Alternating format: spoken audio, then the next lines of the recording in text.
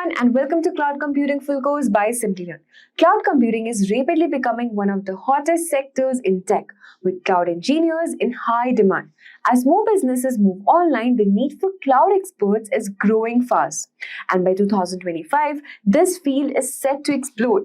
This means fantastic salaries, limitless career growth, and the chance to work with cutting-edge technology. But what exactly is cloud computing? In simple terms, it's like accessing powerful computing resources such as storage, processing, and networking on demand, all through the internet without the need for costly hardware.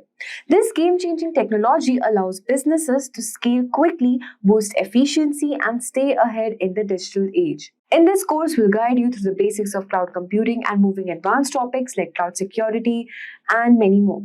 We'll also share hands-on project ideas and certification tips to help you shine in the job market. Before we begin, if you are interested in getting certified in cloud, check out Simplilearn's Cloud Architect Certification Program built in expertise in AWS, Microsoft Azure, and GCP with a Cloud Architect Certification course. We have also included an exam voucher for any one Azure course so that you can get certified hassle-free, gain access to official AWS authored self-learning content, and master the ins and outs of cloud architectural principles. So hurry up and enroll now and find the course link in the description box below and in the pinned comments. Let's get started.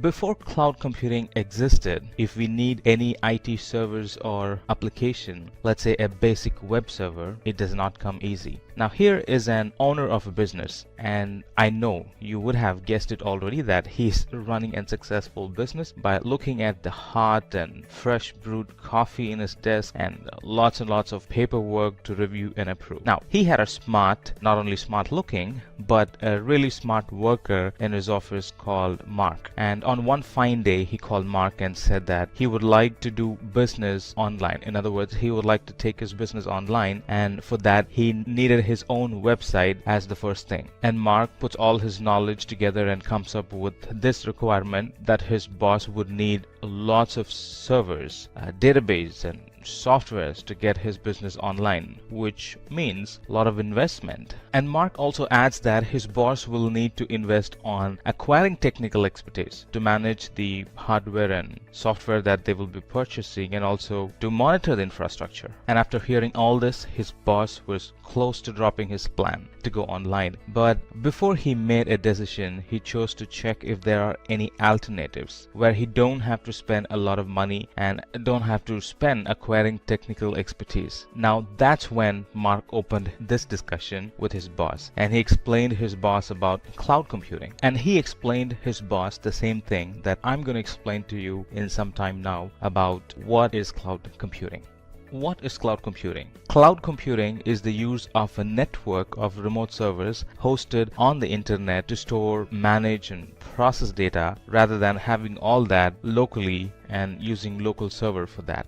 Cloud computing is also storing our data in the internet from anywhere and accessing our data from anywhere throughout the internet. And the companies that offer those services are called cloud providers. Cloud computing is also being able to deploy and manage our applications, services, and network throughout the globe and manage them through the web management or configuration portal. In other words, cloud computing service providers give us the ability to manage our applications and services through a global network or internet. Example of such providers are Amazon Web Services and Microsoft Azure. Now that we have known what cloud computing is, let's talk about the benefits of cloud computing. Now I need to tell you, the cloud benefits is what is driving cloud adoption like anything in the recent days. If you want an IT resource or a service now with cloud, it's available for me almost instantaneously, and it's ready for production almost the same time. Now this reduces the go live date, and the product and the service hit the market almost instantaneously compared to the legacy environment, and because of this, the companies have started to generate revenue almost the next day, if not the same day. Planning and buying the right size hardware has always been a challenge in legacy environment, and if you're not careful when doing this, we might need to live with a hardware that's undersized for the rest of our lives. With cloud, we do not buy any hardware, but we use the hardware and pay for the time we use it. If that hardware does not fit our requirement, release it and start using a better configuration and pay only for for the time you use that new and better configuration. In legacy environments, forecasting demand is an full-time job. But with cloud, you can let the monitoring and automation tool to work for you and to rapidly scale up and down the resources based on the need of that hour. Not only that, the resources, services, data can be accessed from anywhere as long as we are connected to the internet. And even there are tools and techniques now available which will let you to work offline and will sync whenever the internet is available. Making sure the data is stored in durable storage and in a secure fashion is the talk of the business, and cloud answers that million-dollar question. With cloud, the data can be stored in a highly durable storage and replicated to multiple regions if you want, and the data that we store is encrypted and secured in a fashion that's beyond what we can imagine in local data centers. Now let's bleed into the discussion about the types of cloud computing. Very lately, there are multiple ways to categorize cloud computing because it's ever growing. Now we have more categories. Out of all these 6 sort of stand out, categorizing cloud based on deployments and categorizing cloud based on services. And again, under deployments, categorizing them based on how they have been implemented. Is it private, is it public, or is it hybrid? And again, categorizing them based on the service it provides. Is it infrastructure as a service, or is it platform as a service, or is it software as a service? Let's look at them one by one. Let's talk about the different types of cloud based on the deployment models first. In public cloud, everything is stored and accessed in and through the internet, and any internet users with proper permissions can be given access to some of the applications and resources. And in public cloud, we literally own nothing, be it the hardware or software. Everything is managed by the provider. AWS, Azure, and Google are some examples of public cloud. Private cloud, on the other hand, with private cloud, the infrastructure is exclusively for a single organization. The organizations can choose to run their own cloud locally or choose to outsource it to a public cloud provider as managed services. And when this is done, the service, the infrastructure will be maintained on a private network. Some examples are VMware Cloud, and some of the AWS products are very good example for private cloud. Hybrid cloud has taken things to the whole new level. With hybrid cloud, we get the benefit of both public and private cloud. Organizations will choose to keep some of their applications locally, and some of the application will be present in the cloud. One good example is NASA. It uses hybrid cloud. It uses private cloud to store sensitive data and uses public cloud to store and share data which are not sensitive or confidential. Let's now discuss about cloud based on service model. The first and the broader category is infrastructure as a service. Here we would rent the service, network storage, and we'll pay for them in an hourly basis. But we will have access to the resources we provision, and for some we will have root level access as well. EC2 in AWS is a very good example. It's a VM for which we have root level access to the OS and admin access to the hardware. The next type of service model would be platform as a service. Now in this model, the providers will give me a pre-built platform where we can deploy our codes and our applications, and they will be up and running. We only need to manage the codes and not the infrastructure. Here in software as a service, the cloud providers sell the end product, which is a software or an application, and we directly buy the software on a subscription basis. It's not the infra or the platform, but the end product or the software or a functioning application, and we pay for the hours we use the software. And in here, the client maintains full control of the software and does not maintain any equipment. Amazon and Azure also sell products that are software as service. This chart sort of explains the difference between the 4 models, starting from on-premises to infrastructure as a service to platform as a service to software as a service. This is self-explanatory that the resource managed by us are huge in on-premises, that towards your left as you watch, and it's little less in infrastructure as a service as we move further towards the right, and further reduced in platform as a service, and there's really nothing to manage when it comes to software as a service because we buy the software, not any infrastructure component attached to it. Now let's talk about the life cycle of the cloud computing solution. The very first thing in the life cycle of a solution or a cloud solution is to get a proper understanding of the requirement. I didn't say get the requirement, but said get a proper understanding of the requirement. It is very vital because only then we will be able to properly pick the right service offered by the provider. Getting a sound understanding, the next thing would be to define the hardware. Meaning choose the compute service that will provide the right support where you can resize the compute capacity in the cloud to run application programs. Getting a sound understanding of the requirement helps in picking the right hardware. One size does not fit all. There are different services and hardwares for different needs you might have, like EC2 if you're looking for IaaS, and Lambda if you're looking for serverless computing, and ECS that provides containerized service. So there are a lot of hardwares available. Pick the right hardware that suits your requirement. The third thing is to define the storage. Choose the appropriate storage service where you can back up your data, and a separate storage service where you can archive your data locally within the cloud or from the internet. And choose the appropriate storage. There is one separately for backup called S3, and there is one separately for archival, that's for Glacier. So knowing the difference between them really helps in picking the right service for the right kind of need. Define the network that securely delivers data, video, and applications. Define and identify the network services properly. For example, VPC for network, Route 53 for DNS, and direct connection for private P2P line from your office to the AWS data center. Set up the right security services, IAM for authentication and authorization, and KMS for data encryption at rest. So there are a variety of security products available. We got to pick the right one that suits our need. And there are a variety of deployment and automation and monitoring tools that you can pick from. For example, CloudWatch is for monitoring, autoscaling is for being elastic, and CloudFormation is define the management process and tools. You can have complete control of your cloud environment if you define the management tools which monitors your AWS resources and or the custom applications running on AWS platform. There are a variety of deployment, automation, and monitoring tools you can pick from, like CloudWatch for monitoring, autoscaling for automation, and CloudFormation for deployment. So knowing them will help you in defining the life cycle of the cloud computing solution properly. And similarly, there are a lot of tools for testing a process like CodeStar and CodeBuild and CodePipeline. These are tools with which you can build, test, and deploy your code quickly. And finally, once everything is said and done, pick the analytics service for analyzing and visualizing the data using the analytics services, where we can start querying the data instantly and get a result. Now, if you want to visually view the happenings in your environment, you can pick Athena, and other tools for analytics are EMR, and which is Elastic MapReduce, and Cloud Search.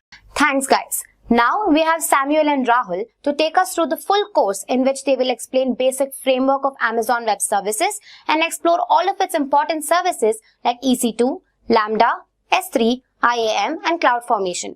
We'll also talk about Azure and some of its popular services. Hello everyone, let me introduce myself as Sam, a multi-platform cloud architect and trainer, and I'm so glad and I'm equally excited to talk and walk you through this session about what AWS is and talk to you about some services and offerings and about how companies get benefited by migrating their applications and infra into AWS. So what's AWS? Let's talk about that. Now, before that, let's talk about how life was without any cloud provider, and in this case, how life was without AWS. So let's walk back and picture how things were back in 2000, which is not so long ago, but a lot of changes for better had happened since that time. Now, back in 2000, a request for a new server is not an happy thing at all, because a lot of money, a lot of validations, a lot of planning are involved in getting a server online or up and running. And even after we finally got the server, it's not all said and done. There are a lot of optimization that needs to be done on that server to make it worth it and get a good return on investment from that server. And even after we have optimized for a good return on investment, the work is still not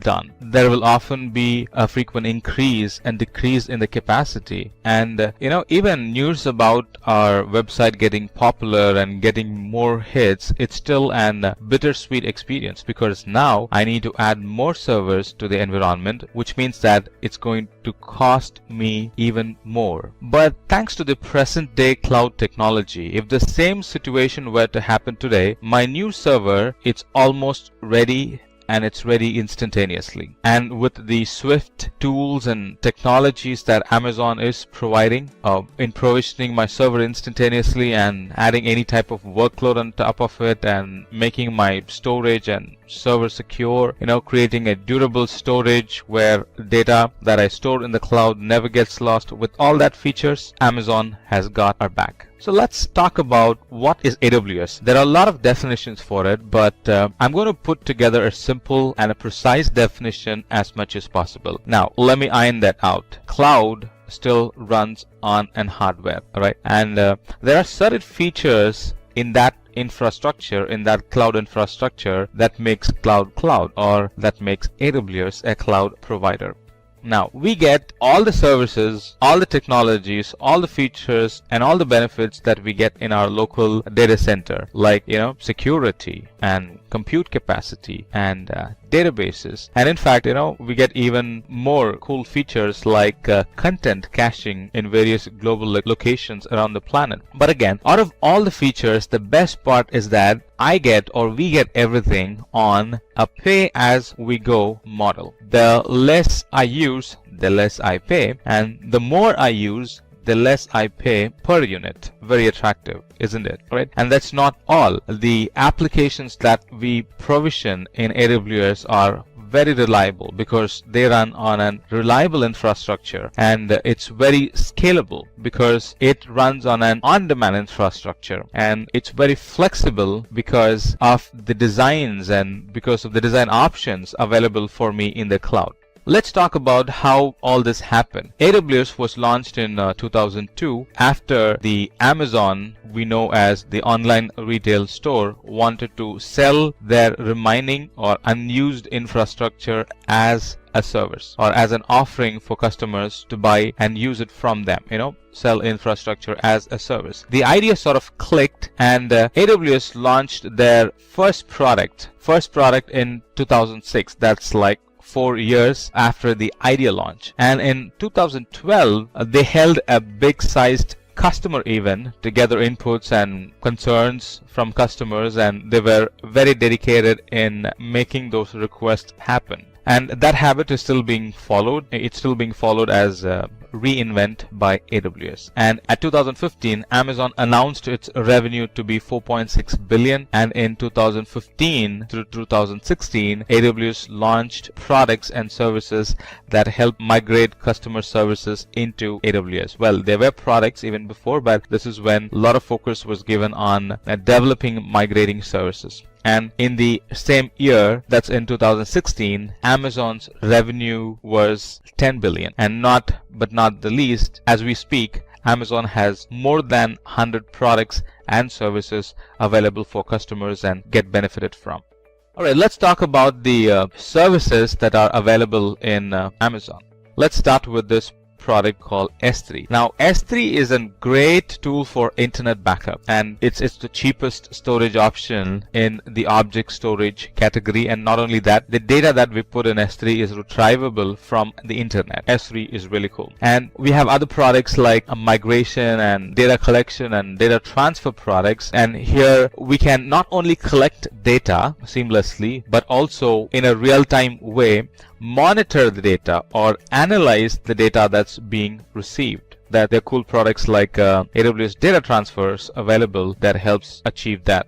And then we have products like EC2, Elastic Compute Cloud. That's an resizable computer where we can anytime alter the size of the computer based on the need or based on the forecast. Then we have simple notification services, systems and tools available in Amazon to update us with notifications through email or through SMS. Now anything can be sent through email or through SMS if we use that service. It could be alarms or it could be service notifications if you want, stuff like that. And then we have some security tools like KMS, Key Management System, which uses AES 256-bit encryption to encrypt our data at rest. Then we have Lambda, a service for which we pay only for the time in seconds it takes to execute our code, and we're not paying for the infrastructure here. It's just the seconds the program is going to take to execute the code. If it's a short program, we'll be paying in milliseconds. If it's a bit bigger program, we'll be probably paying in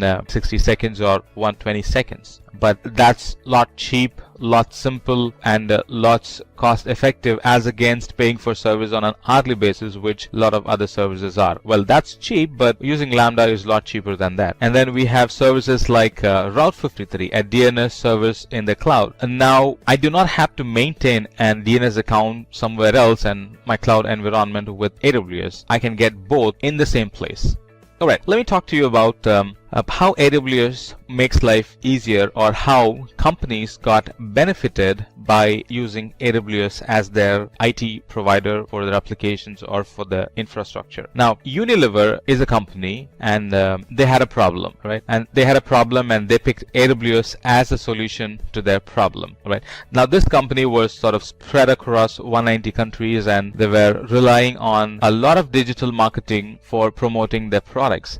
And their existing environment, their legacy local environment, proved not to support their changing IT demands, and they could not standardize their old environment. Now, they chose to move part of their applications to AWS because they were not getting what they wanted in their local environment. And since then, rollouts were easy, provisioning new applications became easy, and even provisioning infrastructure became easy, and they were able to do all that in push button scaling. And needless to talk about backups that are safe and backups that can be securely accessed from the cloud as needed. Now, that company is growing along with AWS because of their swift speed in rolling out deployments and being able to access secure backups from various places and generate reports, and in fact useful reports out of it that helps their business. Now, on the same lines, let me also talk to you about Kellogg's and how they got benefited by using Amazon. Now, Kellogg's had a different problem. It's one of its kind. Now, their business model was very dependent on an infra that will help to analyze data really fast, right? Because they were running promotions based on the analyzed data that they get. So they being able to respond to the analyzed data as soon as possible was critical or vital in their environment. And luckily, SAP running on HANA environment is what they needed, and they picked that service in the cloud, and that sort of solved the problem. Now, the company does not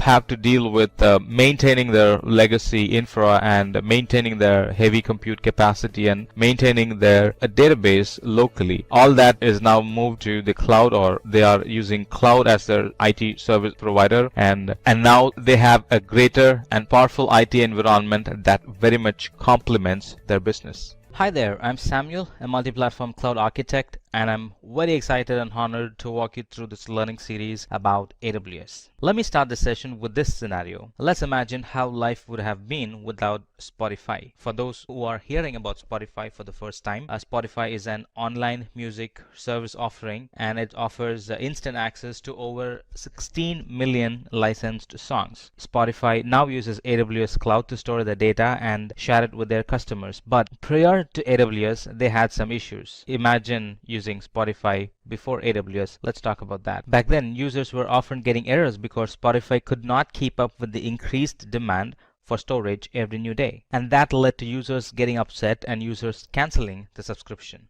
The problem Spotify was facing at that time was their users were present globally and were accessing it from everywhere, and they had different latency in their applications. And Spotify had a demanding situation where they need to frequently catalog the songs released yesterday, today, and in the future, and this was changing every new day. And the songs coming in rate was about 20,000 a day. And back then, they could not keep up with this requirement, and needless to say, they were badly looking for a way to solve this problem. And that's when they got introduced to AWS, and it was a perfect fit and match for their problem. AWS offered a dynamically increasing storage, and that's what they needed. AWS also offered tools and techniques like storage lifecycle management and trusted advisor to properly utilize the resource, so we always get the best out of the resource used. AWS addressed their concerns about easily being able to scale. Yes, you can scale the AWS environment very easily.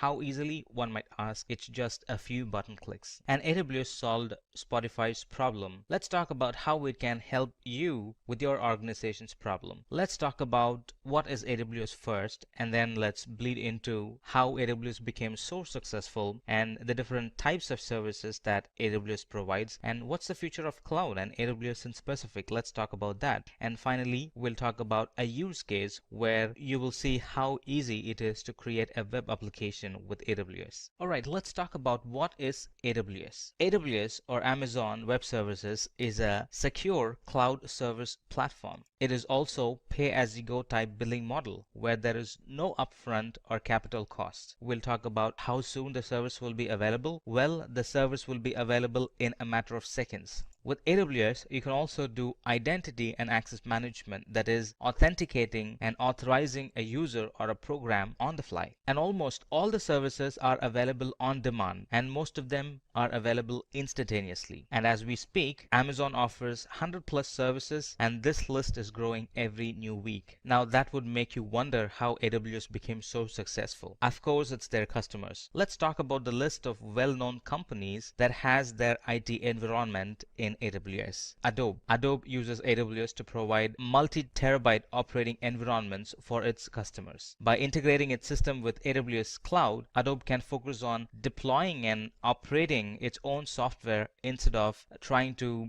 deploy and manage the infrastructure. Airbnb is another company. It's an community marketplace that allows property owners and travelers to connect each other for the purpose of renting unique vacation spaces around the world. And the Airbnb community users' activities are conducted on the website and through iPhones and Android applications. Airbnb has a huge infrastructure in AWS, and they're almost using all the services in AWS and are getting benefited from it. Another example would be Autodesk. Autodesk develops software for engineering, designing, and entertainment industries using services like Amazon RDS or Relational Database Service and Amazon S3 or Amazon Simple Storage Service. Autodesk can focus on deploying or developing its machine learning tools instead of spending that time on managing the infrastructure. AOL, or American Online, uses AWS, and using AWS they have been able to close data centers and decommission about 14,000 in-house and co-located servers and move mission critical workload to the cloud and extend its global reach and save millions of dollars on energy resources. Bitdefender is an internet security software firm, and their portfolio of softwares include antivirus and anti-spyware products. Bitdefender uses EC2, and they're currently running few hundred instances that handle about 5 terabytes of data, and they also use Elastic Load Balancer to load balance the connection coming in to those instances across availability zones, and they provide seamless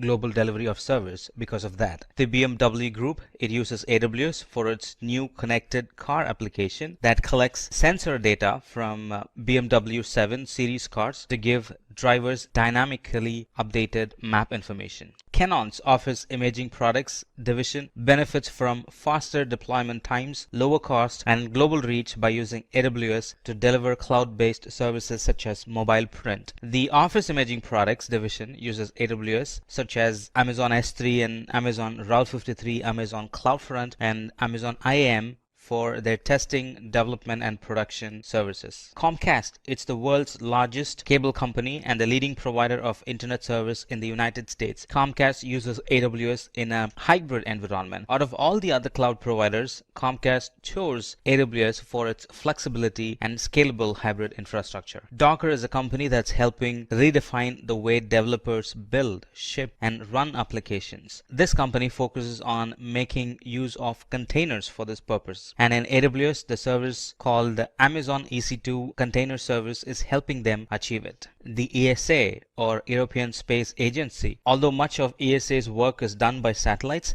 some of the program's data storage and computing infrastructure is built on Amazon Web Services. ESA chose AWS because of its economical pay-as-you-go system as well as its quick startup time. The Guardian newspaper uses AWS, and it uses a wide range of AWS services including Amazon Kinesis, Amazon Redshift that power an analytic dashboard which editors use to see how stories are trending in real time. Financial Times, FT, is one of the world's largest leading business news organization, and they used Amazon Redshift to perform their analysis. A funny thing happened. Amazon Redshift performed so quickly that some analysts thought it was malfunctioning. They were used to running queries overnight, and they found that the results were indeed correct, just as much faster. By using Amazon Redshift, FT is supporting the same business functions with costs that are 80% lower than what was before. General Electric, GE, is at the moment as we speak migrating more than 9,000 workloads including 300 disparate ERP systems to AWS while reducing its data center footprint from 34 to 4 over the next 3 years.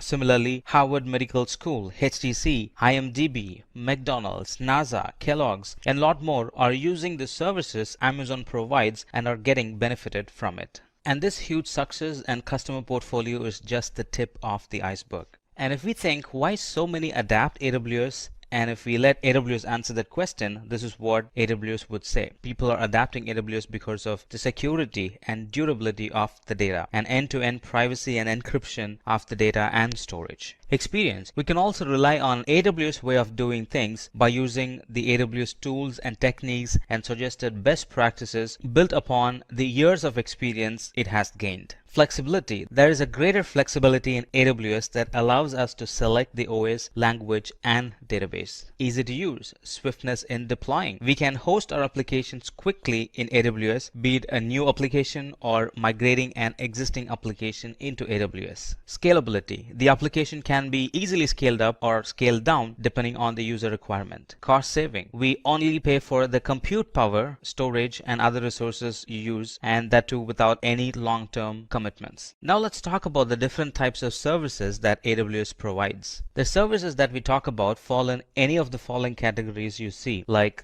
compute, storage, database, security, customer engagement, desktop and streaming, machine learning, developers tools, stuff like that. And if you do not see the service that you're looking for, it's probably is because AWS is creating it as we speak. Now let's look at some of them that are very commonly used. Within compute services, we have Amazon EC2, Amazon Elastic Beanstalk, Amazon Lightsail, and Amazon Lambda. Amazon EC2 provides compute capacity in the cloud. Now this capacity is secure and it is resizable based on the user's requirement. Now look at this. The requirement for the web traffic keeps changing, and behind the scenes in the cloud, EC2 can expand its environment to 3 instances, and during no load, it can shrink its environment to just 1 resource. Elastic Beanstalk, it helps us to scale and deploy web applications, and it's made with a number of programming languages. Elastic Beanstalk is also an easy to use service for deploying and scaling web applications and services deployed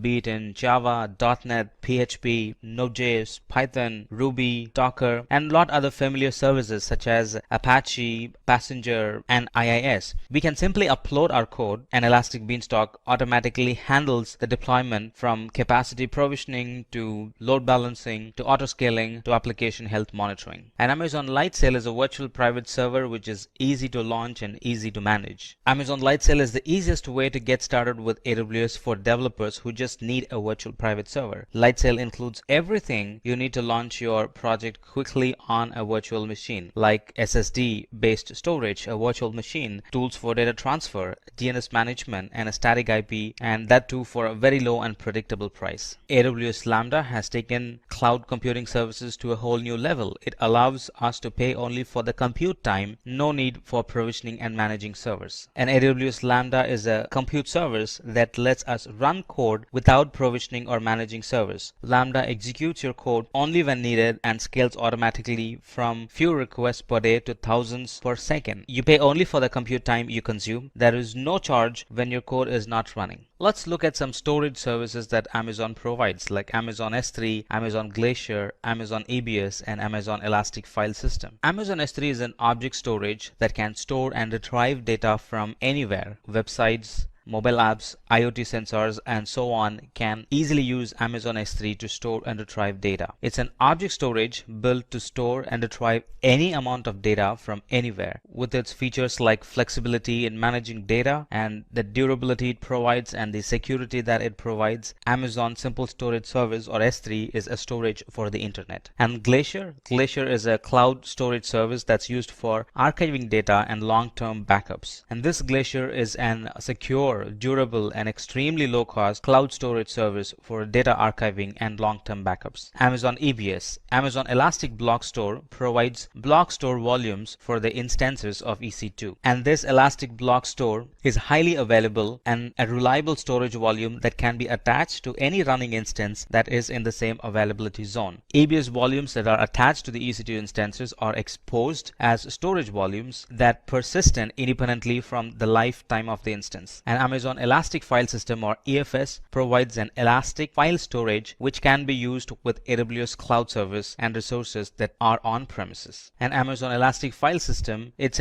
simple, it's scalable, it's an elastic file storage for use with Amazon Cloud Services and for on-premises resources. It's easy to use and offers a simple interface that allows you to create and configure file systems quickly and easily. Amazon File System is built to elastically scale on demand without disturbing the application, growing and shrinking automatically as you add and remove files so your application have the storage they need and when they need it. Now let's talk about databases. The two major database flavors are Amazon RDS and Amazon Redshift. Amazon RDS, it really eases the process involved in setting up, operating, and scaling a relational database in the cloud. Amazon RDS provides cost-efficient and resizable capacity while automating time-consuming administrative tasks such as hardware provisioning, database setup, patching, and backups. It sort of frees us from managing the hardware and sort of helps us to focus on the application. It's also cost effective and resizable, and it's also optimized for memory, performance, and input and output operations. Not only that, it also automates most of the services like taking backups, monitoring, stuff like that. It automates most of those services. Amazon Redshift. Amazon Redshift is a data warehousing service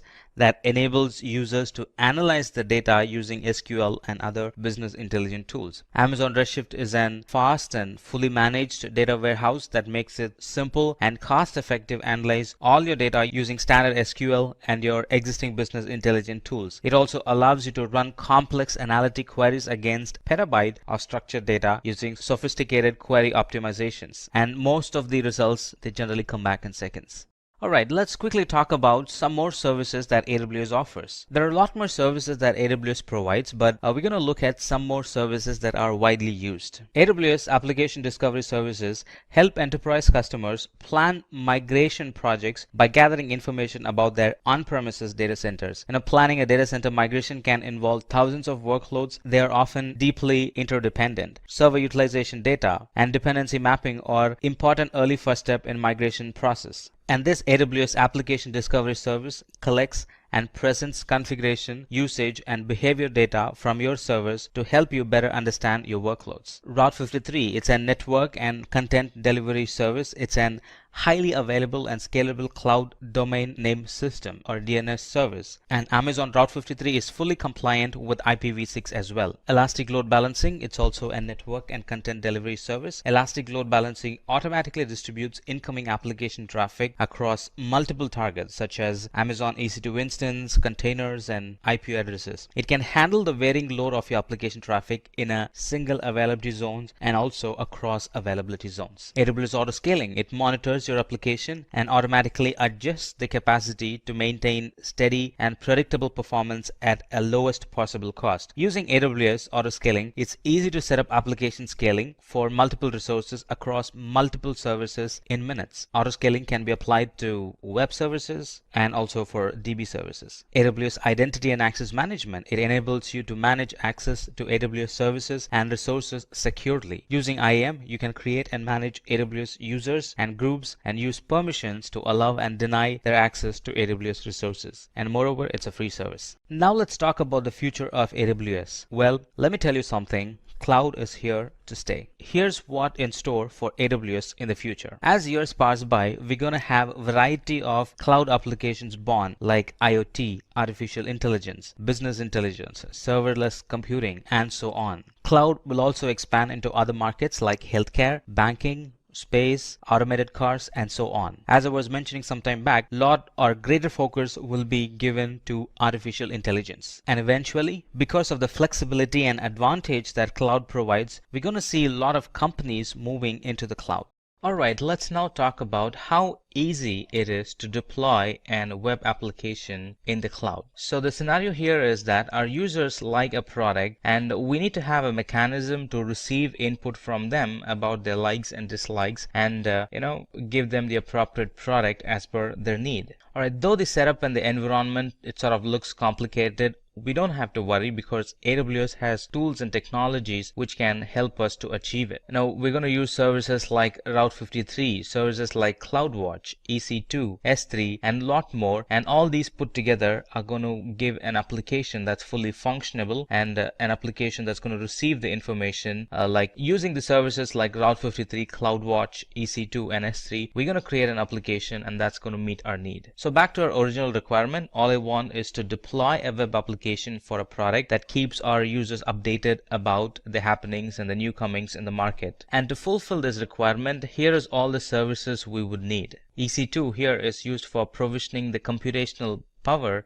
needed for this application. And EC2 has a vast variety of family and types that we can pick from for the types of workloads and also for the intents of the workloads. We're also going to use S3 for storage. And S3 provides any additional storage requirement for the resources or any additional storage requirement for the web applications. And we're also going to use CloudWatch for monitoring the environment. And CloudWatch monitors the application and the environment, and it provides trigger for scaling in and scaling out the infrastructure. And we're also going to use Route 53 for DNS, and Route 53 helps us to register the domain name for our web application. And with all the tools and technologies together, all of them put together, we're going to make an application, a perfect application that caters our need. Alright, so I'm going to use Elastic Beanstalk for this project, and the name of the application is going to be, as you see, GSG Signup, and the environment name is GSG Signup Environment 1. Let me also pick a name. Right, let me see if this name is available. Yes, that's available. That's the domain name. So let me pick that, and the application that I have is going to run on Node.js. So let me pick that platform and launch.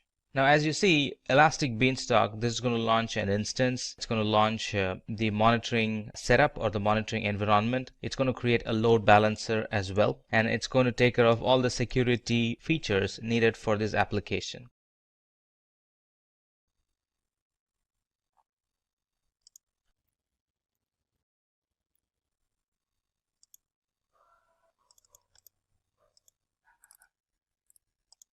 Alright, look at that. I was able to go to that URL, which is what we gave, and it's now having an default page shown up, meaning all the dependencies for the software is installed and it's just waiting for me to upload the code, or in specific the page required. So let's do that. Let me upload the code. I already have the code saved here. That's my code. And that's going to take some time. Alright, it has done its thing. And now if I go to the same URL, look at that, I'm being thrown an advertisement page. Alright, so if I sign up with my name, email, and stuff like that, it's going to receive the information and it's going to send an email to the owner saying that somebody had subscribed to your service. That's the default feature of this app. Look at that. Email to the owner saying that somebody had subscribed to your app and this is their email address, stuff like that. Not only that, it's also going to create an entry in the database. And DynamoDB is the service that this application uses to store data. There's my DynamoDB. And if I go to tables, right, and go to items, I'm going to see that a user with name Samuel and email address so and so has said okay or has shown interest in the preview of my site or product. So this is where, or this is how I collect those information, right? And some more things about the infrastructure itself is it is running behind an load balancer. Look at that. It had created a load balancer. It had also created an auto scaling group. Now that's the feature of Elastic Load Balancer that we have chosen. It has created an auto scaling group. And now let's put this URL. You see this? It's not a fancy URL, right? It's an Amazon given URL, a dynamic URL. So let's put this URL behind our DNS. Let's do that. So go to services, go to Route 53, go to hosted zone, and there we can find the DNS name, right? So that's a DNS name, all right? All right, let's create an entry and map that URL to our load balancer, right? And create. Now, technically, if I go to this URL, it should take me to that application. All right, look at that. I went to my custom URL and now that's pointed to my application. Previously, my application was having a random URL and now it's having a custom URL.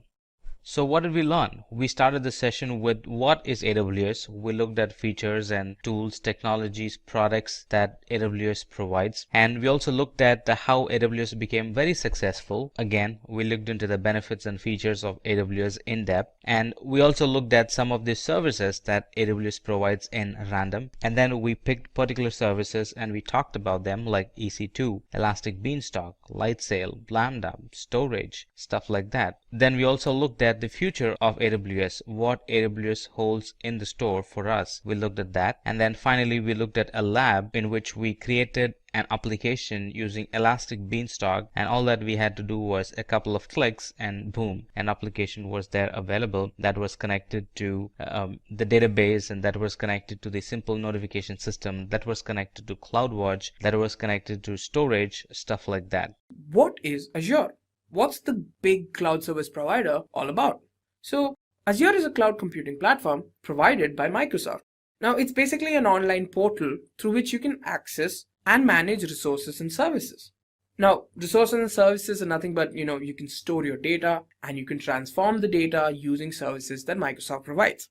Again, all you need is the internet and being able to connect to the Azure portal. Then you get access to all of their resources and their services. In case you want to know more about how it's different from its rival, which is AWS, I suggest you click on the top right corner and watch the AWS versus Azure video so that you can clearly tell how both these cloud service providers are different from each other. Now, here are some things that you need to know about Azure. It was launched on February 1st, 2010, which is significantly later than when AWS was launched. It's free to start and has a pay-per-use model, which means, like I said before, you need to pay for the services you use through Azure. And one of their most important selling points is that 80% of Fortune 500 companies use Azure services, which means that most of the bigger companies of the world actually recommend using Azure. And then Azure supports a wide variety of programming languages, the C#, Node.js, Java, and so much more. Another very important selling point of Azure is the amount of data centers it has across the world. Now, it's important for a cloud service provider to have many data centers around the world because it means that they can provide their services to a wider audience. Now, Azure has 42, which is more than any cloud service provider has at the moment. It expects to have 12 more in a period of time, which brings its total number of regions it covers to 54. Now, let's talk about Azure services. Now, Azure services have 18 categories and more than 200 services, so we clearly can't go through all of them. It has services that cover compute, AI and machine learning, integration, management tools, identity, DevOps, web, and so much more. You're going to have a hard time trying to find a domain that Azure doesn't cover. And if it doesn't cover it now, you can be certain they're working on it as we speak. So first, let's start with the compute services. First, virtual machine. With this service, what you're getting to do is to create a virtual machine of Linux or Windows operating system. It's easily configurable. You can add RAM, you can decrease RAM, you can add storage, remove it. All of it is possible in a matter of seconds. Now let's talk about the second service, cloud service. Now with this, you can create an application within the cloud, and all of the work after you deploy it, deploying the application that is taken care of by Azure, which includes, provisioning the application, load balancing, ensuring that the application is in good health, and all of the other things are handled by Azure. Next up, let's talk about Service Fabric. Now with Service Fabric, the process of developing a microservice is greatly simplified. So you might be wondering, what exactly is a microservice? Now a microservice is basically an application that consists of smaller applications coupled together. Next up, functions. Now with functions, you can create applications in any programming language that you want. Another very important part is that you don't have to worry about any hardware components. You don't have to worry what RAM you require or how much storage you require. All of that is taken care of by Azure. All you need is to provide the code to Azure and it'll execute it, and you don't have to worry about anything else. Now let's talk about some networking services. First up, we have Azure CDN, or the Content Delivery Network. Now the Azure CDN service is basically for delivering web content to users. Now this content is of high bandwidth and can be transferred or can be delivered to any person across the world. Now these are actually a network of servers that are placed in strategic positions across the world so that the customers can obtain this data as fast as possible. Next up, we have Express Route. Now with this, you can actually connect your on-premise network onto the Microsoft Cloud or any of the services that you want through a private connection. So the only communication that happens is between your on-premise network and the service that you want. Then you have Virtual Network. Now with Virtual Network, you can have any of the Azure services communicate with each other in a secure manner, in a private manner. Next, we have Azure DNS. So Azure DNS is a hosting service which allows you to host their DNS or domain name system domains in Azure. So you can host your application using Azure DNS. Now for the storage services. First up, we have disk storage. With disk storage, you're given a cost-effective option of choosing HDD or solid-state drives to go along with your virtual machines based on your requirements. Then you have blob storage. Now this is actually optimized to ensure that they can store massive amounts of unstructured data, which can include text data or even binary data. Next, you have file storage, which is a managed file storage and can be accessible via the SMB protocol or the server message block protocol. And finally, you have queue storage. Now with queue storage, you can provide durable message queuing for an extremely large workload. And the most important part is that this can be accessed from anywhere in the world. Now, let's talk about how Azure can be used. Firstly, for application development. It could be any application, mostly web applications. Then you can test the application, see how well it works. You can host the application on the internet.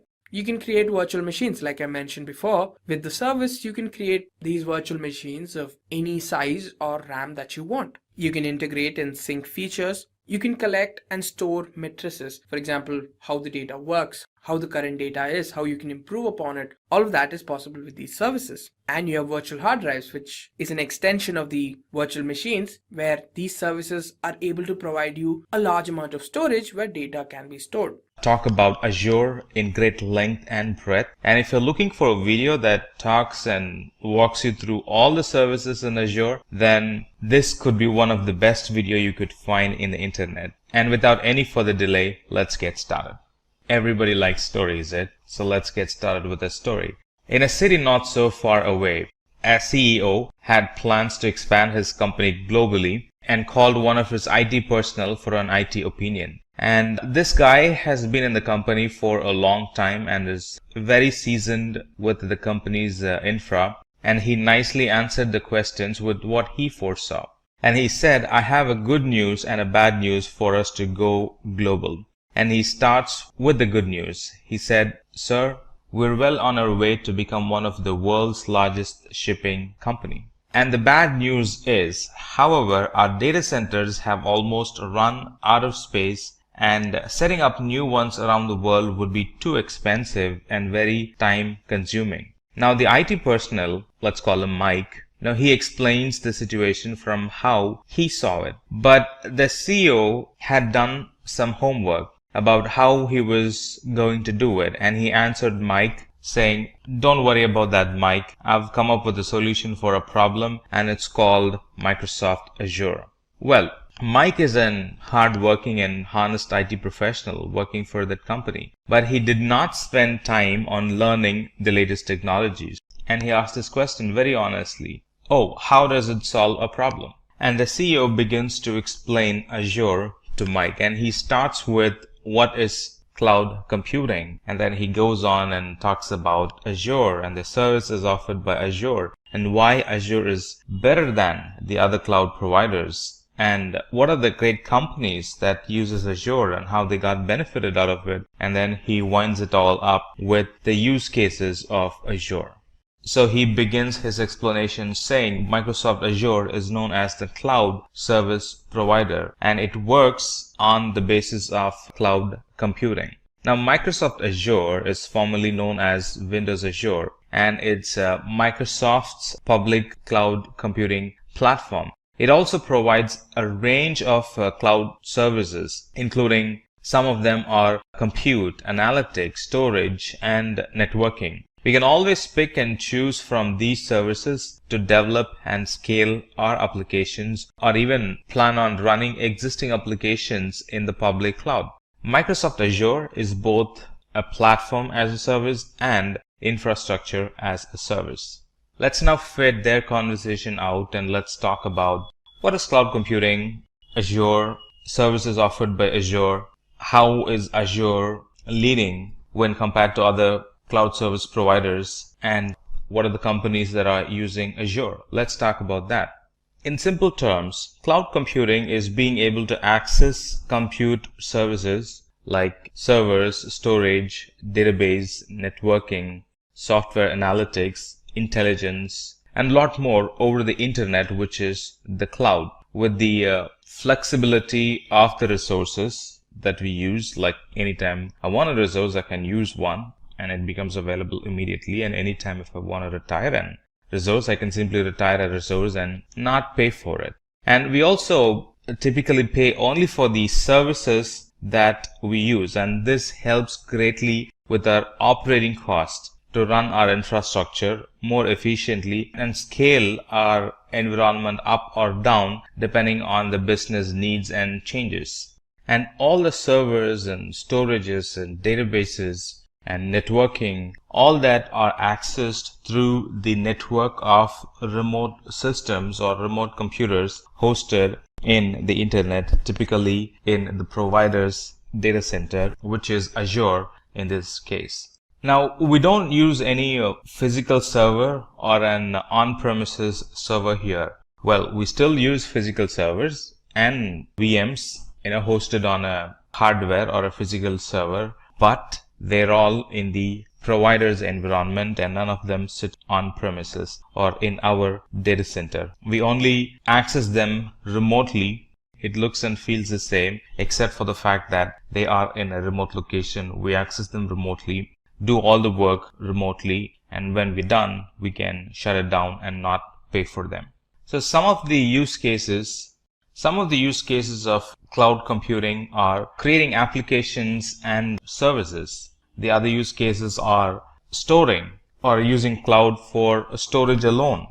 If there is one thing that ever grows in our organization, is the storage. Every new day there is a new storage requirement, and it's very dynamic. It's very hard to predict, and if we go out and buy a big storage capacity upfront, until we use the storage capacity fully, the empty storages, we're wasting money on them. So instead, I can go for a storage which scales dynamically, that's in the cloud. Put storage or put data in the cloud and pay only for what you're storing. And for the next month, if you have deleted or flushed out some files or data, pay less for it. So it's a very dynamic storage in the cloud, and a lot of companies are getting benefited from storing data in the cloud because of its dynamic in nature and the cost that comes along with it, the cheap cost that comes along with it. And also they give a lot of the providers like Azure, they give data replication for free. They promise an SLA along with the data we store in the cloud. So there's an SLA attached to it. And they also provide data recoveries as well. If in case something goes wrong with the physical disk where our data is stored, Azure automatically makes our data available from the redundant or other places where it had stored our data because of the SLA they wanted to keep. The other use case for Azure is hosting websites and running blogs using the compute service. Be it storing music and letting your users stream the music, Azure is a good place to store music and stream the music with the benefit of CDN, Content Delivery Network, which allows us to stream video or audio files with great speed.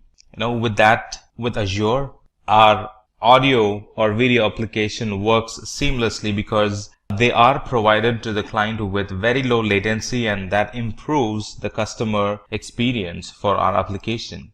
Azure Compute Service is a good place for delivering software on demand. There are a lot of softwares, embedded softwares that we can buy using Azure, and everything on a pay-as-you-go service model. So anytime we need a software, we can go out and immediately buy the software for the next 1 hour or 2 hour, let's say, and use them and then return it back. We're not bound to any yearly licensing cost by that. Azure Computing Services has analytics available for us with which we can analyze, get a good visualization of what's going on in a network, be it logs, be it the performance, be it the metrics. Instead of looking at logs and searching logs and trying to do manual things over the heaps and heaps of logs that we have saved, Azure Analytics Services helps us to get a good visual of what's going on in the network. Where have we dropped? Where have we increased? Or what's causing? What's the major driver? What is the top 10 errors that we get in the server, in the application? Stuff like that. Those can be easily gathered from the Azure Analytic Services. Now, cloud is really a very cool term for the internet. A good analogy would be looking back anytime we look at a diagram. When we do not know how things are transferred, we simply draw a cloud, right? For example, a mail gets sent from a person in one country to a person in the other country. There are a lot of things happening in between from the time you hit the send button and the time the other person hits the read button, right? And the simple and the easiest way of putting it in a picture is simply draw a cloud, and on the one end, one person will be sending the email, and on the other end, the other person will be reading the email. So a cloud is a really cool term for the internet. Now that's some basics about cloud computing. Now that we've understood about cloud computing in general, let's talk about Microsoft Azure as a cloud service. Now, Microsoft Azure is a set of cloud services to build, manage, and deploy applications on a network with the help of Microsoft Azure's frameworks. Now, Microsoft Azure is a computing service created by Microsoft basically for building, testing, deploying, and managing applications and services through a global network of Microsoft managed data centers. Now, Microsoft Azure provides SaaS, which is software as a service, and PaaS, which is platform as a service, and IaaS, infrastructure as a service, and they support many different programming languages, tools, and framework. And those tools and framework include both Microsoft specific and third-party software. Now let me pick and talk about a specific service. For example, management. Azure Automation provides a way for us to automate the manual, long running and frequently repeated tasks that are commonly performed tasks both in cloud and enterprise environment. It saves us a lot of time and increases the reliability, and it kind of gives a good administrative control and even schedules the task automatically to be performed on a regular basis. To give you a quick history of Microsoft Azure, it was launched on 1st February 2010, and it was awarded, or it was called an industry leader for infrastructure and platform as a service by Gartner. Now, Gartner is the world's leading research and advisory company. This Microsoft Azure supports a number of programming languages like C#, Java, and Python. All these cool services we get to use and pay only for how much we use. For example, if we use for an hour, we only get to pay for an hour, even the costliest system available. If we use them for an hour, we only pay for that particular hour, and then we're done. No more billing on the resource that we have used. Microsoft Azure has spread itself more than 50 regions around the world. So it's quite easy for us to pick a region and start provisioning and running our applications probably from day one, because the infrastructure and the tools and technologies needed to run our application are already available. All that we have to do is commit the code in that particular region or build an application and launch it in that particular region, and they become live starting day one. Now, because we have 50 regions around the world, we can very carefully design our environment to provide low latency services to our customers. All right. Instead of in traditional data center, let's say, customers will have to, or their request will have to travel all the way around the globe to reach a data center which lives in the other side of the planet. And this adds more latency to it. And it is really not feasible to build a data center near each customer location because of the cost involved. But with Azure, it's possible. Azure already has data centers around the world, and all that we have to do is just pick a data center, build an environment there. They're available starting day one, number one. And also the cost is considerably saved because we are using a public cloud instead of an physical infrastructure to serve those customers from a very local location. And the services that Azure is offering is ever increasing. As of now, as we speak, we have like 200 plus services offered, and they span through different domain or different platform or different technologies available within the Azure console portal. Now, we're going to talk about that later in this section, so hold your breath till we talk about it. But for now, just know that we have like 200 plus services offered by Azure. Let's now talk about different services in Azure, starting with artificial intelligence plus machine learning, where we have a lot of tools and technologies. So the wide variety of services available in Azure includes artificial intelligence plus machine learning plus analytic services to get to give us a good visual of how the data or how the application is performing, or the type of the category of data stored, and to read from the logs.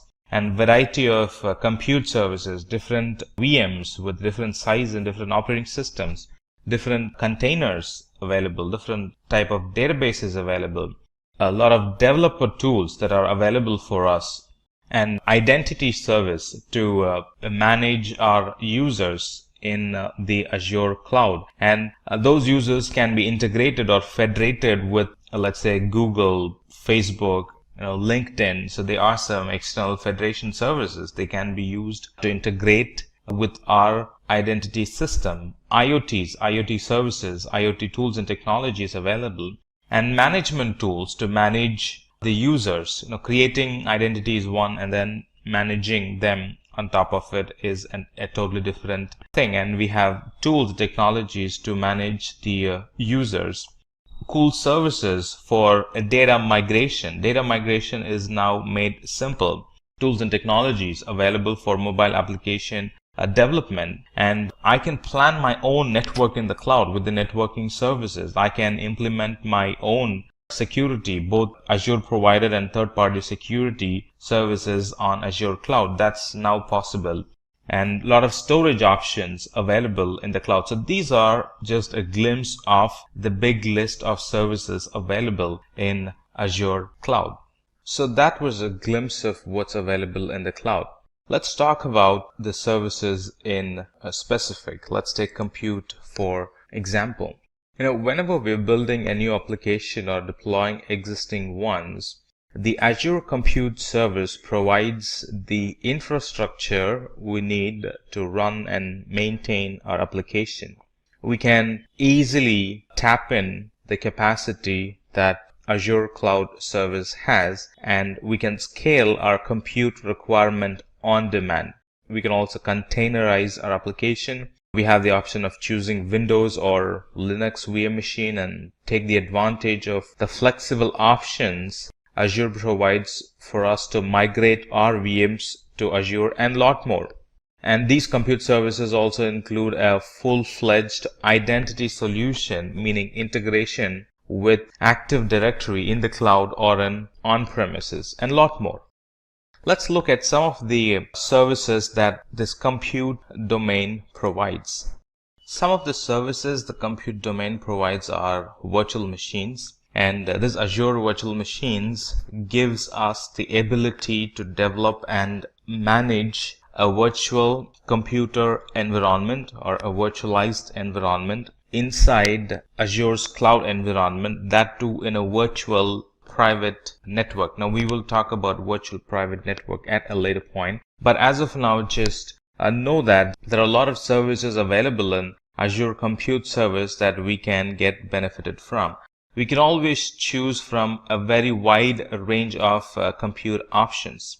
For example, we have an option to choose the operating system. We have the option to choose whether the system should be in on-premises or in the cloud, or do we want to maintain the environment both in on-premises and in the cloud. We have the option of choosing the operating system, whether we want to use our own operating system with some software attached to it, or do we want to go and buy the operating system from the cloud, from Azure Marketplace. And these are just a few of the options available for us when we want to buy the compute environment. And these compute environments are easily scalable, meaning we can easily scale our VM instances from one instance to thousands of virtual machines in a matter of minutes, or simply put, in a couple of button clicks. And all these services are available on a pay for what we use model, meaning there is no upfront cost. We use the service and then pay for the services that we have used. There is no literal long-term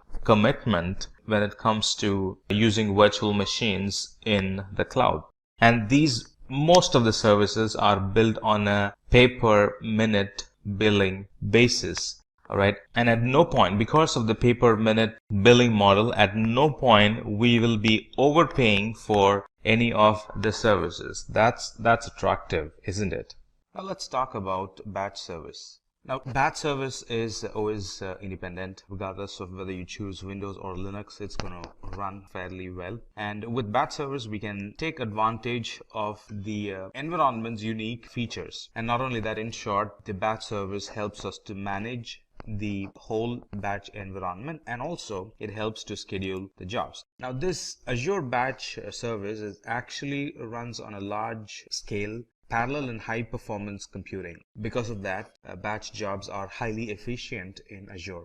And when we run batch services, this Azure batch creates a pool of computer nodes and installs the needed applications that we want to run, and then it schedules jobs to those individual nodes in those pools. As a customer, there is no need for us to install a cluster, or there is no need for us to install a software that actually schedules the jobs, or even to manage or even to scale those infrastructure or the software, because everything is managed by Azure. And this batch service is a platform as a service. There is no additional charge for using this batch service, except for, the only charges that we'll be paying is for the virtual machines that the service uses. and the storage that we will be using, of course, and the networking services that we will be using for this batch service.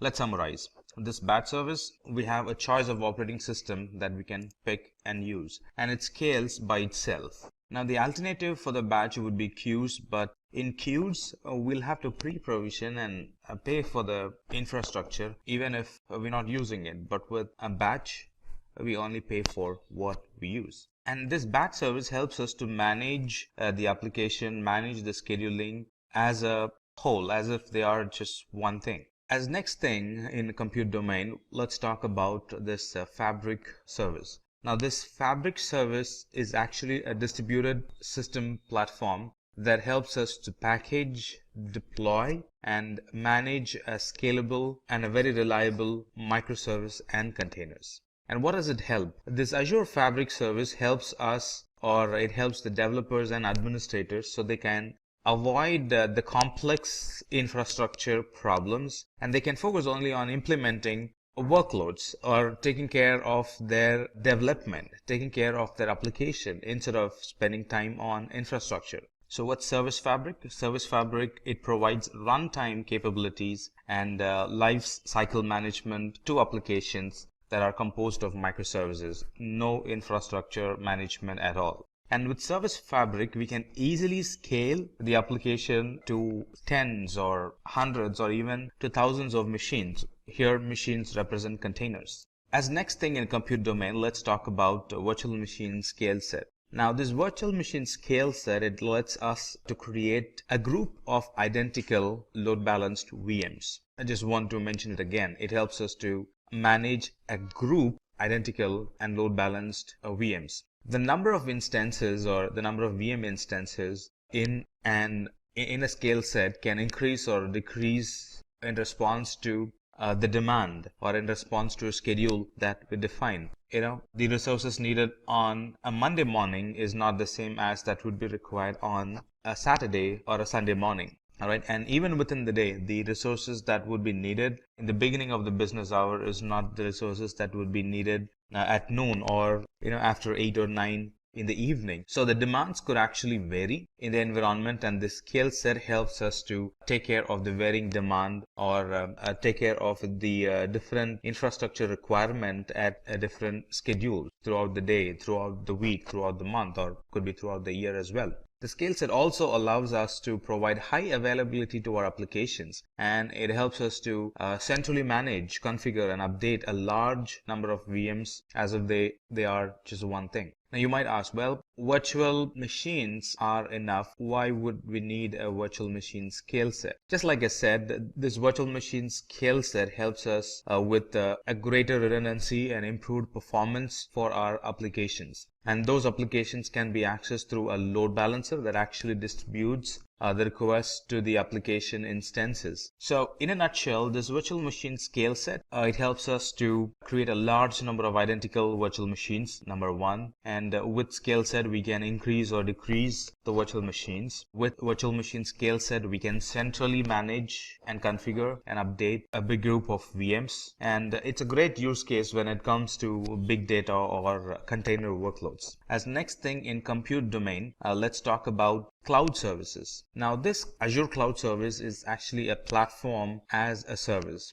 and it's very friendly. In fact, it is designed for applications that support scalability or an application that requires scalability or reliability, and on top of it, you want them to be very inexpensive to operate. So Azure Cloud Service provides all these. So where would this cloud service run? Well, it runs on a VM, but it's a platform as a service. VMs are infrastructure as a service, and when we run applications on VM through cloud service, it becomes platform as a service. So here is how you got to be thinking. With infrastructure as a service like VMs, we first create and configure the environment, and then we run applications on top of it. Let's look at the responsibility. The responsibility for us in VM is that we manage everything end to end, like deploying new patches, picking the versions of the operating system, and making sure they are intact and all that stuff. It's all managed by us. But on the contrary, with platform as a service, it's as if the environment is already ready. All that you have to do is deploy your application in it and manage the platform. manage the platform not as an administrator, because all the administration is taken care by Azure, like deploying new versions of the operating system. It's all handled by the Azure.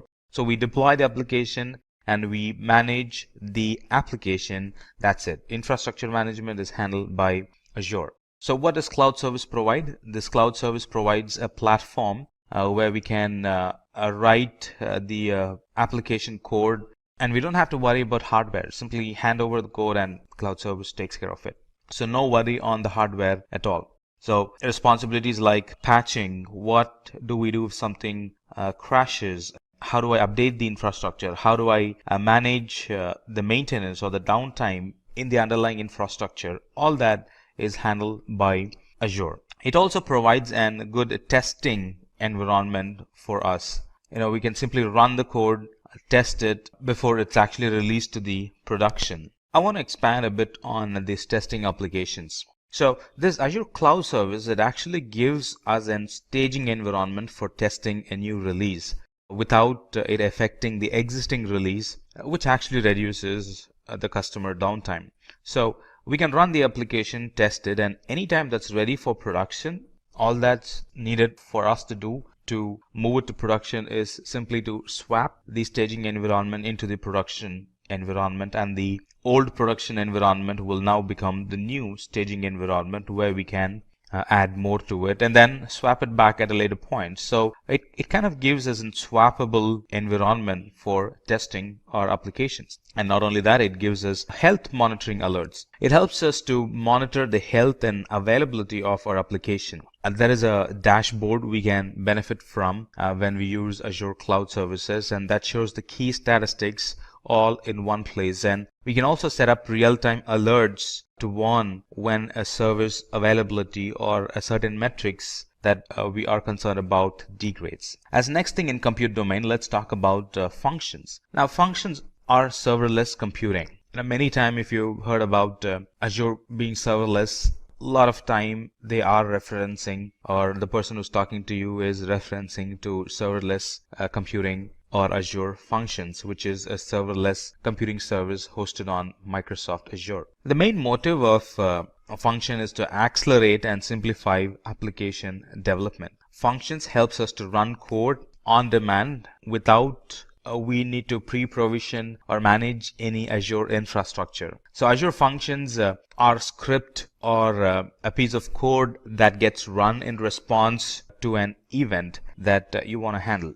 So in short, we can just write a code that you need for a problem at hand without actually worrying about the whole application or the infrastructure that will be running that code. And the best of all the best is when we use functions, we only pay for the time that our code runs.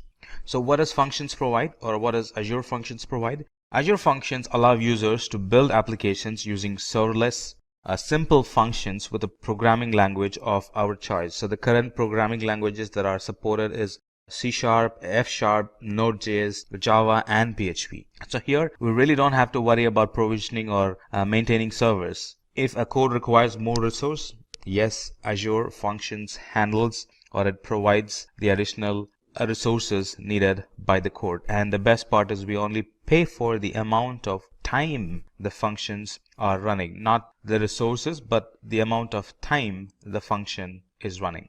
As next thing, and moving to the new domain, let's talk about the container domain in Azure.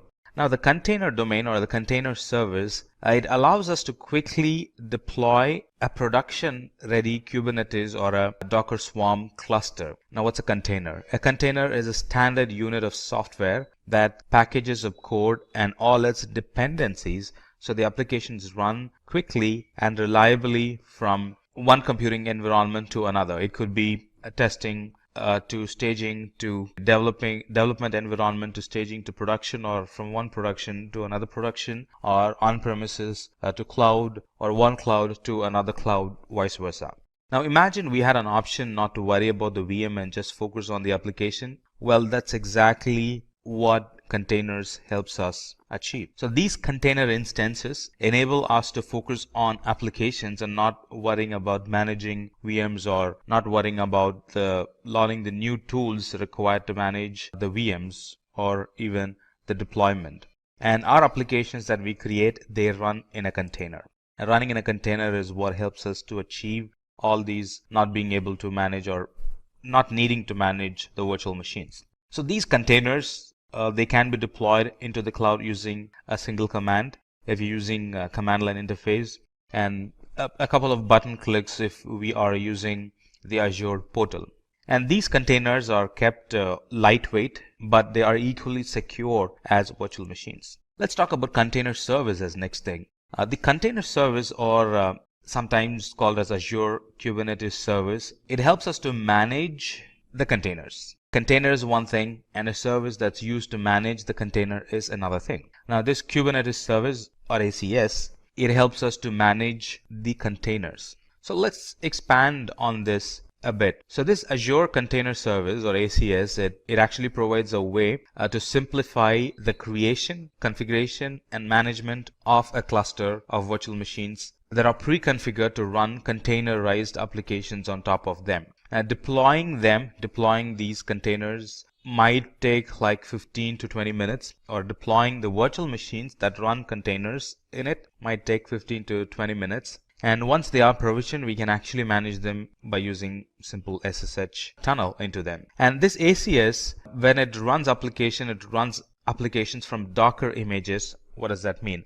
Docker images makes sure that the applications the container runs are fully portable. Images are portable. And ACS also helps us to orchestrate the container environment. Not only that, it also helps us to ensure that these applications that we run in containers can be scaled to thousands or even tens of thousands of containers. So in a nutshell, managing an existing application into a container and running it using AKS or ACS is really easy, or that's what it is all about, to make the application management or migration easy. Now, managing the container-based architecture, and we discussed that containers could be tens or even tens of thousands of containers. So managing them is made simple using this container services.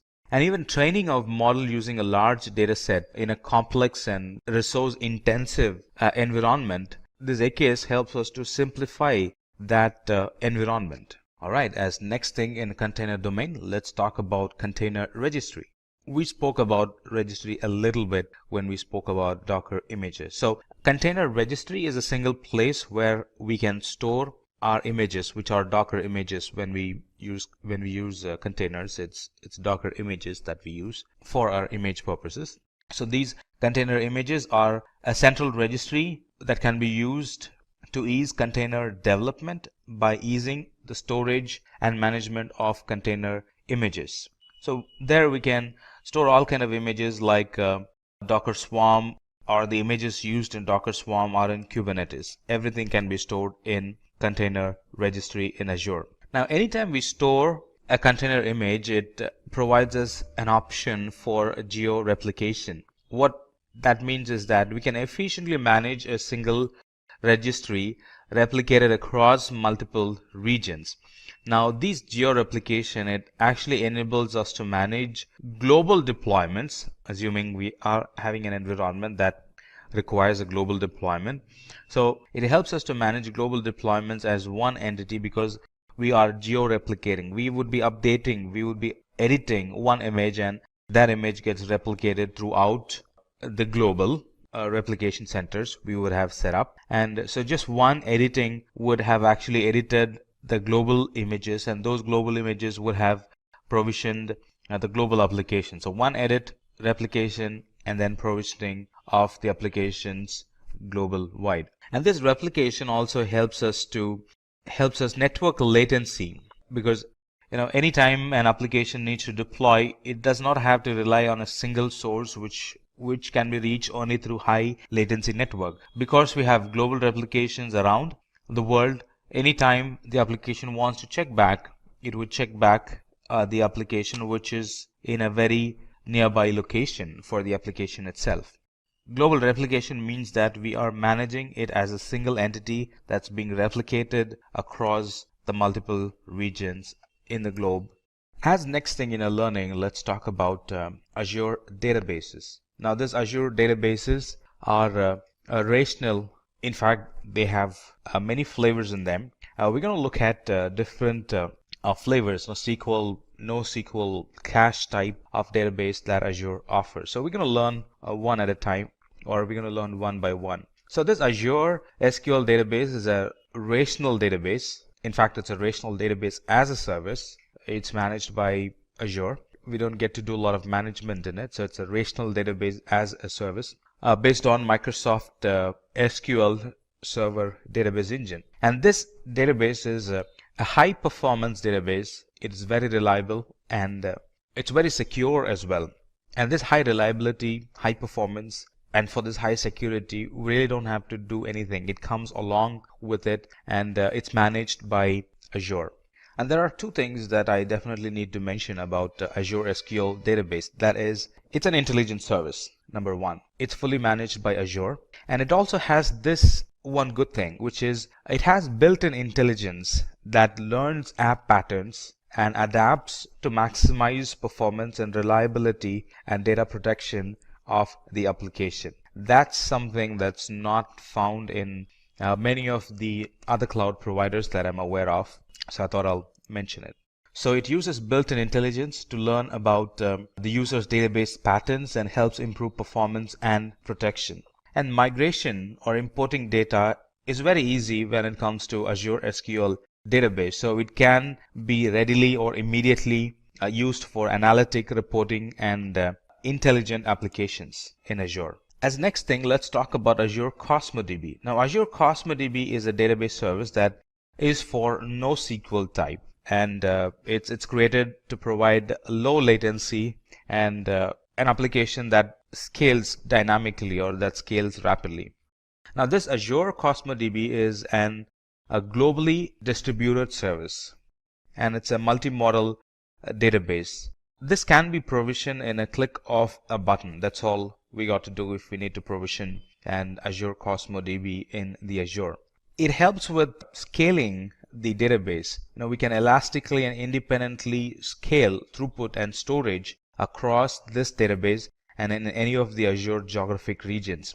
It provides a good throughput, it provides good latency, it provides good availability, and it provides, or Azure promises, a comprehensive SLA that no other database can offer. That's the best part about Cosmos DB. So this Cosmos DB was built with global distribution in mind, and it's built with the horizontal scale in mind. And all this we can use by only paying for what we have used. And remember, the difference between Azure Cosmos DB and the SQL database is that Azure Cosmos DB supports NoSQL, whereas SQL doesn't. Alright, few other things about Azure Cosmos DB is it allows users to use key value graph, a column, family, and document data. It also gives users a number of API options like SQL, JavaScript, MongoDB, and few others that you might want to check in the document at the time of reading. And the best part here is that all that we mentioned, we get to use only by paying for the amount of storage and throughput that are required. And the storage and the throughput can be elastically scaled based on the requirement of that R. Alright, let's talk about Redis cache. Discussion about Azure database won't be complete without we talking about Redis cache. Now, Redis cache is a secure data cache. It's also sometimes called as messaging broker that provides high throughput and low latency access to data for the applications. Now, Redis cache is based on a popular open source caching product, which is Redis, sometimes called as Redis cache. Now, what's the use case? It's typically used to cache to improve the performance and scalability of a system that rely heavily on backend data stores. Now, performance when we use Redis cache is improved by temporarily copying the frequently accessed data to a fast storage located very close to the application. Now, with Redis cache, this fast storage is located in memory with Redis cache instead of being loaded from the actual disk in the database itself. Now, this Redis cache can also be used as an in-memory data structure store. Not only that, it can be used as a distributed non-relational database and a message broker. So there are a variety of use cases for this Redis cache. And by using Redis cache, the application performance is improved by taking advantage of the low latency and the high throughput performance that this Redis cache engine provides. So to summarize, this Redis cache, when we use Redis cache, data is stored in the memory instead of the disk to ensure that there is high throughput and low latency when the application needs to read the data. It provides various levels of scaling without any downtime or interference. Now this Redis cache is actually backed by Redis server, and it supports string, hashes, linked list, and various other data structures. Now let's talk about security and identity services. Now identity management in specific is a process of authenticating first and then authorizing using security principles. And not only that, identity management involves controlling information about those principal identities. You might ask, now what's a principal identity? Now, identity or principal identity are services, applications, users, groups, and a lot more. The speciality about this identity management is that it not only helps authenticate and authorize principals in cloud, it also helps authenticate and authorize principals or resources on premises, especially when you run an hybrid cloud environment. So all these services and features that this identity management helps us to get additional level of validation, like identity management can provide multi-factor authentication. It can provide access policies based on condition, permit or deny based on condition. It can also monitor suspicious activity, and not only that, it can also report it. It can also help generate alerts for potential security issues, and in a way to mitigate it, can send us an alert so we can get involved and prevent a security accident from happening. So let's talk more about identity management. So some of the services under security and identity management are Azure Security Center. Now this Azure Security Center provides security management and threat protection across the workloads in both cloud and in the hybrid environment. It helps control user access and application control to stop any malicious activity if present. It helps us to find and fix vulnerabilities before they can be even exploited. It integrates very well with analytic methods that helps us to identify, or it gives us the intelligence to identify or detect attacks and prevent them before it can actually happen. And it also works seamlessly with hybrid environments. So you don't have to have one policy for on-premises and one policy for the cloud. It's now a unified service both for on-premises and the cloud. The next service in security and identity would be Key Vault. Now, a Key Vault is a service or a feature that helps safeguard the cryptographic keys and any other secrets used by the cloud applications and the services. In other words, this Azure Key Vault is a tool for securely storing and accessing the secrets of the environment, the secret keys. Now, a secret is anything that you really want to have a very tight control access, like the certificates, like the passwords, stuff like that. Now, if I tell you what Key Vault actually solves, that would actually explain what Key Vault is. Now, Key Vault is used in secrets management. It's helped in securely storing the tokens, the passwords, the certificates. It helps in key management. It really helps in creating and controlling the encryption keys that we would use to encrypt data. It helps in certificate management. Talking about certification management, it helps us to easily provision, manage, and deploy public and private SSL, TLS certificates in Azure, and a lot more. So in a nutshell, this Key Vault, it provides users the ability to provision new vaults and keys in just a matter of minutes. All that in a single command, or all that in a couple of button clicks. It also helps users to centrally manage their keys, secrets, and policies. Next in the list, let's talk about Azure Active Directory. Now, Azure Active Directory helps us to create intelligent-driven access policies to limit resource usage and manage user identities. What does that mean? Now, this Azure Active Directory is a cloud-based Active Directory and identity management service. Now, Azure Active Directory combines, it's actually a combination of the core directory services plus application access management, plus identity protection. And one good thing about this Azure, in fact, there are a lot of good things, but especially when you're running hybrid environments, you might wonder, well, how this Azure Active Directory is going to behave. Now, this Azure Active Directory is built to work on-premises and cloud environment as well. Not only that, it also works seamlessly with mobile applications as well. So in a nutshell, this Azure Active Directory, it acts as an central point of identity and access management for our cloud environment. It also provides good security solutions that protect against unauthorized access of our app and the data. Now that we've discussed about security and identity, let's talk about the management tools that Azure has to offer. Azure provides built-in management and account governance tools that helps administrators and developers, that helps them to keep their resources secure and very compliant. And again, it helps both in on-premises and in the cloud environment. And these management tools help us to monitor the infrastructure, monitor the applications. It also helps in provisioning and configuring resources. It also helps in updating apps. It helps in analyzing threats, taking backup of the resources, build disaster recoveries. It also helps in applying policies and conditions to automate our environment. We use Azure management tools, and it's also used in cost control methods. So this Azure management plays a wide role across the Azure services.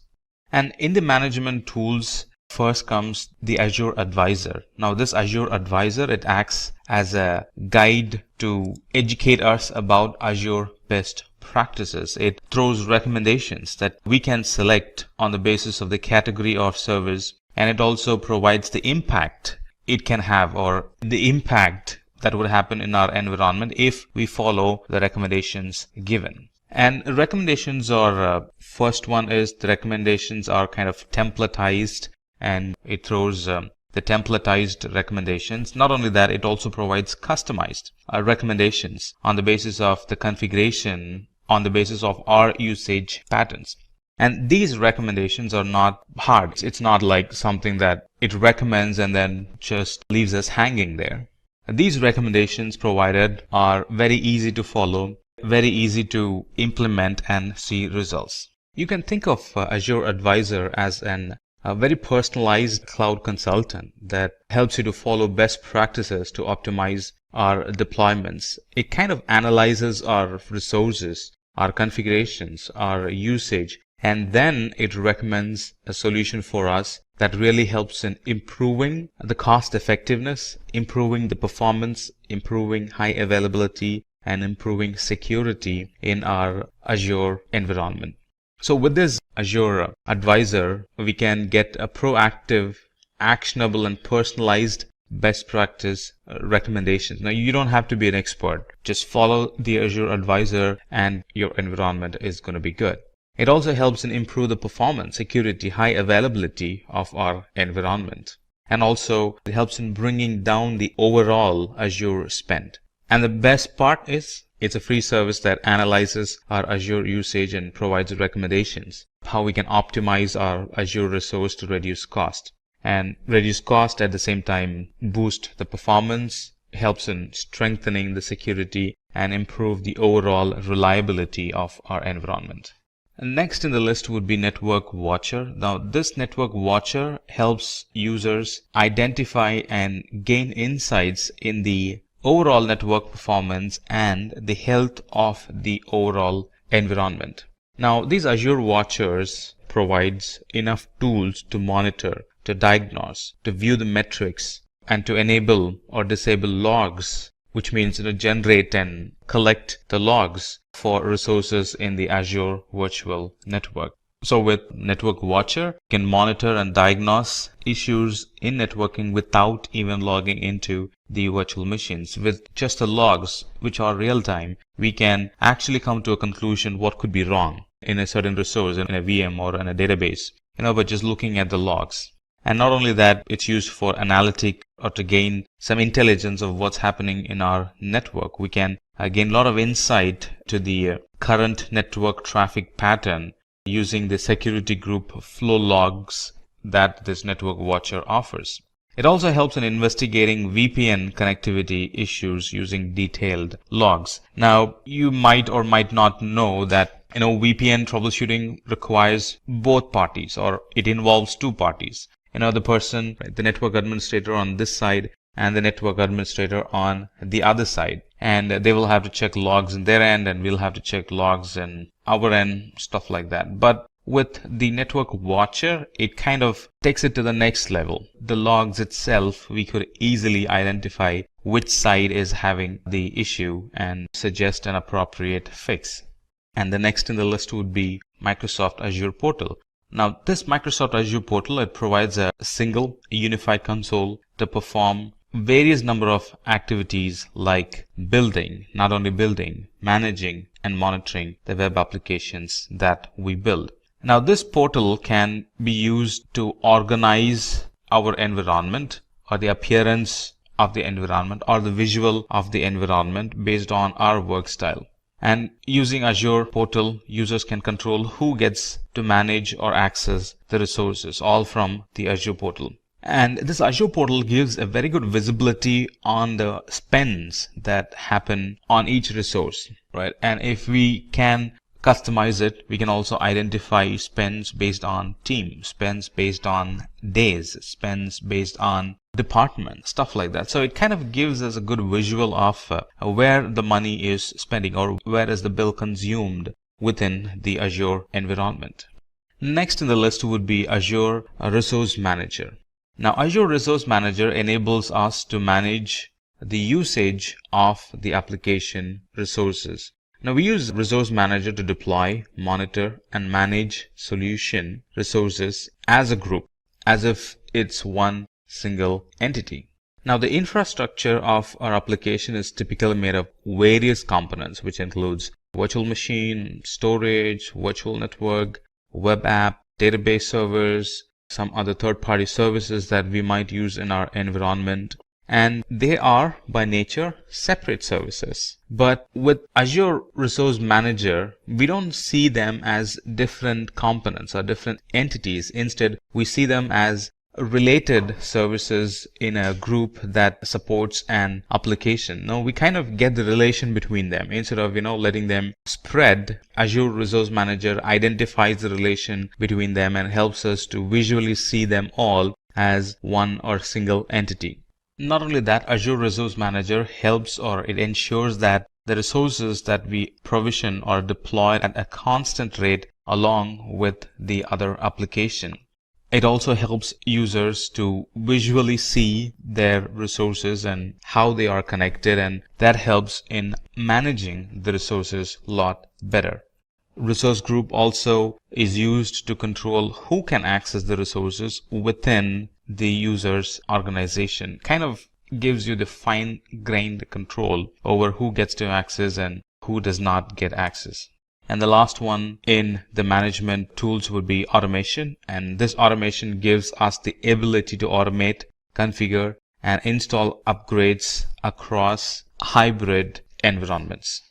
It provides a cloud-based automation and configuration service. Not only that, this can be applied for non-Azure environments as well, which is on-premises. So some of the automation we could do is process automation, update management automation, configuration features automation, stuff like that. And this Azure automation provides complete control during the deployment, operation, and also during the decommissioning of the workloads and resources. With automation, we can actually automate time-consuming or mundane or any task that's error-prone because of human errors. Those things can be automated. So irrespective of how many times you run it, it's going to run the same way. And that really helps in reducing the overall time and also the overhead cost, because a lot of the things are automated, which means it's human error-free, which means the application is not going to break and keep running for a longer time. With automation, we can actually build a good inventory of operating system resources and configuration items all in one place with ease. And this really helps in tracking the changes and investigating the issue. Let's say something happened. Because we have automation, because it's logging the configuration changes, it's easy to track, easy to identify what has changed lately that has broken the environment, go back and fix it or kind of roll it back. That solves the problem.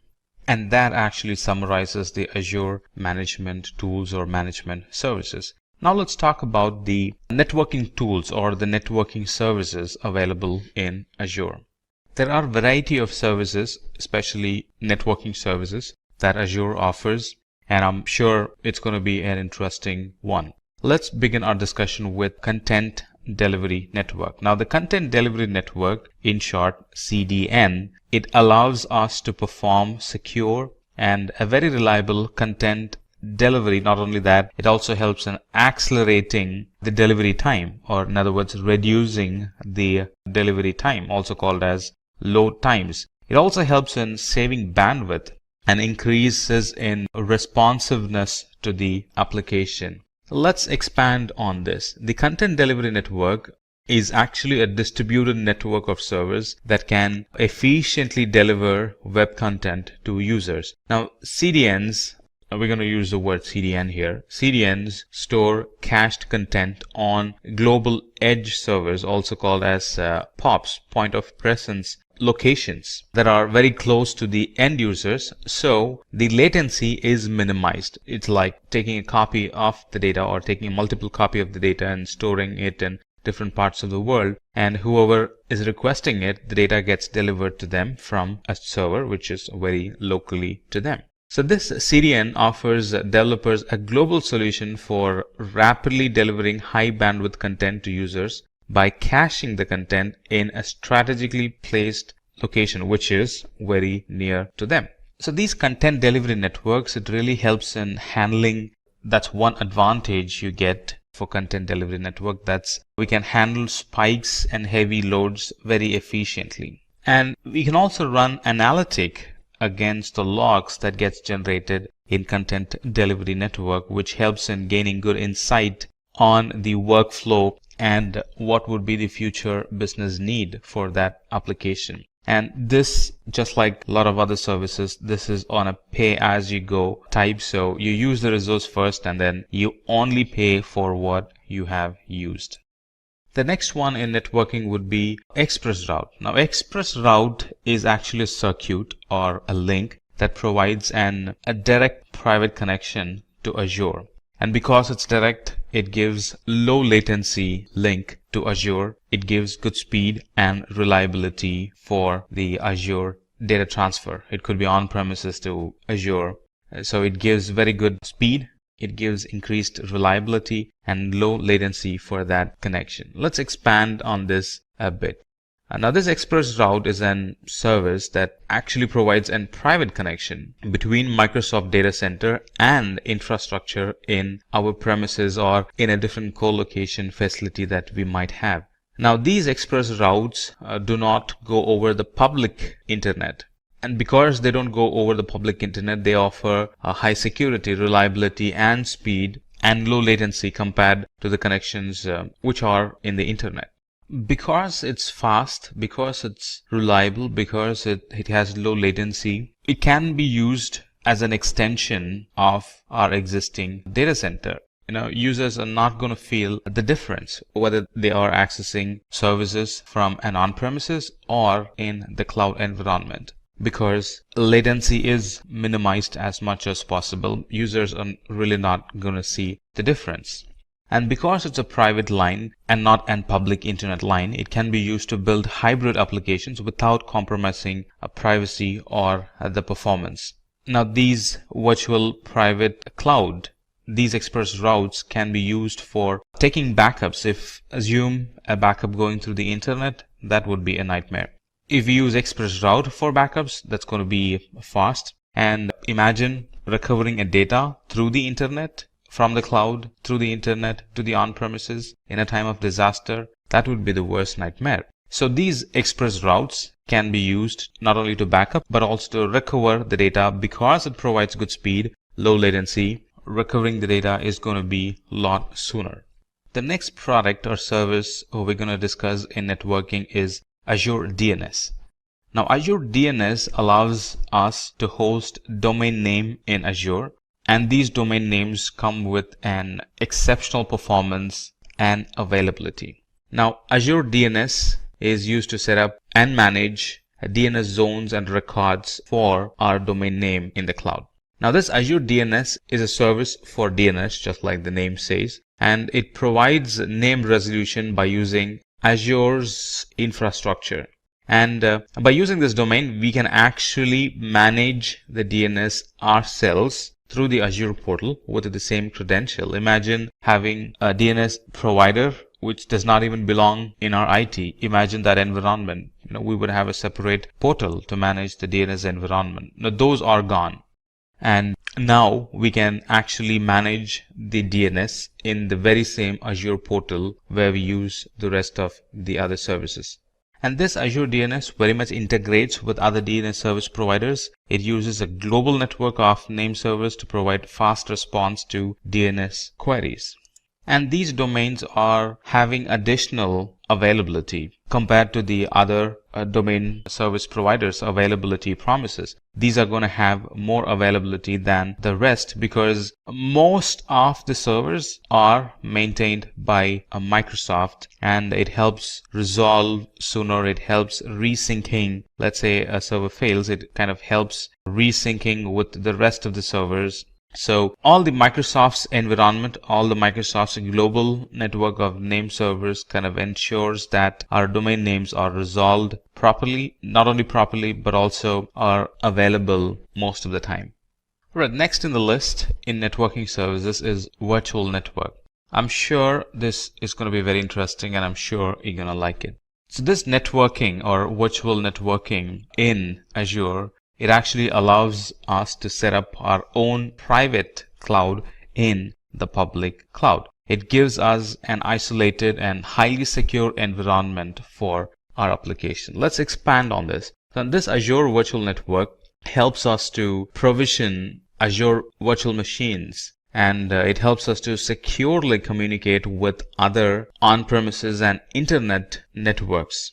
It also helps in controlling the traffic that flows through or flows in and out of this virtual network to other virtual networks and to the internet. Now, this Azure virtual network, sometimes called as VNet, is actually a representation of our own network in the cloud. It's actually a logical isolation of the Azure cloud dedicated to our subscription. All our environments are provisioned in a VNet that is separate from another customer's VNets. That way we have that logical separation there. So this virtual network can also be used to provision VPNs in the cloud, so we can connect the cloud and the on-premises infrastructure and a lot more, especially in an environment where we have hybrid environment. Surely we will be using virtual network because that's going to require a VPN for secure data transfer in and out of the cloud and in and out of the on-premises environment. Alright, so it kind of gives us a boundary for all the resources. So all the traffic between the Azure resources, they kind of logically stay in between or logically stay within the Azure virtual network. And here we can design the network. It's given over to us. You can pick the IP, you can pick the routing, you can pick the subnet. A lot of freedom is given, or I would say a lot of control on how the network is designed. It's not like something that's already cooked and we only get to use it. No, we can actually build the network from the scratch. We can pick the IP address that we like. We can pick which subnet needs to communicate with the other subnet, stuff like that. And like I said, if you are using hybrid environment, you definitely would be requiring a virtual network because it helps connect the on-premises and the cloud in a secure fashion using VPN. The last product we're going to discuss in networking is a load balancer. This load balancer actually provides application a good availability and a good network performance. So how does it work? It actually works by load balancing the traffic to and from the virtual machine and the cloud resources. Not only that, it also load balances between cloud and cross-premises virtual networks. With Azure Load Balancer, we can actually scale our application and create high availability for our services, which means our application will be available most of the time. If any of the server goes dead, the server does not get traffic. What happens if the server gets traffic? User is going to experience downtime. What happens if the server does not get traffic? User won't experience any downtime. The connection is shifted to an healthy service, so the user experiences uptime all the time. So this load balancer supports inbound and outbound scenarios, and it provides low latency. It gives high throughput of the data transfer, and we can actually scale up the flow of the TCP and UDP connections from hundreds to thousands to even millions, because we have a load balancer now in between the user and the application. So how does it operate? This load balancer actually receives the traffic, and it load balances the traffic to the backend pool of instances connected to it according to the rule and the health probe that we set. That's how it maintains high availability. So what does load balancer help? It helps in creation of high available scalable application in the cloud in minutes. It can be used to automatically scale the environment with the increasing application traffic. And one feature of load balancer is to check the health of the user's application instance, and it removes or it stops sending the request to the unhealthy instance and kind of shifts that connection to the healthy instance. That way a user or a connection does not get stuck with an instance that's not healthy. That's all that you need to know about the networking services. Now let's talk about the storage services or the storage domain in Azure. Now Azure Storage in general is a Microsoft managed service providing cloud storage, which basically is highly available, secure, durable, scalable, and redundant, because it's all managed by Azure. We don't get to manage a lot of it. And these Azure storages are a group of storage services. They cater different needs, and the storage products include Azure Blobs, which is actually an object storage. It includes Azure Data Lake. It includes Azure Files. As you see, it includes Azure Queues. It includes Azure Tables and a lot more. But let's start our discussion with Azure Store Simple. Azure Store Simple is an hybrid cloud storage solution that actually lowers the cost of storage to nearly 60% of how much you would be actually spending without using it. So Azure Simple Storage, or Store Simple, is an integrated storage solution that manages the storage task between on-premises and the cloud storage. What I really like about Azure is that it's built around a hybrid environment in mind. There are a lot of other cloud providers that are there where running an hybrid environment is a big challenge. You know, it has some compatibility. You won't be able to find an hybrid or a on-premises and cloud solution for your need, stuff like that. But with Azure, especially when it comes to storage, a lot of the things that we're going to see, it clearly is designed with hybrid environment in mind. All right, so let's come back and talk about Store Simple. So Store Simple is an very efficient, cost-effective, and a very easily manageable SAN, storage area networking solution in the cloud. I thought I'll throw in this information. The reason why it got Store Simple is really because it uses Store Simple 8000 series devices, which are used in Azure Data Center. And this Store Simple or Simple Storage, it comes along with storage tiering to manage the stored data across the various storage media. So the very current data is actually stored in on-premises on solid state drives, and data that is used less frequently is stored in HDDs or hard disk drives, and the data that requires archived or that needs to be archived, very old data, let's say less frequently used data, candidate for archive, they are actually pushed to the cloud. So you see how this storage tiering automatically happens in Store Simple. And another cool feature of Store Simple is that it enables us to create an on-demand and scheduled backups of data and then store the data locally or in the cloud. And these backups are actually taken in the form of incremental snapshot, which means that they can be created and restored quickly. It's not a complete backup, it's an incremental backup. And these cloud snapshots, they can be critically important when there is a disaster and when there is a disaster recovery scenario, because these snapshots can be called in and they can be put on storage systems and then they become the actual data. So recovering is faster if you have proper scheduled backups or if you have frequent backups, and this storage simple, it really helps in easing our backup mechanism, which means it kind of eases our disaster recovery steps or procedures as well. So this store simple, it can be used to automate data management, data migration, data movement, data tiering across the enterprise, both in cloud and on premises. It actually improves the compliance and accelerates the disaster recovery for our environment.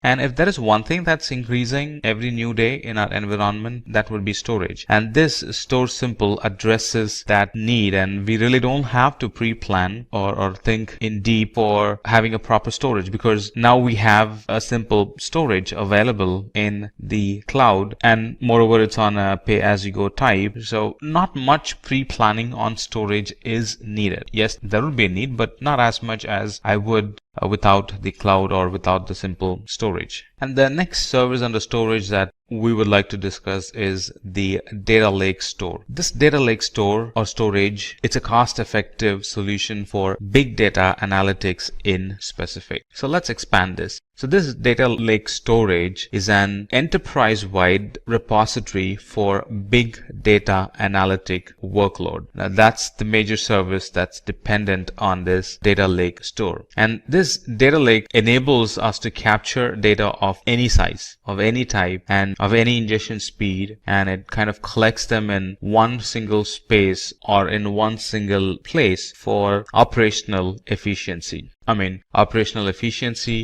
for analytic purpose. Hadoop in Azure is very dependent on this data lake storage. And this data lake store is designed with performance for analytics in mind. So anytime you think of, or anytime you're using analytic in the cloud, or anytime you're using Hadoop in the cloud in Azure, we are definitely using, or we will be, to the most part, or the normal procedure or the right storage to pick would be data lake store in Azure. It's designed with security in mind. So anytime we use Azure storage, we can be rest assured that we are using storage from within a data center which was built with security in mind. So this data store also uses Azure Blob storage behind the scenes for global scale, durability, and for performance. Let's talk about blob storage. Now, blob storage provides large amount of storage and scalability. Now, this blob storage is the object storage solution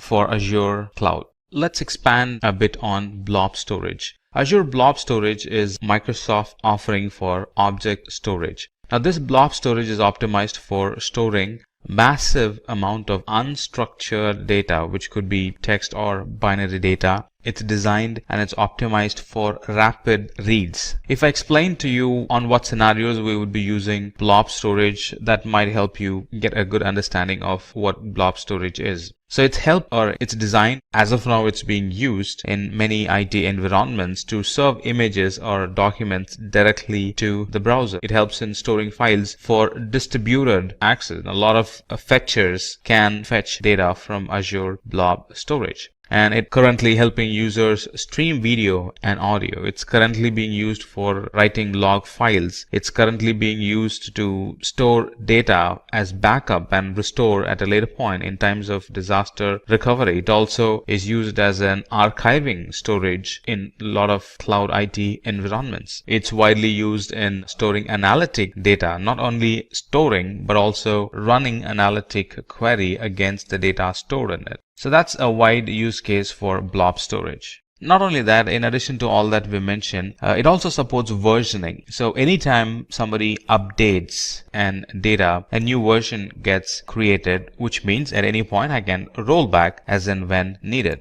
And it provides a lot of flexibility on optimizing the user's storage need. It also supports tiering of the data. So based on need, when I actually explore, I would find a lot of options I can pick from that suits to my unique storage environment or unique storage need. And like I said, it stores unstructured data, and this unstructured data is available for customers through REST-based object storage environment. The next product and storage service would be queue storage. Now, queue storage provides durable queues for large volume cloud services. It's a very simple and a cost-effective, durable messaging queue for large workloads. Let's expand this queue storage for a moment. Now, this queue storage is a service for storing large amount of messages that can be accessed from anywhere in the world through HTTP and HTTPS calls. A single queue or a single queue message can be up to like 24 KB in size, and a single queue can contain millions of such 24 KB in size messages. And how much can it hold? It can hold up to the total capacity of the storage account itself. So that's kind of easy to translate. How much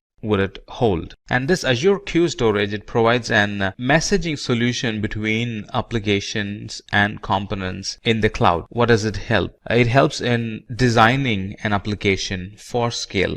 It helps in decoupling the application, so it's not very dependent, or sometimes it's not at all dependent on the other application, because now we have a queue in between which kind of translates, or which kind of connects, or which kind of decouples both the environment. Now we have a queue in between, both the environment can scale up or scale down independently. The next in the storage service would be file storage. Let's talk about file storage. Now, these Azure files provide secure, simple, and managed cloud file shares. Now, with file share in the cloud, it actually extends the user server's on-premises performance and capacity. And a lot of familiar tools for the cloud file share management can be used along with the file storage that we're talking about. So let's expand a bit on file storage. Now, this Azure Files or Azure File Storage offers a fully managed file shares in the cloud that can be accessed via the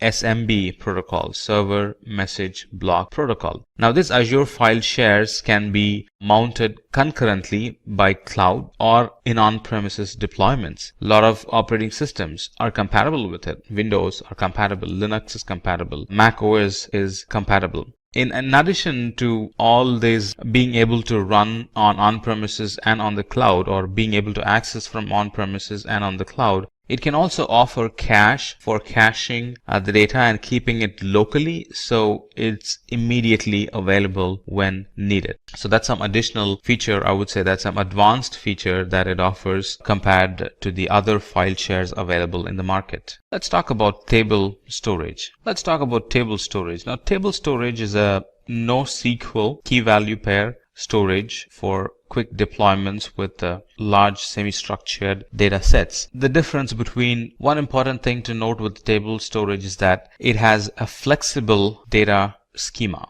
and also it's highly available. Let's expand a bit on table storage. So anytime you want to pick a schema-less, a NoSQL type table storage is the one we'll end up picking. It provides an key pair attribute storage with a schema-less design. This table storage is very fast and very cost effective for many of the applications, and for the same amount of data, it's a lot cheaper when you compare it with the traditional SQL data or data storage. So some of the things that we can store in the table storage are, of course, they're going to be flexible data sheets, such as user data for web application, address books, device information, and other types of metadata for our service requirements. And it can have any number of tables up to the capacity limit of the storage account. Now, this is not possible with SQL. This is only possible with NoSQL, especially with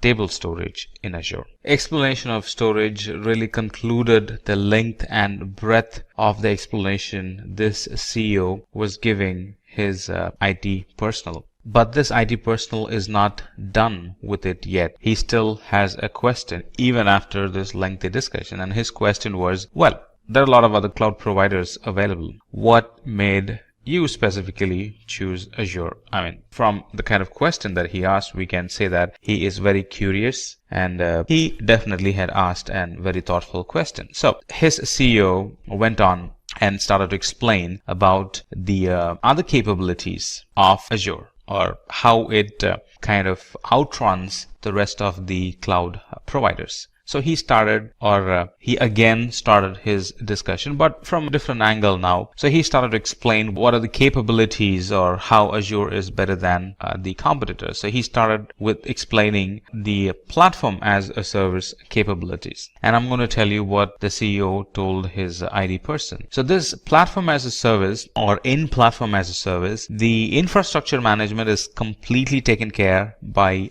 Microsoft, allowing users to focus completely on the innovation. No more infrastructure management responsibilities. Go and focus on innovation.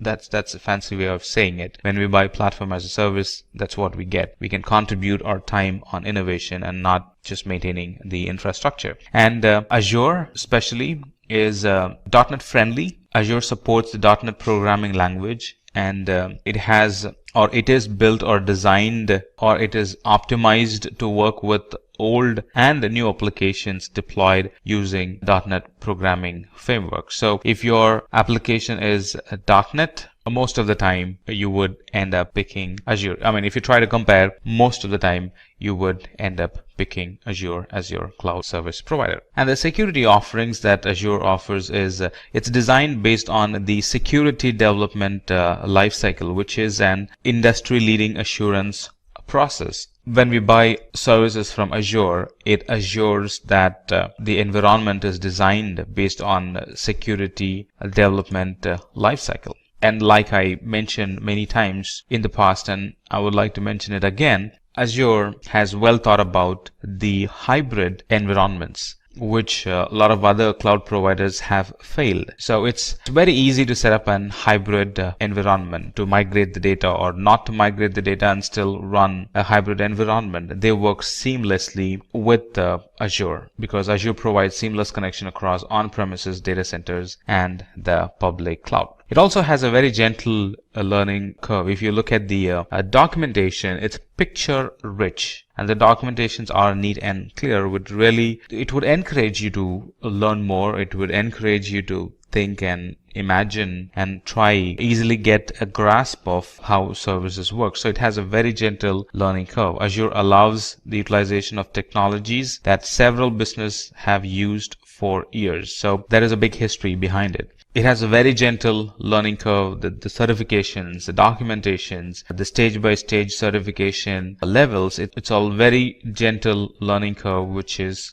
generally missing in other cloud service providers. Now, this would really impress the CTOs or people working in finance and budgeting. If an organization is already using Microsoft software, they can definitely go and avail or be bold and ask for a discount that can reduce the overall Azure spending. In other words, overall pricing of the Azure. So that's what helped, or they are the information that helped the CEO pick Azure as his cloud service provider. And then the CEO goes on and talks about the different companies that are currently using Azure, and they are definitely using Azure for a reason, like Pixar, Boeing, Samsung, EasyJet, Xerox, BMW, 3M. They are major multinational, multi-billion companies. They rely, run, operate their IT in Azure. And this CEO has a thought that his IT person is still not very convinced unless and until he shows him a visual of how easy things are in Azure. So he goes on and explains about a practical application of Azure, which is what exactly I'm going to show you as well. All right, a quick project on building an Azure app using, or building a .NET application in Azure Web App and making it connect to an SQL database will solidify all the knowledge that we have gained so far. So this is what we're going to do. I have an Azure account open, as you see, logged in, and everything is fresh here. Let me go to resource group. There's nothing in there. It's kind of fresh. All right, I'm logged in, and this is what we're going to do. So we're going to create an application like this, which is nothing but an to-do application, a to-do list application, which is going to run from the web app, get information from us, and save it in the database that's connected to it. So you can already see it's a two-tier application, web and DB. All right. So let me go back to my Azure account. The first thing is to create an resource group.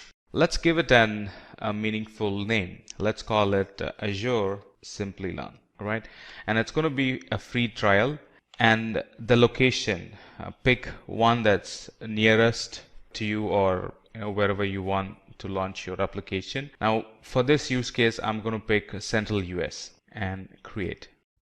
It's going to take a while to get created. There you go. It's created. It's called Azure Simplilearn. Now, what do we need? We need an web app and a separate SQL database. Let's first get our web app running. So go to App Services and then click on Add. It's not the web app plus SQL that we want. We want web app alone for this example. So let's create an web app. Give it a quick name. Let's call it Azure Simplilearn. The subscription is free trial, and I'm going to use my existing resource group, a resource group that we created some time back. It's going to run out of Windows, and we're going to publish the code. All set, we can create it. All right, while this is running, let me create my database. All right, SQL database, create a database. Give it a name. Let's call it Azure Simplilearn DB. Put it in our existing resource group that we created.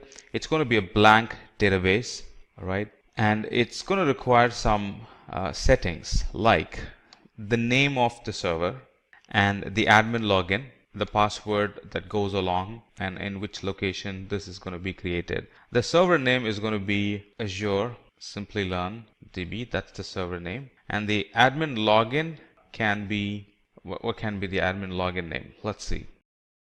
So let's call it Simplilearn. That's my admin login name. And let me pick a password.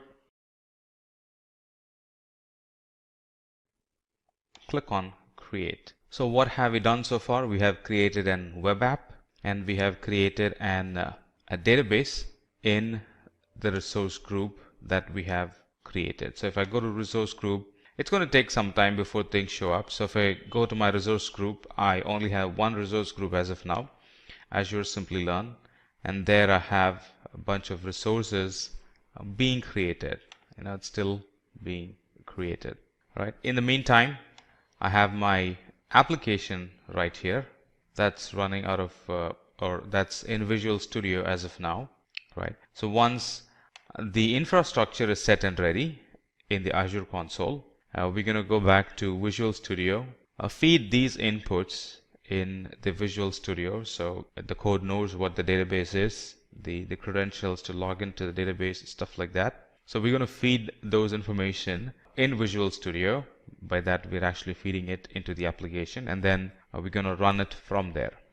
Deploying these applications takes quite a while. We really got to be patient. Right, now we have all the resources that we need for the application to run. Here's my database, and here's my app service. There's one more thing we need to do, that is create an firewall exception rule. So one more thing needed is to create an firewall exception rule, right? So the application is going to run from my local desktop, and it's going to connect to the database, right? So let's add an exception rule by simply adding the client IP. It's going to pick my IP, the IP of the laptop I'm using as of now, and it's going to create an exception to access the database. So that's done. Now we can go back to our Visual Studio. I already have a couple of apps running, or a couple of configurations pushed from Visual Studio. I'm going to clean that up.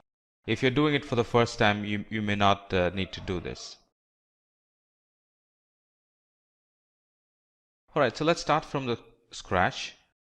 This is very similar to how you would be doing in your environment. Alright, so we're going to select an existing Azure app service. Now before that, I have logged in. As you can see, I have logged in with my credentials. So it's going to pull few things automatically from my Azure account. So in this case, I'm going to use an existing Azure app. So select existing and then click on publish.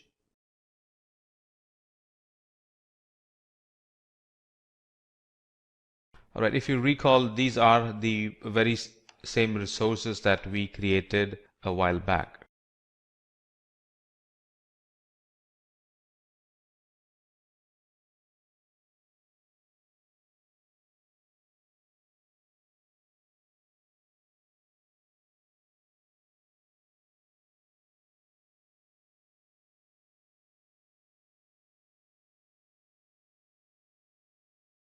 Right, we have clicked on save and it's running, kind of validating the code, and it's going to come up with an URL. Now, initially the URL is not going to work because we haven't mapped the application to the database. So that would be the next thing.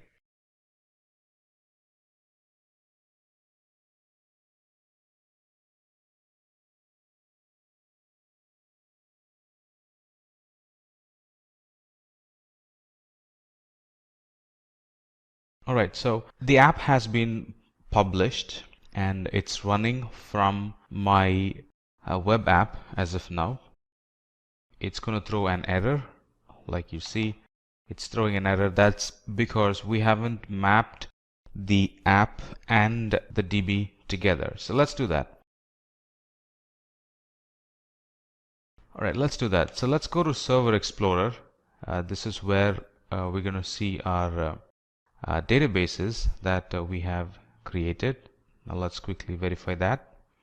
Go back to the resource group, right? Appropriate resource group, which is right here.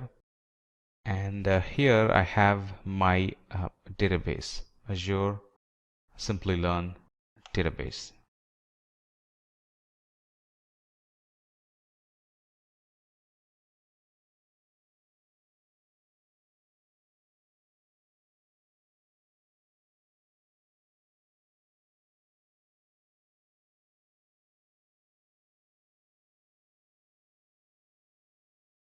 Right, it has some issues connecting to my database. Give me a quick moment. Let's fix it.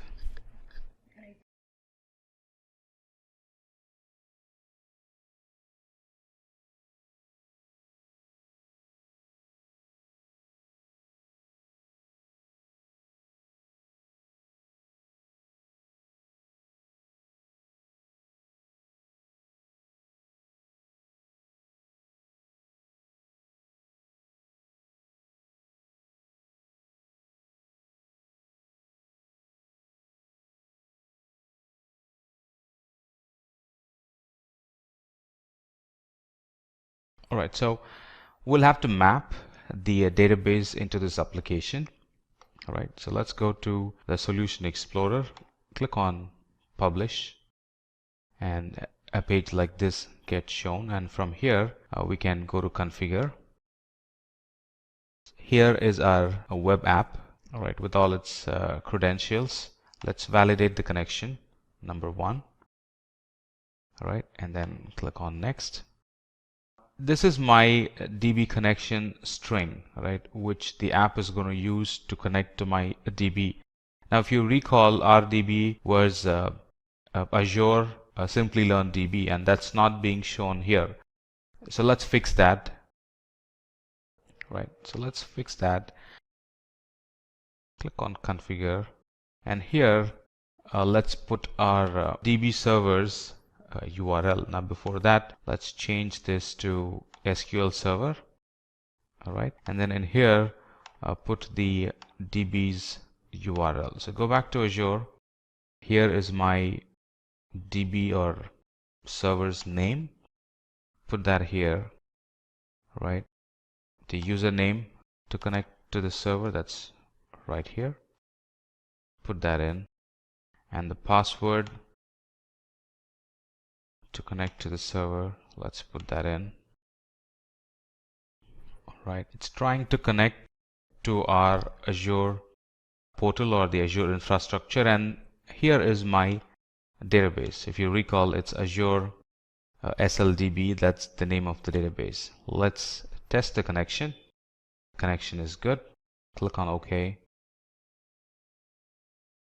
So now it's showing up correctly, Azure Simplilearn DB. That's the name of the database that we created.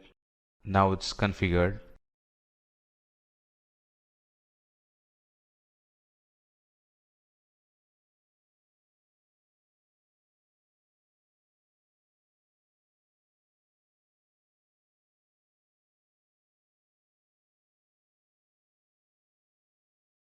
All right, let's modify the data connections.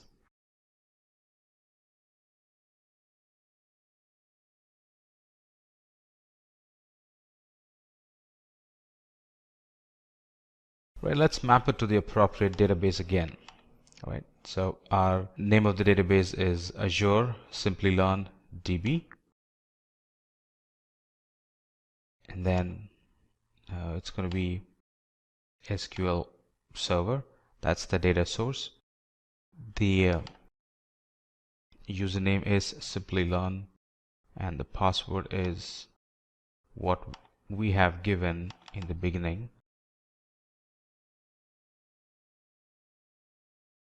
All right, let's validate the connection. It's good. Click OK. Now we're all set and ready to publish our application again. Now the application knows how to connect to the database. We have educated it with the correct connection strings, the DNS name, the username, and the password for the application to connect to the database. So Visual Studio is building this project, and once it is up and running, we'll be prompted with an URL to connect, and anytime we put or we give inputs to the URL, that's going to receive the input and save it in the database.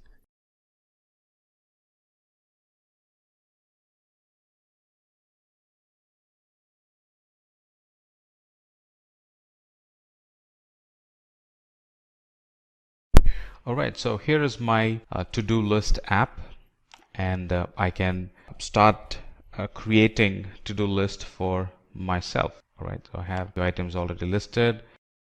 I can create an entry, and these entries get stored in the database. I can create another entry, take the dog for a walk.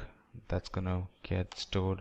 I can create another entry, book tickets for a scientific exhibition, and that's going to receive and put that in the database. And that concludes our session. So through this session we saw how I can use Azure services to create a web app and connect that to the DB instance, and how those two services which are decoupled by default, which are separate by default, how I can use the connection strings to make connection between the app server and the database and be able to create an working app. Hello everyone, welcome back to the channel. Today I want to take you on a journey that could transform your career, much like how cloud computing has transformed some of the world's most innovative companies.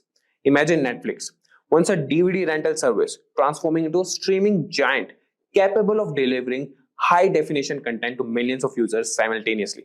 Or consider Airbnb, which has used cloud computing to manage listings and bookings for millions of properties around the globe, providing a seamless experience for hosts and travelers alike.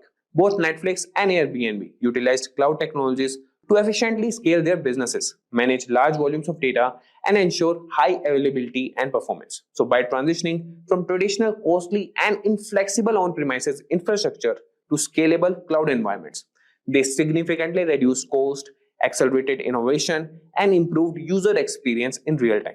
Now you might think that working on such impactful projects requires years of experience and advanced degrees. But there's the good news, guys. With the right approach, you can start a career in cloud engineering in just 3 months, even if you are starting from scratch. In this video, I will outline a clear, actionable plan that uses entirely free online resources to get you there. We will cover the essential skills you need to learn, the certifications that can help validate your knowledge, and practical projects that will make your resumes stand out. So if you're ready to dive into the world of cloud computing and perhaps one day contribute to the next big thing in tech, so stay tuned, guys. So let's get started. And the number one point you should start with is starting your cloud journey. So transitioning into cloud engineering may seem daunting, especially if you are new to this field. The first step is understanding why this is a valuable career move. The cloud industry is booming with a projected market value of $800 billion by 2025 and the potential to grow even further.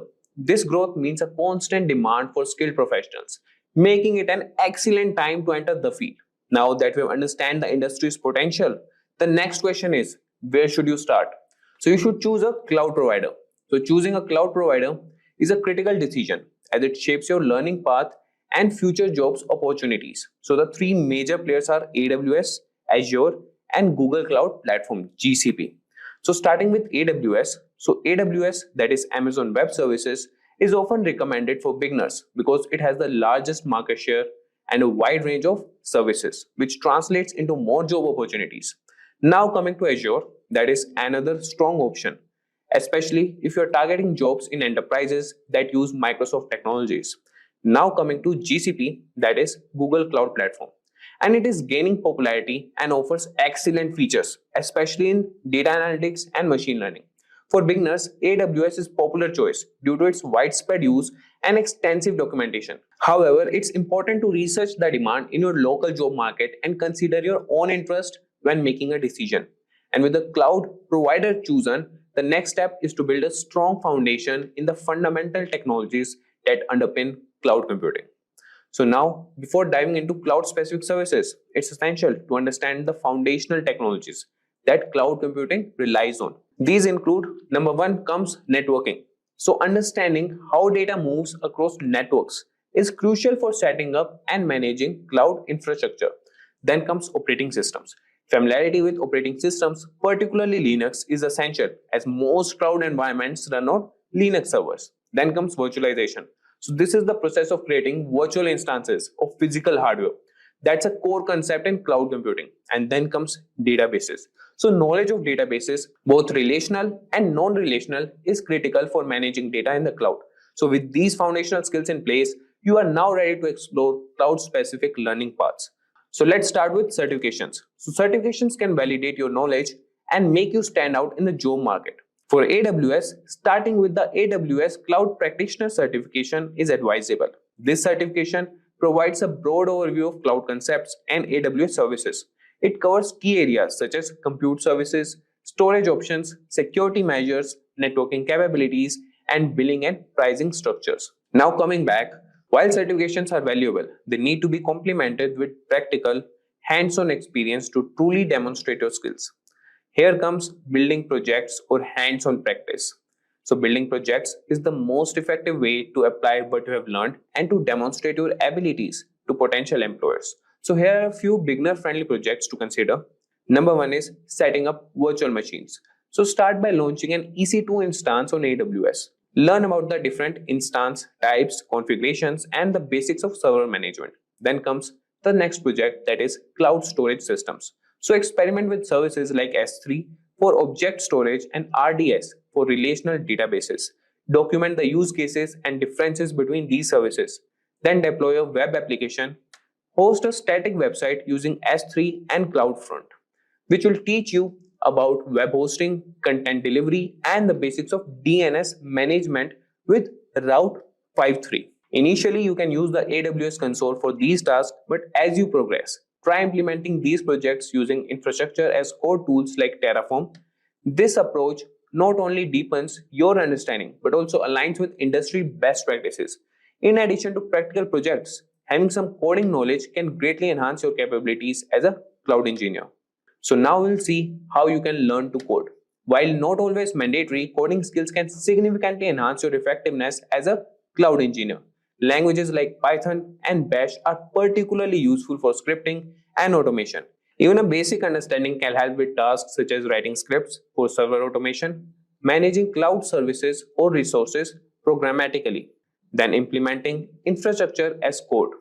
For those new to coding, check out Simplilearn videos on YouTube, which offers excellent starting points. Coding skills not only make you more versatile, but also open up opportunities to specialize in areas like DevOps or cloud native development. And once you have built your skills and some projects, it's time to start with the job hunting process. That is, building your profile. Creating a strong online presence is crucial when job hunting. Your LinkedIn profile should clearly reflect your new skills, certifications, and projects. So here are some tips. Number one is optimize your LinkedIn profile. That is, include a professional photo, an engaging summary, and detailed description of your projects. Then comes network actively. Connect with professionals in the field, join cloud computing groups, and participate in discussions. And then comes apply strategically. Tailor your resume for each job application, highlighting the skills and projects that align with the job description. Applying for jobs can be a number game, so be persistent. It's also helpful to reach out to recruiters or hiring managers directly to express your interest in the role. As you start to gain experience in your first cloud role, consider specializing in a niche area to advance your career. And then comes specializing and continuous learning. So, specializing in a particular area of cloud computing can make you more valuable and increase your earning potential. Possible specializations include DevOps, that is, it focuses on automation, continuous integration, and continuous deployment practices. Then comes serverless computing, work with functions as a service, that is FAS, and other serverless architectures. And then comes security. Specialize in cloud security to protect data and infrastructure. The cloud industry is dynamic with new tools and technologies emerging regularly. So continuous learning is key, so stay updated through online courses, webinars, and industry news. Finally, remember that the journey into cloud engineering is continuous and ever evolving. So if we talk about resources, so embarking on a career in cloud engineering is challenging but highly rewarding. You realize free resources like YouTube tutorials, community forums, and documentation to guide your learning. Welcome everyone. In today's rapidly evolving digital landscape, the importance of mastering cloud computing cannot be overstated. To thrive in modern IT environments, professionals must possess a robust set of crucial skills. These include managing and maintaining infrastructures that are increasingly complex and distributed, ensuring robust security measures to protect sensitive data against emerging threats, optimizing cost to make the most of IT investments, and mastering effective deployment strategies that ensure scalability and reliability across various platforms. At Simplilearn, we understand these skills form the backbone of successful cloud computing practices. With over a decade of leadership in cloud solutions, our company has been at the forefront of providing top-tier education and services to a wide range of clients. We are committed to making high-level cloud skills accessible to everyone, from aspiring IT professionals to seasoned experts. That's why our courses are designed not just to inform, but to transform your approach to cloud technology.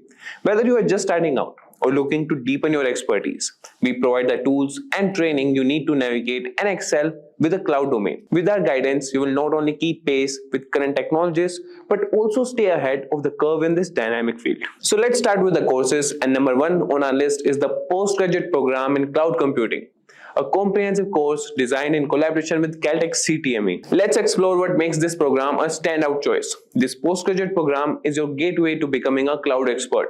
It's structured to take you through a deep dive into the world of cloud computing, covering crucial areas from basic concepts to advanced applications. And by joining this program, you are setting yourself up for success in a field that's at the forefront of technological advancement. It's designed to arm you with the skills needed to design, implement, and manage cloud solutions that are innovative and efficient. Moreover, graduates of this program find themselves well prepared for competitive roles worldwide, such as cloud architects, cloud project managers, or cloud service developers, working for top tech companies across the globe. Moreover, you will gain mastery over essential skills like managing cloud infrastructures, cloud security, data compliance, and disaster recovery planning. Completing this program earns you a postgraduate certificate from Caltech CTME, recognized globally and respected in the tech industry. And this course offers hands-on experience with leading tools such as AWS, Microsoft Azure, Google Cloud, Docker, and Kubernetes. You will tackle real-world projects that challenge you to apply your learning to build scalable, secure cloud architectures and manage extensive cloud deployments. If you're ready to start your journey in cloud computing with a top-rated program, visit the description box or pinned comment to enroll. So next on our list at number 2 is the Cloud Solutions Architect Master's Program.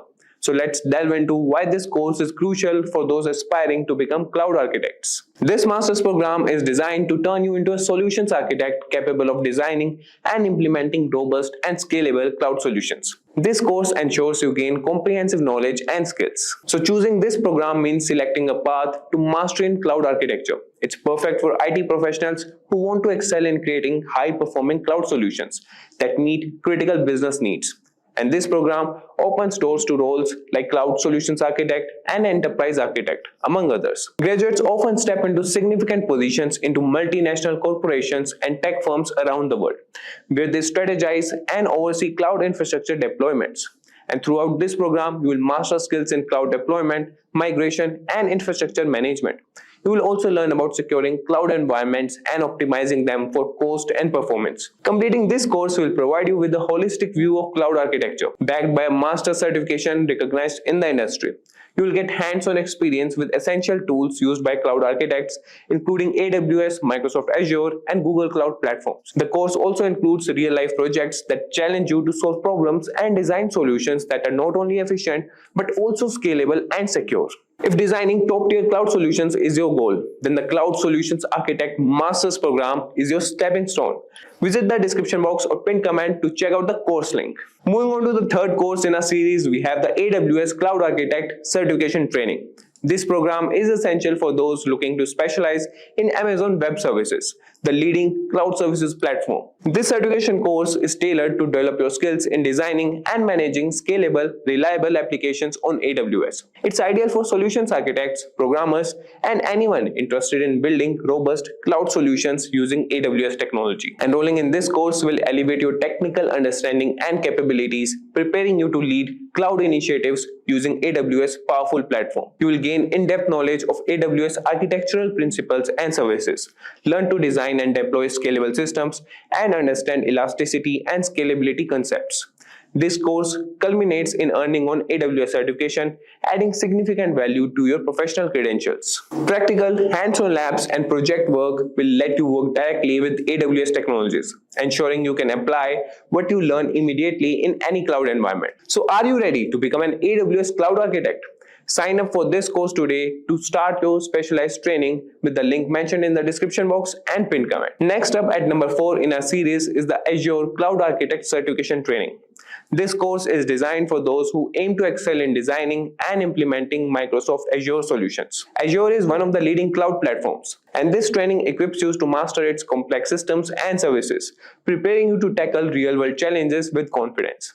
With this program, you will transform into a skilled cloud architect capable of managing Azure's extensive features and services. It's an ideal path for IT professionals looking to specialize in Azure for advancing their careers. The course covers a range of key areas including Azure administration, Azure networking, security, and identity management. You will also prepare for the Microsoft Certified Azure Architect Technologies exam, a highly respected credential in the industry. Moreover, hands-on labs and projects throughout the course ensure you gain practical experience with Azure. This training includes simulations and real-life scenarios to provide you with the skills needed to succeed in any Azure environment. So are you ready to harness the power of Microsoft Azure?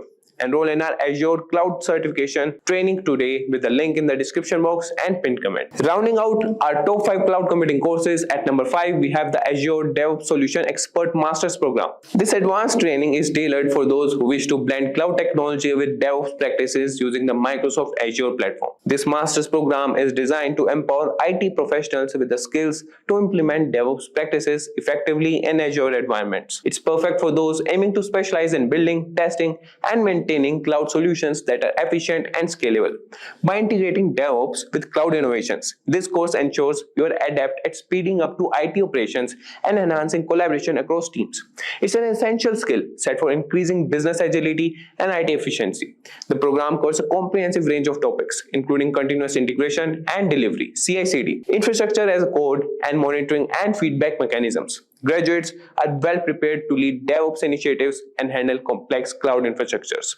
Moreover, you will work with popular tools like Jenkins, Docker, Ansible, and Kubernetes alongside Azure-specific technologies. Real-world projects are integrated throughout the course to provide hands-on experience and insights into actual DevOps challenges. If you are ready to advance your career by mastering Azure and DevOps, enroll in our Azure DevOps Solution Expert Masters program today. Check out the link in the pinned comment and description box. So thank you for joining us as we explored these top 5 cloud computing courses. Each program is designed to not only meet but exceed the demands of today's digital landscape, preparing you for a future where cloud technology is ubiquitous. You can check out pinned comment and description box for respective course links. Let's now take a look at some individual features of S3, starting off with lifecycle management.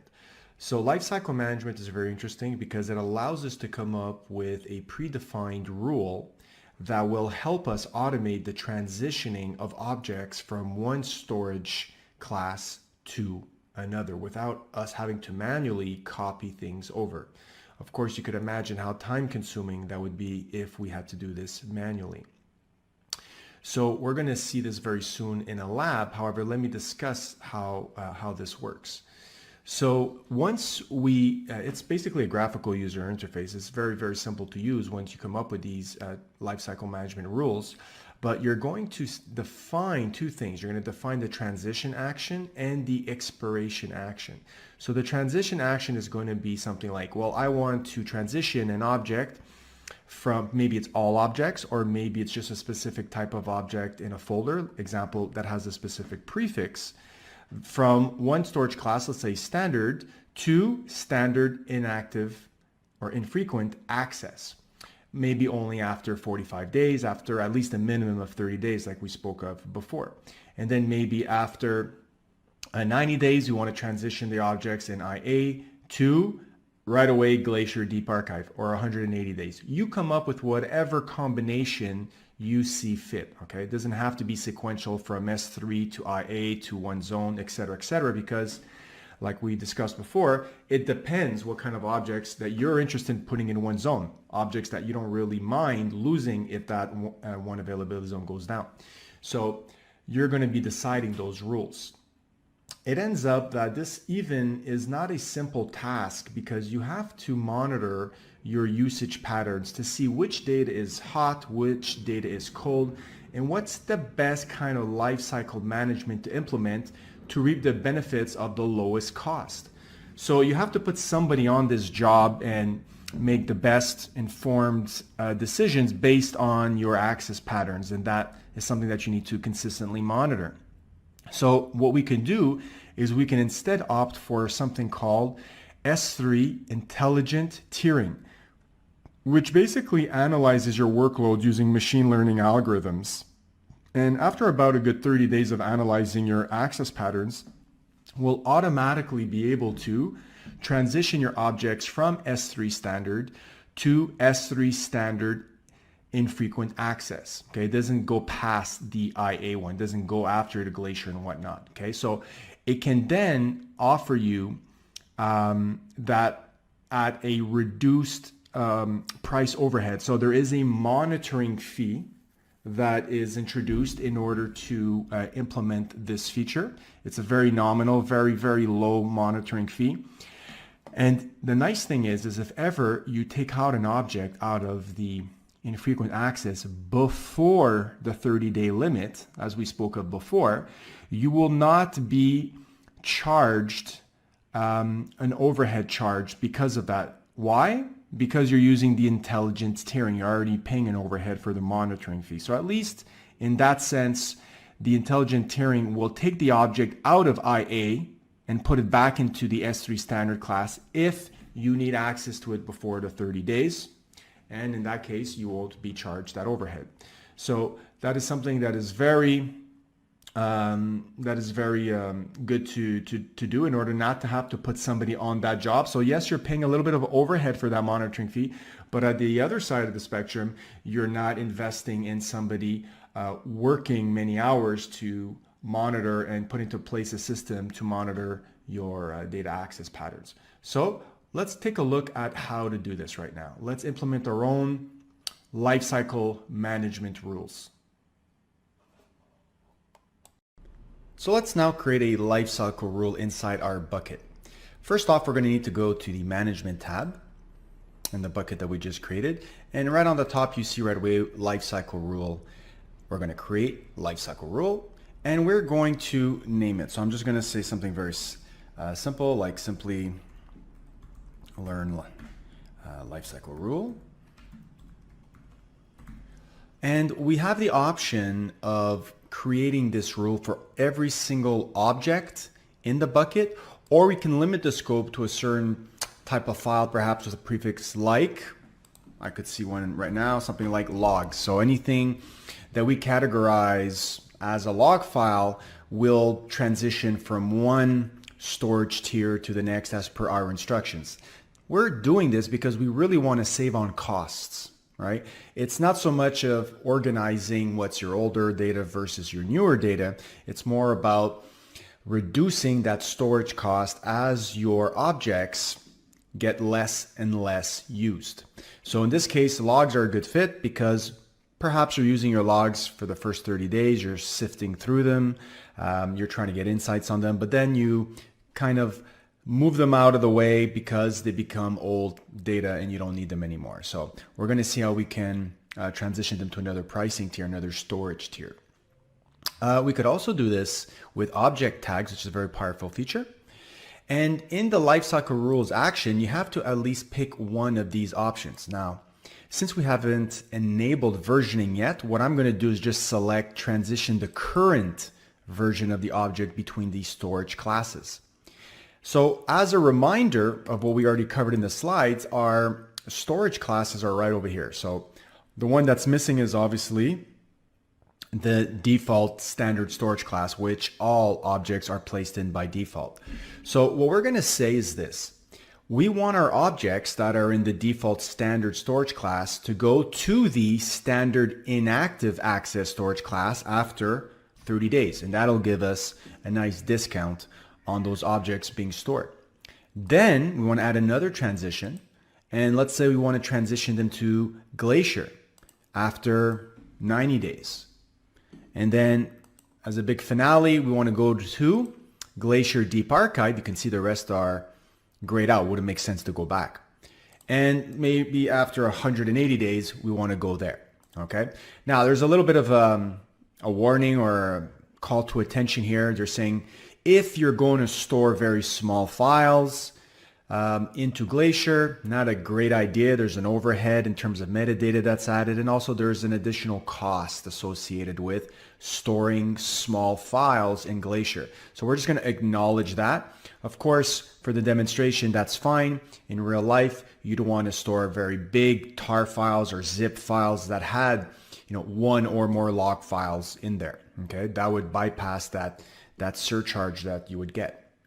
And over here, you have the timeline summary of everything we selected up above. So we have here after 30 days, the standard inactive access, after 90 days, Glacier, and after 180 days, Glacier Deep Archive. So let's go and create that rule.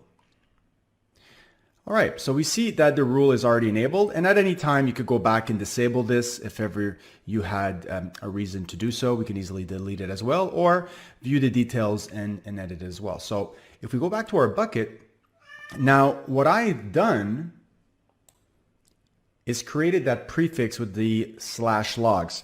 Since we're not doing this from the command line, we're going to create a logs folder over here that will fit that prefix. So we're going to create logs, create a folder. And now we're going to upload our, let's say, Apache log files in here. So we're going to upload one demonstration Apache log file that I've created with just one line in there, of course, just for demonstration purposes. We're going to upload that. And now we have, we're going to just close that. And now we have our Apache log file in there.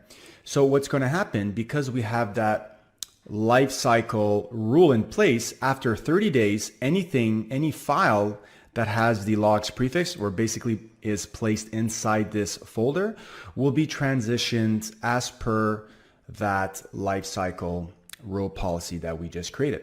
So congratulations, you just created your first S3 lifecycle rule policy.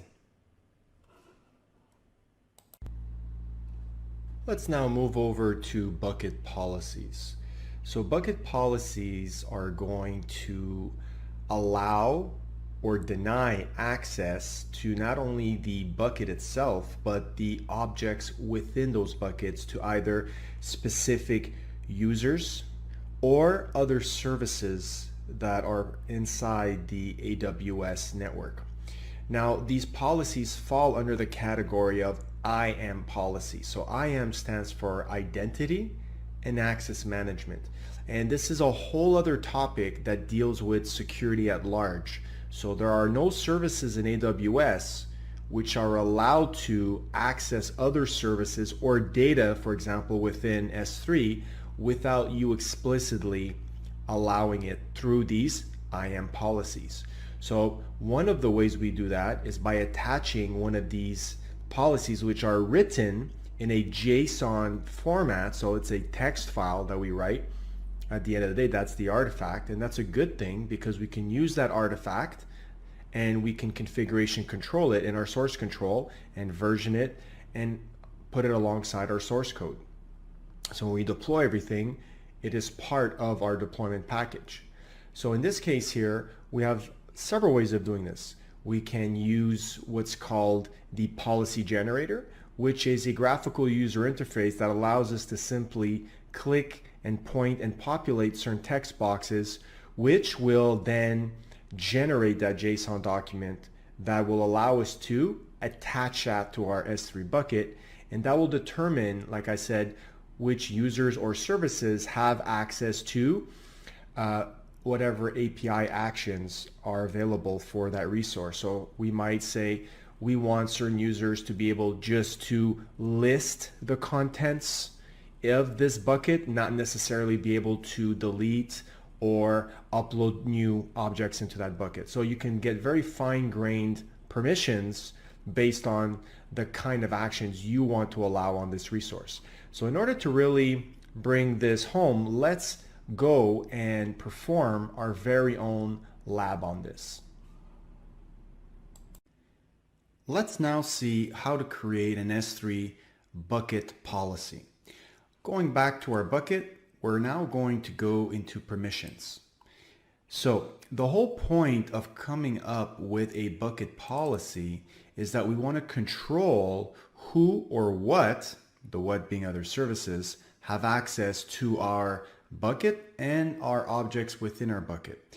So there are several ways we can go about doing this. Let's edit a bucket policy. One, we can go and look at a whole bunch of pre-canned examples, which is a good thing to do. Two, we could actually go in here and code the JSON document ourselves, which is much more difficult, of course. So what we're going to do is we're going to look at a policy generator, which is really a form-based graphical user interface that allows us to generate, through the answers that we're going to give here, the JSON document for us. First question is, we got to select the policy type. Of course, we're dealing with S3, so it makes sense for us to create an S3 bucket policy. The two options available to us are allowing or denying access to our S3 bucket. Now, in this case here, we could get really fine-grained and specify certain kinds of services or certain kinds of users. But for the demonstration, we're just going to select star, which means anything or anybody can access this S3 bucket. All right. Now, depending on also the actions that we're going to allow. So in this case here, we can get very fine-grained, and we have all these checkboxes that we can check off to give access to certain kind of API action. So we can say we want to give access to, just deleting the bucket, which obviously is something very powerful. But you can get more fine-grained. As you can see, you have more of the getters over here, and you have more of the listing and the putting new objects in there as well. So you can get very fine-grained. Now, for demonstration purposes, we're going to say all actions. So this is a very broad and wide-ranging permission, something that you really should think twice about before doing. We're basically saying we want to allow everybody and anything, any service, all API actions on this S3 bucket. So that's no small thing. We need to specify the Amazon resource name, the ARN of that bucket specifically. So what we're going to do is go back to our bucket, and you can see here the bucket ARN. Okay, so we're just going to copy this, paste it in this policy generator, and just say add statement. You can see here kind of a resume of what we just did, and we're going to say generate policy. And this is where it creates for us, and make this a little bit bigger for us, it creates that JSON document. So we're going to take this, we're going to copy it, and we're going to paste it into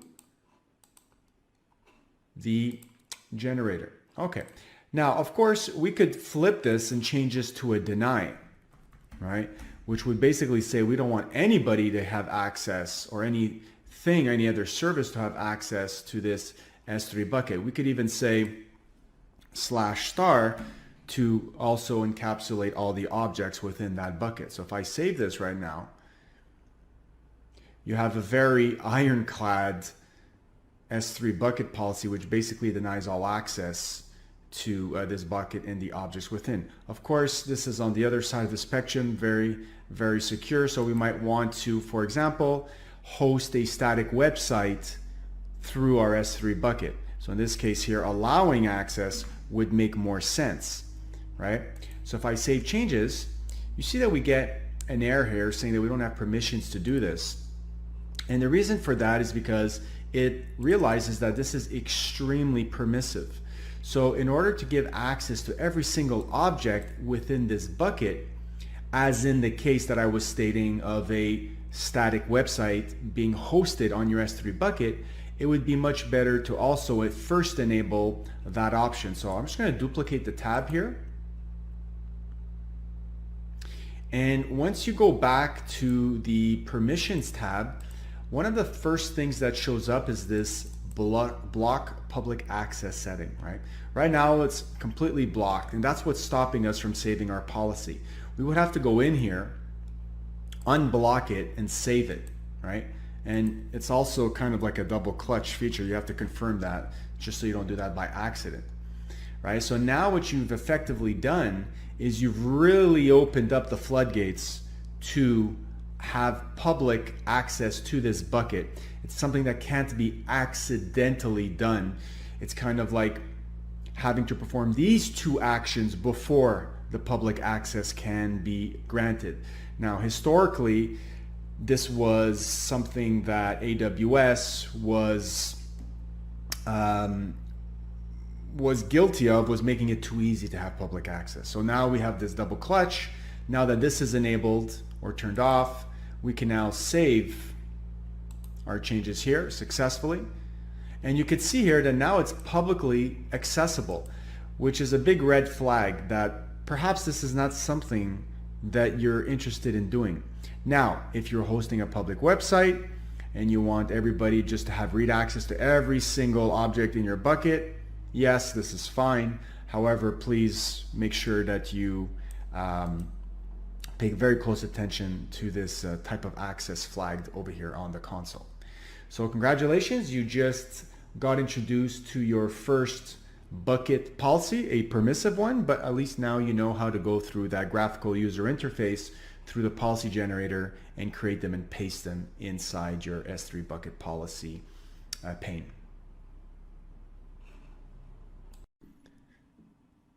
So let's continue on with data encryption. So any data that you place in S3 bucket can be encrypted at rest very easily using an AES 256 encryption key. So we can have server-side encryption. We could have AWS handle all the encryption for us, and the decryption will also be handled by AWS when we request our objects later on.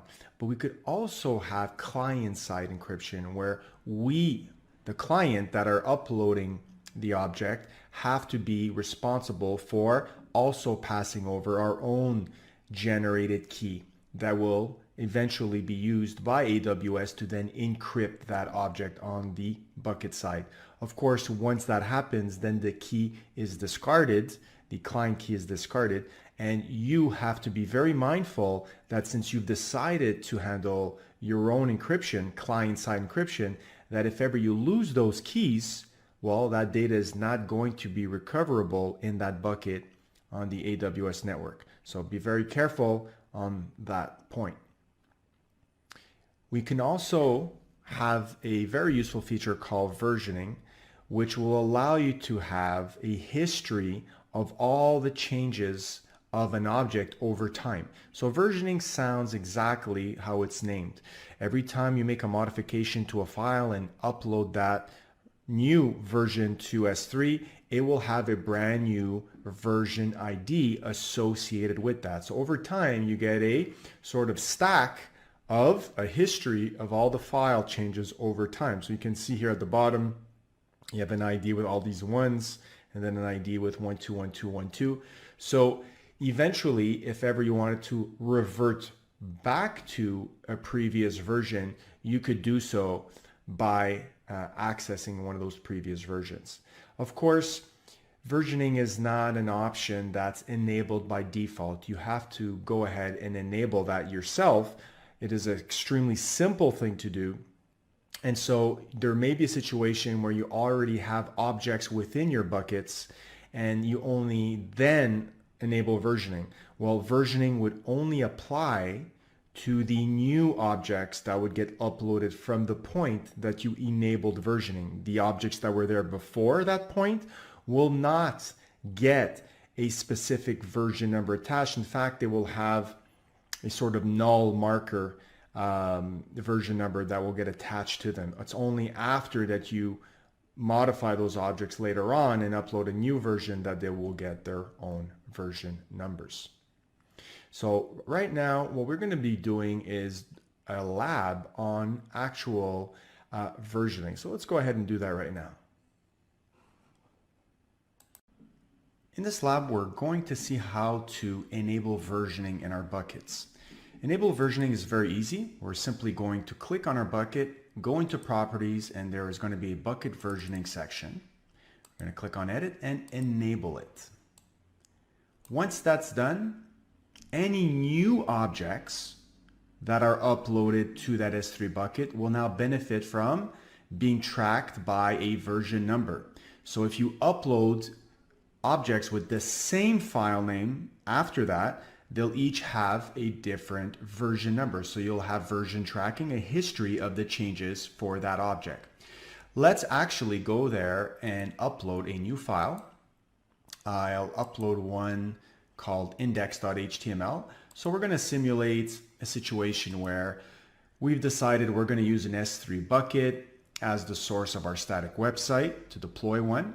And in this index.html file, if you take a look right now, let's take a look at what's in there. You can see that we have welcome to my website and we're at version 2.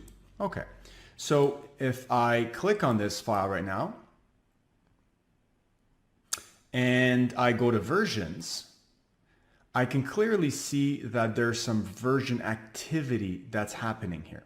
Okay, we have here at 1456, which is the latest one is on the top, the current version, we have a specific version ID. And then we have a sort of history of what's going on here. Now, I purposely enabled versioning before and then try to delete versioning or disable versioning. But here's the thing with versioning. You cannot disable it fully once it's enabled. You can only suspend it. Right? Now, suspending means that whatever version numbers those objects had before you decided to suspend it will remain. So you can see I have an older version here that has an older version number. And at this point here, I decided to suspend versioning. And so what it does, instead of disabling the entire history, it puts what's called a delete marker. Okay? You could always roll back to that version if you want. Now, in the demonstration, when we started it together, I enabled it again. So you can see this is actually the brand new version number as we did it together, but you don't lose the history of previous versioning if ever you had suspended it before. So that's something to keep in mind, right? And it'll come up in the exam where they'll ask you, can you actually disable versioning once it's enabled? And the answer is no, you can only suspend it. And your history is still maintained. Now, we have that version there, and let's say I come to this file and I want to upgrade this, I don't know, I say version 3, right? And now what's going to happen is if I click on this version, just as the current one with version 2, and I open this, we should see version 2, which is fine. That's expected. If we go back to our bucket and upload that new version file that has version 3 in there, the one I just modified,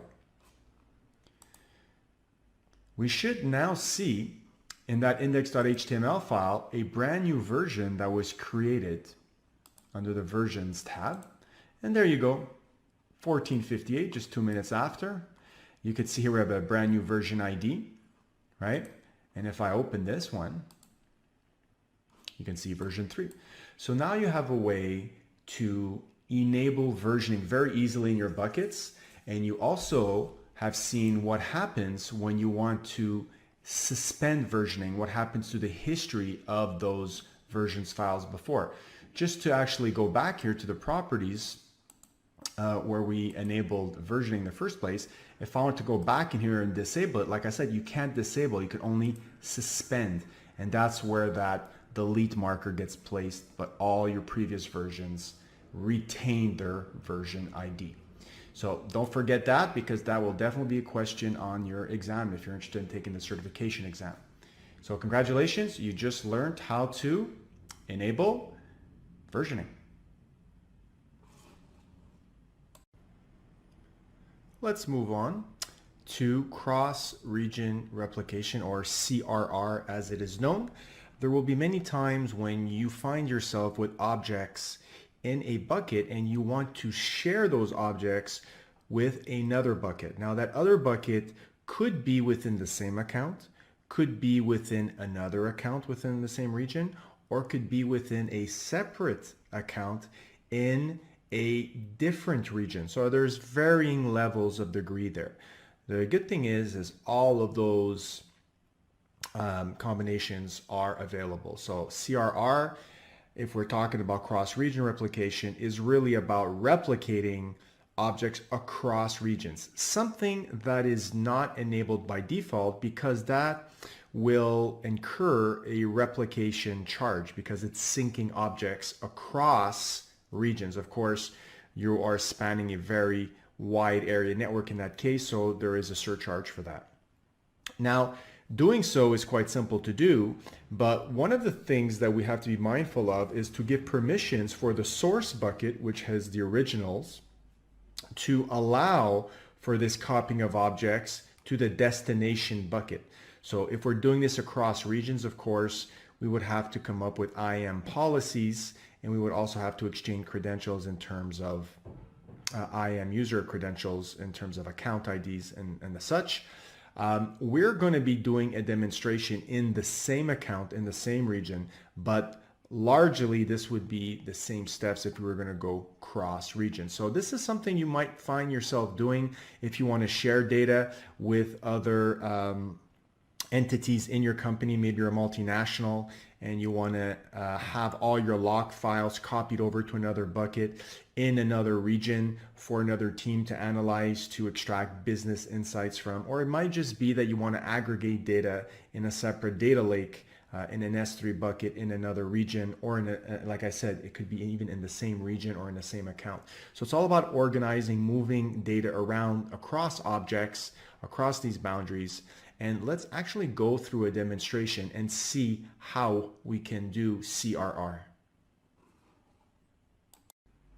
Let's now see how we can perform cross-region replication. We're going to take all the new objects that are going to be uploaded in the Simplilearn S3 demo bucket, and we're going to replicate them into a destination bucket. So what we're first going to do is create a new bucket, okay? And we'll just tack on the number 2 here.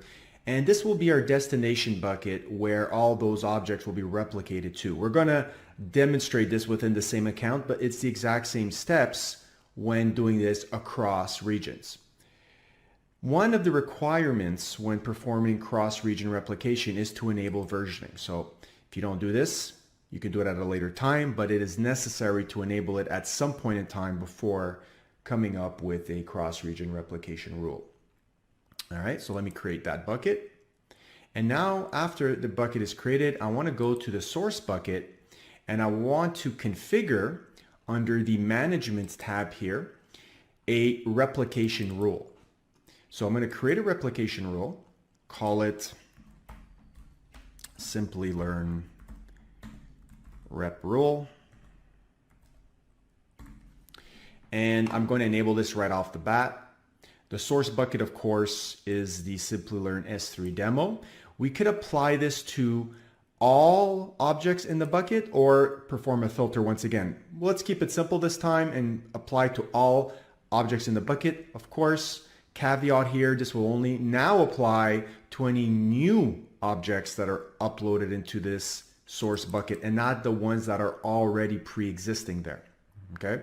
Now, in terms of a destination bucket, we want to select the one we just created. So we can choose a bucket in this account, or if we really want to go cross region or another account in another region, we could specify this and put in the account ID and the bucket name in that other account. So we're going to stay in the same account. We're going to browse and select the newly created bucket. And we're also going to need permissions for the source bucket to dump those objects into the destination bucket. So we can either create the role ahead of time, or we can ask this user interface to create a new role for us. So we'll opt for that. And we'll skip these additional features over here that we're not going to talk about in this demonstration. We're just going to save this. So that will create our replication rule that is automatically enabled for us right now. So let's take a look at the overview here. You can see it's been enabled. Just to double check, the destination bucket is the demo 2. We're talking about the same region. And again, here we could opt for additional parameters like different storage classes in the destination bucket that object is going to be deposited in, et cetera, et cetera. For now, we just created a simple rule. Now, if we go back to the original source bucket, which we're in right now, and we upload a new file, which will be a transactions file in a CSV format, once this is uploaded, that cross-region replication rule will kick in and will eventually, right, it's not immediate, but will eventually copy the file inside the demo 2 bucket. Now I know it's not there already, so what I'm going to do is pause the video and come back in 2 minutes, and when I click on this, the file should be in there. Okay, so let's now double check and make sure that object has been replicated. And there it is, been replicated as per our rule. So congratulations, you just learned how to perform your first same account S3 bucket region replication rule. Let's now take a look at transfer acceleration. So transfer acceleration is all about giving your end users the best possible experience when they're accessing information in your bucket. So you want to give them the lowest latency possible. You can imagine if you were serving a website and you wanted people to have the lowest latency possible. Of course, that's something that's very desirable.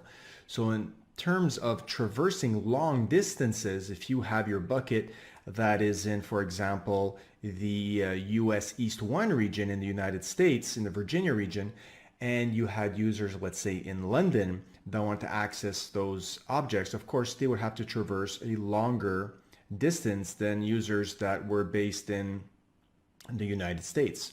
And so if you wanted to bring those objects closer to them in terms of latency, then we could take advantage of what's called the Amazon CloudFront Delivery Network, the CDN network, which extends the AWS backbone by providing what's called edge locations. So edge locations are really data centers that are placed in major city centers where our end users mostly are located, more densely populated areas, and your objects will be cached in those locations. So if we go back to the example of your end users being in London, well, they would be accessing a cached copy of those objects that were stored in the original bucket in the, for example, US East 1 region.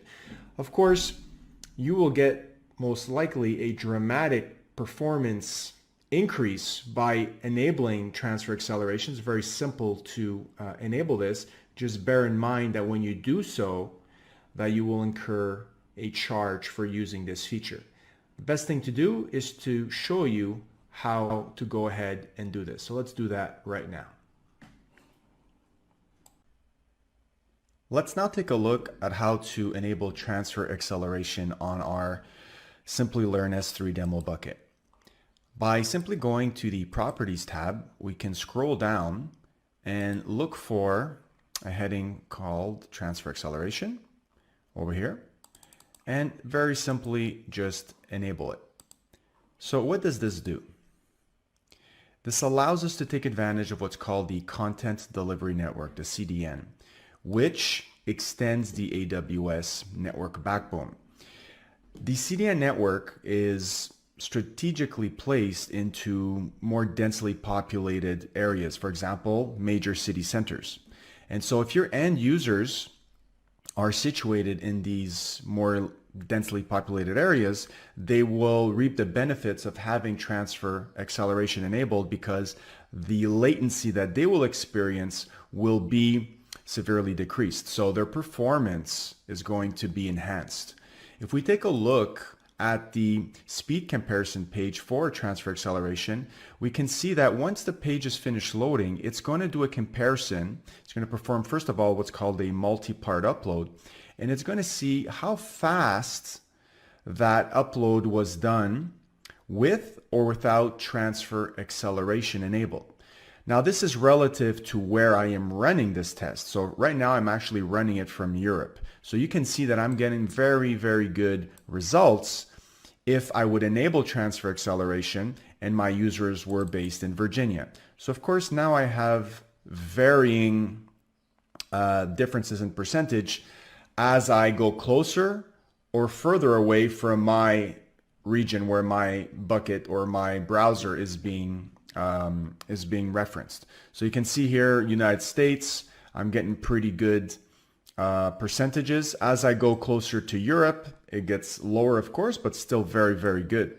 Frankfurt, again, this is about probably the worst I'm going to be getting here since I'm situated in Europe. And of course, as I go look more towards the Asian regions, you can see once again it kind of scales up in terms of better performance. So of course, this is an optional feature. Once you enable it, as I just showed over here, this is a feature that you pay additionally for. So bear that in mind. Make sure that you take a look at the pricing page in order to figure out how much this is going to cost you. So that is it. Congratulations. You just learned how to simply enable transfer acceleration to lower the latency from the end user's point of view. We're now ready to wrap things up in our conclusion and go over at a very high level what we just spoke about. So we talked about what S3 is, which is a core service, one of the original services published by AWS in order for us to have unlimited object storage in a secure, scalable, and durable fashion. We took a look at other aspects of S3 in terms of the benefits. We mainly focused on the cost savings that we can attain in S3 by looking at different storage classes. Now, of course, S3 is industry recognized as one of the cheapest object storage services out there that has the most features available.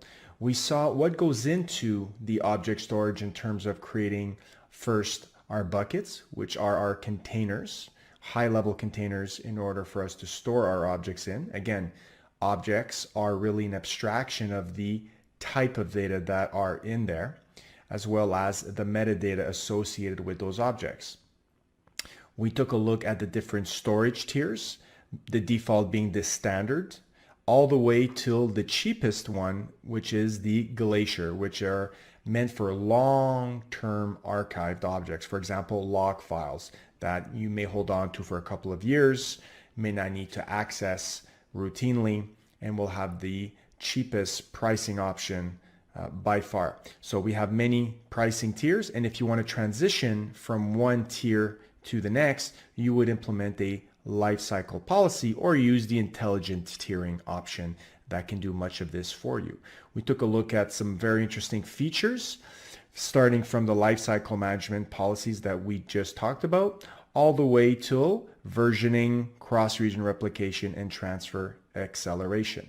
So with this conclusion, you are now ready to at least start working with S3. Hello everybody, my name is Kent, and today we're going to be covering AWS Identity and Access Management, also known as IAM, tutorial by Simplilearn. So these are the topics which we'll be covering today. We'll be defining what AWS security is, the different types of security in AWS, what exactly is identity and access management, the benefits of identity and access management, how IAM works, its components, its features, and at the end, we're going to do a great demo on IAM with multi-factor authentication and users and groups. So without any further ado, let's get started. So let's get started with what is AWS security. Your organization may span many regions or many accounts, and you may encompass hundreds, if not thousands, of different types of resources that need to be secured. And therefore, you're going to need a way to secure all that sensitive data in a consistent way across all those accounts in your organization while meeting any compliancy and confidentiality standards that have to be met. So for example, if you're dealing with healthcare data or credit card information or personal identification information like addresses, this is something that needs to be thought out across your organization. So of course we have individual services in AWS, which we will explore in this video. However, in order to govern the whole process at an organizational level, we have AWS Security Hub. Now, AWS Security Hub is known as a CSPM, which stands for a Cloud Security Posture Management Tool. So what does that really mean? Well, it's going to encompass, like I said, all these tools underneath the hood in order to bring a streamlined way for you to organize and adhere to these standards across your organization. It'll identify any misconfiguration issues and compliance risks by continuously monitoring your cloud infrastructure for the gaps in your security policy reinforcements. Now, why is that important? Well, these misconfigurations can lead to unwanted data breaches and also data leakages. So in order to govern this at a very high level, like I said, we need to incorporate AWS Security Hub that will automate and manage all these underlying services for us in order to perhaps take automated action. We call that remediary actions. And you can approve these actions manually, or you can automate those actions as you see fit across your organization. So let's delve a little bit deeper into what is AWS security, and then we'll start looking individually at some of these services. And so our organization has special needs across different projects and environments. So of course, the production, development, test environments, all are going to have their own unique needs. However, it doesn't matter which project or which business unit we're talking about and what are their storage backups needs. They should all be implemented in a concise, standardized way across your organization to meet that compliancy we were just talking about. So we want to automate all these tedious manual tasks that we've been doing, like ensuring that perhaps our buckets in S3 are all encrypted or all our EBS volumes are encrypted. And we want to have an automated process in place in order to give us time on other aspects of our business, perhaps our application development, to bring better business value. And that allows us to grow and innovate the company in a way that's best suited for it. So let's take a look at the different types of AWS security. Now, there are many different types of security services out there. However, we're going to concentrate primarily on IAM in this video tutorial. So I like to think of IAM as the glue between all AWS services, because by default, we don't have permission for any one service to communicate with another. So let's just take, for example, an EC2 instance that wants to retrieve an object from S3. Well, those two services could not interact unless we interacted with IAM. So something that's extremely important to learn. And by the end of this video tutorial, you'll be able to understand what IAM is. We have Amazon Guard Duty here, which is all about logs. Basically aggregates all logs from, example, CloudTrail, which we still haven't talked about. It's at the end of this list over here. But instead of looking at CloudTrail individually, Guard Duty will actually take a look at CloudTrail will take a look at your VPC flow logs, and we'll take a look at your DNS logs and monitor that account and your network and your data access via machine learning algorithms. And it'll ID any threat where you can automatically remediate the workflow that you've approved. So for example, if you know of a malicious IP address that's making API calls, well, those API calls are registered in CloudTrail, right? So this machine learning algorithm will be able to detect that and take action. So this is really governed at a higher level than you having to individually inspect all your DNS logs, flow logs, and CloudTrails individually and take action through some scripting fashion that you've come up with. So GuardDuty manages all that.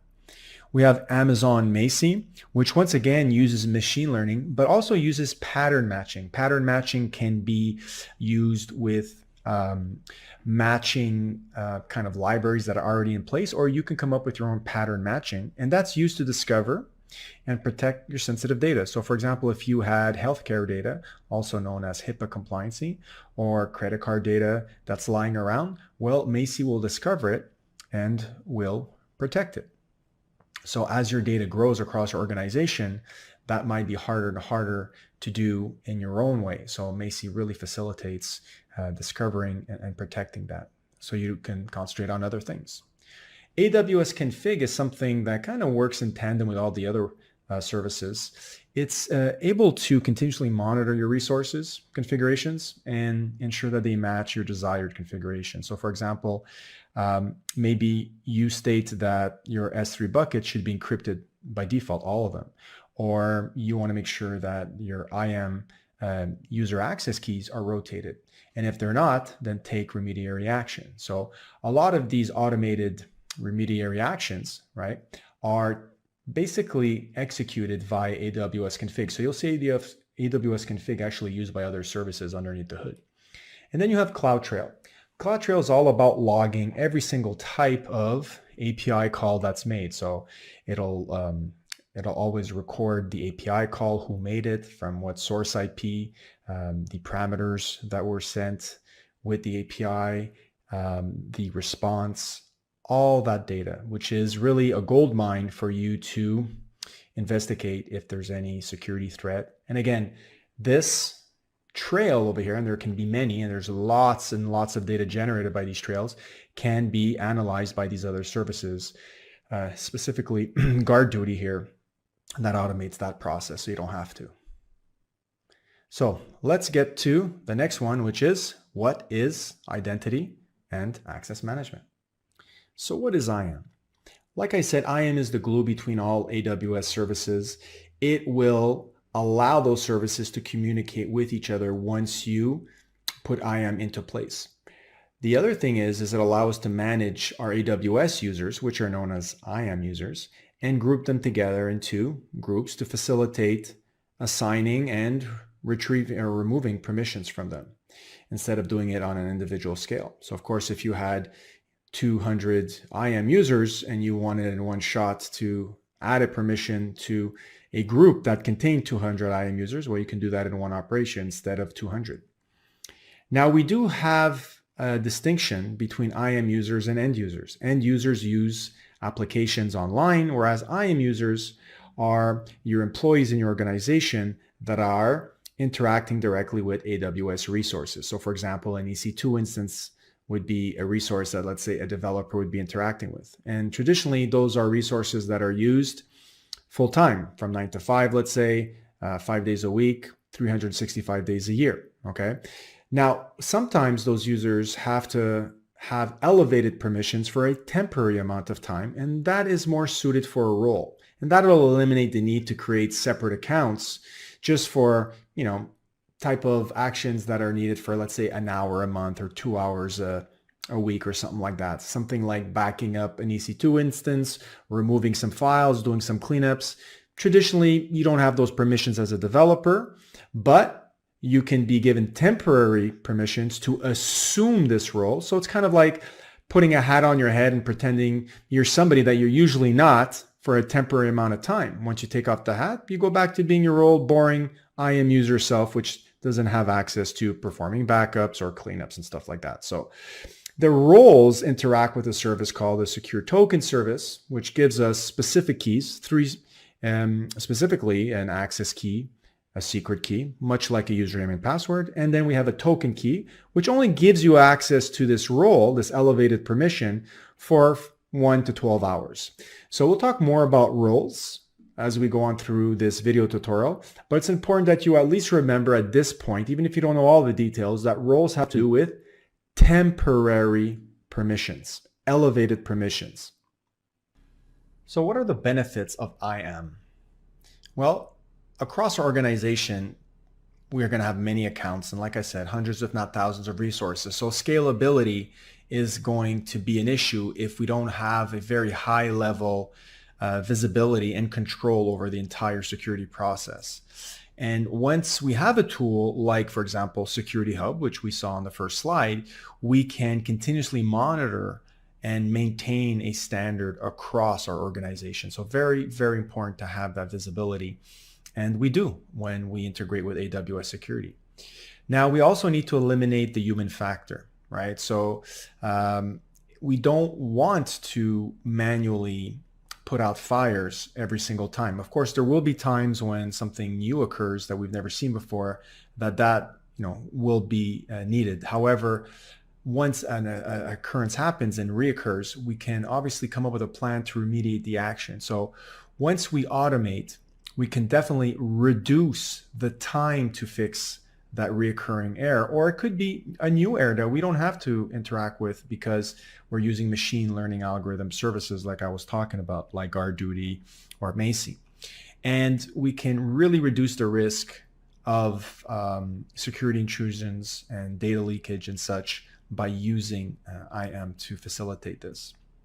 Of course, you may have many compliance needs. You may be dealing with applications that use healthcare data or credit card information for payments, or you might be dealing with a government agency, let's say in the US, that has certain compliancy requirements that needs assurances that if their data is stored on the cloud, that you're still following the same compliance controls that you were, let's say, on premise. So we have a very, very long list of compliance requirements that each AWS service adheres to. And you can go on the AWS documentation online and you could figure out if, for example, DynamoDB is compliant with HIPAA compliancy. And it is. And so you can be sure that you can use that. So AWS itself has to constantly maintain these compliancy controls in place, and they themselves have to pass all these certifications, and that gets passed on to us. So much less work for us to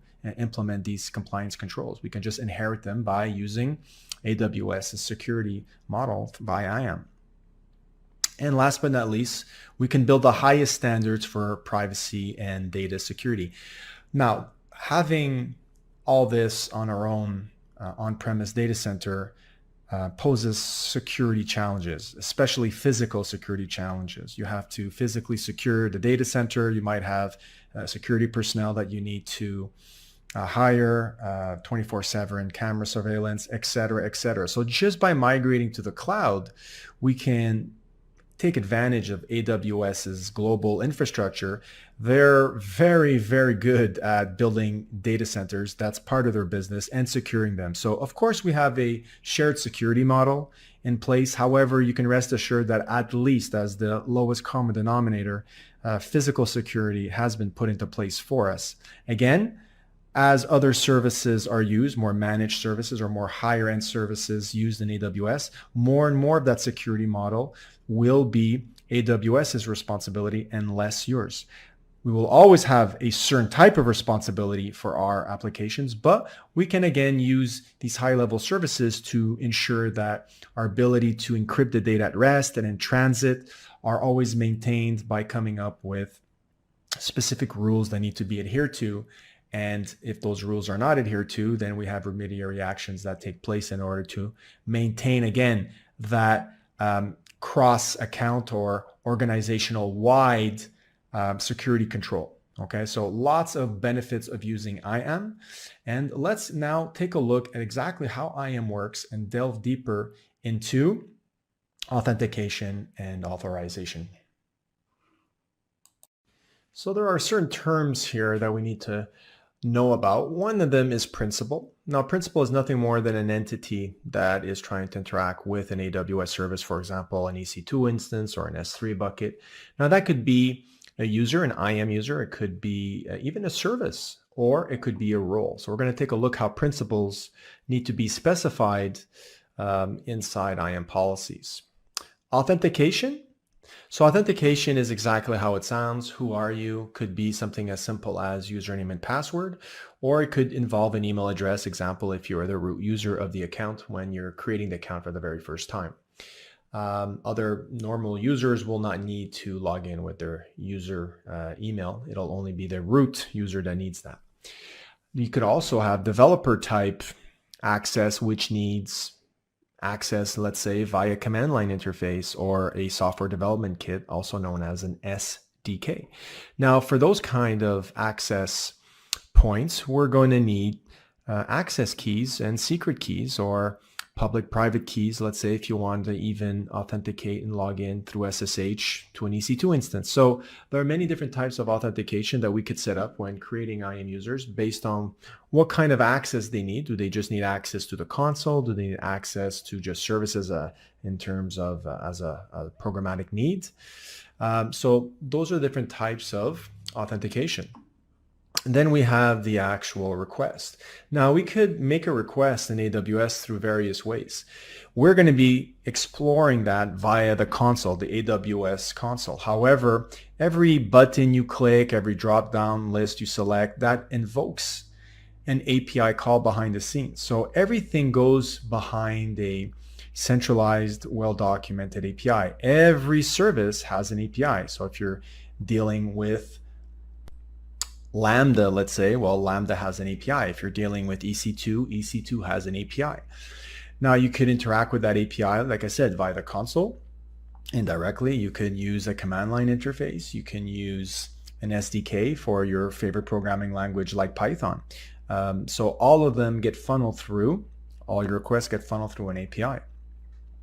But that doesn't mean you're allowed to do everything just because we know who you are and you have access to some keys, let's say, to make some API calls. You have to be authorized in order to perform certain actions. So maybe you're only authorized to communicate with DynamoDB, and also maybe you're only authorized to perform reads and not writes. So we can get some very fine-grained authorization through some IAM policies in order to control not only who has access to our AWS, but what they're allowed to do. So very fine-grained actions, read actions, write actions, both, maybe just describe or list some buckets.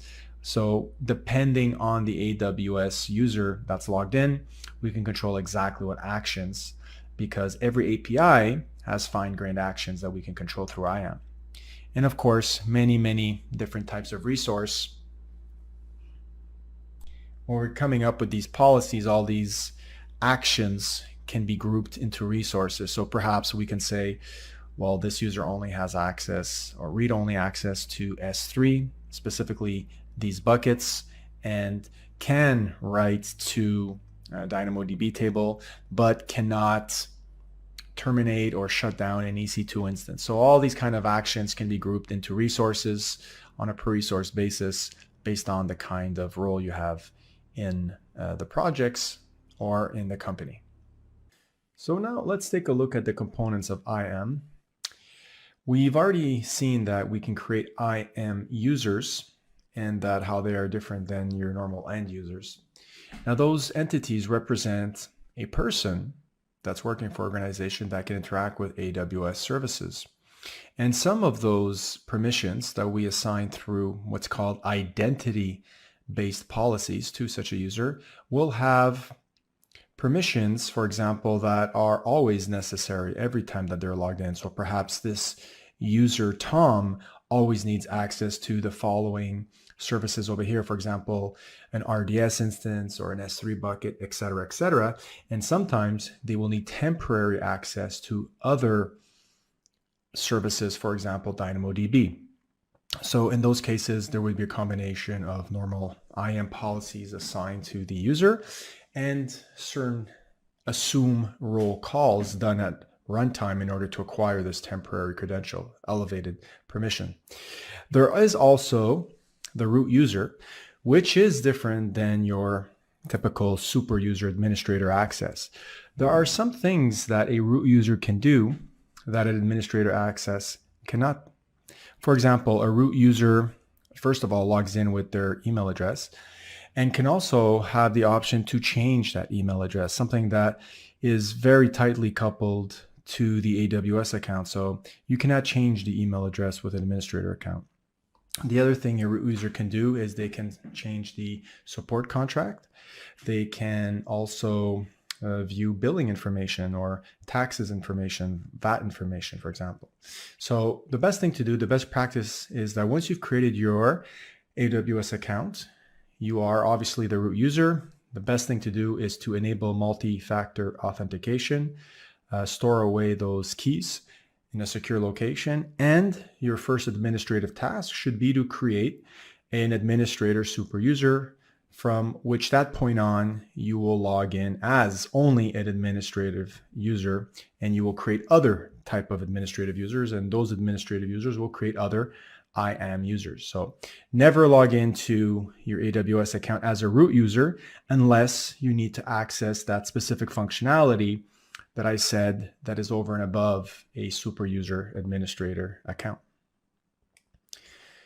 So here we have a set of IAM users, and we could assign to them directly IAM policies, which give them access to certain services. However, the best practice is to create groups, which is just a collection of IAM users. And suppose we have a developer group and a group of security administrators. Of course, we could assign different types of policies to that group, and every user that is assigned to the developer group will inherit those IAM permissions. Makes it much easier to manage your IAM users this way.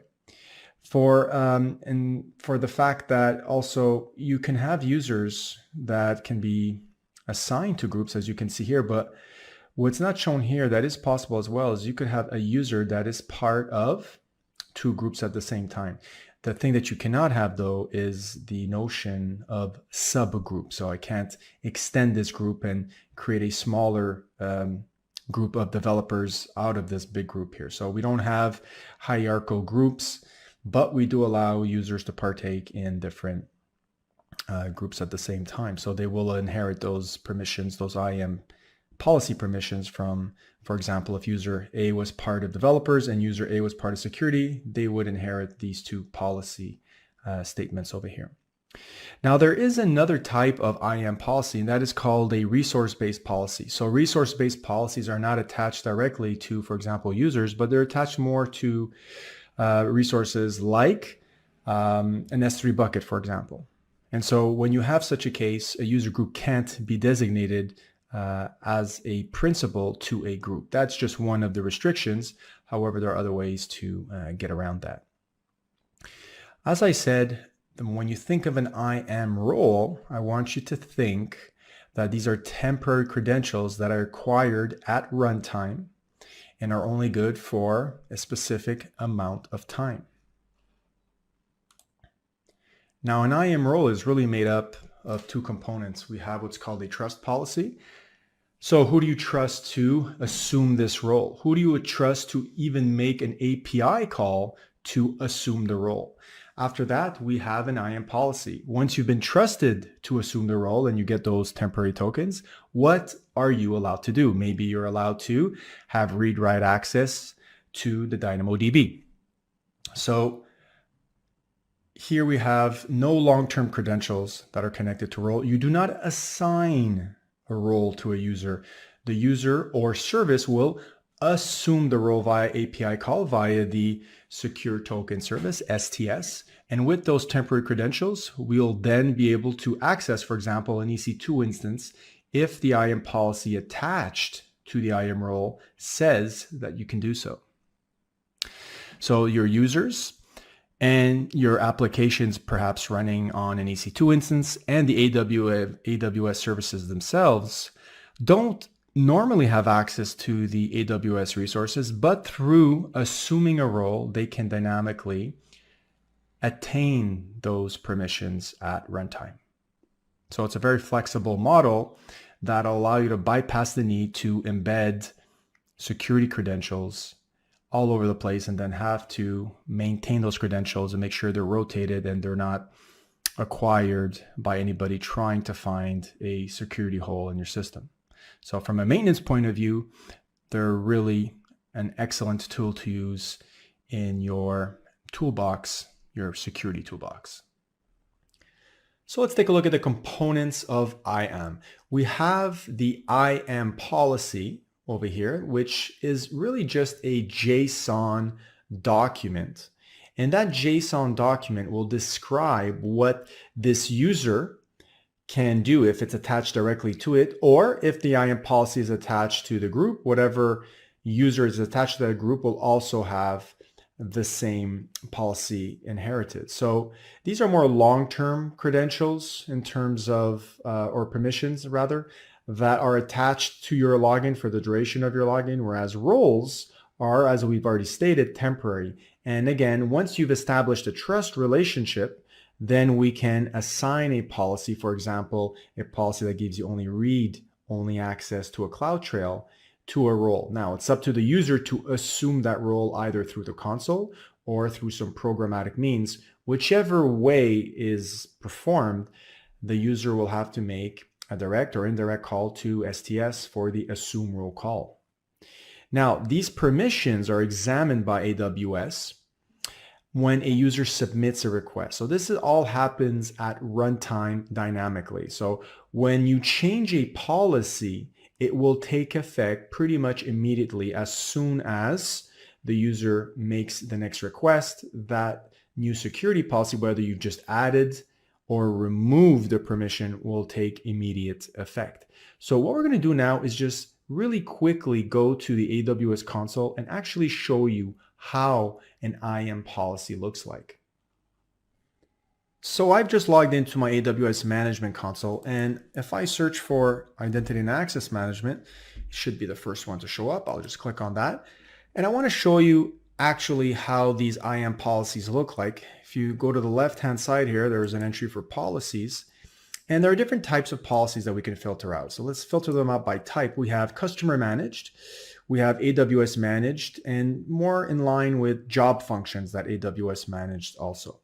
So we're going to take a look at AWS managed. All that means is that AWS has created and will actually update, maintain these pre-established and already vetted identity policies, IAM identity policies. So I could add further down, maybe look at all the S3 policies that are available, and we can see there are some that allows only read-only access.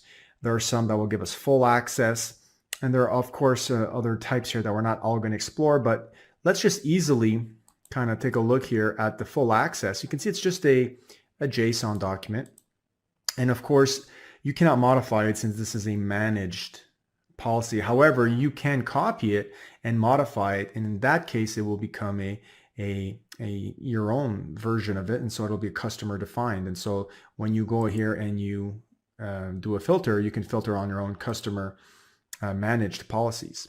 So over here, we are simply allowing certain actions, right? We talked about actions before that were based on API. So here we have an API that starts with S3. So this is for the S3 API. And instead of filtering out exactly specifically what API calls are there, we're basically saying all API calls. So star representing all API actions. And again, there is another category of S3 which deals with object lambda, and we are allowing all operations on that specific API as well. We could, if this was our own customer managed policy, actually scale down on which resource, which bucket, let's say, or which folder in a bucket this would apply to. But in this case, since this is a full access, we're basically being given permission to execute every single API action under S3 for all buckets. We're going to see in the lab or the demonstration at the end of this tutorial that I'm going to show you how to scale that down. Okay, so that's how an IAM policy looks like. And if you want to assign an IAM policy to a user, well, stay tuned for the demonstration at the end of the video tutorial. What's not at the end of the video tutorial is really how to create a role. So I'll show you what a role is here. Again, there's a whole bunch of roles already set up that we can go and take a look at here. But we can go and create our own role as well. And I might create a role, for example, that gives in EC2, let's choose EC2, access to S3. So if I click EC2 and click Next Permissions, I can actually assign the S3 permission right over here. It's just a policy, just like we took a look at. Obviously assign it a tag and review it. And I'm just going to call this my EC2 role. To S3. Create the role. And because I selected EC2 as a service, it automatically will include that in the trust policy. So now when I go and I create an EC2 instance, I can attach this role to that EC2 instance, and that EC2 instance will automatically be able to, if we're using the Linux 2AMI, let's say, have access to, or full admin access to, any S3 bucket in the AWS account. So let's go take a look at where we would actually attach that role on the EC2. So when you're creating an EC2, let's just say we go here, we say launch an EC2 instance, and we'll pick this AMI over here because it'll already include the packages necessary to perform the assume role call to STS for us, so we won't have to code that. And we don't have to embed any credential keys in order to get this running, which is really good, which is the whole point of what I'm doing, because by assuming a role, I don't have to manage that. And I'm just going to pick the free T2 micro. And it is here, once you pick whatever you need, whatever VPC and whatnot, that you come to the IAM role and you select the role to be assumed dynamically. Now I have a whole bunch of them here, but this is the one that I had created here, my EC2 role to S3. And if I go and I launch this EC2 instance, and then I had an application, let's say, that needed to contact S3, or even if I went on the command line of the EC2 instance, I would be able now to communicate with the S3 service, because they being AWS, would actually use this role to perform an assume role call to get those temporary STS tokens for me, which will then allow me to access my IAM policy, which gives me full access to S3, and off I go. So this is a great way, like I said, to avoid having to administrate any embedded keys in this EC2 instance. And I could take this role away at any time as well. So there you have it, a little demonstration on how to create a role, how to attach it to an EC2 instance, and also how managed and customer managed policies look like in IAM. Of course, there is also the fact that we have multiple accounts, and so we could assign a policy that will also allow a user in another account access to our account. So cross-account access is something that's very well needed, and also is a feature of IAM. So when you need to share access to resources from one account to another in your organization, we are in need of an IAM policy to facilitate that. So also roles can come into play here for that. By also assigning granular permissions, we can make sure that we implement the concept or the best practice of the least privilege access. And also we have secure access to AWS resources, because by default, again, we have the principle of least privilege, and no service can communicate with another until we enable it via IAM. So very, very secure out of the box.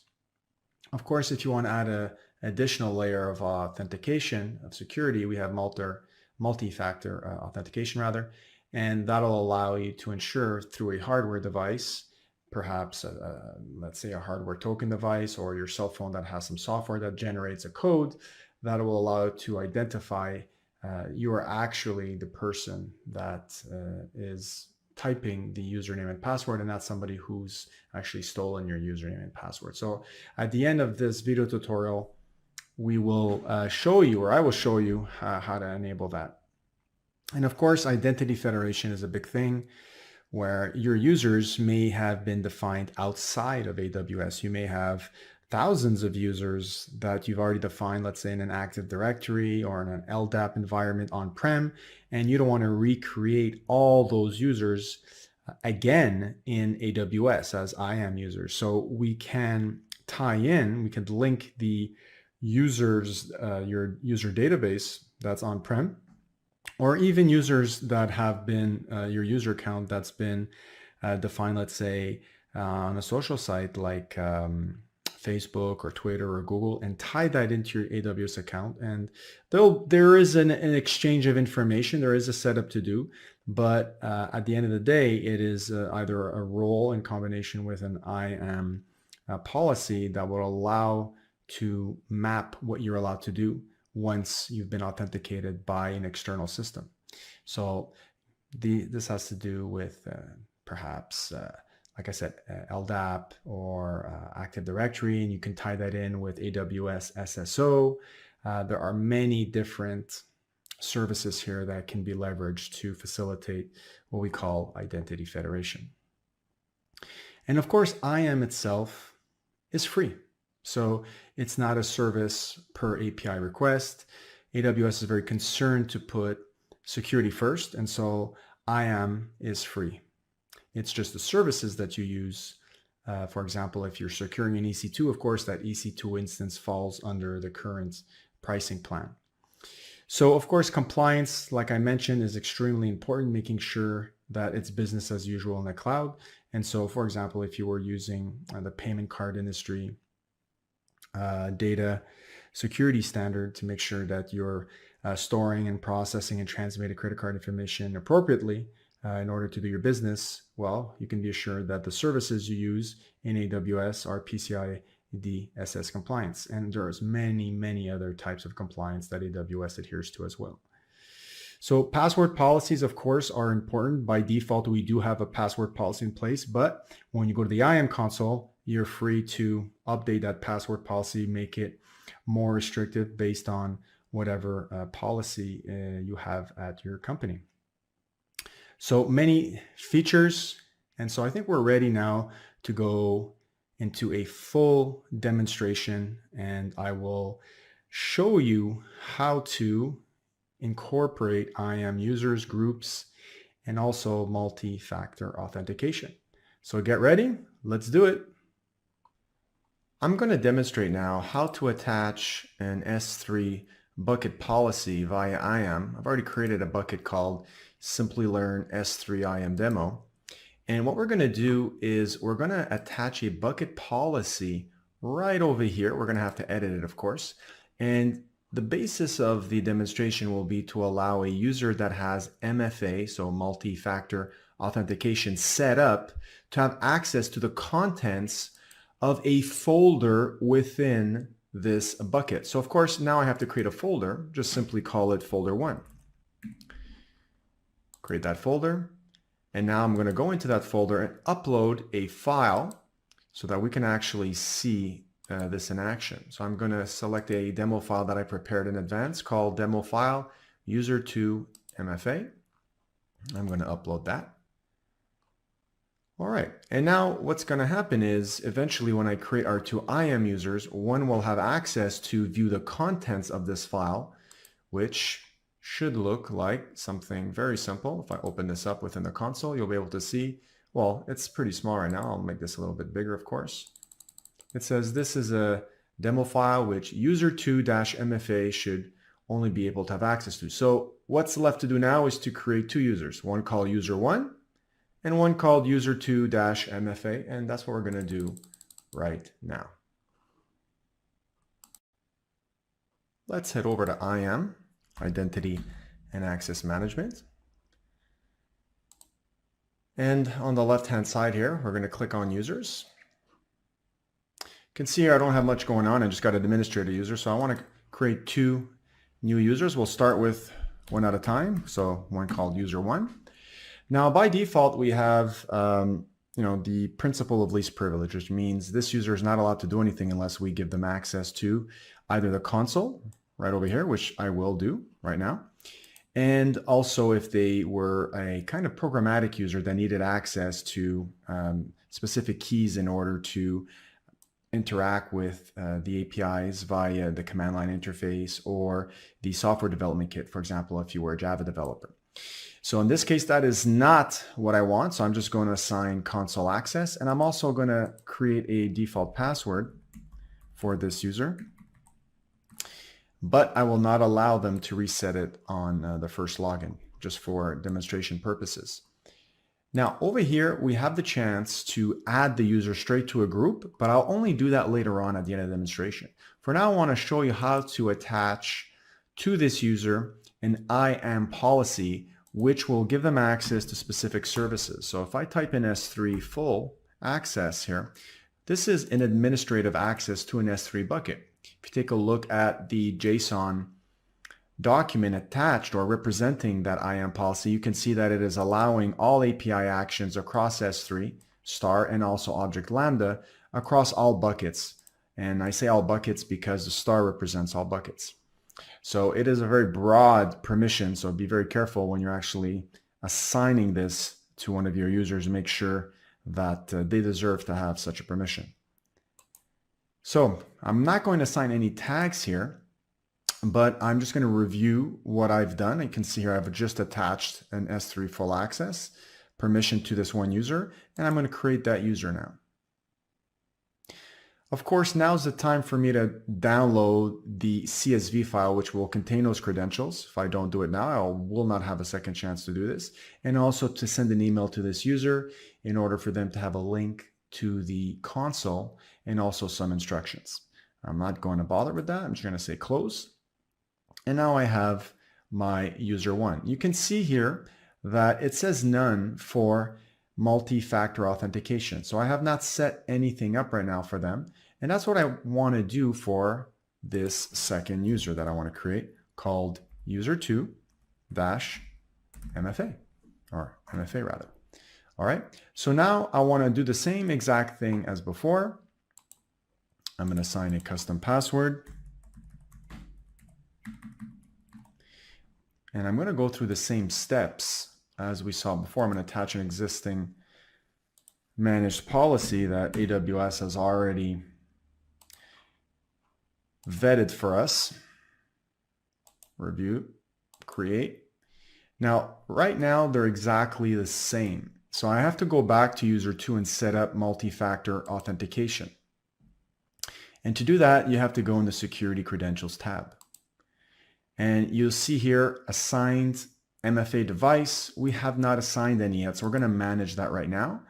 And we have the option to order and get an actual physical device that's uniquely made for performing multi-factor authentication. However, we're going to opt for the virtual MFA device, which is a software that we're going to install on our cell phones, let's say. So I can actually open this link just to show you the very many options that we have for that. They're right over here. I'm going to go with Google Authenticator. So go to the App Store on your Android device and you can download that. Of course, if you have an Android device. If not, you have other options for iPhone and other softwares for each one of those. So I'll let you do that. Once you've installed that software on your cell phone, you can come here and show the QR code. Now what that is going to do is you're going to need to go to your phone now, and I'm going to my phone right now as we speak, and I'm going to open up that MFA software, in this case the Google Authenticator, and I'm going to say there's a little plus sign at the bottom. I'm going to say scan QR code.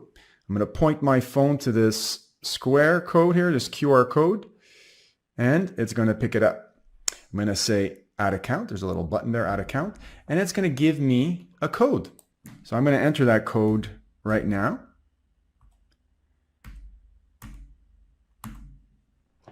So once I've entered the code, I have to wait for a second code, and that's because this code on the screen of my cell phone is going to expire. It's only there for about 20 to 30 seconds. Once that token expires, it refreshes the display with another token. So I have another token now. That's only good for a couple of seconds again. And now I'm going to say assign MFA. What this does is it completes the link between my personal cell phone and this user right now. So now that this has been set up, we can see we actually have an ARN to this device, which we are going to possibly need depending on how we write our policies. In our case here, I'm going to show you a way to kind of bypass having to put that. So now we've got those two users, one with an MFA device and another one without. Okay, so now the lab is going to be, or the demonstration rather, is going to be how do we allow user 2 MFA access to this file in folder 1 and not allow user 1. The distinguishing factor will be that user 2 has an MFA set up and user 1 doesn't. So based off of just that condition, that'll be the determining factor if they can view the file or not. So let's get back to S3 and actually create this IAM bucket policy and see how it's done. So back we are in our bucket, and now we have to go to permissions in order to set up this bucket policy. We're going to click on edit over here, and we're going to click on policy generator to help us generate that JSON file through a user interface. Of course, we're dealing with an S3 bucket policy. Now, what we're going to do is we're going to deny all users and services, so star. S3 is grayed out here because we selected S3 up here. We want to deny all S3 API actions. We're not going to go and selectively go down the list. The specific bucket and the folder. So in this case here, we're missing the Amazon resource name. So we have to go back here and we have to copy the ARN of our bucket, right? So we're going to copy that, come back, Control V, and we're going to, of course, have to specify the folder as well. So I'm going to just do /folder1, and then I'm also going to do /star for all the objects in that folder, okay? So here's the MFA condition that I want to add though, because we cannot assign the MFA condition up here. We have to say add conditions. Very powerful feature here. That's optional, but very powerful. We want to look for a condition that says Boolean if exists, or bool if exists, all right? So there's got to be a key value pair that exists, and there are many, but we're going to look for one that is specifically known as multi-factor authentication present. And we want to make sure that value is equal to false. So I'm going to add that condition, and then I'm going to add that statement. And I want to generate the policy just to show you now how that user interface has generated this JSON document for us that we're going to attach to our S3 bucket. What I want to do is I want to take this in its entirety, copy it, and go back to our S3 bucket that's just waiting for us to paste our policy in here. Okay, so let's see what's actually going on here. We've created a policy. Again, this policy could have any ID. It's just an ID that was given by the user interface. You could name that whatever you want. Of course, something that makes total sense. And then we have one or more statements, and then we only have actually one statement. And again, you can select any ID here. That was just auto-generated by the IDE. We're saying that all actions on the simple storage service, I say all again because of the star, are denied specifically on this resource, which is our bucket and the folder named folder1 and all the objects within that folder under the certain conditions. So the condition is if you have a Boolean value of false associated with a key called multi-factor authentication present, and it has to exist, okay? Then if that value is equal to false, you don't have access to the objects in this folder, which means that if you do have MFA set up, you will be allowed access to the contents of this folder. So if we assign this and apply this to all principals, which would encompass user 1 and user 2-MFA, then let me just apply this. That would mean that user 1 would not be able to see the contents of our object inside folder 1, and user 2-MFA would. So let's go take a look and log into, let's log out first, and then when we're going to log back in, we're going to log in as the individual user 1 and user 2-MFA and prove this is actually the case. So I am now logging back in as user 1 that we created moments ago. And of course, if I, for example, go see a service like EC2, we don't have access to EC2. We've just given ourselves access to S3. So this makes total sense. We're just going to go see what we have access to, which is S3. Should be able to list and describe all the buckets there because we've been given pretty much administrative access. Now, if we go here to our created bucket and go inside folder 1 and want to actually open up this document, we can see now that that's not happening, okay? And that's because of that condition that is checking if we actually have a value of true for that MFA key that we specified, okay? So this is expected and this is exactly what we wanted. Now what we're going to do is we're going to log out once again, and we're going to do the same thing, but with user 2-MFA. Let me log back in.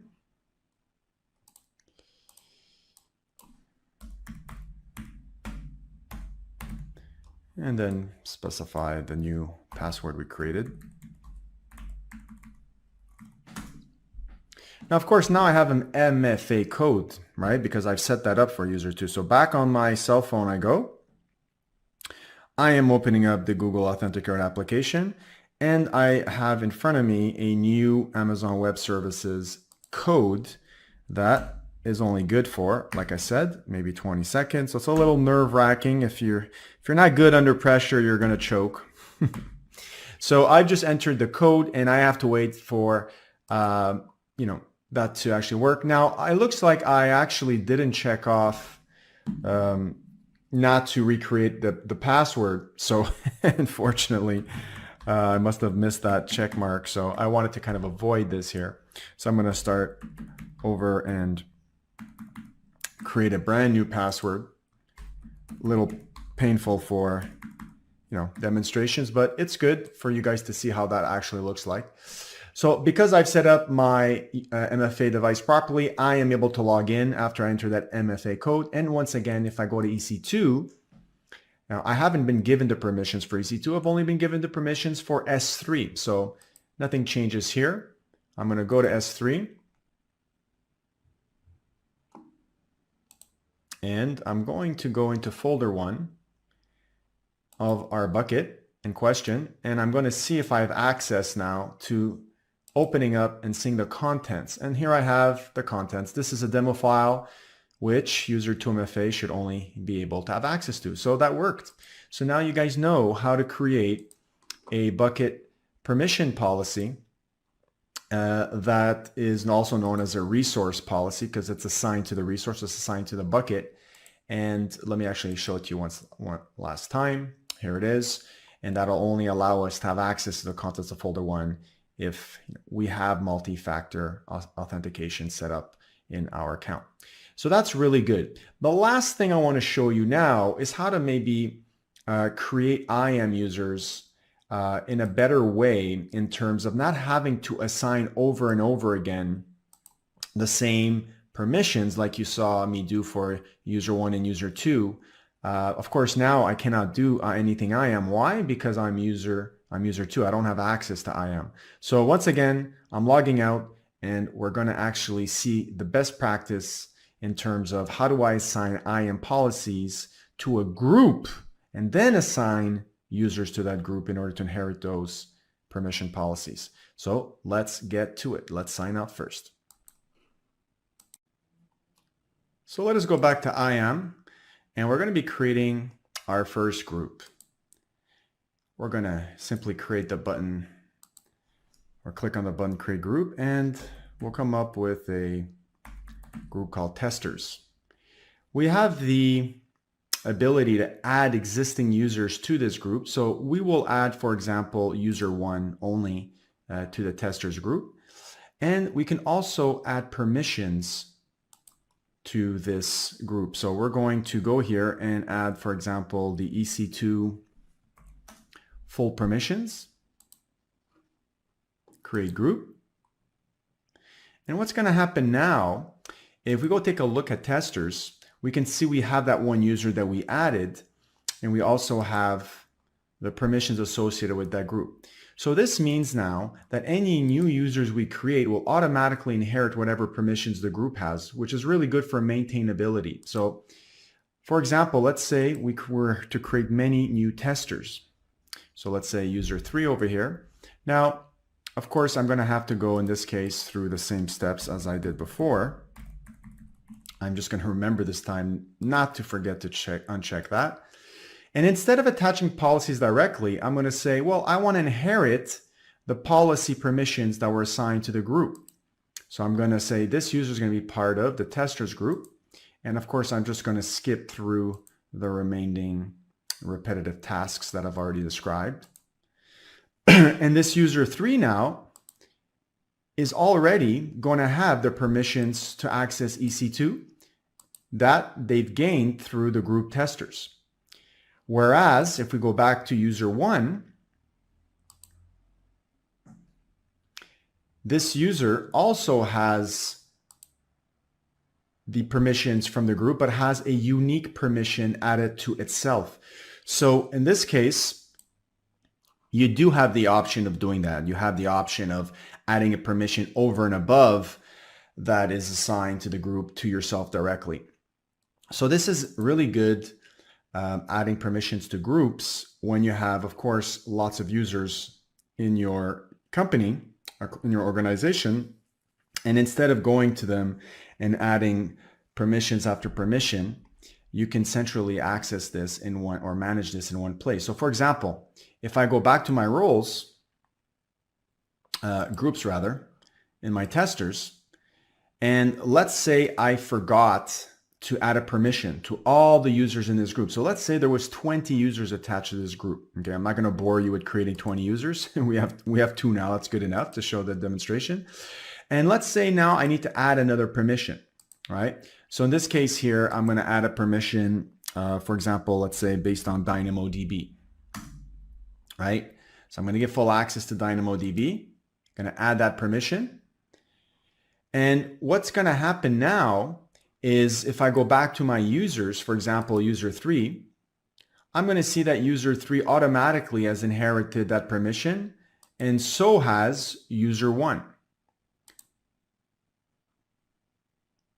All right, show 2 more, and there they are. So in this case, it really allows for you to easily manage a lot of users in that group, because you can simply go to one place, which is the group, and add and remove policies as you see fit, and the whole team will inherit that. So it saves you lots of work, and that is the best practice. So there you have it, guys. You have learned in this demonstration how to create users, how to create groups, how to add users to groups and manage their policies in terms of best practice. And you've also learned how to attach to an S3 bucket a policy that allows you to permit access based off of if a user has multi-factor authentication set up. And we showed you how to actually set that up when creating an IAM user. So again, permissions tab is where this all happens. Hope you enjoyed that, put that to good use, and I'll see you in the next demonstration. So I hope you enjoyed that demonstration. We're just going to wrap things up in a summary and kind of see what was looked at throughout the tutorial. We first started with what is AWS security. We took a look at how important it was across our organization to maintain best practice and also standardize that practice across the accounts organization. We took a look at the topmost services, in which we concentrated then after on IAM. And we took a look at what IAM was in terms of IAM users, groups, long-term credentials that are applied as IAM policies, and then the concept of a role. We took a look at the benefits of IAM and the actual terminology used with working with IAM. Of course, principal being an entity that is either a user or a service itself that can gain access to an AWS resources. And we actually saw the different types of authentication and what we can do to implement authorization via IAM policies and also through the use of roles. So we took a look how to organize our users into groups and what actually goes into acquiring a role through a demonstration. We took a look at how to actually create a role and attach that role to an EC2 instance. And then we took a look at the high-level features of IAM, which allowed us to either grant access to another IAM user from another group, implement multi-factor authentication like we just did in the demonstration, or ensure ourselves that we are following all the compliancy standards that have been adhered to by whatever project we're working on, and that AWS is there to support us.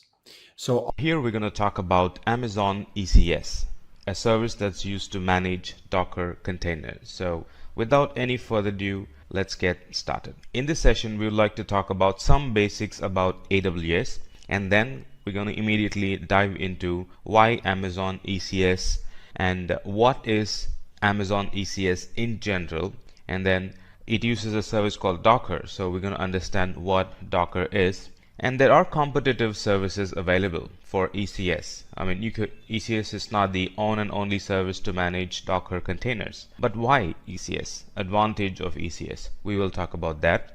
And the architecture of ECS. So how it functions, what are the components present in it, and what are the functions that it does. I mean, each and every component, what are all the functions that it does. All those things will be discussed in the architecture of Amazon ECS. And how it works, how it all connects together. That's something we will discuss. And what are the companies that are using ECS? What were the challenge and how ECS helped to fix the challenge? That's something we will discuss. And finally, we have a wonderful lab that talks about how to deploy Docker containers on an Amazon ECS. So let's talk about what is AWS. Amazon Web Service, in short called as AWS, is an web service in the cloud that provides a variety of services such as compute power, database storage, content delivery, and a lot of other resources, so you can scale your business and grow, not focus more on your IT needs and the rest of the IT demands. Rather, you can focus on your business and let Amazon scale your IT, or let Amazon take care of your IT. So what is that you can do with AWS? With AWS, we can create, deploy any application in the cloud. So it's not just deploying. You can also create your application in the cloud. It has all the tools and services required, the tools and services that you would have installed in your laptop or you would have installed in your on-premises desktop machine for your development environment. The same thing can be installed and used from the cloud for deploying and making your application available for your end user. The end user could be internal users. The end user could be in the internet. The end user could be kind of spread all around the world. It doesn't matter. So it can be used to create and deploy your applications in the cloud. And like you might have guessed, now it provides service over the internet. That's how your users worldwide would be able to use the service that you create and deploy, right? So it provides service over the internet. So that's for the end customer. And how will you access those services? That's again through the internet. It's like the extension of your data center in the internet. So it provides all the services in the internet. It provides compute service through the internet. So in other words, you access them through the internet. It provides database service through the internet, over the internet. In other words, you can securely access your database through the internet, and a lot more. And the best part is this is pay as you go, or pay only for what you use. There is no long-term or beforehand commitment here. Most of the services does not have any commitment. So there is no long-term and beforehand commitment. You only pay exactly for what you use. There's no overage, there's no overpaying, right? There's no buying in advance, right? You only pay for what you use. Let's talk about what ECS is. So before ECS, before containers, right? ECS is a service that manages Docker containers, right? It's not a product or it's not a feature all by itself. It's a service that's dependent on Docker container. So before Docker containers, all the applications were running on VM or on a host or on a physical machine, right? And that's memory bound, that's latency bound. The server might have issues, on and on, right? So let's say this is Alice and she's trying to access her application, which is running somewhere in her on-premises, and the application isn't working. What could be the reason? Some of the reasons could be memory full, the server is currently down at the moment, we don't have another physical server to launch the application, a lot of other reasons. So a lot of reasons why the application wouldn't be working in on-premises. Some of them are memory full issue and server down issue, very less high availability, or in fact single point of failure and no high availability, if I need to tell it correctly. With ECS, the services can kind of breathe free, right? The services can run seamlessly. Now how is that possible? Now, those things we will discuss in the upcoming sessions. So because of containers and ECS managing containers, the applications can run in a high available mode. They can run in a high available mode, meaning if something goes wrong, right, there's another container that gets spun up and your application runs in that particular container. Very less chances of your application going down. That's what I mean. This is not possible with a physical host. This is very less possible with a VM, or at least it's going to take some time for another VM to get spun up. So why ECS, or what is ECS? Amazon ECS maintains the availability of the application and allows every user to scale containers when necessary. So it not only meets the availability of the application, meaning one container running your application or one container hosting your application should be running all the time. So to meet that high availability, availability is making sure your service is running 24/7. So container makes sure that your services run 24/7. Not only that. Suddenly if there is an increase in demand, how do you meet that demand? Right? Let's say you have like 1,000 users. Suddenly the next week there are like 2,000 users. Right. So how do you meet that demand? Container makes it very easy for you to meet that demand. In case of VM or in case of physical host, you literally will have to go buy another physical host, or add more RAM, add more memory, add more CPU power to it, right? Or kind of club 2-3 hosts together, clustering. You would be doing a lot of other things to meet that high availability and also to meet that demand. But in case of ECS, it automatically scales the number of containers. It automatically scales the number of containers needed, and it meets your demand for that particular hour. So what is Amazon ECS? The full form of ECS is Elastic Container Service, right? So it's basically a container management service which can quickly launch and exit and manage Docker containers on a cluster. So what's the function of ECS? It helps us to quickly launch and quickly exit and manage Docker containers. So it's kind of a management service for the Docker containers you will be running in Amazon or running in the AWS environment. So in addition to that, it helps to schedule the placement of container across your cluster. So it's like this. You have two physical hosts, joined together as a cluster. And ECS helps us to place your containers. Now, where should your container be placed? Should it be placed in host 1? Should it be placed in host 2? So that logic is defined in ECS. We can define it. You can also let ECS take control and define that logic. Most cases you will be defining it.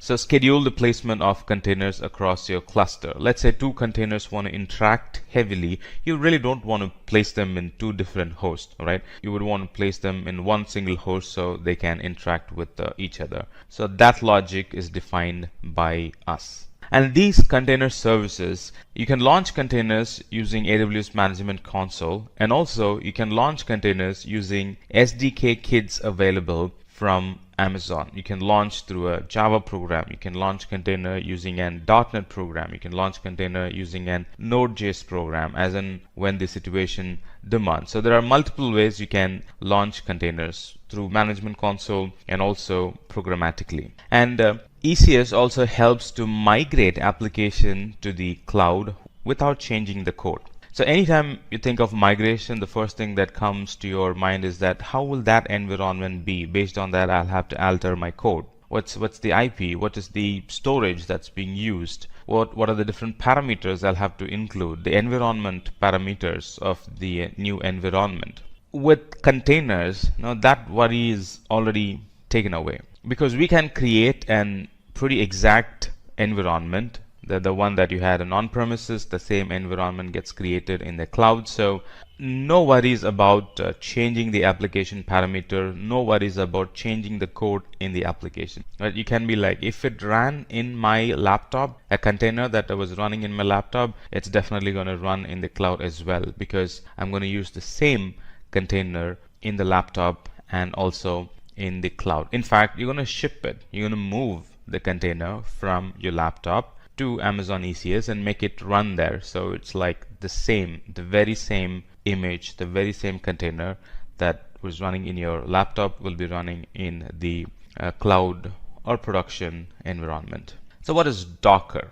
We know that ECS helps to quickly launch, exit, and manage Docker containers. What is Docker? Let's answer that question. What is Docker? Now, Docker is a tool that helps to automate the development of an application as a lightweight container so that the application can work efficiently in different environments. This is pretty much what we discussed right before the slide. I can build an application in my laptop or in on-premises in a container environment, Docker container environment, and anytime I want to migrate, right, I don't have to kind of rewrite the code and then rerun the code in that new environment. I can simply create an image, a Docker image, and move that image to that production or the new cloud environment and simply launch it there. Right? So no compiling again, no relaunching the application. Simply pack all your code in a Docker container image and ship it to the new environment and launch the container there. That's all. So Docker container is a lightweight package of software that contains all the dependencies. So because, when packing, you'll be packing all the dependencies. You'll be packing the code. You'll be packing the framework. You'll be packing the libraries that are required to run the application. So in the new environment, you can be pretty sure, you can be guaranteed that it's going to run because it's the very same code, it's the very same framework, it's the very same libraries that you have shipped, right? There's nothing new in that new environment. It's the very same thing that's going to run in that container. So you can be rest assured that they are going to run in that new environment. And these Docker containers are highly scalable and they are very efficient. Suddenly you wanted like 20 more Docker containers to run the application. Think of adding 20 more hosts, 20 more VMs, right? How much time would it take? And compared to that time, the amount of time that Docker containers would require to kind of scale to that amount, like 20 more containers, it's very less, or it's minimal or negligible. So it's a highly scalable and it's a very efficient service. You can suddenly scale number of Docker containers to meet any additional demand. Very short boot up time because it takes it's not going to load the whole operating system. And these Docker containers, they use the Linux kernel and features of the kernel like C groups and namespaces to kind of segregate the processors so they can run independently any environment, and it takes very less time to boot up. And the data that are stored in the containers are kind of reusable. So you can have an external data volume and I can map it to the container, and whatever the space that's occupied by the container and the data that the container puts in that volume, they are kind of reusable. You can simply remap it to another application. You can kind of remap it to the next successive container, you can kind of remap it to the next version of the container, next version of the application you'll be launching, and you don't have to go through building the data again from the scratch. Whatever data the container was using previously, or the previous container was using, that data is available for the next container as well. So the volumes that the containers users are very reusable volumes. And like I said, it's isolated application, so it kind of isolates by its nature. It kind of, by the way it's designed, by the way it is created, it isolates one container from another container, meaning anytime you run applications on different containers, you can be rest assured that they are very much isolated. Though they are running on the same host, though they are running on the same laptop, let's say, though they are running on the same physical machine, let's say, running 10 containers, 10 different applications, you can be sure that they are well disconnected or well isolated applications. Now let's talk about the advantages of ECS. The advantage of ECS is improved security. Its security is inbuilt in ECS.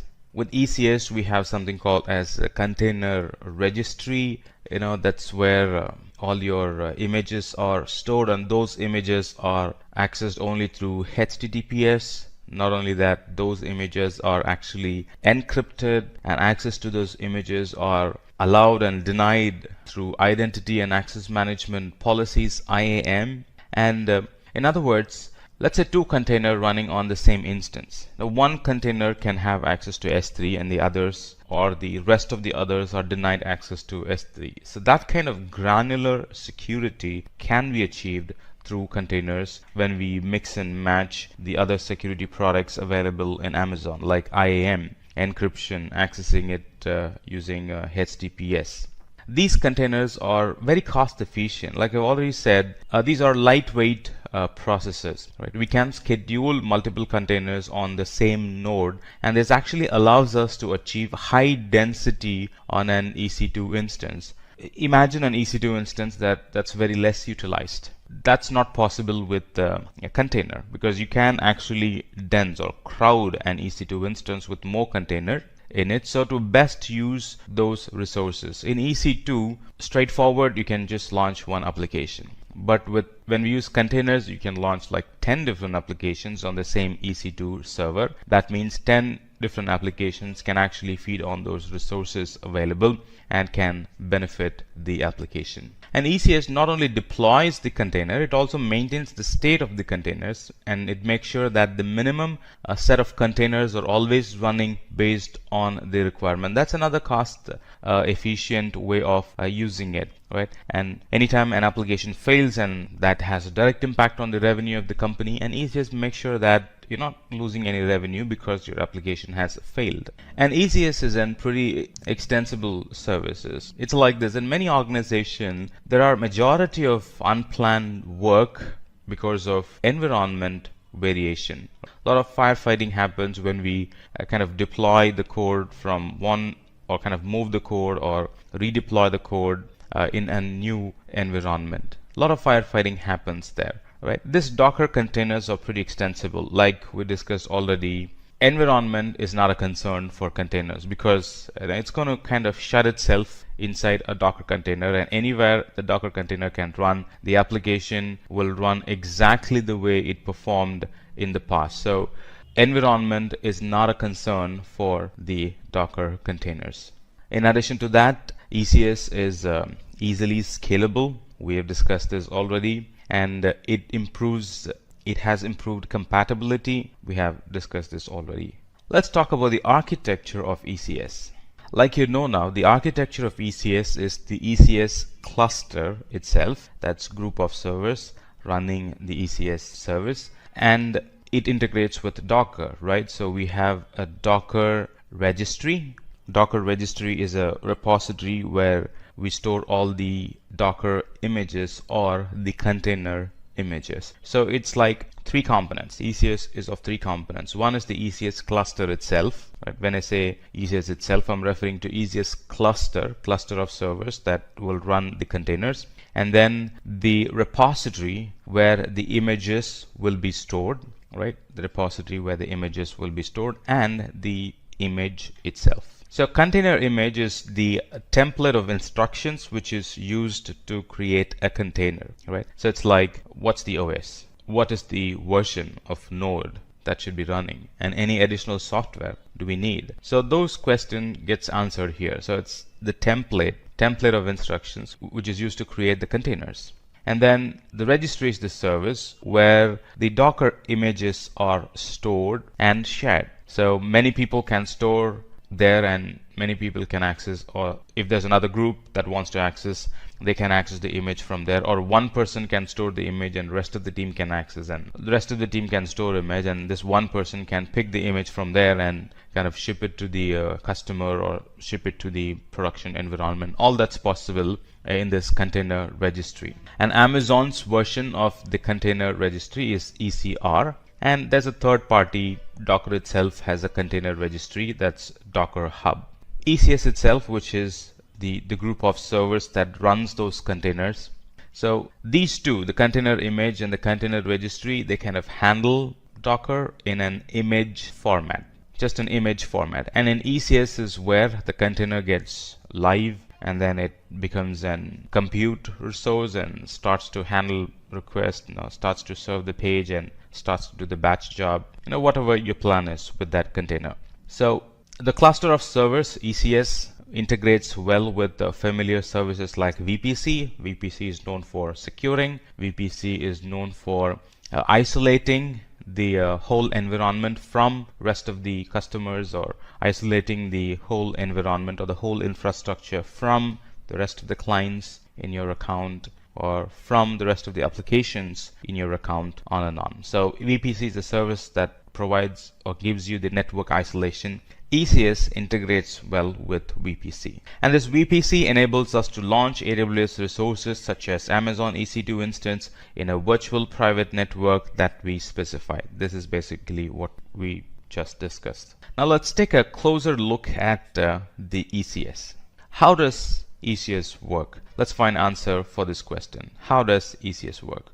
ECS has got a couple of components within itself. So these ECS servers can run across availability zone. As you can see, there are two availability zones here. They can actually run across availability zones. And ECS has got two modes, Fargate mode and the EC2 mode. Right here we're seeing Fargate mode, and then here we're seeing nothing. That means it's an EC2 mode. And then it has got different network interfaces attached to it because they need to be running in an isolated fashion, right? So anytime you want network isolation, you need separate IP, and if you want separate IP, you need separate network interface card, and that's what you have, elastic network interface card, separate elastic network interface card for all those tasks and services. And this runs within an VPC. Let's talk about the Fargate service. Tasks are launched using the Fargate service. So we will discuss about tasks. What is Fargate? Now, Fargate is a compute engine in ECS that allows users to launch containers without having to monitor the cluster. ECS is a service that manages the containers for you, right? Otherwise, managing containers will be a full-time job. So ECS manages it for you, and you get to manage ECS. That's the basic service. But if you want Amazon to manage ECS and the containers for you, we can go for Fargate. So Fargate is a compute engine in ECS that allows users to launch containers without having to monitor the ECS cluster. And the tasks that we discussed, the tasks has two components. You see task right here. So they have two components. We have ECS container instance and then the container agent.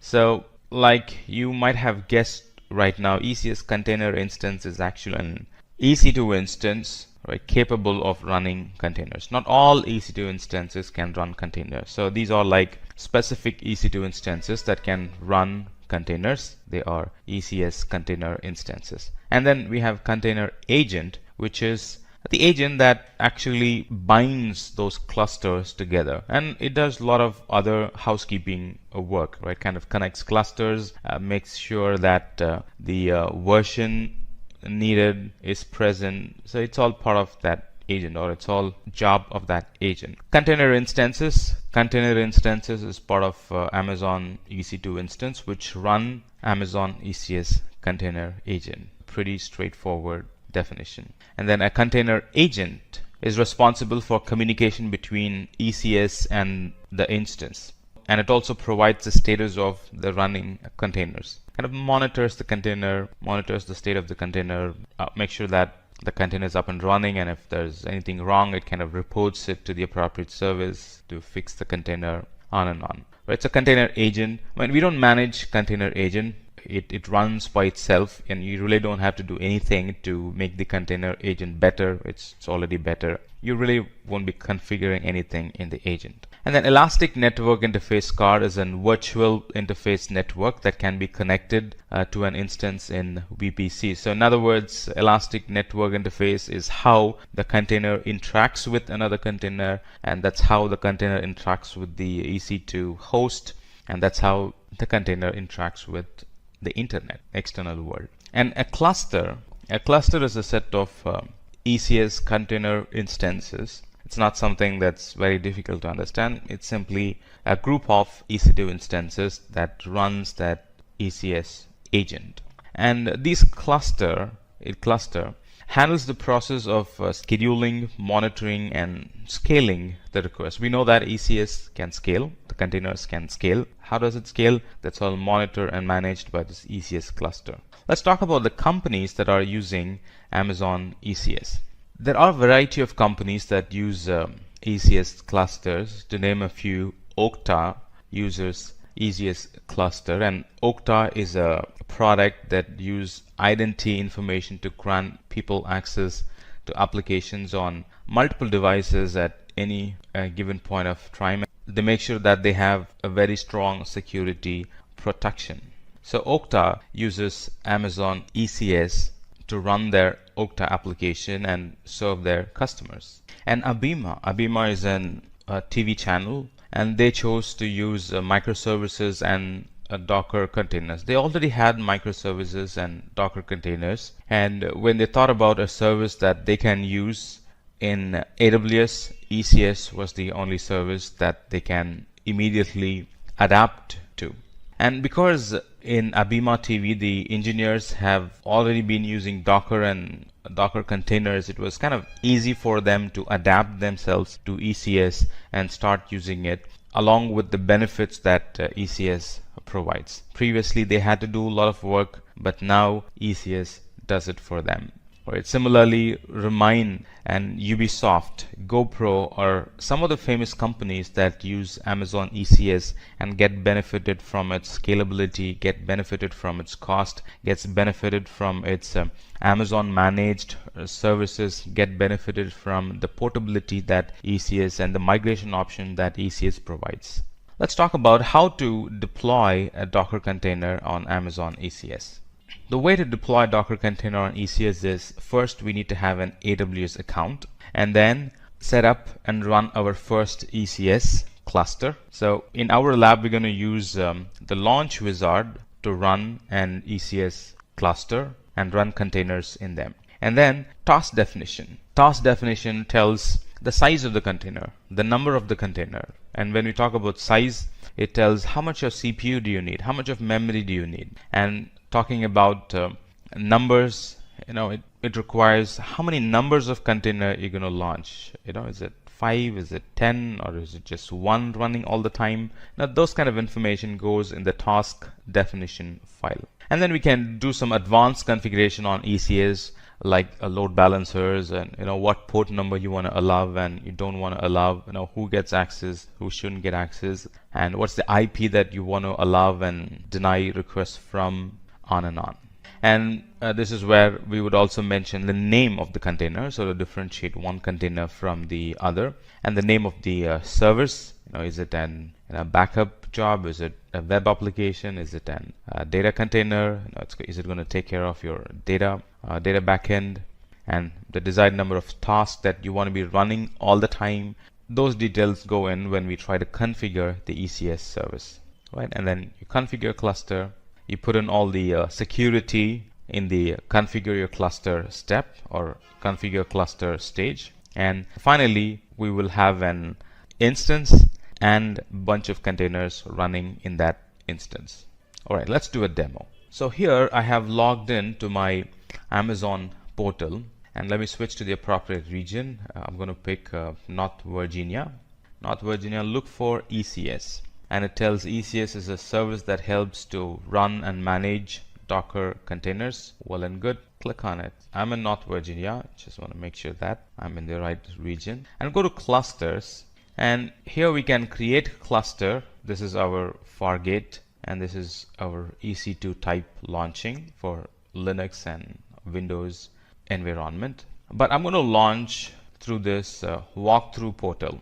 Right, this gives a lot of information here. So the different steps involved here is creating a container definition, which is what we're going to do right now, and then a task definition, and then service, and finally the cluster. It's a 4-step process. So in container definition, we define the image, the base image we are going to use. Now here I'm going to launch an HTTPD, or a simple HTTP web page, right? So a simple HTTPD 2.4 image is fair enough for me, and it's not a heavy application, so 0.5 gigabit of memory is enough. And again, it's not a heavy application, so 0.25 virtual CPU is enough in our case, right? You can edit it based on the requirement. You can always edit it, and because I'm using HTTPD, the port mapping is already port 80. That's how the container is going to receive the request. And there's no health check as of now. When we want to design critical and complicated environments, we can include health check, right? And this is the CPU that we have chosen. We can edit it, and I'm going to use some bash commands to create an HTML page, right? This page says that, Amazon ECS sample app, right? And then it says Amazon ECS sample app. Your application is running on a container in Amazon ECS. So that's the page, the HTML page that I'm going to create, right? Index.html. So I'm going to create and put it in an appropriate location, so those pages can be served from the container, right? If you replace this with any of your own content, then it's going to be your own content. ECS comes with some basic logs, and these are the places where they get stored. That's not the focus as of now, right? So I was just saying that you can edit it and customize it to your needs. We're not going to do any customization now. We're just getting familiar with ECS now. And the task definition, name of the task definition is first run task definition, and then we are running it in a VPC. And then this is an Fargate mode, meaning the servers are completely handled by Amazon, and the task memory is 0.5 gigabit, and the task CPU is 0.25 virtual CPU. Name of the service: is it a batch job? Is it an a front end? Is it a back end? Or is it a simple copy job? What's the service? Name of the service goes here. Again, this you can edit it. And here's a security group. As of now, I'm allowing port 80 to the whole world. If I want to restrict to a certain IP, I can do that. The default option for load balancing is no load balancer, but I can also choose to have a load balancer and use port 80 to map that port 80 to the container port 80, right? I can do that. The default is no load balancer. All right, let's do one thing. Let's use load balancer. Let's use load balancer, and port 80 that receives information on port 80 HTTP. What's going to be the cluster name? We're in the last step. What is the cluster name?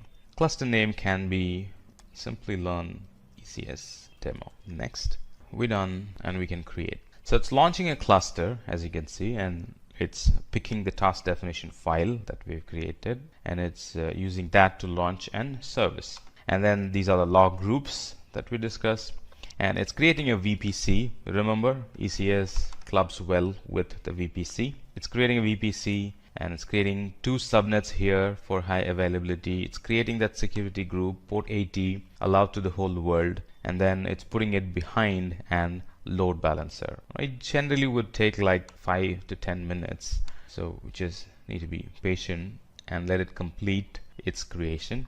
And once this is complete, we can simply access these servers using the load balancer URL. And when this is running, let me actually take you to the other products or the other services that are integrated with ECS. It's getting created. Our service is getting created as of now. ECR, repository. This is where all our images are stored. Now, as of now, I'm not pulling my image from ECR. I'm pulling it directly from the internet, Docker Hub. But all custom images, they are stored in this repository. So you can create a repository, call it app1, create a repository. So here's my repository. So any image that I create locally, or any Docker image that I create locally, I can actually push those images using these commands right here, and they get stored here. And I can make my ECS connect with ECR and pull images from here. So they would be my custom images. And as of now, because I'm using a default image, it's directly pulling it from the internet. Let's go to EC2 and look for a load balancer, because we wanted to access the application from behind a load balancer, right? So here is a load balancer created for us, and anytime I put the URL, so a cluster is now created. You see there's one service running. All right, let's click on that cluster. Here is the name of our application, and here is the tasks, the different containers that we are running. And if you click on it, we have an IP, right? IP of that container, right? And it says it's running, it was created at such and such time and started at such and such time. And this is the task definition file that this container uses, meaning the template, the details, all the version details, they all come from here, and it belongs to the cluster called Simplilearn ECS demo, right? And you can also get some logs, container logs from here. So let's go back. And there are no ECS instances here, because remember, this is Fargate. You're not managing any ECS instance, right? So that's why you're not seeing any ECS instance here. So let's go back to tasks and go back to the same page where we found the IP. Pick that IP, put it in the browser, and you have this sample HTML page running from an container. So let me go back to load balancer, EC2, and then under EC2 I'll be able to find a load balancer, find that load balancer, pick that DNS name, put it in the browser, and now it's accessible through the load balancer URL. Right now this URL can be mapped to other services like DNS. This URL can be embedded in any of your application if you want to make that application connect with this container. Now, using IP is not all that advisable, because these containers can die and then a new container gets created, and when a new container gets created, it gets a new IP, right? So hardcoding IP is hardcoding dynamic IPs are not advisable. So you would be using load balancer and putting that URL in that application that you want to make it interact with this container instance. It was a wonderful experience in walking you through this ECS topic, and in here we learned about what AWS is and why we're using ECS, and what is ECS in general, what is Docker in specific, and we also learned about the advantages of ECS, the architecture, the different components of ECS, and how ECS works when they're all connected together. And we also looked at the companies that use ECS and their use cases, and finally a lab, how we can launch ECS Fargate through the portal. I'm very glad to walk you through this lesson about Route 53.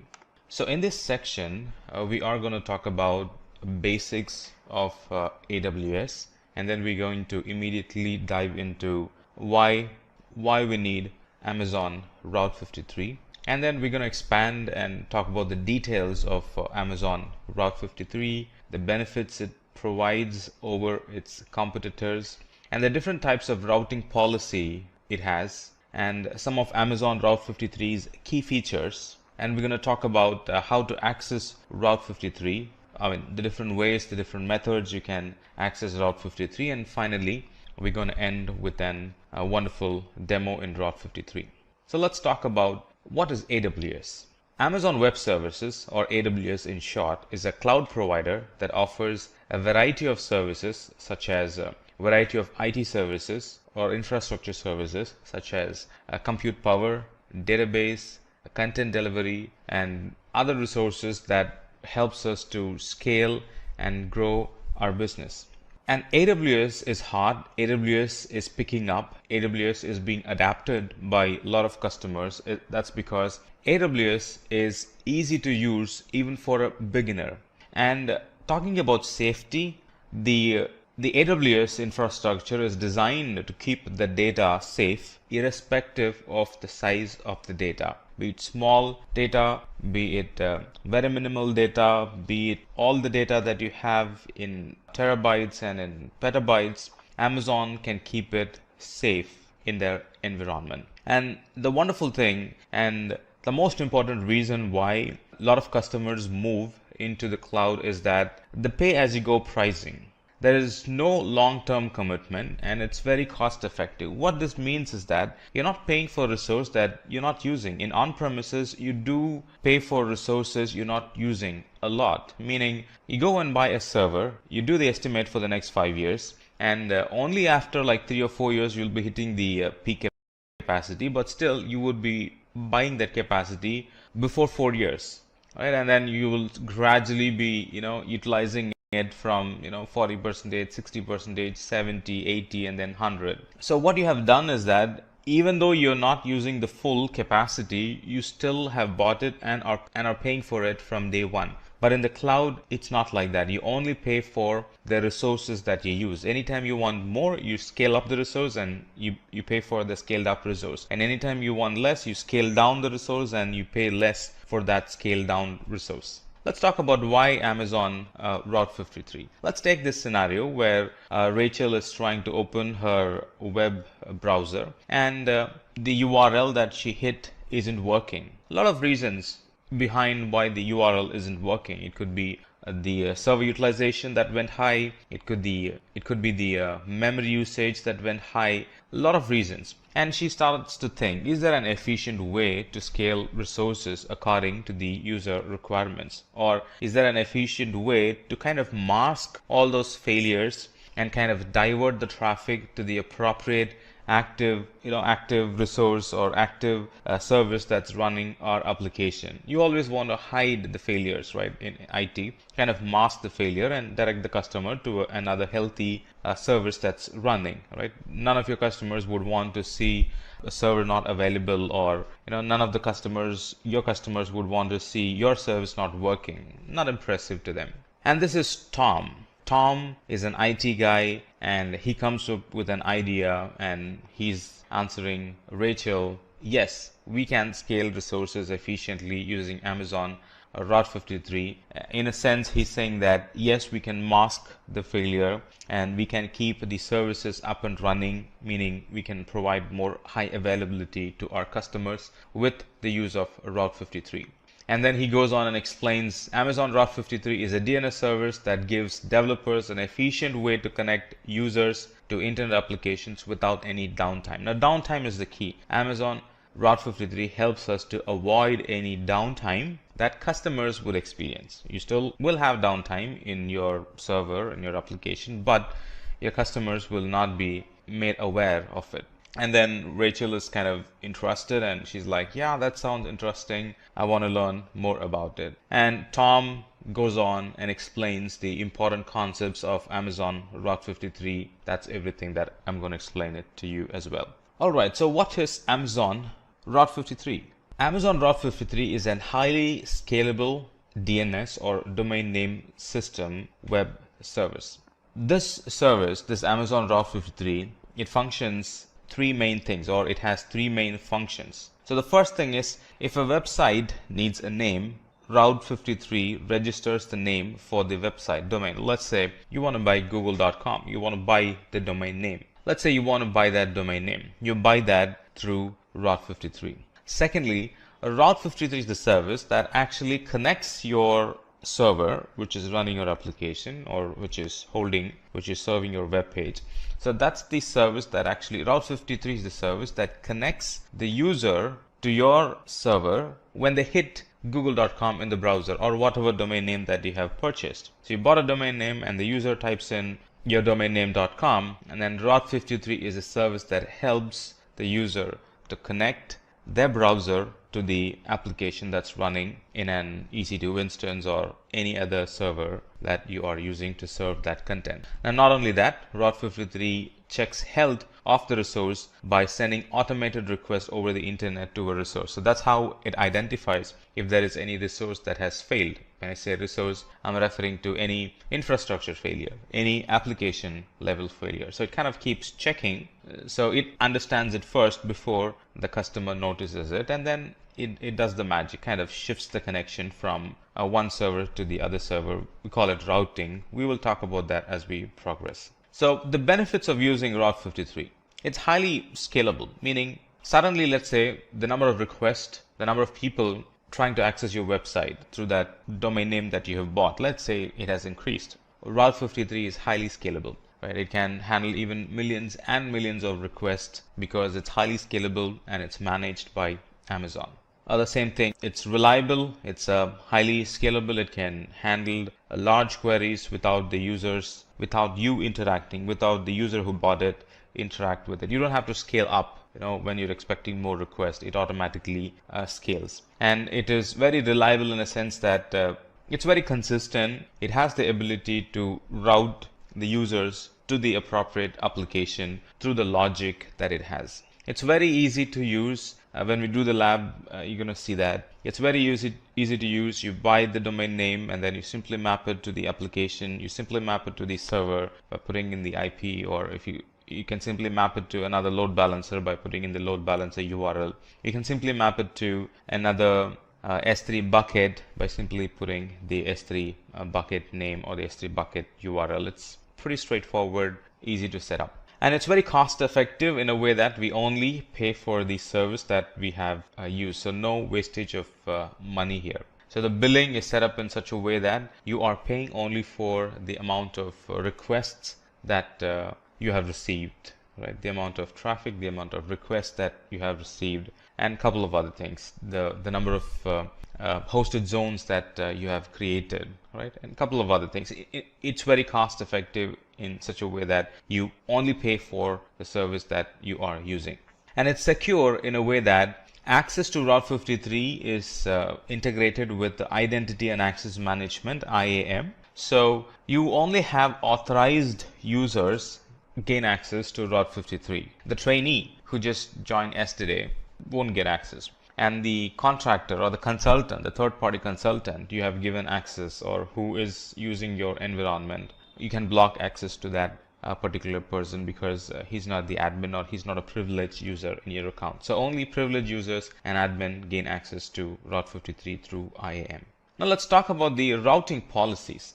So when you create a record in Route 53, record is nothing but an entry. So when you do that, you choose a routing policy. Right? Routing policy is nothing but it determines how Route 53 responds to your queries, how the DNS queries are being responded. Right? That's a record, or that's a routing policy. So the first one is a simple routing policy. So we use simple routing policy for a single resource. In other words, simple routing allows to configure DNS with no special Route 53 routing. It's kind of one-to-one. You use a single resource that performs a given function to your domain. For example, if you want to simply map an URL to a web server, that's pretty straightforward, simple routing. So it routes traffic to a single resource, example, web server, to a website. And with simple routing, multiple records with the same name cannot be created, but multiple values can be created in the same record.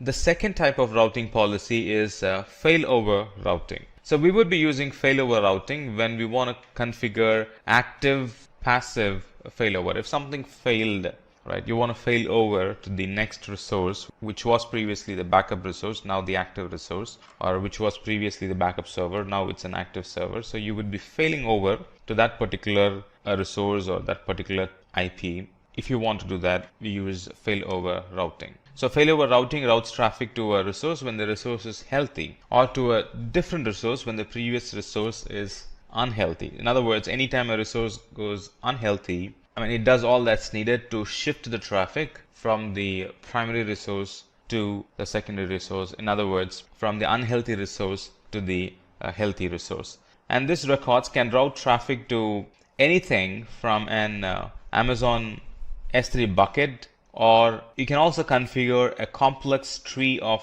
records. Now, when we configure the records, it will be more clear to you. So as of now, just understand that Route 53 can route, or this routing policy, the failover routing policy, can route traffic to Amazon S3 bucket or to a website that has complex tree of records. Geolocation routing policy. Now, geolocation routing, just like the name says, it takes that routing decision based on the geographic location of the user. In other words, when you want to route traffic based on the location of the user, that's your primary criteria for sending that request to the appropriate server, we would be using geolocation routing. So it localizes the content and presents a part or the entire website in the language of the user. For example, a user from US, you would want to direct them to an English website, and a user from German, if you want to send them to the German website, and a user from France, you want to send those requests, or you want to show content specific to a customer who lives in France, a French website. So this is, if that's your condition, this is the routing policy we would be using. And the geographic locations are specified by either continent or by country or by state in the United States. So only in the United States you can actually split it to state level, and for the rest of the countries you can do it on a country level. On a high level, you can also do it on a continent level. The next type of routing policy would be geo-proximity routing. Geo-proximity routing policy, when we want to route traffic based on the location of our resource and optimally shift traffic from resources in one location to resource in another location, we would be using geo-proximity routing. So geo-proximity routing routes traffic to the resources based on the geographic location of the user and the resources they want to access. And it also has an option to route more traffic or less to a given resource by specifying a value known as a bias. Kind of weight, but we also have weighted routing, that's different. So we've chosen different name, bias. You can send more traffic to a particular resource by having a bias on that particular routing condition. And a bias expands or shrinks the size of the geographic region from which traffic is routed to a resource. And then we have latency based routing. Just like the name says, we use latency based routing if we have resources in multiple AWS regions, and if we want to route traffic to the region that provides the best latency at any given point of time. So let's say if one single website needs to be installed and hosted on multiple AWS regions, then latency routing policy is what is being used. It improves the performance of the users by serving the request from the AWS region that provides the lowest latency. So at any given point, if performance is your criteria, and at any given point of time, irrespective of what happens in Amazon infrastructure, irrespective of what happens in the internet, if you want to route your users to the best performing website, best performing region, then we would be using latency based routing. And for using latency based routing, we should create latency records for the resources in multiple AWS regions. And then the other type of a routing policy is multi-value routing policy, where we can make Route 53 to respond to DNS queries with up to 8 healthy records selected at random. So you're not kind of loading one particular server. We can define 8 records, and on a random basis, Route 53 will respond to queries from these 8 records. So it's not one server that gets all the requests, but 8 servers gets the request in a random fashion. So it's multi-value routing policy, and what we get by this is that we are distributing the traffic to many servers instead of just one server. So multi-value routing configures Route 53 to return multiple values in response to a single or multiple DNS queries. It also checks the health of order sources and returns the multiple values only for the healthy resources. Let's say out of the 8 servers we have defined, one server is not doing healthy. It will not respond to the query with the details of the unhealthy server, right? So now it's going to treat it as only 7 servers in the list because one server is unhealthy. And it has the ability to return multiple health checkable IP addresses to improve availability and load balancing. The other type of routing policy is weighted routing policy, and in here we use to route traffic, or this is used to route traffic to multiple resources in a proportion that we specify. So this is an weighted routing, and weighted routing routes multiple resources to a single domain name or a subdomain and control the traffic that's routed to each resources. So this is very useful when you're doing load balancing and testing new versions of the software. So when you have a new version of the software, you really don't want to send 100% of the traffic to it. So you want to get customers' feedback about the new software that you've launched, new version or new application that you've launched. So you would kind of send only 20% of the traffic to that application, get customer feedback, and if all is good, then we would move the rest of the traffic to that new application. So any software launches, application launches will be using weighted routing. Now let's talk about the key benefits or key features of Route 53. Some of the key features of Route 53 are traffic flow. It routes end users to the endpoint that should provide the best user experience. That's what we discussed in the routing policies, right? It uses a routing policy, a latency-based routing policy, and geo-based routing policy, and then failover routing policy. So it kind of improves the user experience. And the other key feature of Route 53 is we can buy domain names using Route 53 console. We can buy it from here and use it in Route 53. Previously it was not the case, but now we can buy it directly from Amazon through Route 53, and we can assign it to any resources that we want. So anybody browsing that URL, the connection will be directed to the server in AWS that runs our website. Health checks. It monitors health and performance of the application. So it comes with an health check attached to it. Health check are useful to make sure that the unhealthy resources are retired, right? The unhealthy resources are taken away, or your customers are not kind of hitting the unhealthy resources and they see an service down page or something like that.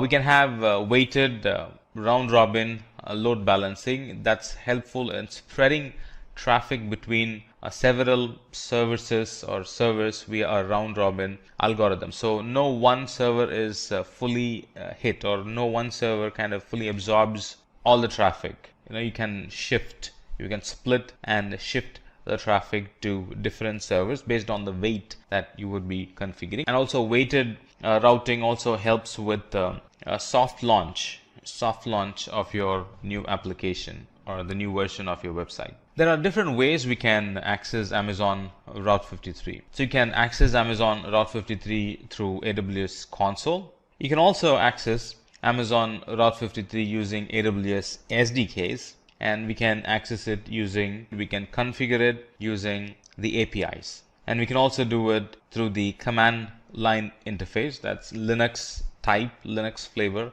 AWS command line interface. We can also do that using Windows command line, Windows PowerShell flavored command line interface as well.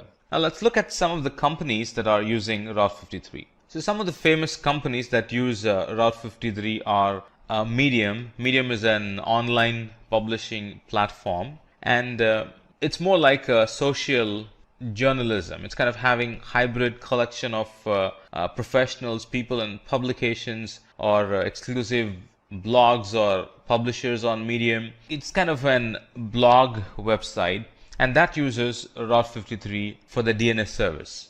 Reddit is an social news aggregation or web content rating and discussion website that uses Route 53. So these are some websites that are accessed throughout the world, and they are using Route 53, and it's highly scalable. Suddenly if there is a new news, right, their website will be accessed a lot, and they need to keep their service up and running all the time, more availability, otherwise customers will end up in a broken page, and the number of customers who will be using the website will come down. So it's very critical. Now these sites, these companies are very critical, they're being highly available, their page, their site being highly available and the internet is very critical and crucial for them, and they rely and use Route 53 to meet that particular demand. And Airbnb is another company, Instacart, Coursera is another company, Stripe is another company that uses Route 53 as their DNS provider for their DNS service. They use Route 53 so their customers get best performance. They use Route 53 so their website is highly available. They use Route 53 to kind of shift the traffic between the resources so their resources are properly used with all the weighted routing. The resources are properly used. Now let's quickly look at a demo. I'm in my AWS console and I'm in Route 53. So let me click on Route 53. So in this lab, we're actually going to simulate buying a domain name, and then we're going to create an S3 static website, and we're going to map that website to this DNS name, right? So the procedure is the same for mapping load balancer. The procedure is the same for mapping CloudFront. The procedure is the same for mapping EC2 instances as well. We're picking S3 for simplicity, right? But our focus is actually on Route 53. So let's go in here and we'll see if we can, right? We'll buy a domain name here. So let's first check the availability of a domain name called Simplilearn-demo-Route 53. Let's check its availability. It is available for $12. So let me add it to cart and then come back here. And then once you continue, it'll ask for personal information. Once you give the personal information, you finally check out and then it gets added to your shopping list. Once you pay for it, Amazon takes like 24 to 48 hours to make that DNS name available. So the next stage would be contact details, and then the third stage would be verify and purchase. So once we have bought the domain name, it will become available in our DNS portal. And I do have a domain name which I bought some time back, and it's now available for me to use. So I can go to hosted zone and simply start creating. I can go to hosted zone, and then here it's going to list all the domain names for me. Right, click on the domain name and then click on the record set, and here I can actually map Elastic Load Balancer, S3 website, VPC endpoint, API gateway, and CloudFront, Elastic Beanstalk domain names, right? All that gets mapped through this portal. Quite simple, like 4 or 5 step button clicks, and then it'll be done. So I have an domain name bought, and then I'm going to go to S3, and I'll show you what I've done in S3. So I've created a bucket name called as DNS name. Let me clear the content in them. So I've created a bucket, and then permissions, I've turned off public access blocking, and then I've created a bucket policy. So this bucket is now publicly accessible. And then I went on to properties and created the static website hosting, right? And I've pointed that this is the file, that's my index file that I'm going to put, or name of the file that's going to be my index file that I'm going to put in this S3 bucket. So I put the index file.html, saved it, and we're going to create a file now. We're going to create an index file. So this is a sample code. It says Amazon Route 53 getting started, routing internet traffic to S3 bucket for your website, and then a couple of other information. So I've saved it as an index.html file in my desktop. So let me upload that from my desktop into this bucket. So that's index.html, and it's in capital I. So let me go to properties and go to static website hosting and make sure that I spell it properly, right? It's case sensitive, and then save it. So now this means that my website should be running through this URL, and it does. It's running through the static website URL. We're halfway through. So now let me go back to Route 53. Go back to Route 53, go back to hosted zones, go into the domain name, and then create a record set. And it's going to be an alias record. And I see my S3 static website endpoint there. Right, so click on it and create. It has now created an record that's pointing my domain name to the S3 endpoint that I have created, and my static website is running from it. So let me test it. Right, so let me go to the browser, put the domain name in there, and sure enough, the domain name, when my browser queried for the domain name, Route 53 returned a response saying this domain name is actually mapped to the S3 bucket. Static website hosting enabled S3 bucket, and this is the URL for that static website hosting. And then my browser was able to connect to that S3 bucket and download the details and show it in my browser. Right, so it's that simple and pretty straightforward. Today's session is on AWS Elastic Beanstalk. So what's in it for you today? We'll be discussing about what is AWS, why we require AWS Elastic Beanstalk, what is AWS Elastic Beanstalk, the advantages, disadvantages, the components of Beanstalk, along with that, the architecture and the companies that are primarily using the AWS Beanstalk. So let's get started and first understand what is AWS. AWS stands for Amazon Web Services. It's a cloud provider and that offers a variety of services such as compute power, database storage, content delivery, and many other resources. So we know that AWS is the largest cloud provider in the market, and so many services are available in the AWS where you can apply the business logics and create the solutions using the cloud platforms. Now, why AWS Elastic Beanstalk? Now, what happened earlier and that whenever the developer used to create the software or the modules related to the softwares, it has to be joined together to create a big application. Now, one developer creates a module that has to be shared with another developer. And if the developers are geographically separated, then it has to be shared over a medium, probably an internet. So that is going to take some time. It would be a difficult process, and in return it makes the application or a software development a lengthier process, the building of the software development a lengthier process. So there were challenges which the developers were facing earlier, and to overcome that we have the Beanstalk as a service available in the AWS. So why AWS Elastic Beanstalk is required? AWS Elastic Beanstalk has made the life of the developers quite easy in terms of that they can share the applications across different devices at a shorter time duration. Now let's understand what is AWS Elastic Beanstalk. AWS Elastic Beanstalk is a service which is used to deploy and scale web applications by developers. Not only web application, any application that is being developed by the developers. This is a symbol representation of the AWS Elastic Beanstalk. Now, along with that, the AWS Elastic Beanstalk supports the programming language, the runtime environments that are Java, .NET, PHP, Node.js, Python, RubyGo, and Docker. And in case if you're looking for any other programming language or a runtime environment, then you can make a request with AWS to arrange that for you. Now, what are the advantages associated with the Elastic Beanstalk?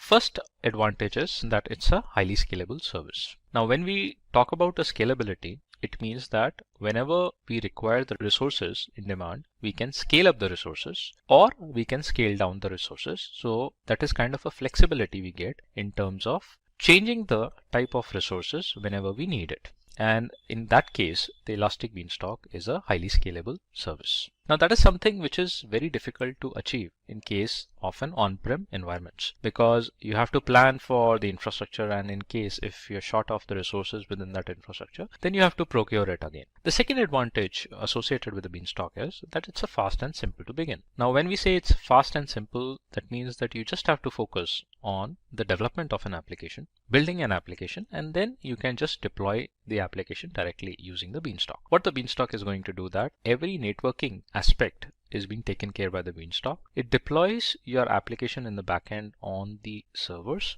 and then you can directly access your application using the URL or through the IP address.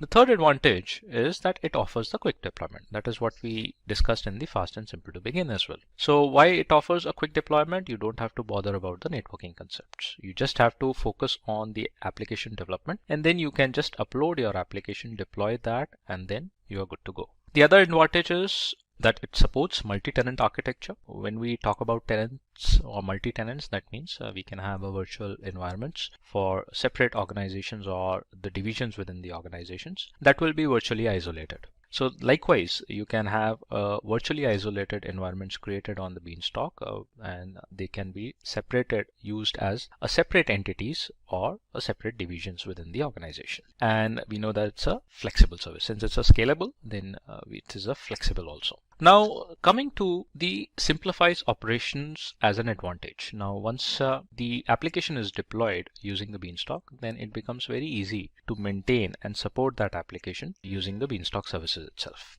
And the last advantage that we can have from the Beanstalk is that it's a cost efficient service. The cost efficient, as we know that many of the AWS services are cost effective. The cost optimization can be better managed using the AWS Beanstalk as compared to if you are developing or if you're deploying any kind of an application or a solution on the on-prem servers. Now, there are some components that are associated with the AWS Beanstalk, and it has to be created in the form of a sequence manner. So AWS Elastic Beanstalk consists of few important components which are required while developing an application. Now, what are these components? These are 4 components. One is application, the second is application version, the third is environment, and the fourth one is the environment tier. And we have to progress while deploying our applications or the softwares using the same sequence. Now let's understand what are the different components of the Beanstalk are. The application. It refers to a unique label which is used as a deployable code for a web application. So generally you deploy your web application or you create your application, and that is something which is basically used as a unique label. Then the second component is application versions. So it resembles a folder which stores a collection of components such as environments, versions, and environment configurations. So all these components are being stored using the application version. The third most important component is the environment. In the environment, only the current versions of the applications runs. Now remember that Elastic Beanstalk supports multiple versions as well. And using the environment, you can only run the current version of the application. For if you wanted to have another version of an application to be running, then you have to create another environment for that.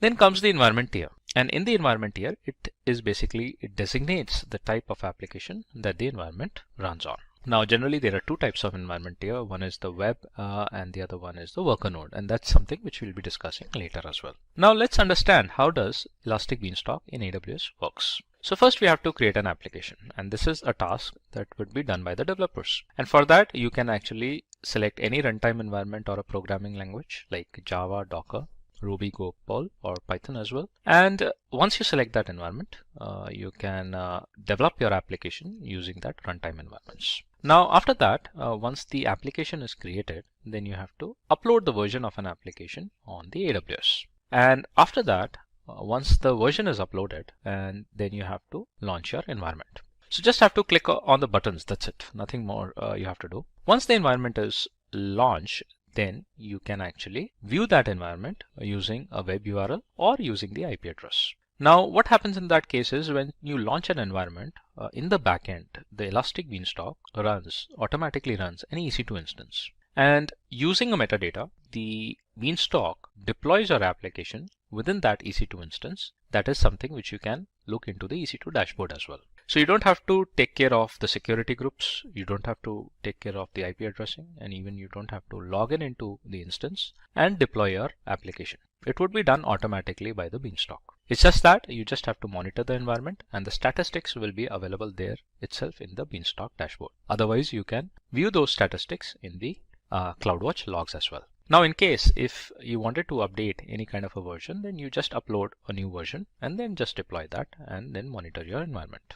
So these are the essentials to create a local applications for any platform, whether it's a Node.js, Python, etc. These are the things that you have to actually take care, and this is the sequence you have to follow while creating an environment. So you can say that it's a 4 steps creation of or deployment of your application. That's it. Now, after users upload their versions, the configuration is automatically deployed with a load balancer. Yes, and with a load balancer, that means you can access the applications using the load balancer DNS also. And apart from load balancer, if you wanted to put any other feature that includes the auto scaling, for example, if you wanted to create your EC2 instances where the application will be deployed within the virtual private cloud or in a particular subnet within the VPC, all those features that are available, and you can select them using the Beanstalk itself. You don't have to move out to the VPC. You don't have to actually go to the EC2 dashboard and select all those separately. Everything would be available within the Beanstalk dashboard.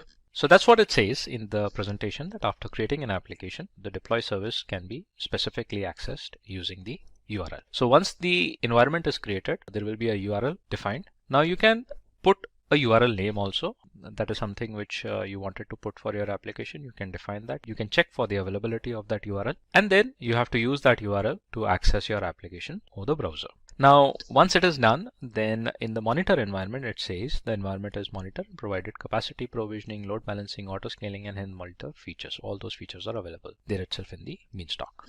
Now let's understand the architecture of AWS Elastic Beanstalk. Now there are two types of environments that you have to select. You can select one is the web server environment and the other one is the worker environment. So based on the client requirement, Beanstalk gives you two different types of environment that you have to select. Generally, the web server environment is the front end facing. That means the client should be accessing this environment directly using a URL. So mostly web applications are deployed using that environment.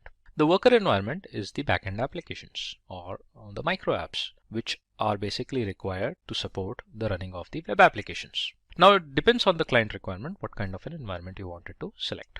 Now in the web server environment, it only handles the HTTP request from the clients. So that's why we use the web server environment mostly for the web applications or any application which works on the HTTPS requests. So it's not only the HTTP, you can use the HTTPS as well. The worker environment, it processes background tasks and minimizes the consumption of resources.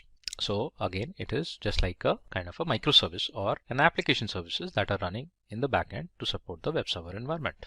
Now coming to the understanding of the AWS Beanstalk. So this is how the architecture of the AWS Beanstalk is designed, and you can refer to that image also. Now in the web server environment, let's say if we select a web server environment, and it says that if the application receives client requests, the Amazon Route 53 sends these requests to the Elastic Load Balancer. Now obviously we discussed here that the web server environment is primarily an environment which receives the HTTP requests. It's a kind of a client facing environment. Now if the application receives a client request from the Amazon Route 53, this Route 53 is a service which is primarily used for DNS mapping. It's a global service and you can route the traffic from the Route 53, matching your domains towards the load balancer. And from the load balancer, you can point that traffic to the web server environment. Obviously, the web server environment is nothing. It's just the EC2 instances that would be running in the backend. Now, here in the diagram, you can see that there are two web server environments and they are created in the auto scaling group. That means there is some kind of scaling options that are defined as well. And these instances are created in an availability zone, or they can be created in a different availability zone also for the redundancy as well. And these web application servers are further connected to your databases, which primarily will be in a different security groups. Probably it can be an RDS database also. So all these functionalities, all these features are basically available on the Elastic Beanstalk dashboard itself. Now what happens in that case is if the application receives client requests, Amazon Route 53 send these requests to the load balancer. Later, the load balancer shares those requests among the EC2 instances. How does that happen? It happens using a predefined algorithm. The equal distribution of a load is distributed to both the EC2 instances or n number of EC2 instances running in the availability zone. Now in the availability zones, every EC2 instance would have its own security group. They can have a common security group also. They can have their own security group as well.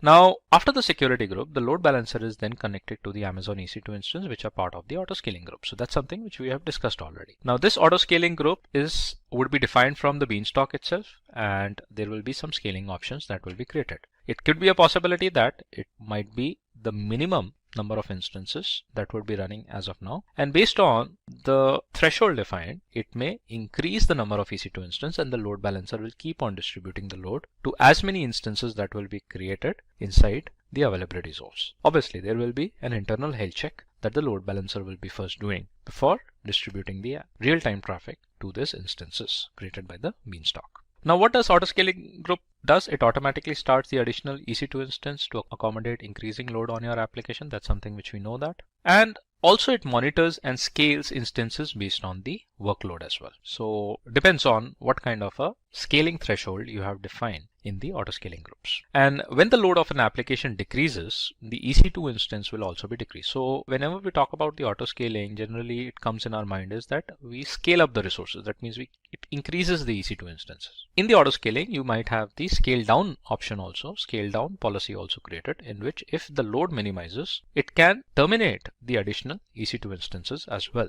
So that is something which will be automatically managed. All these features can be achievable using the Elastic Beanstalk, and with this feature accommodated, it gives you the better cost optimization in terms of managing your resources. Now it says that Elastic Beanstalk has a default security group, and the security group acts as a firewall for the instances. Now here in this diagram, it says about the security group, auto scaling also. You might create it in a default VPC also. You might create it in your custom VPC also, where you can have the additional level of security is also created. You can have the NACLs, NACLs also defined here before the security groups. So that would give you the additional filtering option or the firewall option. Now it says that with these groups, with these security groups, it allows establishing security groups to the database server as well. So every database would also have its own security group, and the connection can be created between the web servers environment that is created by the Beanstalk to the database security groups as well. Now let's discuss about the worker environment. Now, understanding the worker environment, what happens is that the client, the web server environment is the client facing. The client sends a request for an access to the web server. And in this diagram, the web server further sends it to the SQS, which is a simple queue service. And the queue service sends it to the worker environment. And then whatever the worker environment is created for doing some kind of a processing or some kind of an application that is running in the backend, that environment initiates and then send back the results to this SQS and vice versa. So let's understand the architecture of a AWS Elastic Beanstalk with the worker environment. So when a worker environment here is launched, AWS Elastic Beanstalk installs a server on every EC2 instance. So that is in the case of a web server environment also. And later the server passes the request to the simple queue service. Now this service is an asynchronous service. Instead of a simple queue service, you can have other services also. It is not necessary that you need to have the SQS also. This is an example that we are discussing about. And the SQS shares those messages via a post request to the HTTP path over the worker environment. And there are many case studies also with respect to this kind of an environment that is being created, that is being done on many customers. And you can search for these kind of a case studies available on the internet. Now the worker environment executes the task given by the SQS with the HTTP response after the operation is completed. Now here what happens is a quick recap. The client requests for an access of an application to a web server using an HTTP request. The web server passes that request to the queue service. The queue service shares the message with the worker. Probably a worker might be the manual worker, and generally it's an automated worker. So it would be shared via the worker environment only. And the worker sends back the response with the HTTP response back to the queue. That response can be viewed directly from the queue service by the client using the web server. So this is one of the examples. Likewise, as I said, that there can be many other examples also where you can have the worker environments defined. Now, what are the companies that are using the Elastic Beanstalk? These are few of the companies that are primarily using. One is Zillow, Jelly Button Games, then you have League of Women Voters, eBury. These are some of the few listed companies, and obviously you search on the AWS site and you'll find many more organizations that are using the Elastic Beanstalk primarily for deploying their applications. Now the next thing is to go with the practicals, that how actually we use the Elastic Beanstalk. So let's look into the demo using the AWS Elastic Beanstalk. Now first you have to log in into the AWS console, and I'm sure that you might be having the accounts created, or you can use the IAM credentials as well. And then you have to select the region also. Now I am in the North Virginia region. Likewise, you can select any of the regions that are listed here. Now click on the services and you have to search for the Elastic Beanstalk. You can find the Elastic Beanstalk under the compute section. So here itself, you'll find the Elastic Beanstalk as a service. Now open this service and there it will give you an option to create an environment. You have to specifically select an environment, probably a worker environment or a web service environment. So let's wait for the service to open. So we have the dashboard now available with us. This is how the Elastic Beanstalk looks, and this is the symbol representation of a beanstalk. Now what you have to do is we have to click on Get Started, and that will load, and you have to create a web app. So instead of creating a web app, what we'll do, we'll create a new application. So just click on Create a New Application. Put an application name. Let's say we put something like XYZ. You can put any description to your application. Let's say it's a demo app, and click on Create. Now it says you have to select an environment. Now the environment, the application name XYZ is created. You just have to select an environment. So click on Create One now, and it is going to ask you that what kind of an environment tier you wanted to select. So as we discussed, that there are two types of environments. One is the web server and the other one is the worker environment. Let's look into it, what is defined by the AWS. AWS says that it has two types of environment tiers to support different types of web applications. Web servers are standard applications that listen for and then process HTTP requests, typically over port number 80. Workers are specialized applications that have a background processing task that listens for message on an Amazon SQS queue.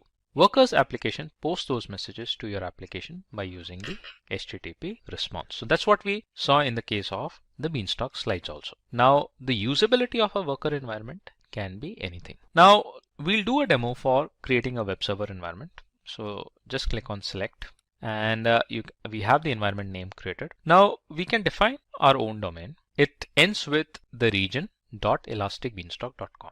Let's say I look for a domain which is XYZ only. That's the environment name. Now I'll check for the availability whether that domain name is available with us or not. And it says we don't have that domain name. So probably I'll try to make it with some other name, and let's look for the availability. XYZ ABC, and it says yes, it is available. Now once I deploy my application, I would be able to access the application using this complete DNS. So you can put a description, it's a demo app that we are creating, and then you have to define a platform as well. Now these are the platforms that are supported by the AWS. Let's say I wanted to run a Node.js environment.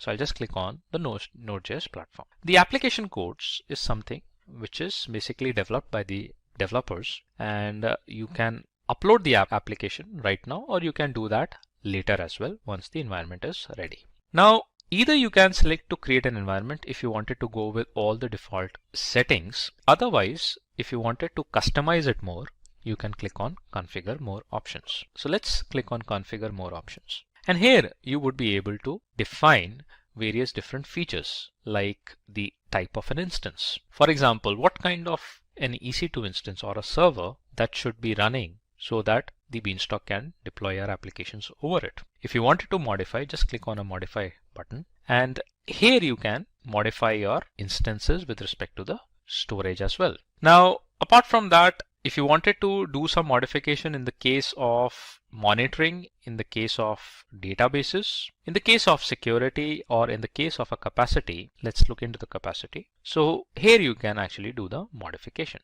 So in the capacity, you can select the instance type also. By default, it is t2.micro, but in case if your application requires a larger type of an instance, then you can actually go for the instance type as well. Similarly, you can define your AMI IDs also, because obviously for the application to run, you would require the operating system also. So you can select that particular AMI ID for your operating system as well. Let's cancel that. Likewise, you have many other features that you can actually define here from the dashboard, and you don't have to go to the EC2 dashboard to do the modifications. Now let's go and create an environment. Let's assume that we are going with the default configuration. So this is going to create our environment. The environment is being created, and you can get the environment and the logs defined in the dashboard itself. So you'll see that the Beanstalk environment is being initiated, the environment is being started, and in case if there would be any errors or if it is deployed correctly, you'll get all the logs here itself. Now the environments are basically color coded. So there are different color codings that are defined. If you get the environment in a green color, that means everything is good to go. So here you can see that it has created an elastic IP. It has checked the health of the environment. Now it has created the security groups, and that would be an auto security groups created by the Beanstalk. And the environment creation has been started. You can see that Elastic Beanstalk as Amazon S3 storage bucket for your environment data as well. This is the URL through which you will be accessing the environment, but right now we cannot do that since the environment is being created. Let's click on the application name, and here you can see that it is in a gray color. That means right now the build is being done. It is being created. Once it will be successfully created, it should change to the green color, and then we will be able to access our environment using the URL. Now, if I move to the EC2 instances and see in the EC2 dashboard, if I see whether the instance is being created by the Beanstalk or not. So let's see, and let's see what are the differences in terms of creating an instance manually and getting it created from the Beanstalk. So click on the EC2. Let's go to the old EC2 experience. That's what we are familiar with. And let's see what's there in the dashboard.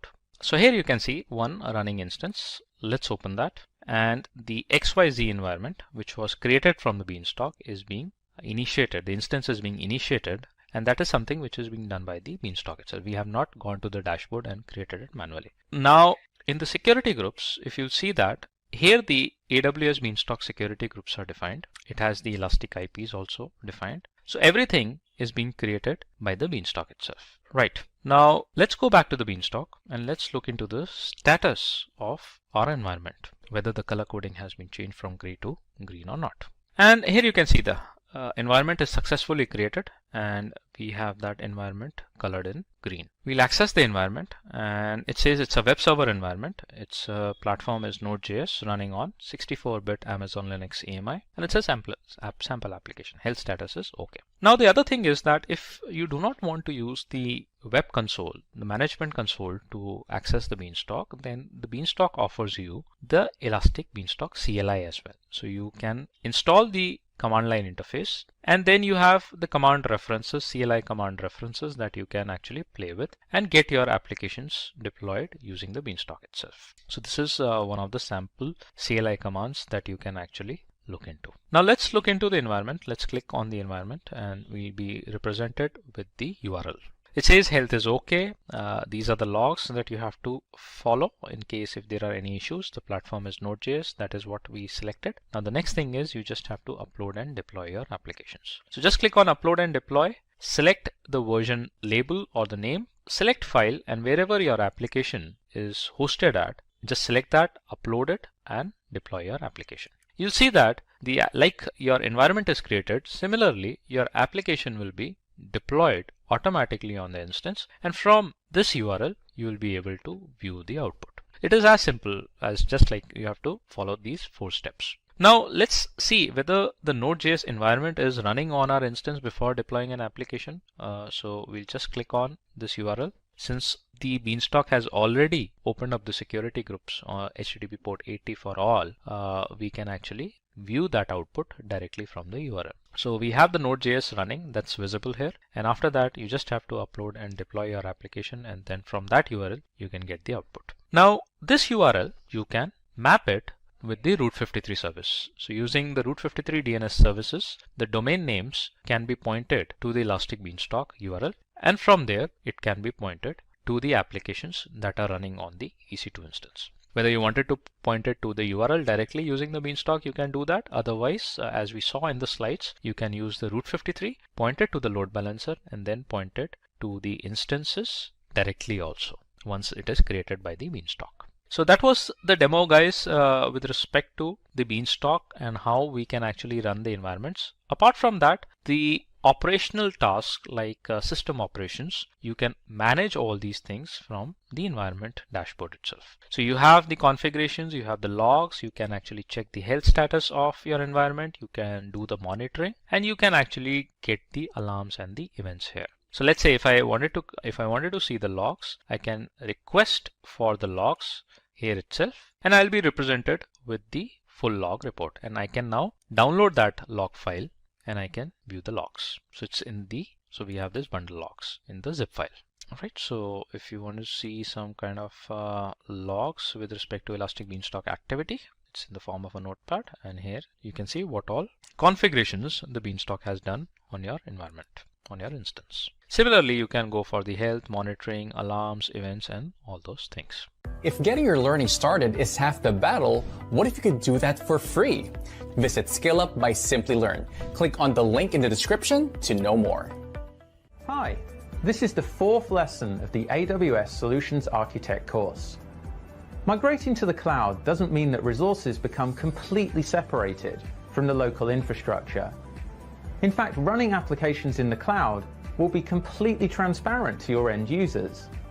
AWS offers a number of services to fully and seamlessly integrate your local resources with the cloud.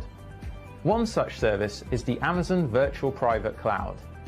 This lesson talks about creating virtual networks that closely resemble the ones that operate in your own data centers, but with the added benefit of being able to take full advantage of AWS. So let's get started.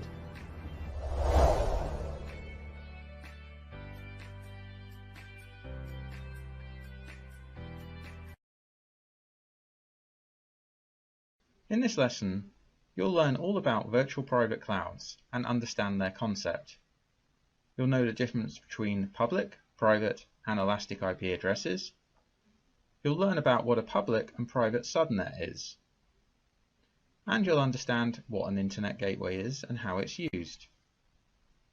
You'll learn what route tables are and when they are used. You'll understand what a NAT gateway is. We'll take a look at security groups and their importance. And we'll take a look at network ACLs and how they're used in Amazon VPC. We'll also review the Amazon VPC best practices and also the costs associated with running a VPC in the Amazon cloud. Welcome to the Amazon Virtual Private Cloud and Subnet section. In this section, we're going to have an overview of what Amazon VPC is and how you use it. And we're also going to have a demonstration of how to create your own custom virtual private cloud. We're going to look at IP addresses and the use of elastic IP addresses in AWS. And finally, we'll take a look at subnets, and there'll be a demonstration about how to create your own subnets in an Amazon VPC. And here are some of the terms that are used in VPCs.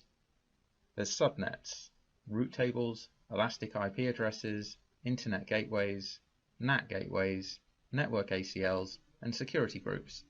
And in the next sections, we're going to take a look at each of these and build our own custom VPC that we'll use throughout this course. Amazon defines a VPC as a virtual private cloud that enables you to launch AWS resources into a virtual network that you've defined. This virtual network closely resembles a traditional network that you'd operate in your own data center, but with the benefits of using the scalable infrastructure of AWS. A VPC is your own virtual network in the Amazon cloud, which is used as the network layer for your EC2 resources. And this is a diagram of the default VPC. Now there's a lot going on here, so don't worry about that. What we're going to do is break down each of the individual items in this default VPC over the coming lesson.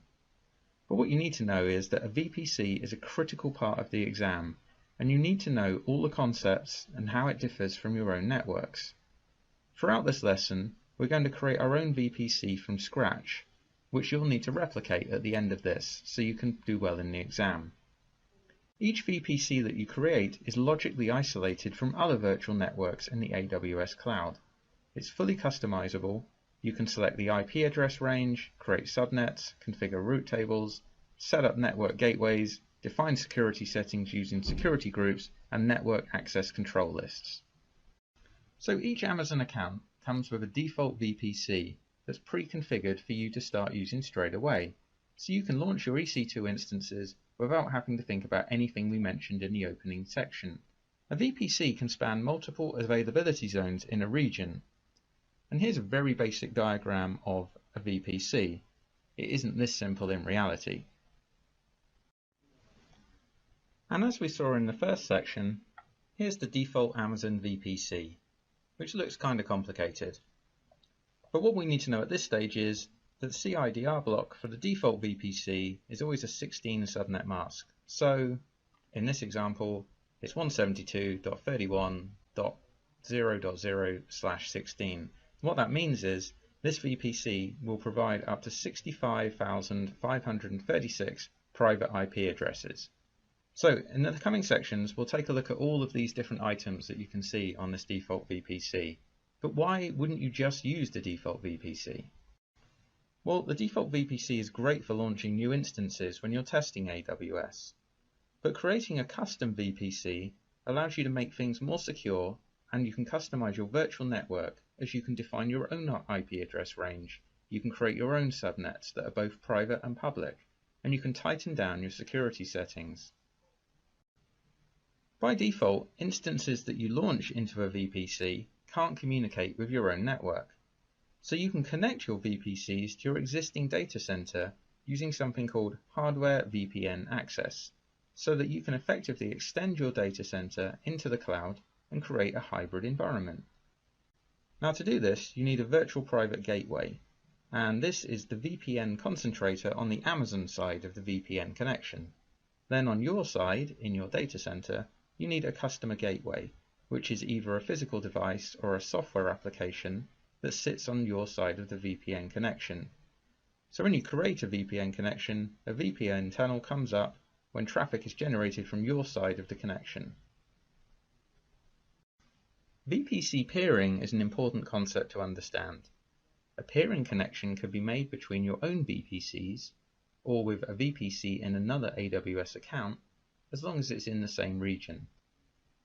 So what that means is, if you have instances in VPC A, they wouldn't be able to communicate with instances in VPC B or C unless you set up a peering connection. Peering is a one-to-one relationship. A VPC can have multiple peering connections to other VPCs, but, and this is important, transitive peering is not supported. In other words, VPC A can connect to B and C in this diagram, but C wouldn't be able to communicate with B unless they were directly peered. Also, VPCs with overlapping CIDRs cannot be peered. So in this diagram you can see they all have different IP ranges, which is fine, but if they had the same IP ranges, they wouldn't be able to be peered. And finally for this section, if you delete the default VPC, you have to contact AWS support to get it back again. So be careful with it and only delete it if you have good reason to do so and know what you're doing. This is a demonstration of how to create a custom VPC.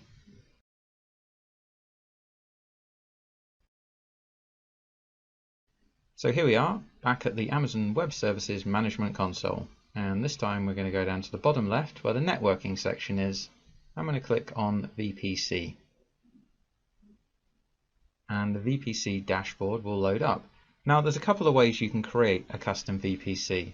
There's something called the VPC wizard, which will build VPCs on your behalf from a selection of different configurations. For example, a VPC with a single public subnet, or a VPC with public and private subnets. Now this is great because you click a button, type in a few details, and it does the work for you. However, you're not going to learn much or pass the exam if this is how you do it. So we'll cancel that and we'll go to your VPCs and we'll click on Create a VPC. And we're presented with the Create a VPC window. So let's give our VPC a name. I'm going to call it Simplilearn_VPC. And this is the kind of naming convention I'll be using throughout this course.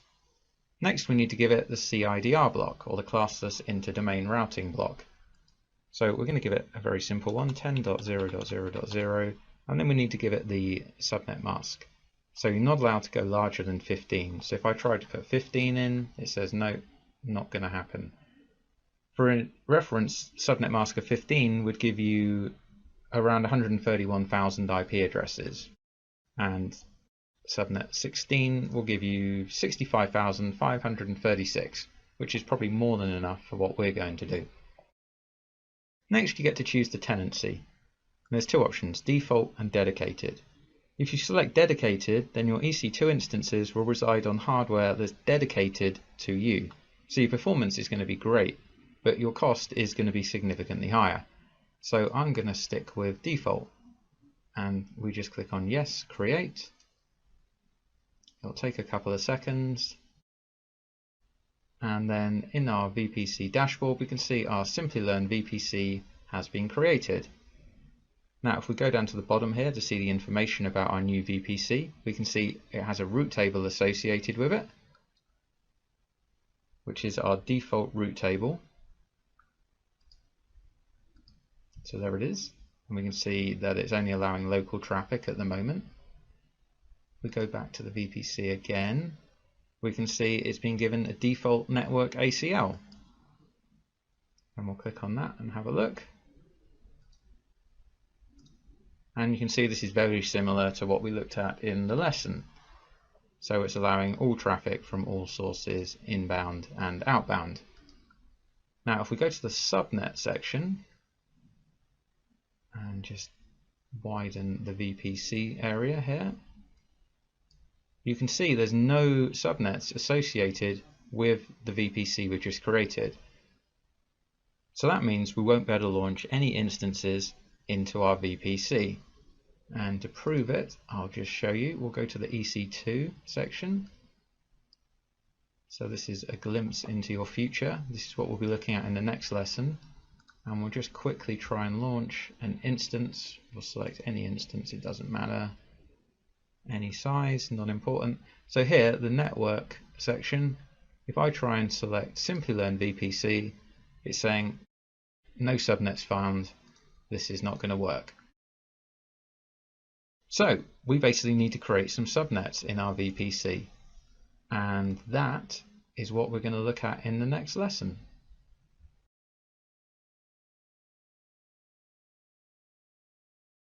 Now, private IP addresses are IP addresses that are not reachable over the internet, and they're used for communication between instances in the same network.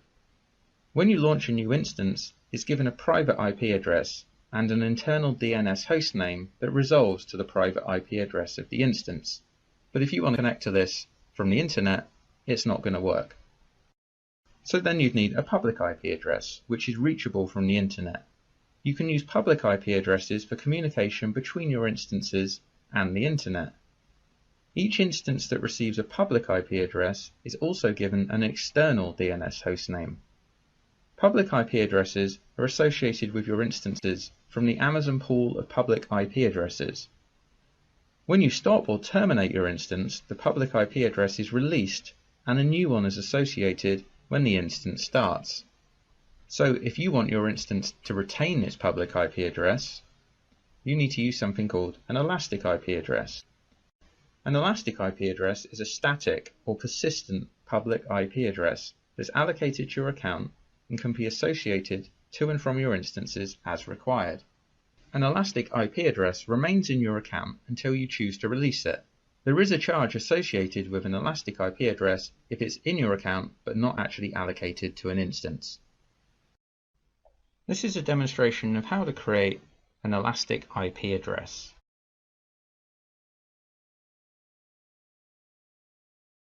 So we're back at the Amazon Web Services Management Console. We're going to head back down to the networking VPC section and we'll get to the VPC dashboard. On the left hand side we'll click on Elastic IPs. Now you'll see a list of any elastic IPs that you have associated in your account, and remember, any elastic IP address that you're using that isn't allocated to something you'll be charged for. So I have one available and that is allocated to an instance currently. So we want to allocate a new address, and it reminds you that there's a charge if you're not using it. I'm saying yes, allocate,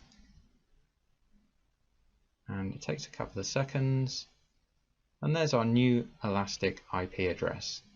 Now we'll be using this IP address to associate with the NAT gateway when we build that.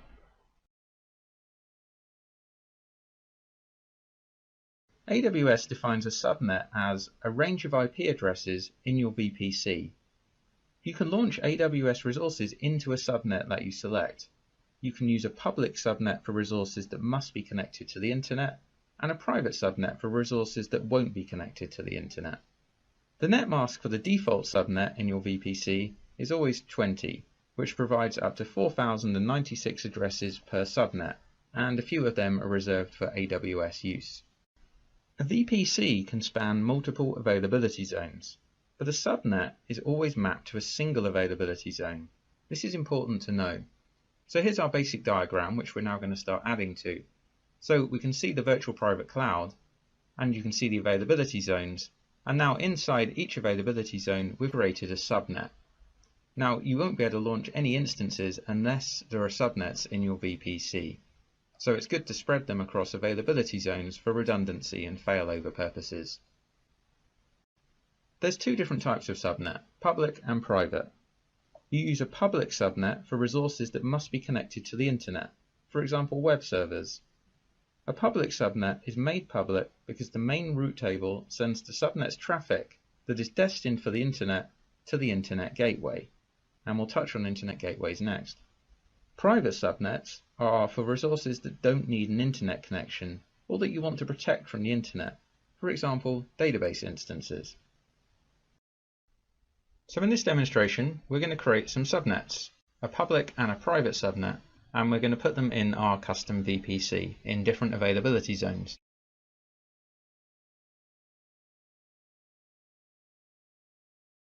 So we'll head to Networking and VPC, wait for the VPC dashboard to load up. We'll click on Subnets. We'll go to Create Subnet. And I'm going to give the subnet a name. So it's good to give them meaningful names. So I'm going to call this first one for the public subnet 10.0.1.0, and I'm going to put this one in the US East 1B availability zone. And I'm going to call it Simplilearn Public. So it's quite a long name, I understand, but at least it makes it clear for what's going on in this example. So we need to choose a VPC. So we obviously want to put it in our Simplilearn VPC. And I said I wanted to put it in US East 1B. I'm using the North Virginia region, by the way. So we click on that. Then we need to give it the CIDR block. Now, as I mentioned earlier, when I typed in the name, that's the range I want to use. And then we need to give it the subnet mask, and we're going to go with 24, which should give us 251 addresses in this range, which obviously is going to be more than enough. If I try and put a different value in that's unacceptable to Amazon, it's going to say, it's going to give me an error and tell me not to do that. Let's go back to 24 and click. I'm going to cut and paste this, by the way, just because I need to type something very similar for the next one. Click Create. And it takes a few seconds. Okay, so there's our new subnet. And I just widen this. You can see, so that's the IP range, that's the availability zone, it's for Simplilearn, and it's public. So now we want to create the private. So I'm going to put the name in. I'm going to give the private the IP address block of that. I'm going to put this one in US East 1C, and it's going to be the private subnet. Obviously I want it to be in the same VPC, availability zone of US East 1C, and we're going to give it 10.0.2.0/24, and we'll click Yes, Create. And again, it takes a few seconds. Okay, so we sort by name. So there we are. We can see now we've got our private subnet and our public subnet. In fact, let me just type in Simplilearn. There we are. So now you can see them both there.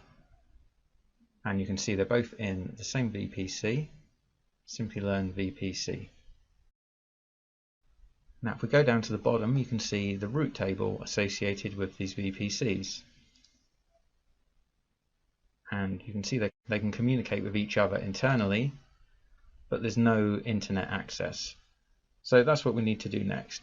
In the next lesson, you're going to learn about internet gateways and how we can make these subnets have internet access.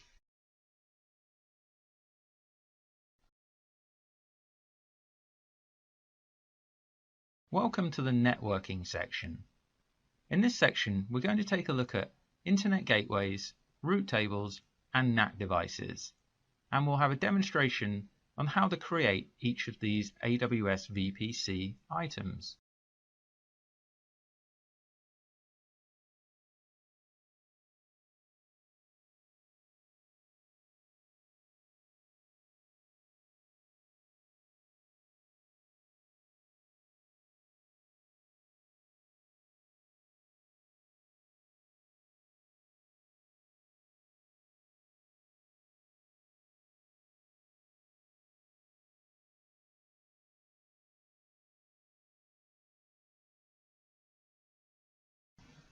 So to allow your VPC the ability to connect to the internet, you need to attach an internet gateway.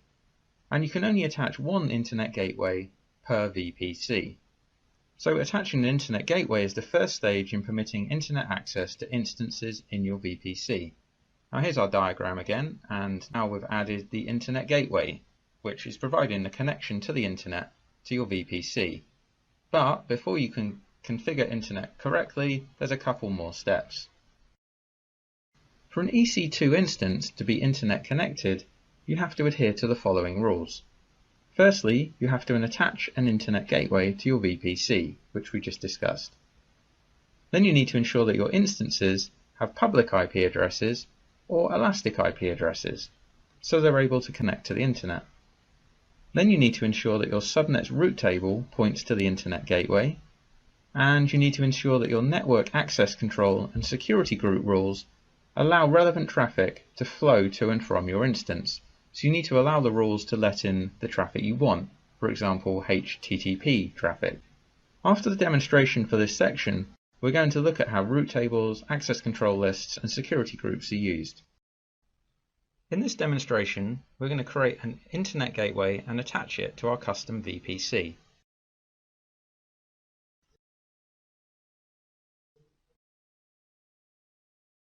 So let's go to Networking VPC, bring up the VPC dashboard, and on the left hand side we click on Internet Gateways. So here's a couple of internet gateways I have already, but I need to create a new one. So create internet gateway. I'll give it a name, which is going to be Simplilearn Internet Gateway, IGW. And I'm going to click create. So this is an internet gateway which will connect a VPC to the internet, because at the moment our custom VPC has no internet access. So there, it's created. Simplilearn IGW, but its state is detached because it's not attached to anything. So let me try and attach it to a VPC, and it gives me an option of all the VPCs that have no internet gateway attached to them currently. So I only have one, which is Simplilearn VPC. Yes, attach. Now you can see our VPC has internet attached, and you can see that down here. So let's click on that and it will take us to our VPC. But before any instances in our VPC can access the internet, we need to ensure that our subnet route table points to the internet gateway. And we don't want to change the main route table, we want to create a custom route table. And that's what you're going to learn about next.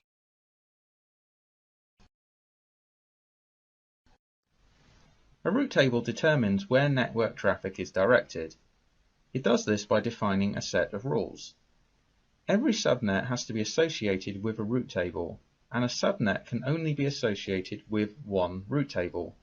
However, multiple subnets can be associated with the same route table. Every VPC has a default route table, and it's good practice to leave this in its original state and create a new route table to customize the network traffic routes associated with your VPC. So here's our example, and we've added two route tables, the main route table and the custom route table.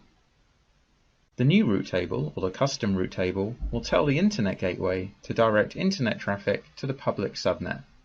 But the private subnet is still associated to the default route table, the main route table, which does not allow internet traffic to it. All traffic inside the private subnet is just remaining local. In this demonstration, we're going to create a custom route table, associate it with our internet gateway, and associate our public subnet with it.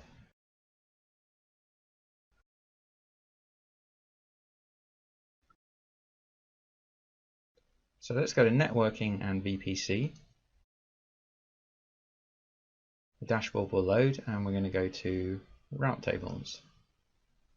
Now our VPC only has its main route table at the moment, the default one it was given at the time it was created. So we want to create a new route table, and we want to give it a name. So we're going to call it Simplilearn. I'm going to call it route table, RTB for short. And then we get to pick which VPC we want to put it in. So obviously we want to use Simplilearn VPC. So we click Create. It'll take a couple of seconds, and here you are. Here's our new route table. So what we need to do now is change its route so that it points to the internet gateway. So if we go down here to routes, at a minute you can see it's just like our main route table. It just has local access. So we want to click on Edit, and we want to add another route. So the destination is the internet, which is all the zeros, and our target and we click on this, it gives us the option of our internet gateway, which we want to do. So now we have internet access to this to this route table. And we click on save. Save was successful. So now we can see that as well as local access, we have internet access. Now at the moment, if we click on subnet associations, you do not have any subnet associations. So basically both our subnets, the public and private subnets, are associated with the main route table, which doesn't have internet access. So we want to change this. So we'll click on edit, and we want our public subnet to be associated with this route table. So click on save. So it's just saving that. So now we can see that our public subnet is associated with this route table, and this route table is associated with the internet gateway. So now anything we launch into the public subnet will have internet access. But what if we wanted our instances in the private subnet to have internet access? Well, there's a way of doing that with a NAT device, and that's what we're going to look at in the next lecture.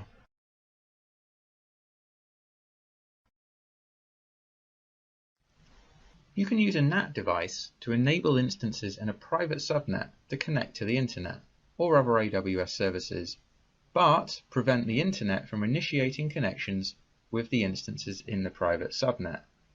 So we talked earlier about public and private subnets to protect your assets from being directly connected to the internet. For example, your web server would sit in the public subnet, and your database in the private subnet, which has no internet connectivity. However, your private subnet database instance might still need internet access or the ability to connect to other AWS resources. If so, you can use a network address translation device, or a NAT device, to do this. A NAT device forwards traffic from your private subnet to the internet or other AWS services, and then sends the response back to the instances. When traffic goes to the internet, the source IP address of your instance is replaced with the NAT device address, and when the internet traffic comes back again, the NAT device translates the address to your instance's private IP address. So here's our diagram, which is getting ever more complicated, and if you look in the public subnet, you can see we've now added a NAT device, and you have to put NAT devices in the public subnet so that they get internet connectivity. AWS provides two kinds of NAT devices, a NAT gateway and a NAT instance. AWS recommends a NAT gateway as it's a managed service that provides better availability and bandwidth than NAT instances. Each NAT gateway is created in a specific availability zone and is implemented with redundancy in that zone. A NAT instance is launched from a NAT AMI, an Amazon Machine Image, and runs as an instance in your VPC. So it's something else you have to look after, whereas a NAT gateway, being a fully managed service, means once it's installed, you can pretty much forget about it. A NAT gateway must be launched into a public subnet because it needs internet connectivity. It also needs an elastic IP address, which you can select at the time of launch. Once created, you need to update the route table associated with your private subnet to point internet-bound traffic to the NAT gateway. This way, the instances in your private subnets can communicate with the internet. So if you remember back to the diagram when we had the custom route table, which was pointed to the internet gateway, now we're pointing our main route table to the NAT gateway, so that the private subnet also gets internet access, but in a more secure manner. Welcome to the Create a NAT Gateway demonstration, where we're going to create a NAT gateway so that the instances in our private subnet can get internet access.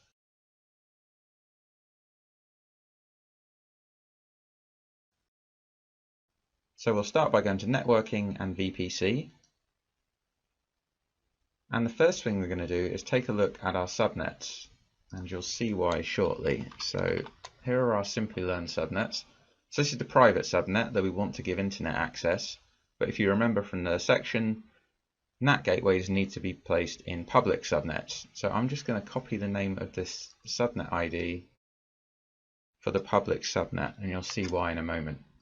So then we go to NAT gateways on the left hand side, and we want to create a new NAT gateway. So we have to put a subnet in there. So we want to choose our public subnet. Now, as you can see, it truncates a lot of the subnet names on this option, so it's a bit confusing. So we know that we want to put it in our Simplilearn VPC in the public subnet, but you can see it's truncated. So it's actually this one at the bottom, but what I'm going to do is just paste in the subnet ID, which I copied earlier, so there's no confusion. Then we need to give it an elastic IP address. Now, if you remember from the earlier demonstration, we created one, so let's select that. But if you hadn't allocated one, you could click on the Create New EIP button. So we'll do that. Okay, so it's telling me my NAT gateway has been created.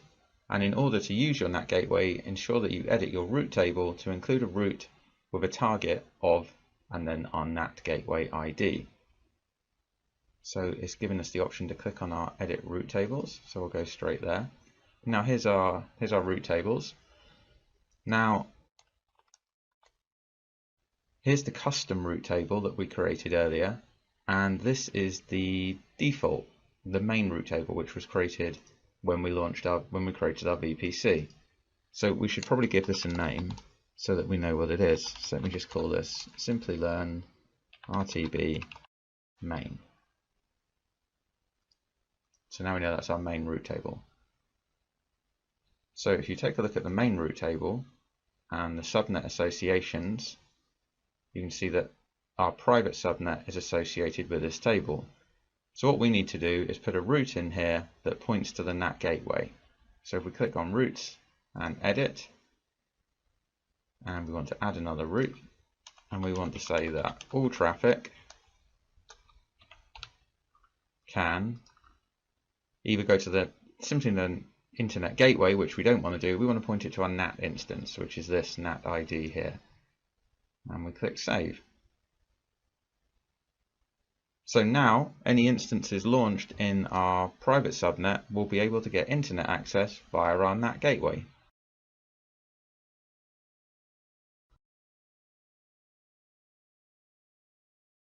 Welcome to the Using Security Groups and Network ACL section.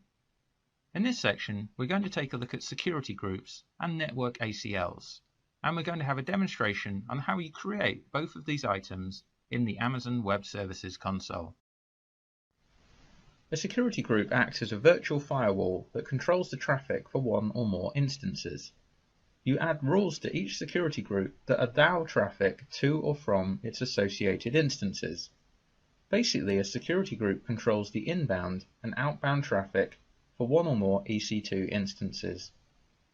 Security groups can be found on both the EC2 and VPC dashboards in the AWS Web Management Console. We're going to cover them here in this section, and you'll see them crop up again in the EC2 lesson. And here is our diagram, and you can see we've now added security groups to it. And you can see that EC2 instances are sitting inside the security groups, and the security groups will control what traffic flows in and out. So let's take a look at some examples, and we'll start with a security group for a web server. Now obviously a web server needs HTTP and HTTPS traffic as a minimum to be able to access it. So here is an example of the security group table, and you can see we're allowing HTTP and HTTPS, the ports that are associated with those two, and the sources, and we're allowing it from the internet. We're basically allowing all traffic to those ports. And that means any other traffic that comes in on different ports would be unable to reach the security group and the instances inside it. Let's take a look at an example for a database server security group. Now imagine you have a SQL Server database, then you would need to open up the SQL Server port so that people can access it. Which is port 1433 by default, so we've added that to the table and we've allowed the source to come from the internet. Now because it's a Windows machine, you might want RDP access so you can log on and do some administration. So we've also added RDP access to the security group. Now you could leave it open to the internet, but that would mean anyone could try and hack their way into your box. So in this example we've added a source IP address of 10.0.0.0.0. So only IP ranges from that address can RDP to the instance.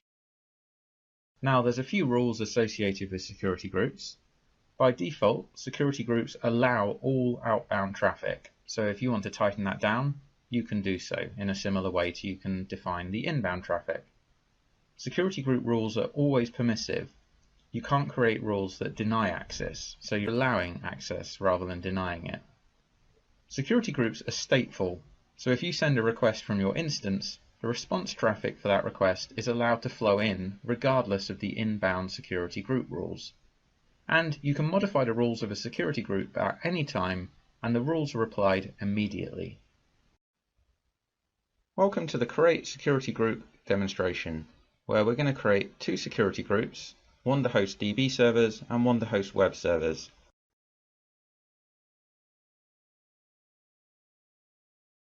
Now, if you remember from the best practices section, it said it was always a good idea to tier your applications into security groups, and that's exactly what we're going to do. So if we go to Networking and VPC to bring up the VPC dashboard, on the left hand side under Security, we click on Security Groups. Now you can also get to security groups from the EC2 dashboard as well. So here's a list of my existing security groups, but we want to create a new security group, and we're going to call it Simplilearn Web Server SG security group, and we'll give the group name as the same, and our description is going to be Simplilearn Web Servers Security Groups.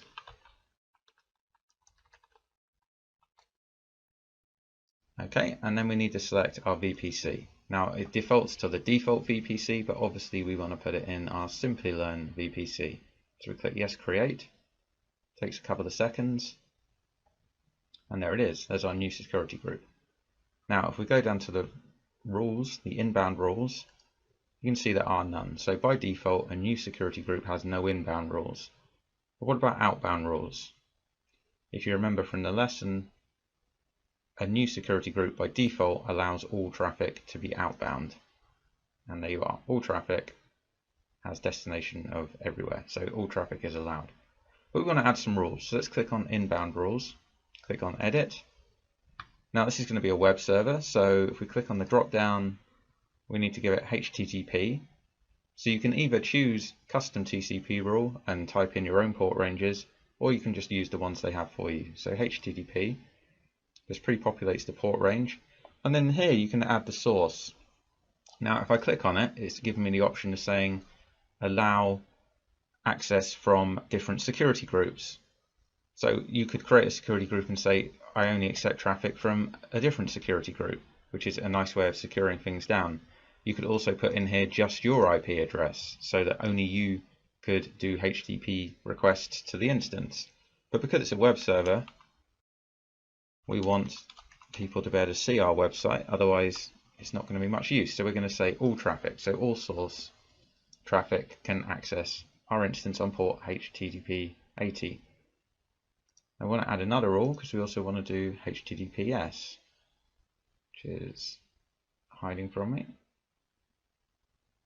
There we are. And again, we want to do the same. And also, because this is going to be a Linux instance, we want to be able to connect to the Linux instance to do some work and configuration. So we need to give it SSH access.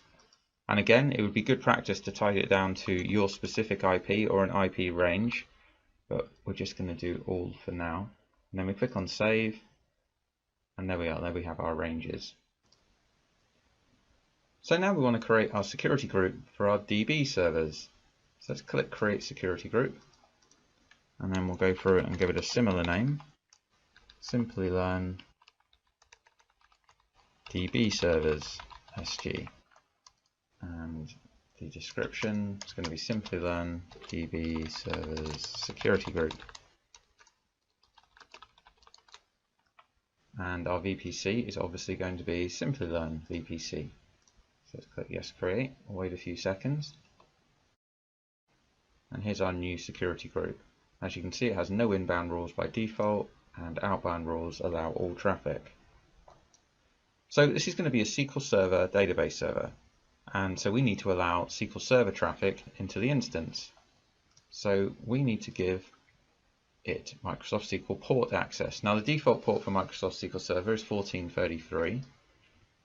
Now in reality I'd probably change the port the SQL Server was running on to make it more secure, but we'll go with this for now. And then the source. So we could choose the IP ranges again, but what we want to do is place the DB server in the private subnet and allow the traffic to come from the web server. So the web server will accept traffic, and the web server will then go to the database to get the information it needs to display on its on the website. Or if people are entering information into the website, we want the information to be stored in our DB server. So basically we want to say that the DB servers can only accept SQL Server traffic from the web server security group. So we can select the Simplilearn web server security group as the source traffic for Microsoft SQL Server data. So we'll select that. Now our SQL Server is obviously going to be a Windows instance, so from time to time we might need to log in and configure it. So we want to give RDP access. Now again, you would probably put a specific IP range in there. We're just going to do all traffic for now. Then we click Save. And there we are. So now we have two security groups, DB servers and web servers.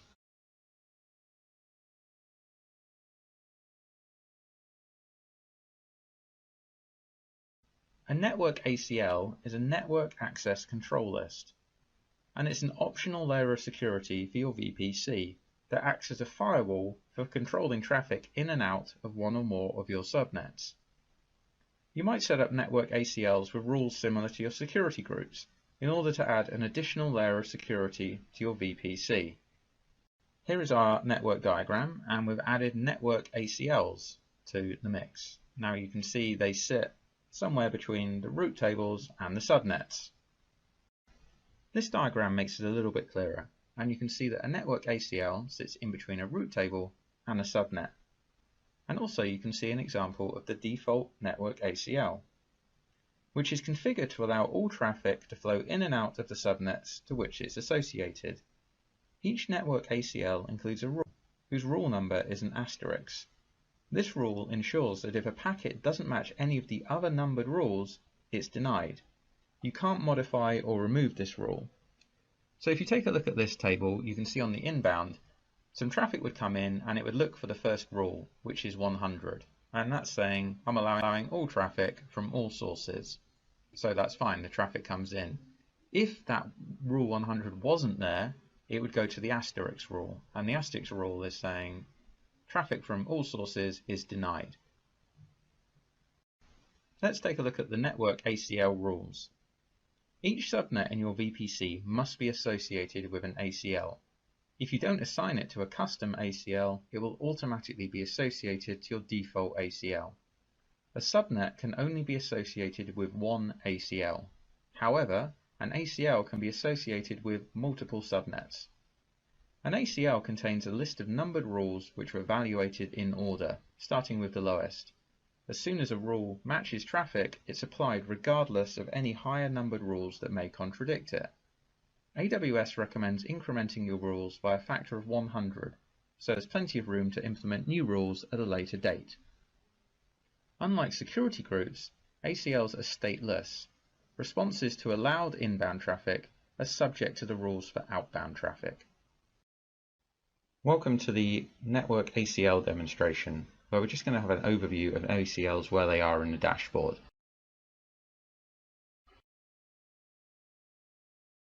Now you don't need to know a huge amount about them for the exam, you just need to know how they work and where they are.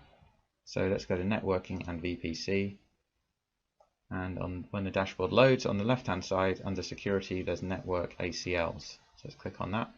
Now you can see some ACLs that are in my AWS account. So we want the one that's associated with our Simplilearn VPC. So if we extend this VPC column, that's our network ACL there, Simplilearn VPC. Now let's give it a name because it's not very clear to see otherwise. Also, I'm kind of an obsessive tagger.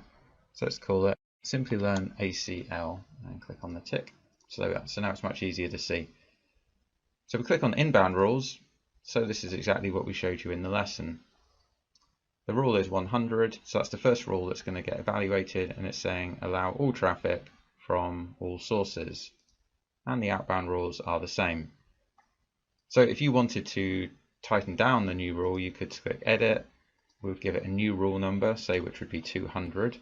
So you should always increment them in 100. So that means if you had 99 more rules you needed to put in place, you'd have space to put them in between these two. And then you could do whatever you wanted. You could say, you know, we are allowing HTTP access from all traffic, and we're allowing, or you could say, actually, you know what, we're going to deny it. So this is the way of blacklisting traffic into your VPC. Now I'm not going to save that because we don't need it, but this is where network ACLs sit, and this is where you would make any changes. It's also worth having a look at the subnet associations with your ACL. So we have two subnets in our Simplilearn VPC, so we would expect to see both of them associated with this network ACL because it's the default. And there they are. There's both our public and our private subnets are associated. And you can also see up here on the dashboard, it says default. So this is telling us this is our default ACL. If you did want to create a new network ACL, you would click create network ACL. You'd give it a name, just say new ACL, and then you would associate it with your VPC. So we would say Simplilearn VPC. Takes a few seconds, and there we are. There we have our new one.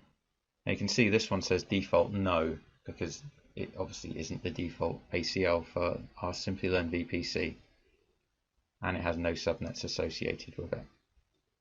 So let's just delete that because we don't need it. But there you are. There's a very brief overview of network ACLs.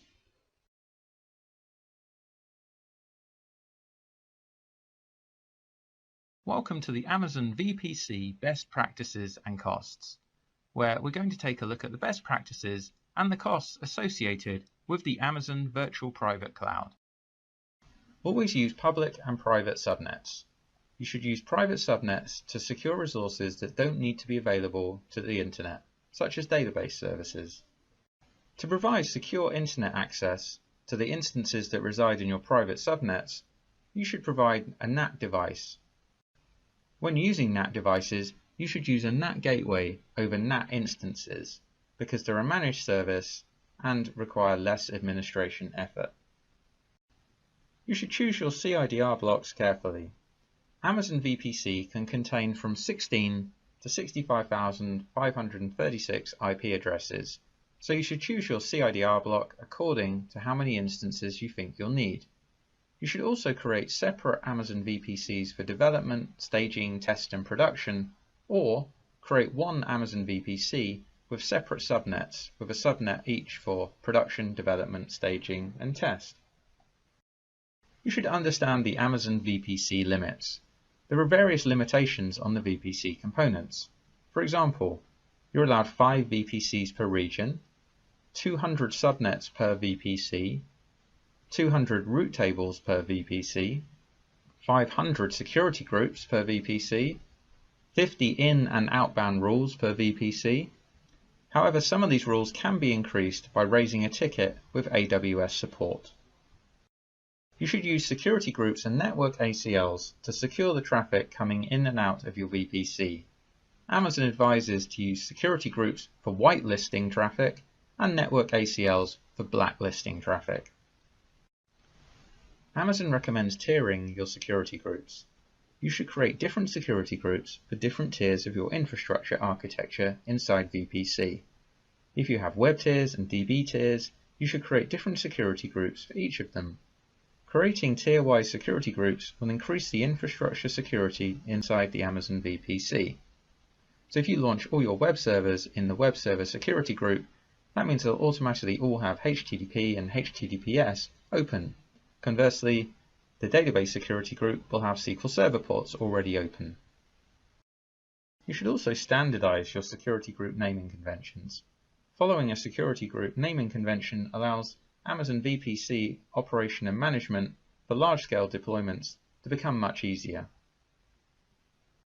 Always span your Amazon VPC across multiple subnets in multiple availability zones inside a region. This helps in architecting high availability inside your VPC. If you choose to create a hardware VPN connection to your VPC using Virtual Private Gateway, you are charged for each VPN connection hour that your VPN connection is provisioned and available. Each partial VPN connection hour consumed is billed as a full hour. You'll also incur standard AWS data transfer charges for all data transferred via the VPN connection. If you choose to create a NAT gateway in your VPC, you are charged for each NAT gateway hour that your NAT gateway is provisioned and available. Data processing charges apply for each gigabyte processed through the NAT gateway. Each partial NAT gateway hour consumed is billed as a full hour. This is the practice assignment for designing a custom VPC, where you'll create a custom VPC using the concepts learnt in this lesson. Using the concepts learnt in this lesson, recreate the custom VPC as shown in the demonstrations. The VPC name should be Simplilearn VPC. The CIDR block should be 10.0.0.0/16. There should be two subnets, one public with a range of 10.0.1.0 and one private with a range of 10.0.2.0, and they should be placed in separate availability zones. There should be one internet gateway and one NAT gateway, and also one custom route table for the public subnet. Also create two security groups, Simplilearn Web Server Security Group and Simplilearn DB Server Security Group. So let's review the key takeaways from this lesson. Amazon Virtual Private Cloud, or VPC, enables you to launch AWS resources into a virtual network that you've defined. This virtual network closely resembles a traditional network that you'd operate in your own data center, but with the benefits of using scalable infrastructure of AWS. There are three types of IP address in AWS. A private IP address. This is an IP address that's not reachable over the internet, and it's used for communication between instances in the same network.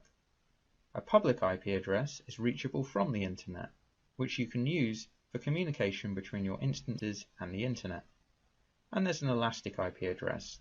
This is a static, public, persistent IP address that persists after an instance restarts, whereas a public IP address is reassociated after each restart. Amazon defines a subnet as a range of IP addresses in your VPC. You can launch AWS resources into a subnet that you select, and a subnet is always mapped to a single availability zone. Use a public subnet for resources that must be connected to the internet, and a private subnet for resources that won't be connected to the internet. To allow your VPC the ability to connect to the internet, you need to attach an internet gateway to it, and you can only attach one internet gateway per VPC. A route table determines where network traffic is directed. It does this by defining a set of rules. Every subnet has to be associated with a route table, and a subnet can only have an association with one route table. However, multiple subnets can be associated to the same route table. And you can use a NAT device to enable instances in a private subnet to connect to the internet or other AWS services. But a NAT device will prevent the internet from initiating connections with instances inside your private subnet. A security group acts as a virtual firewall that controls the traffic for one or more instances. You add rules to each security group that allow traffic to or from its associated instances.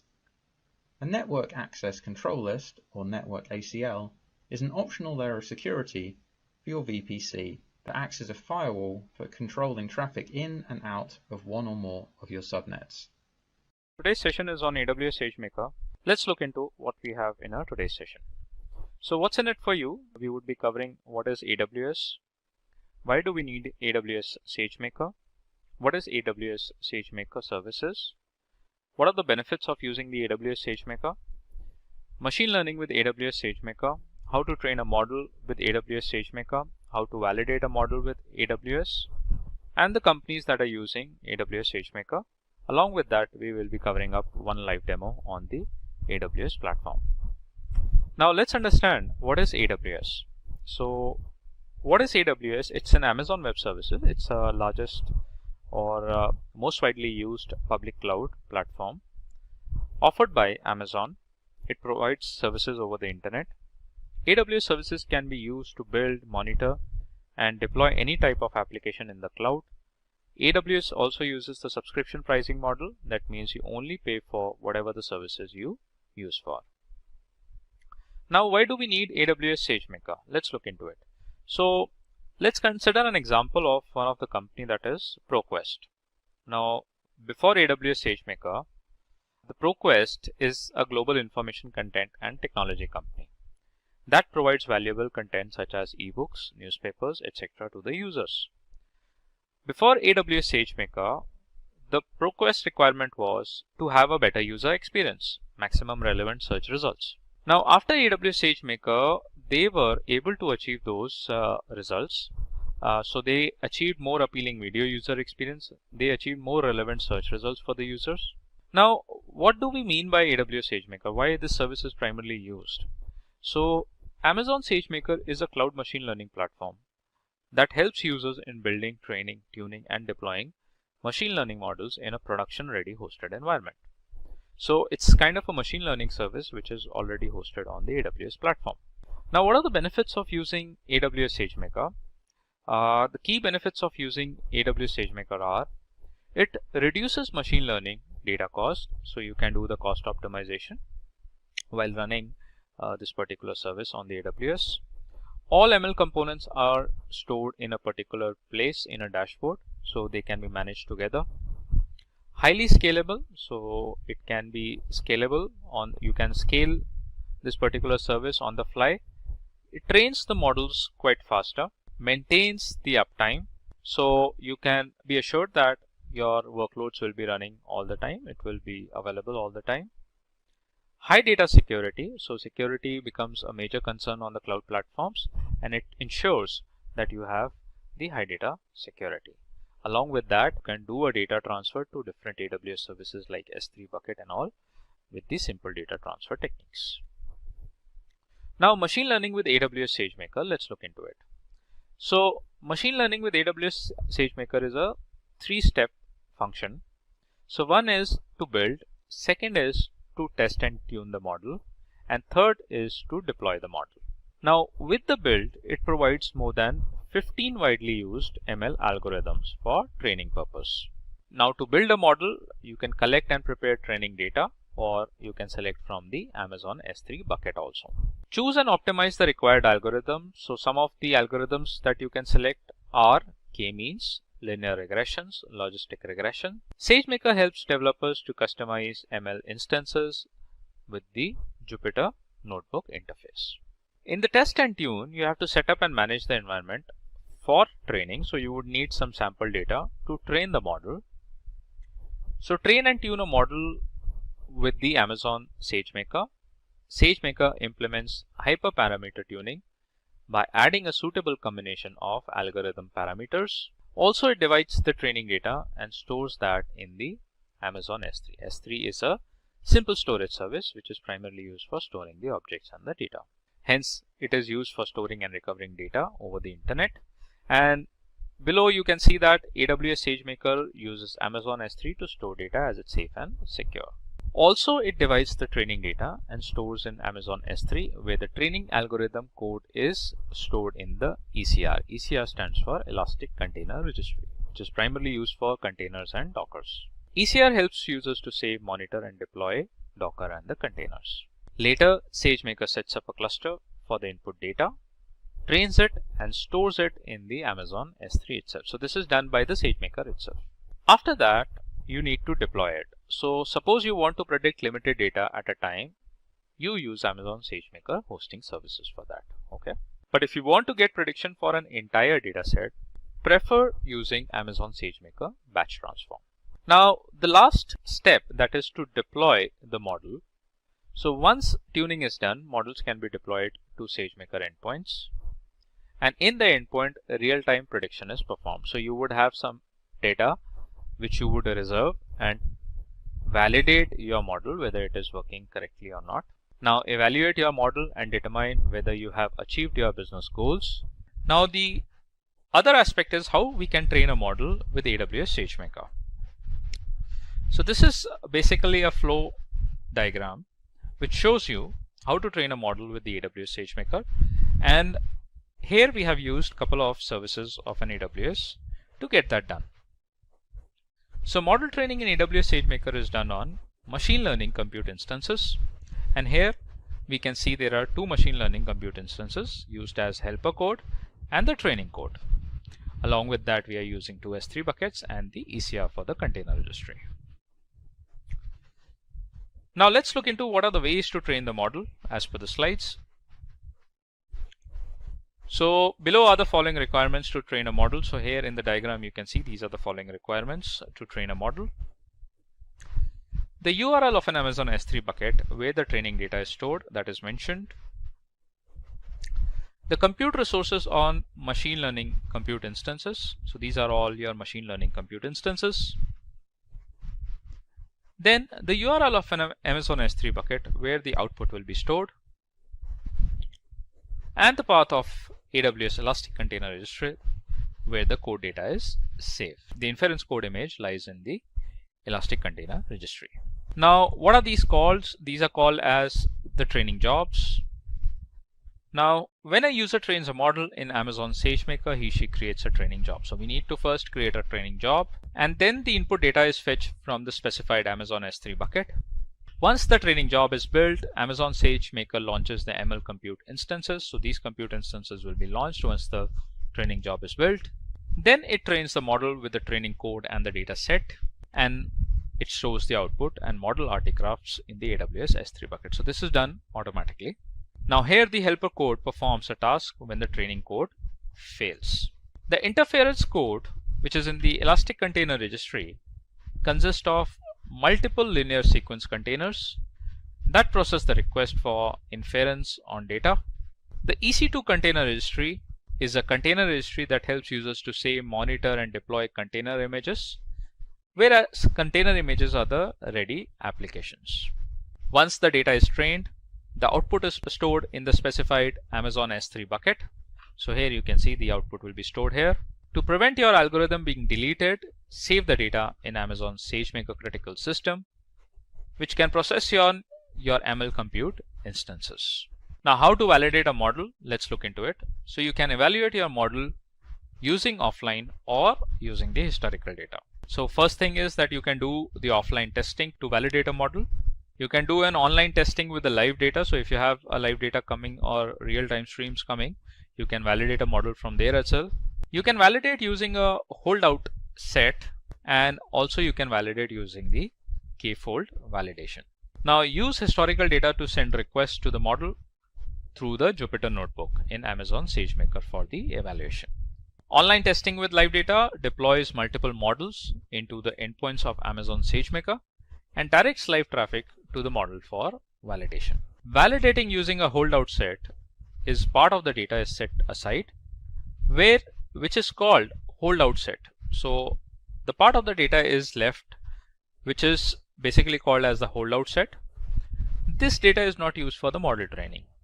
So later when the model is trained with the remaining input data and generalize the data based on what is learned initially. So whatever the data which is left out will be used for validating a model, because we have not used that data while training a model. The k-fold validation is the input data is split into two parts. One part is called k, which is the validation data for testing the model, and the other part is k-1, which is used as a training data. Now based on the input data, the machine learning model evaluates the final output.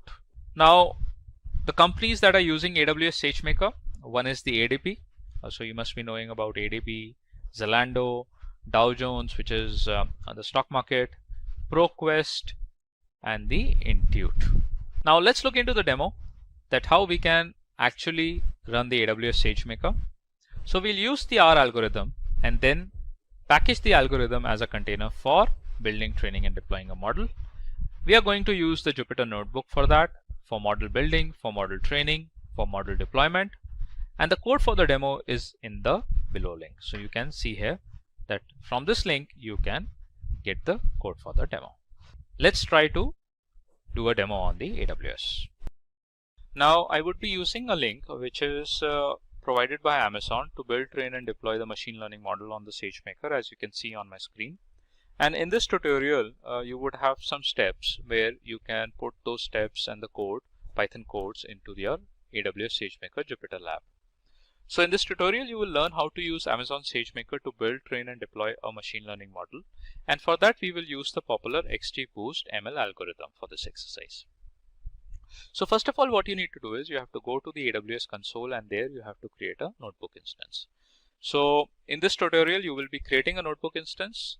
You will prepare the data, train the model to learn from the data, deploy the model, evaluate your ML model's performance, and once all those activities are done, then we'll see how we can actually remove all the resources in order to prevent the extra costing. Now the first step is we have to enter to the Amazon SageMaker console. So here you can see I'm already logged in into the SageMaker console. You can click on the services, search for the SageMaker here, and here you get the Amazon SageMaker service. Now the next step is that we have to create a notebook instance. So we will select the notebook instance from the SageMaker service, and then after the notebook instance is selected, we'll put a name to our instance and we'll create a new IAM role for that. So let's wait for the SageMaker Studio to open. So here you can see the studio is open, and you just have to click on the notebook instances, and here you have to create a notebook instance. So here you can see a couple of notebook instances have already been created. One of them is in service. So this is the notebook instance that we are going to use for creating the demo model. I'll show you how you can create a notebook instance. You just have to click on Create Notebook Instance button and put your notebook instance name. So you can put something like demo-SageMaker 987, or we can put it as model. We'll go with notebook instance type as default, which is mlt2.media. And in the permission and encryptions under the IAM role, we'll click on Create a new IAM role. Now why we are creating a new IAM role? So that we can allow the SageMaker to access any S3 bucket that has been created on our account. Just click on Create a Role, and here you would see that the new IAM role will be created with the set of permissions. Then rest of the things we'll keep it as default, and then you just have to click on Create a Notebook Instance. The notebook instance creation takes some time, so you just have to wait for a couple of minutes to get that in service. We already have one of the notebook instance that has been created, so we will be using that to create a demo. Now going back to the steps, so these are the steps that we have already performed. Now once the notebook instance is created, then we have to prepare the data.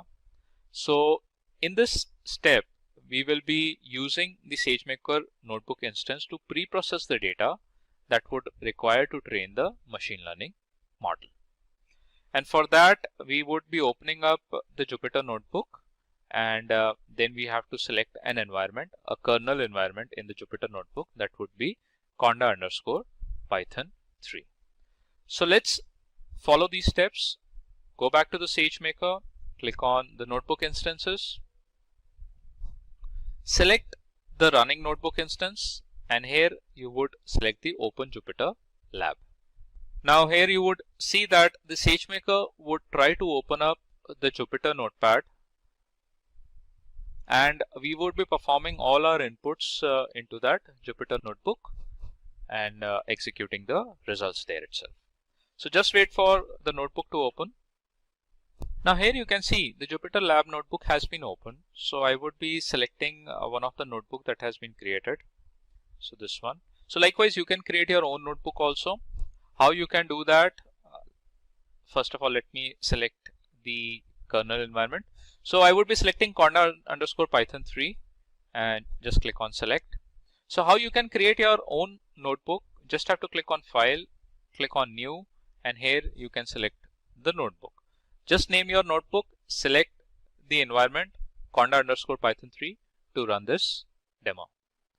So I have my notebook open. So in the tabs, I would be putting up the Python codes and I would be executing those codes to get the output directly.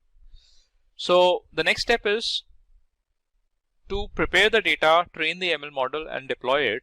We will need to import some libraries and define a few environment variables in the Jupyter Notebook environment. So I would be copying this code, which you can see that would try to import NumPy, Pandas. These are all required to run the Python syntax. So just copy this code and paste it into your notebook. Right? So once you do that, execute your code, and here you can see that you get the output, which is that it has imported all the necessary libraries that have been defined in the code. Now the next step is we would create an S3 bucket into the S3 service, and for that you have to copy this Python code, just that you have to edit it. So you have to specify this bucket name that you want to get created. So here I would provide the bucket name, which should be unique, should not overlap.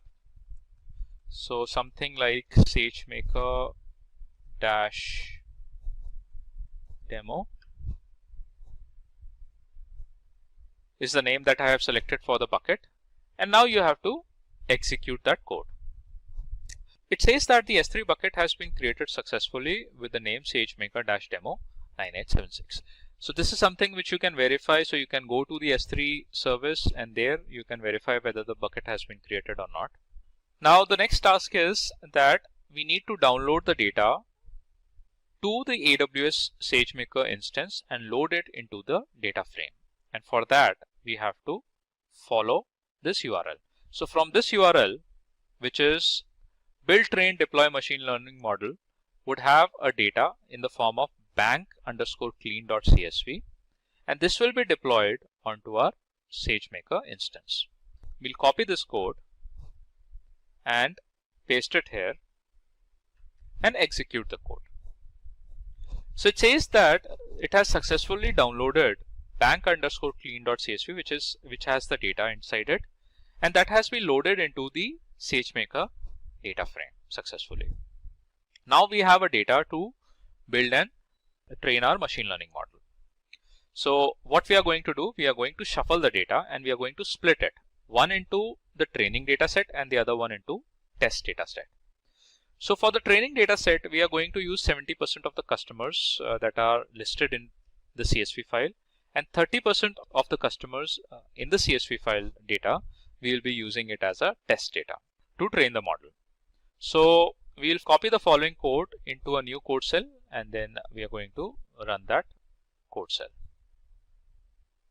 So I'll just copy it for training the data so that we can segregate the data model, 70% for building the model and 30% for testing the data. So click on run the execution, and here you can see that we got the output successfully. Now we have to train the model from that data. So how we are going to train that model? And for that we'll use SageMaker pre-built XGBoost model, which is an algorithm. So you will need to reformat the header and first column of the training data and load the data from the S3 bucket. So what I'll do is I'll copy this syntax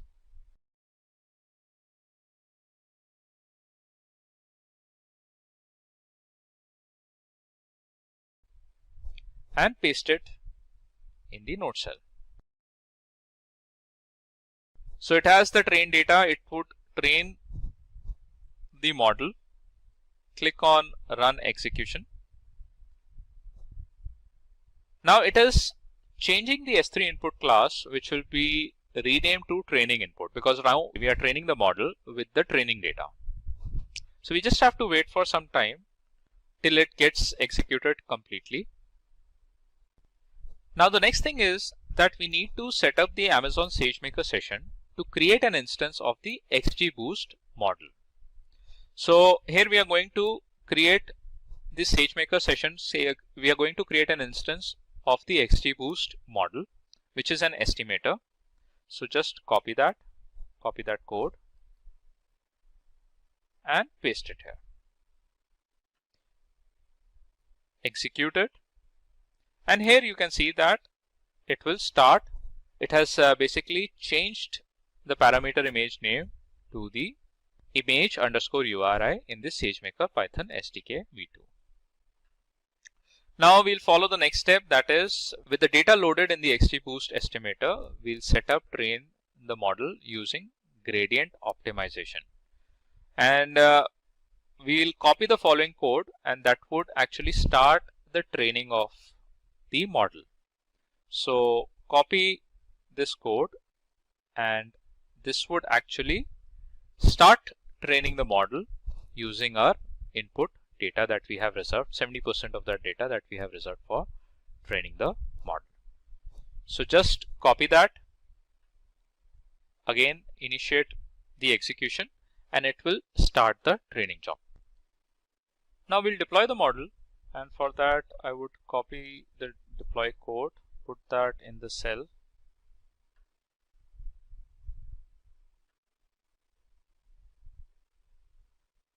and execute it.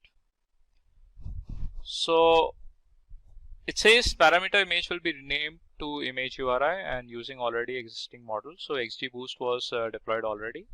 If you have not done that, if you're doing it the first time, so it will initiate another XGBoost instance. So where you can find your XGBoost endpoints created, you just have to scroll down, and here under the inference, click on the endpoints, and you should find the XGBoost endpoints defined here. So here you can see that today I have created one XGBoost endpoint, and that is now in process of creating. So just refresh it. So it is still created. It is going to take some time to get that in service. Now our endpoint is in service state, so now we can use it. So going forward with the next steps, we'll try to predict whether the customer in the test data enroll for the bank product or not. For that, we are going to copy this code, put that in the Jupyter cell function, and execute it. So here it gives you the output that it has actually evaluated, and the same output we got in the screenshot of the demo as well.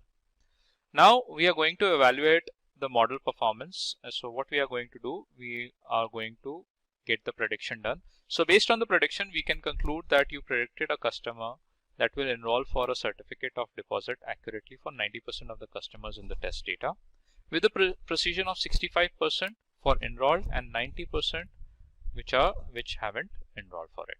So for that, we are going to copy this code and execute it here in the cell. So if it is predicted correctly, that means our model is working absolutely fine. So here you can say the overall classification rate is 89.5%, and there is the accurate prediction that has been made by the model. And that's what the output we can see here in the screenshot of a model. So that means our model is absolutely working fine. It has been built, deployed, and trained correctly.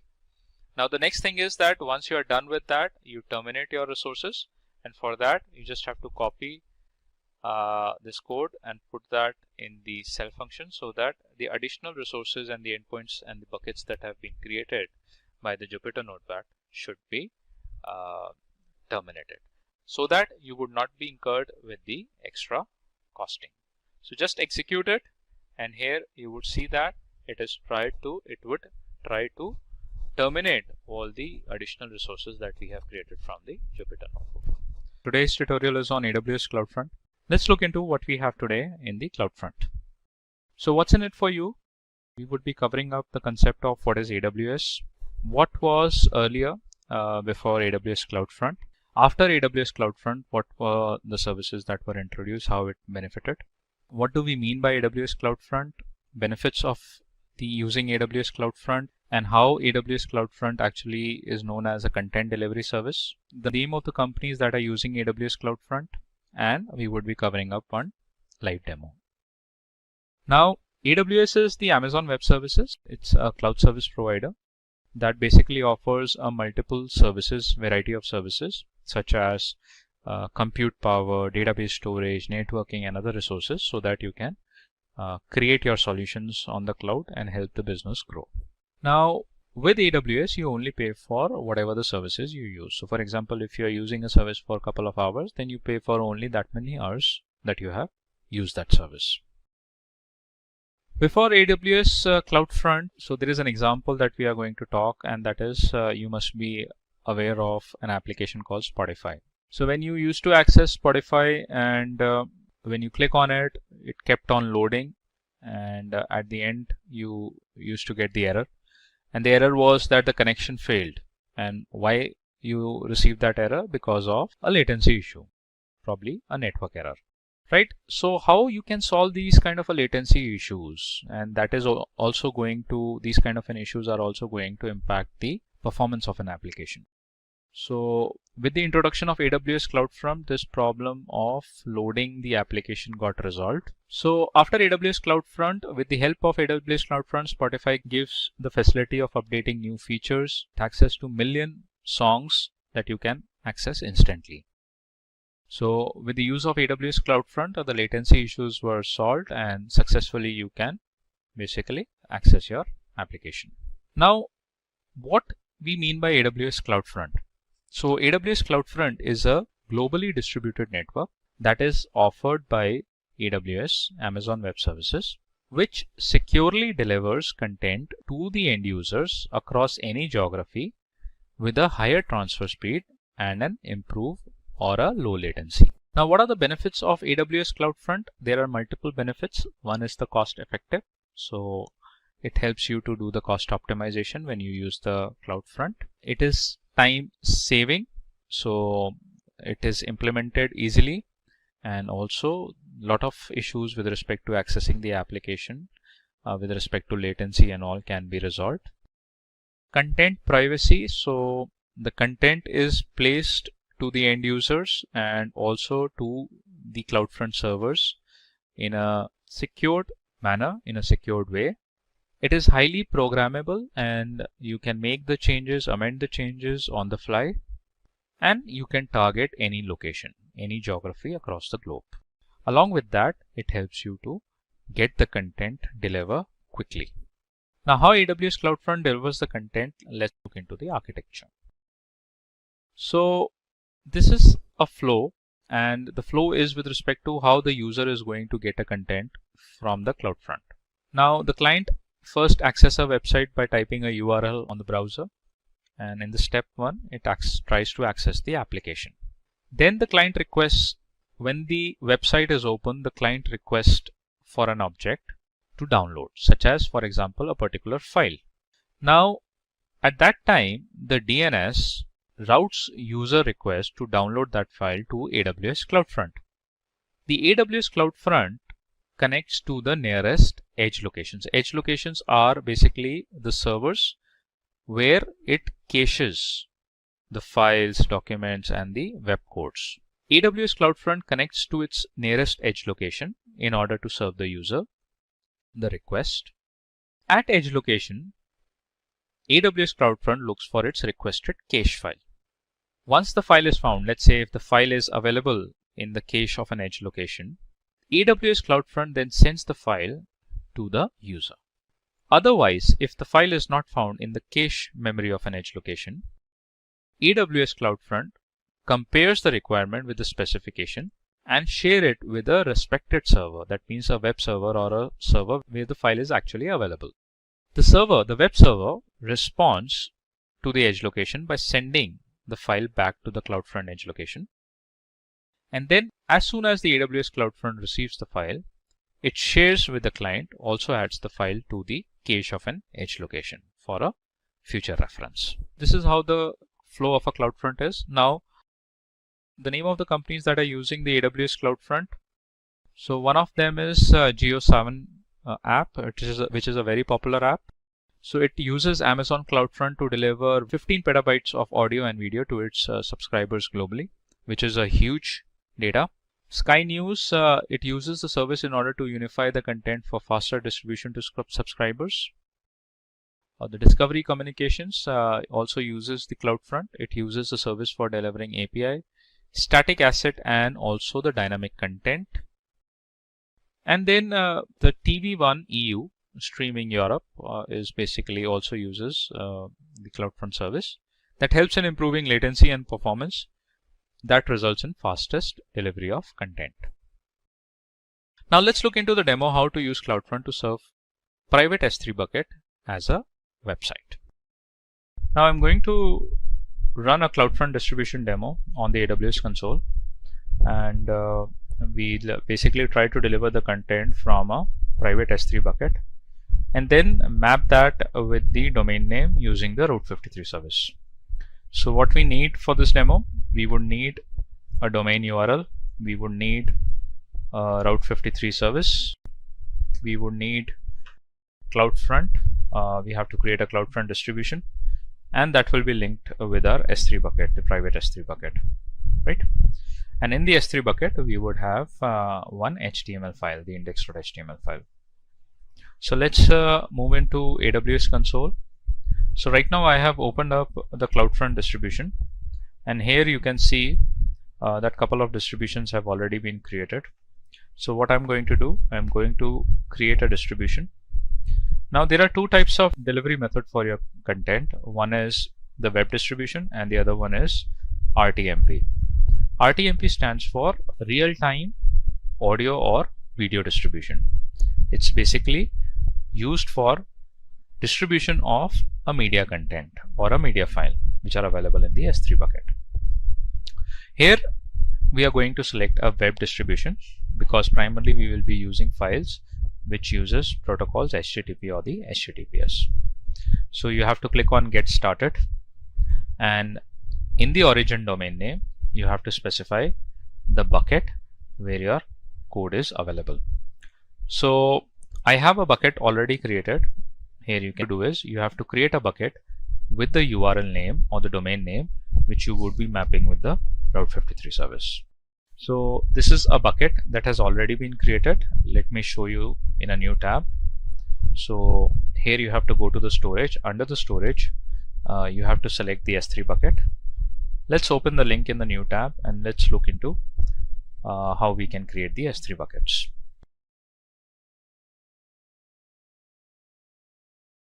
Now here are a couple of buckets already created. I have created one bucket with the domain name that I'm going to use and map it with the Route 53 service. So that is basically mapped to a region which is in Ohio. And if you open up this bucket, here you will find an HTML web page. The index.html has been already added, right? So similarly, you have to create a bucket with a domain, and an index.html page needs to be uploaded there. Now again, we'll go to the CloudFront. We'll try to create a distribution. Just have to click on Create Distribution. Select a web delivery method. Select an origin domain, which is sunshinelearning.in. And origin path, you don't have to specify. Origin ID is this one. So basically, when you define an origin domain name, automatically the origin ID appears. You can customize this origin ID as per your requirement also. So rest of the things, primarily we keep it as a default settings only until and unless if we require some customized settings to be done. So let's say if you have to change the cache behavior settings, you can do that. Otherwise, we'll keep it as default. Now in the distribution setting, you can either select use all edge locations for the best performance. So what does AWS basically do here? It uses all the edge locations which are associated with AWS across the globe. Otherwise, you can specify based on the regions also, right? Apart from that, if you want to enable firewalls or the access control list, you can specify here. And then what you need to do is in the default root object, here you have to specify your index.html page, which is in the S3 bucket.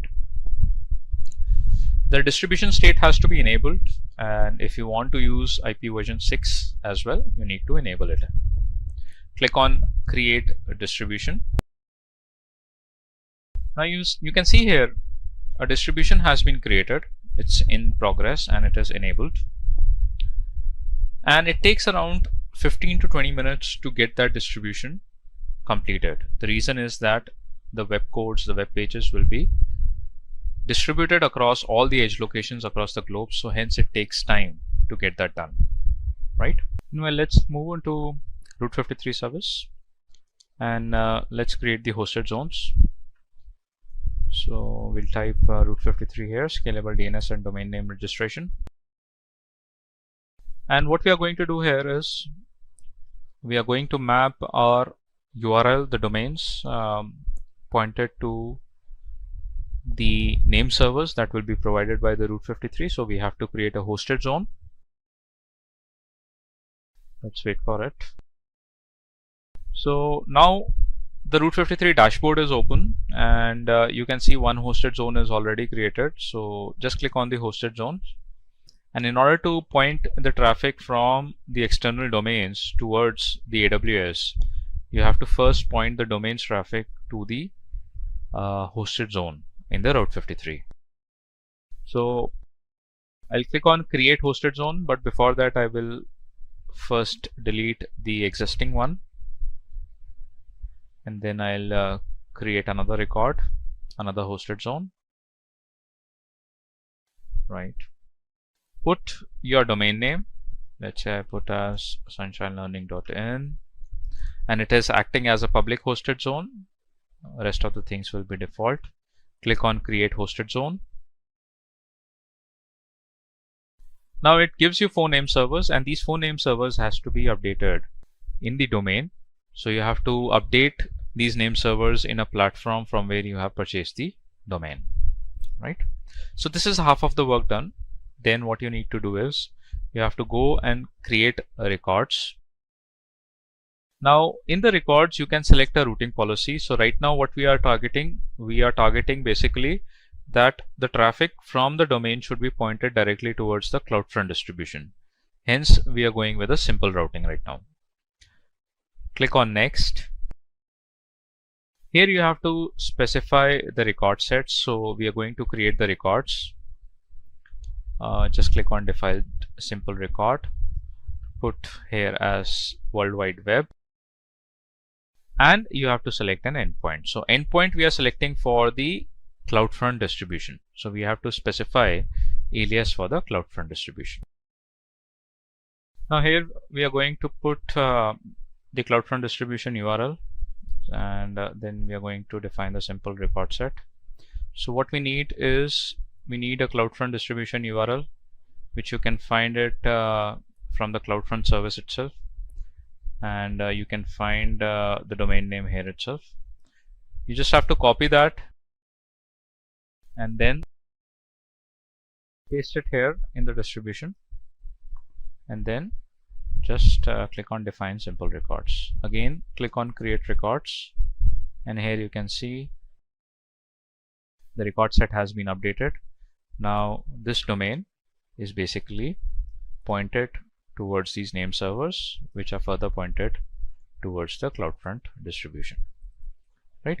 Now the only thing which is left is that within the domain, from wherever you have purchased the domain, you should update these 4 name servers, and then you can see the live traffic coming on this domain will have an output from the CloudFront distribution. Today's topic is on AWS autoscaling. So this is Akhil. I would be taking up a tutorial on the autoscaling.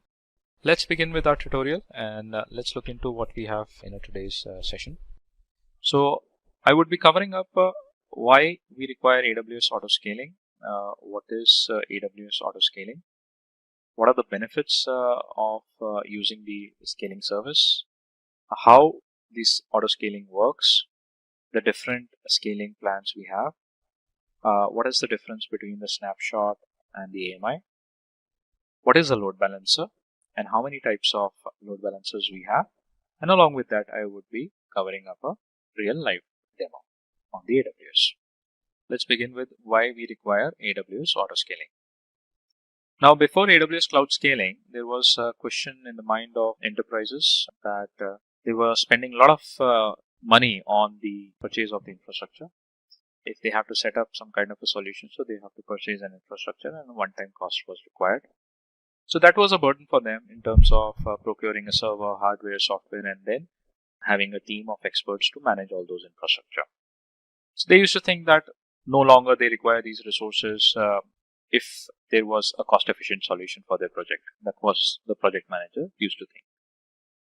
Now, after the AWS cloud scaling that was introduced, automatically the auto scaling maintains the application performance based on the user requirements at the lowest possible price. So what does the auto scaling does is that whenever there is a scalability required, it manages it automatically. And hence the cost optimization became possible.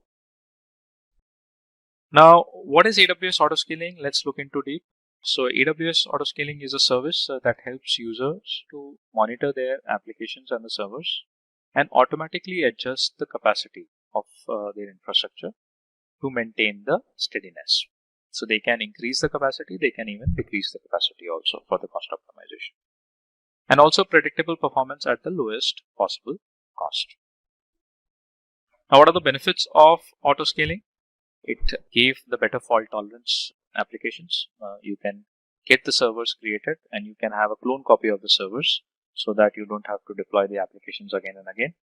Better cost management because the scalability is decided by the AWS automatically based on some threshold parameters. It was a reliable service, and whenever the scaling is created or initiated, you can get the notifications onto your mail IDs or to your cell phones. Scalability, as I mentioned, is always there in the auto scaling. It can scale up, it can scale down as well. And it has the flexibility in terms of whenever you want to schedule it, if you want to stop it, if you want to keep the size of the servers at a fixed number, you can always make the changes on the fly. And the better availability. Now, with the use of the auto scaling, we come around with the terminology called snapshot and the AMI. Let's look into the difference between the snapshots and the AMI. Snapshots versus AMI. So in a company, there was one of the employee that was facing an issue with launching the virtual machines. So he asked his colleague a question. Is it possible to launch multiple virtual machines with a minimum amount of time? Because it takes a lot of time in terms of creating the virtual machines. The other colleague said that yes, it is possible to launch multiple EC2 instances, and that can be done at a lesser time and with the same configuration. And this can be done either you use a snapshot or the AMI on the AWS. Then the colleague said that what are the differences between the snapshot and AMI? Let's look into the difference now. The snapshots basically kind of a backup of a single EBS volume, which is just like a virtual hard drive that is attached to the EC2 instance. Whereas the AMI, it is basically used as a backup of an EC2 instance only. The snapshots opts for this when the instance contains multiple static EBS volumes. When you opt for the snapshot, whenever the instance contains multiple static EBS volumes. AMI, this is widely used to replace the failed EC2 instance. In the snapshots, here you pay only for the storage of the modified data, whereas with the AMI, you pay only for the storage that you use. The snapshots are non-bootable images on EBS volume, whereas AMI are bootable images on the EC2 instance. However, creating an AMI image will also create the EBS snapshots. Now, how does AWS autoscaling work? Let's look into it. So for the AWS autoscaling to work, you have to configure single unified scaling policy per application resource. And this scaling policy, with that you can explore the applications also. And then select the service you want to scale. Also, for the optimization, select do you want to optimize the cost or do you want to optimize the performance. And then keep track of scaling by monitoring or getting the notifications. Now, what are the different scaling plans we have? So, in the auto scaling, a scaling plan basically helps a user to configure a set of instructions for scaling based on the particular software requirement. The scaling strategy basically guides the service of AWS autoscaling on how to optimize resources in a particular application. So, it's basically kind of the parameters that you set it up so that how the resource optimization can be achieved in the autoscaling. With the scaling strategies, users can create their own strategy based on their required metrics and thresholds, and this can be changed on the fly as well. What are the two types of scaling policies we have? So there are basically dynamic scaling and the predictive scaling. Now, what is dynamic scaling? It basically guides the service of AWS autoscaling on how to optimize the resources. And it is helpful in optimizing resources for availability and particular price. Now, with scaling strategies, users can create their plan based on the required metrics and thresholds. So a metric can be like, let's say, a network in, network out, or it can be a CPU utilization, memory utilization likewise. Now, in the predictive scaling, its objective is to predict future workload based on daily and weekly trends and regular forecast future network traffic. So it is kind of a forecast that happens based on the previous past experiences. It uses a machine learning technique for analyzing that network traffic, and this scaling is like how weather forecast works, right? It provides schedule scaling actions to ensure the resource capacity is available for application requirement. Now, with the auto scaling, you would need the load balancers also, because if there are multiple instances that are created, then you would need a load balancer to distribute the load to those instances. So let's understand what do we mean by a load balancer. A load balancer basically acts as a reverse proxy, and it is responsible for distributing the network or the application traffic across multiple servers. With the help of a load balancer, you can achieve a reliability, you can achieve a fault tolerance of an application. That is basically, it increases the fault tolerance and the reliability. So for example, when there is a high network traffic that is coming to your application, and if that much traffic comes to your application, to the instances, your instances may crash. So how you can avoid that situation? So you need to manage the network traffic that is coming to your instances, and that can be done with the load balancer. So thanks to the AWS load balancers, which helps in distributing network traffic across backend servers in a way that it increases performance of an application. Here in the image, you can see the traffic coming from a different resources landing onto the EC2 instance, and the load balancer is actually distributing that traffic to all the three instances, hence managing the network traffic quite properly. Now, what are the types of load balancers we have? There are three types of load balancers on the AWS. One is the classic load balancer, second is the application load balancer, and the third one is the network load balancer. Let's look into what we have in the classic load balancer. So the classic load balancer is the most basic form of load balancing, and we call it as a primitive load balancer also, and it is widely used for the EC2 instances. It is based on the IP address and the TCP port, and it routes network traffic between end users as well as in between the backend servers. And it does not support host-based routing, and it results in low efficiency of resources. Let's look into what we have in the application load balancer. This is one of the advanced forms of load balancing. It performs the task on the application level in the OSI model. It is used when there are HTTP and HTTPS traffic routing is required, and also it supports the host-based and path-based routing and performs well with the microservices or the backend applications. The network load balancer performs the task at layer 4 of the connection level in the OSI model. The prime role of the network load balancer is to route the TCP traffic, and it can manage a massive amount of traffic and is also suitable to manage the low latencies. Let's look into the demo and see how practically we can create the autoscaling. Hi guys, let's look into the demo for how we can create an autoscaling on the AWS console. So right now I'm logged into the AWS console and I am in the Mumbai region. What you need to do is you have to go to the compute section, and under that click on the EC2 service. Let's wait for the EC2 service to come. Now just scroll down, and under the load balancing there is an option called autoscaling. So there first you have to create a launch configuration, and then after that you have to create the autoscaling groups. So click on launch configuration, and then you have to click on create launch configurations. So click on create launch configuration. Now this launch configuration is basically this set of parameters that you define while launching an autoscaling so that this uniformity is maintained with all the instances. So that includes, let's say, if you select a Windows OS or a Linux OS, that particular type of an operating system will be implemented in all the instances that will be part of an autoscaling. So there are certain set of parameters that we have to specify during the launch configuration so that we can have a uniformity in terms of launching the servers. So here I would select an Amazon Linux AMI, and then I would select the type of a server, which will be t2.micro. Click on configure details, put the name to the launch configuration. Let's say we put it as a demo, and the rest of the things we'll keep it default. Click on add storage. Since it's a Linux AMI, we can go with the 8 GB storage. That should be fine. Click on configure security group. Let's create a new security group which has the SSH port open, and that is open for anywhere, which is basically source IPv4 and IPv6 IPs. Any IP would be able to access that. Click on review.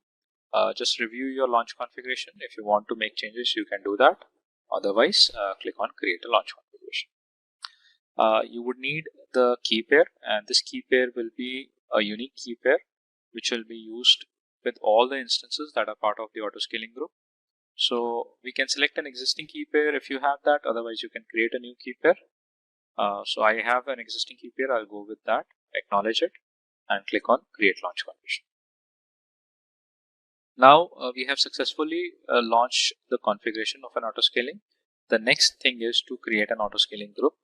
So click on create an autoscaling group using this launch configuration. Put a group name. Let's say we put something like test, and the group size to start with, it says one instance. So that means at least a single instance will always be running, and it will be initiated and running 24/7 till the autoscaling is available. You can increase the size of the minimum base instances also. Let's say you can change it to 2 also. So you would get at least 2 servers running all the time. So we'll go with the one instance. The network would be the VPC default, and in the VPC particular region, we can select the availability zones. So let's say if I select availability zone 1A and then availability zone 1B. So how the instances will be launched? So one instance will be launched in 1A, the other one in the 1B, the third one in the 1A, fourth one in the 1B. Likewise, it will be equally spread among the availability zones. Next part is to configure the scaling policies. So click on it. If you want to keep this group at its initial size, let's say if you want to go with only a single instance or 2 instances and you don't want the scaling to progress, you can put it, keep this group at its initial size. So this is basically a way to halt the scaling.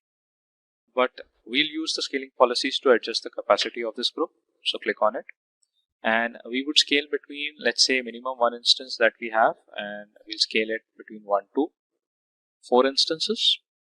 And what condition, on what basis these instances will be scaled up or scaled down would be defined in the scale group size. So the scaling policies you can implement based on a scale group size or using the simple scaling policies using the steps. So in the scale group size, you have certain metrics. You can use average CPU utilization. You can define a metric related to average network in, average network out, or the load balancer request counts per target. And if you create the simple scaling policies using steps, then you need to create the alarms, and there you can get some more metrics that you can add up as a parameter for the auto scaling. Let's go with the scaling group size. Let's go with the metric type as average CPU utilization, and the target value here you have to specify what would be the threshold that when the instance CPU utilization is crossed, then a new instance should be initiated. So you can put a reasonable threshold for that. Let's say we put something like 85%, and whenever the instance CPU utilization is crossed 85% threshold, you will see that there will be a new instance created. Let's go to the next configure notifications, and here you can add notifications. So let's say if there is a new instance that is initiated and you want to basically be notified, so you can get notifications over your email IDs or you can get it on the cell phones. So for that, for adding the notification, you would need the SNS service that is called as a simple notification service. And you have to create a topic there. You have to subscribe for the topic using your email ID, and then you should get the notifications. Click on configure tags. The tags are not mandatory. You can basically put a tag. Let's say if you want to identify the instance, what purpose it was created. Otherwise, you can leave it blank also. Click on review and review your scaling policies, notification, tags, as well as the scaling group details. Click on create auto scaling group, and here you go. Your scaling has been launched. Click on close, and you should get at least a single instance initiated automatically by the auto scaling. So let's wait for the details to appear. So here you can see our launch configuration name, demo, auto scaling group name, test, minimum instance we want 1, the maximum instances we want 4. We have selected 2 availability zones, AP South 1A, AP South 1B, and the instance 1 has been initiated. And if you want to verify where exactly this instance has been initiated, just click on the instances here, and here you will see that our single instance has been initiated, that is in service, and that has been initiated in AP South 1B. Now once the threshold of this instance crosses 85%, that is what we have defined in the scaling policies, then you should see that another instance will be initiated. So likewise, this is basically I have created steps to initiate a scaling policy, that means to increase the number of servers whenever the threshold crosses. Likewise, here itself you can add another policy to scale down the resources in case if the CPU utilization goes to a normal value. Today we are going to discuss about Amazon Redshift, which is one of the data warehouse service on the AWS. So let's begin with Amazon Redshift, and let's see what we have for today's session. So what's in it for you today? We'll see what is AWS, why we require Amazon Redshift, what do we mean by Amazon Redshift, the advantages of Amazon Redshift, the architecture of Amazon Redshift, some of the additional concepts associated with the Redshift, and the companies that are using the Amazon Redshift. And finally, we'll cover up one demo which will show you the practical example that how you can actually use the Redshift service. Now, what is AWS? As we know that AWS stands for Amazon Web Service. It's one of the largest cloud providers in the market, and it's basically a secure cloud service platform provided from the Amazon. Also, on the AWS, you can create and deploy the applications using the AWS service. Along with that, you can access the services provided by the AWS over the public network, that is, over the internet. They are accessible. Plus, you pay only whatever the service you use for. Now, let's understand why we require Amazon Redshift. So earlier, before Amazon Redshift, what used to happen that the people used to, or the developers used to fetch the data from the data warehouse. So data warehouse is basically a terminology which is basically represents the collection of the data. So a repository where the data is stored is generally called as a data warehouse. Now, fetching data from the data warehouse was a complicated task because might be a possibility that the developer is located at a different geography, and the data warehouse is at a different location, and probably there is not that much network connectivity or some networking challenges, internet connectivity challenges, security challenges might be, and a lot of maintenance was required to manage the data warehouses.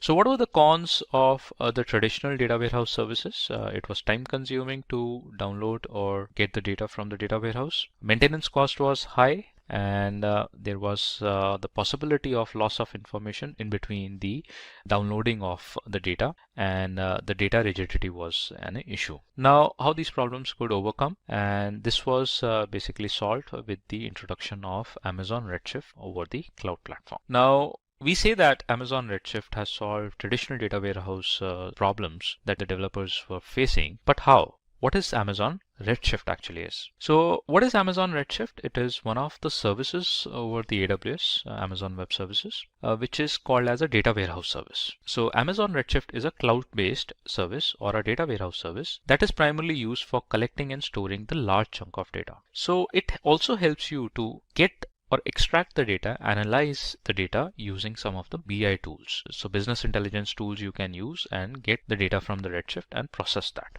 And hence it simplifies the process of handling the large scale data sets. So this is the symbol for the Amazon Redshift over the AWS. Now let's discuss about one of the use case. So DNA is basically a telecommunication company, and they were facing an issue with managing their website and also the Amazon S3 data, which led down to slow process of their applications. Now, how could they overcome this problem? Let's see that. So they overcome this issue by using the Amazon Redshift, and all the company noticed that there was a 52% increase in the application performance. Now, did you know that Amazon Redshift is basically cost less to operate than any other cloud data warehouse service available on the cloud computing platforms? And also the performance of an Amazon Redshift is the fastest data warehouse, we can say that is available as of now. So in both cases, one is that it saves the cost as compared to the traditional data warehouses, and also the performance of this Redshift service or a data warehouse service, the fastest available on the cloud platforms. And more than 15,000 customers presently they are using the Amazon Redshift service.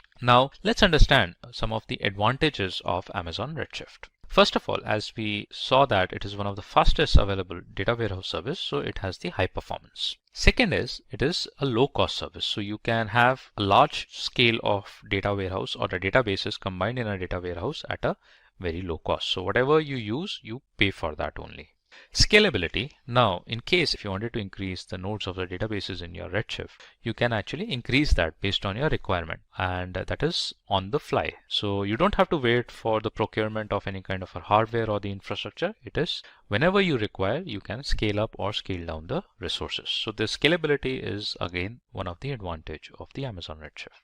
Availability, since it's available across multiple availability zones, so it makes this service as a highly available service. Security. So whenever you access Redshift, you create a clusters in the Redshift, and the clusters are created you can define a specific virtual private cloud for your cluster, and you can create your own security groups and attach it to your cluster. So you can design the security parameters based on your requirement, and you can get your data warehouse or the data items in a secured place. Flexibility, and you can remove the clusters, you can create another clusters. If you are deleting a cluster, you can take a snapshot of it and you can move those snapshots to different regions. So that much flexibility is available on the AWS for the service. And the other advantage is that it is basically a very simple way to do a database migration. So if you're planning that you wanted to migrate your databases from the traditional data center over the cloud on the Redshift, it is basically very simple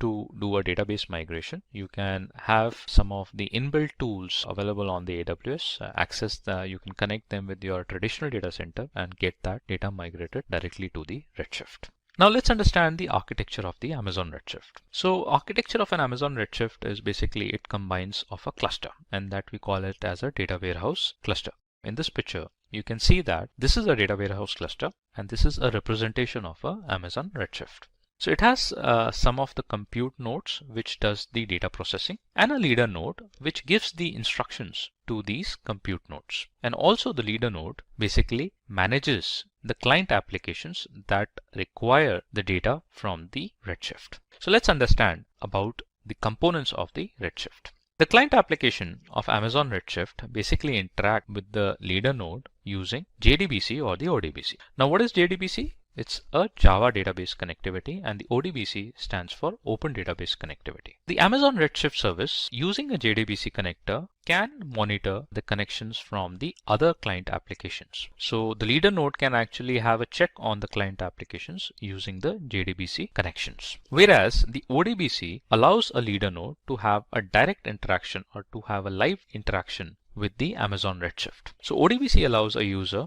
to interact with live data of Amazon Redshift. So it has a direct connectivity, direct access of the applications, as well as the leader node can get the information from the compute nodes. Now, what are these compute nodes?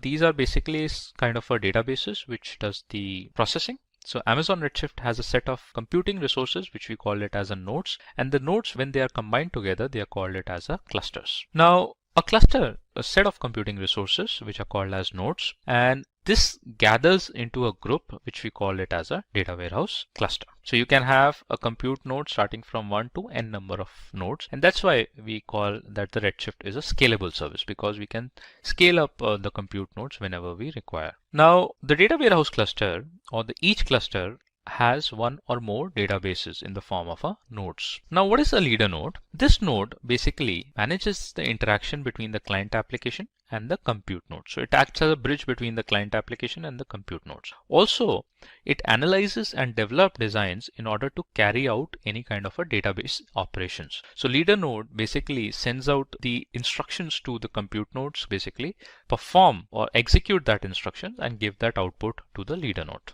So that is what we are going to see in the next slide, that the leader node runs the program and assign the code to individual compute nodes, and the compute nodes execute the program and share the result back to the leader node for the final aggregation, and then it is delivered to the client application for analytics or whatever the client application is created for. So compute nodes are basically categorized into slices, and each node slice is allotted with specific memory space, or you can say a storage space, where the data is processed. These node slices works in parallel in order to finish their work, and hence when we talk about a Redshift as a faster processing capability as compared to other data warehouses or traditional data warehouses, this is because that these node slices work in a parallel operation that makes it more faster. Now the additional concept associated with Amazon Redshift is, there are two additional concepts associated with the Redshift. One is called as the column storage and the other one is called as the compression. Let's see what is the column storage. As the name suggests, column storage is basically kind of a data storage in the form of a column, so that whenever we run a query, it becomes easier to pull out the data from the columns. So column storage is an essential factor in optimizing query performance and resulting in quicker output. So one of the examples are mentioned here. So below example show how database tables store record into disk block by row. So here you can see that if we wanted to pull out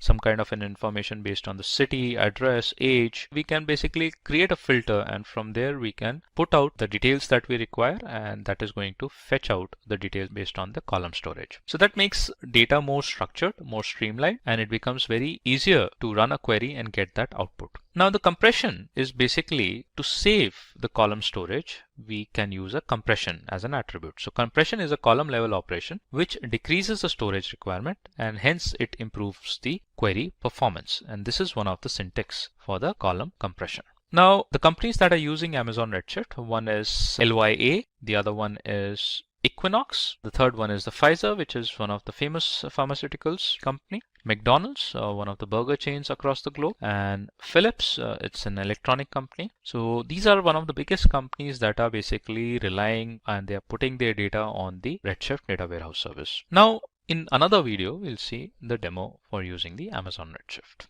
Let's look into the Amazon Redshift demo. So these are the steps that we need to follow for creating the Amazon Redshift cluster. And in this demo, what we'll be doing is that we'll be creating an IAM role for the Redshift so that the Redshift can call the services only format. So in the step one, what we require, we'll check the prerequisites, and what you need to have is the AWS credentials. If you don't have that, you need to create your own credentials, and you can use your credit and the debit card. And then in the step two, we'll proceed with the IAM role for the Amazon Redshift. Once the role is created, we'll launch a sample Amazon Redshift cluster mentioned in the step 3, and then we'll assign a VPC security groups to our cluster. Now you can create it in the default VPC also, you can create a default security groups also, otherwise you can customize the security groups based on your requirement. Now to connect to the sample cluster, you need to run the queries, and you can connect to your cluster and run queries on the AWS Management Console query editor, which you will find it in the Redshift only. Or if you use the query editor, you don't have to download and set up a SQL client application separately. And in the step 6, what you can do is you can copy the data from the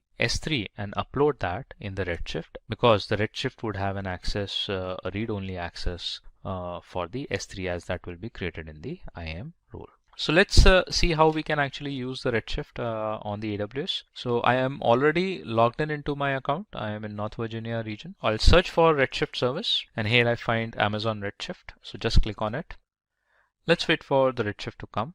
Now this is a Redshift dashboard, and from here itself you have to run the cluster. So to launch a cluster, you just have to click on this launch cluster, and once the cluster is created, and if you wanted to run queries, you can open query editor, or you can basically create queries and access the data from the Redshift. So that's what it was mentioned in the steps also, that you don't require a separate SQL client application to get the queries run on the data warehouse. Now, before creating a cluster, we need to create the role. So what we'll do is we'll click on the services and we'll move to IAM role section. So IAM role I can find here under the security, identity and compliance. So just click on the identity access management and then click on create roles. So let's wait for IAM page to open. So here in the IAM dashboard, you just have to click on the roles. I already have the role created. So what I'll do is I'll delete this role and I'll create it separately. So just click on a create role, and under the AWS services, you have to select for the Redshift, because now the Redshift will be calling the other services, and that's why we are creating the role. Now, which other services that the Redshift will be having an access of?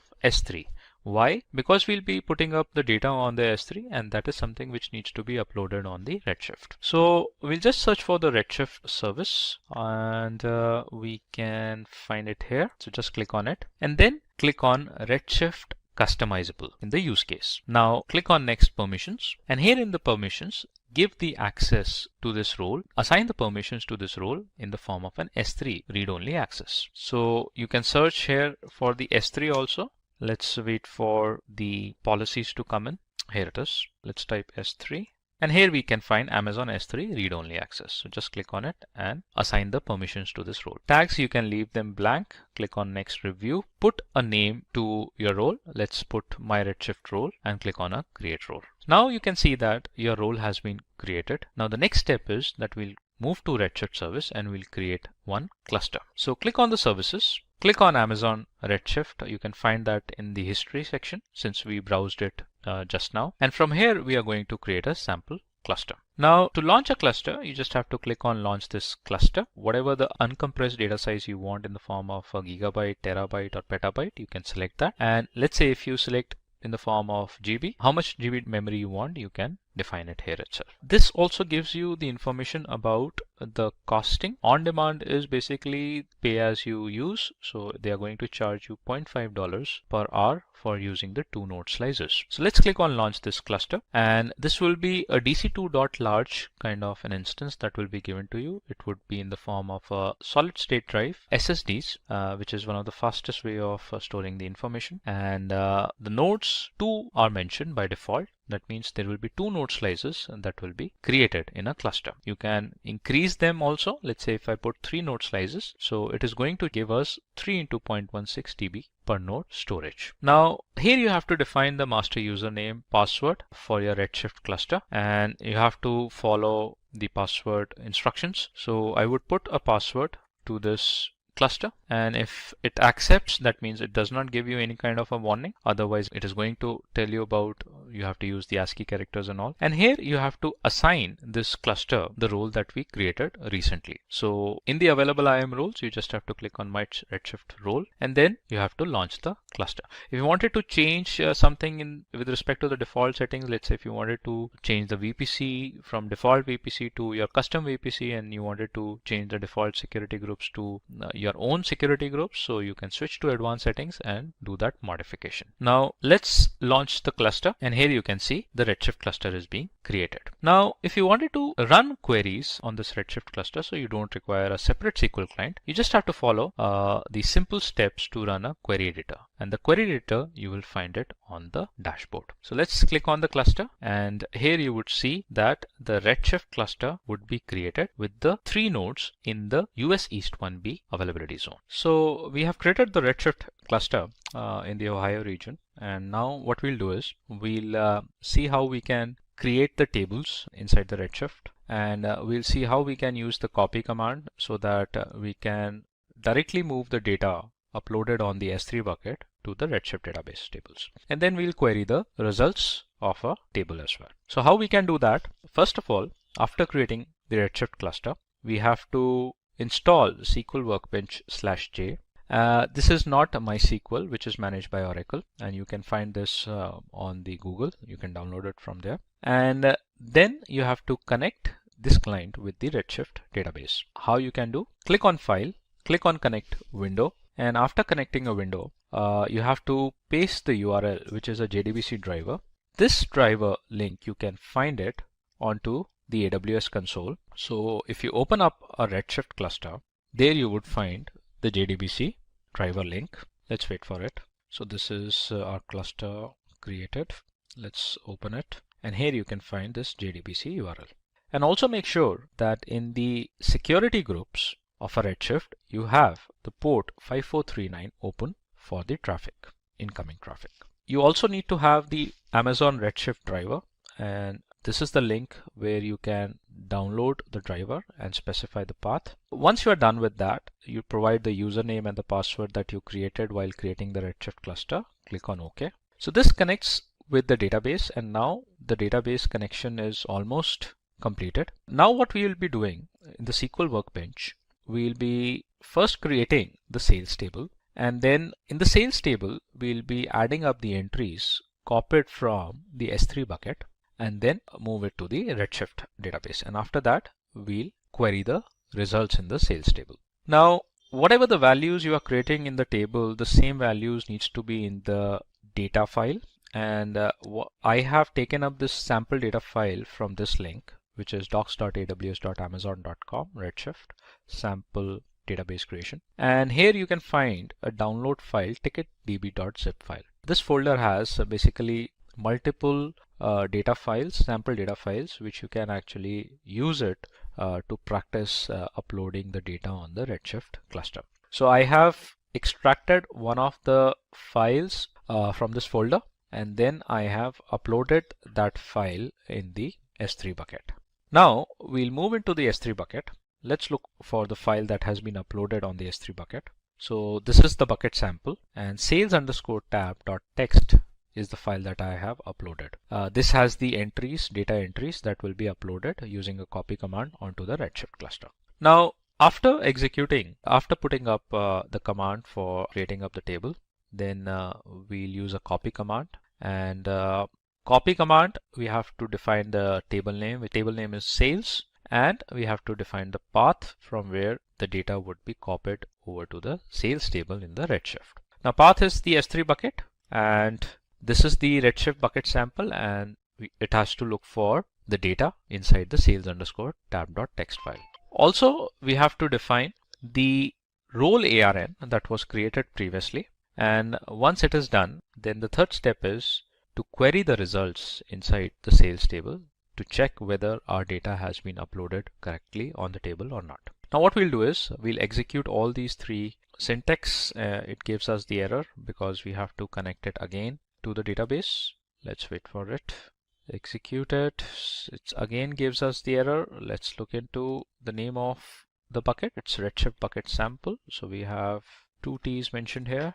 Right, let's connect with the database again and now execute it. So table sales created, and we got the error. The specified bucket does not exist. Redshift bucket sample. Let's view the bucket name, Redshift bucket sample. Let's copy that, put it here, connect to the window, connect back to the database. Right, and now execute it. So table sales created. The data in the table has been copied from the S3 bucket to sales_tab.txt to the Redshift, and then the query of the results. The results from the table has been queried. Hey awesome viewers, come, let's leap into the world of cloud computing.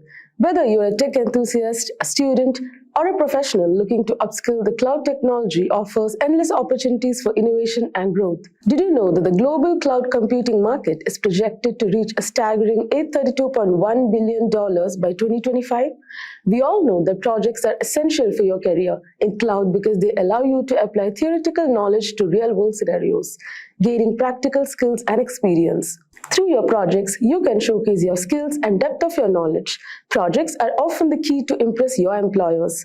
In this video, we are going to unveil the top cloud projects tailor-made for beginners, empowering you to kickstart your journey into the clouds with confidence. The first project in our list is website hosting. Here, you will build a website and host your website on the cloud.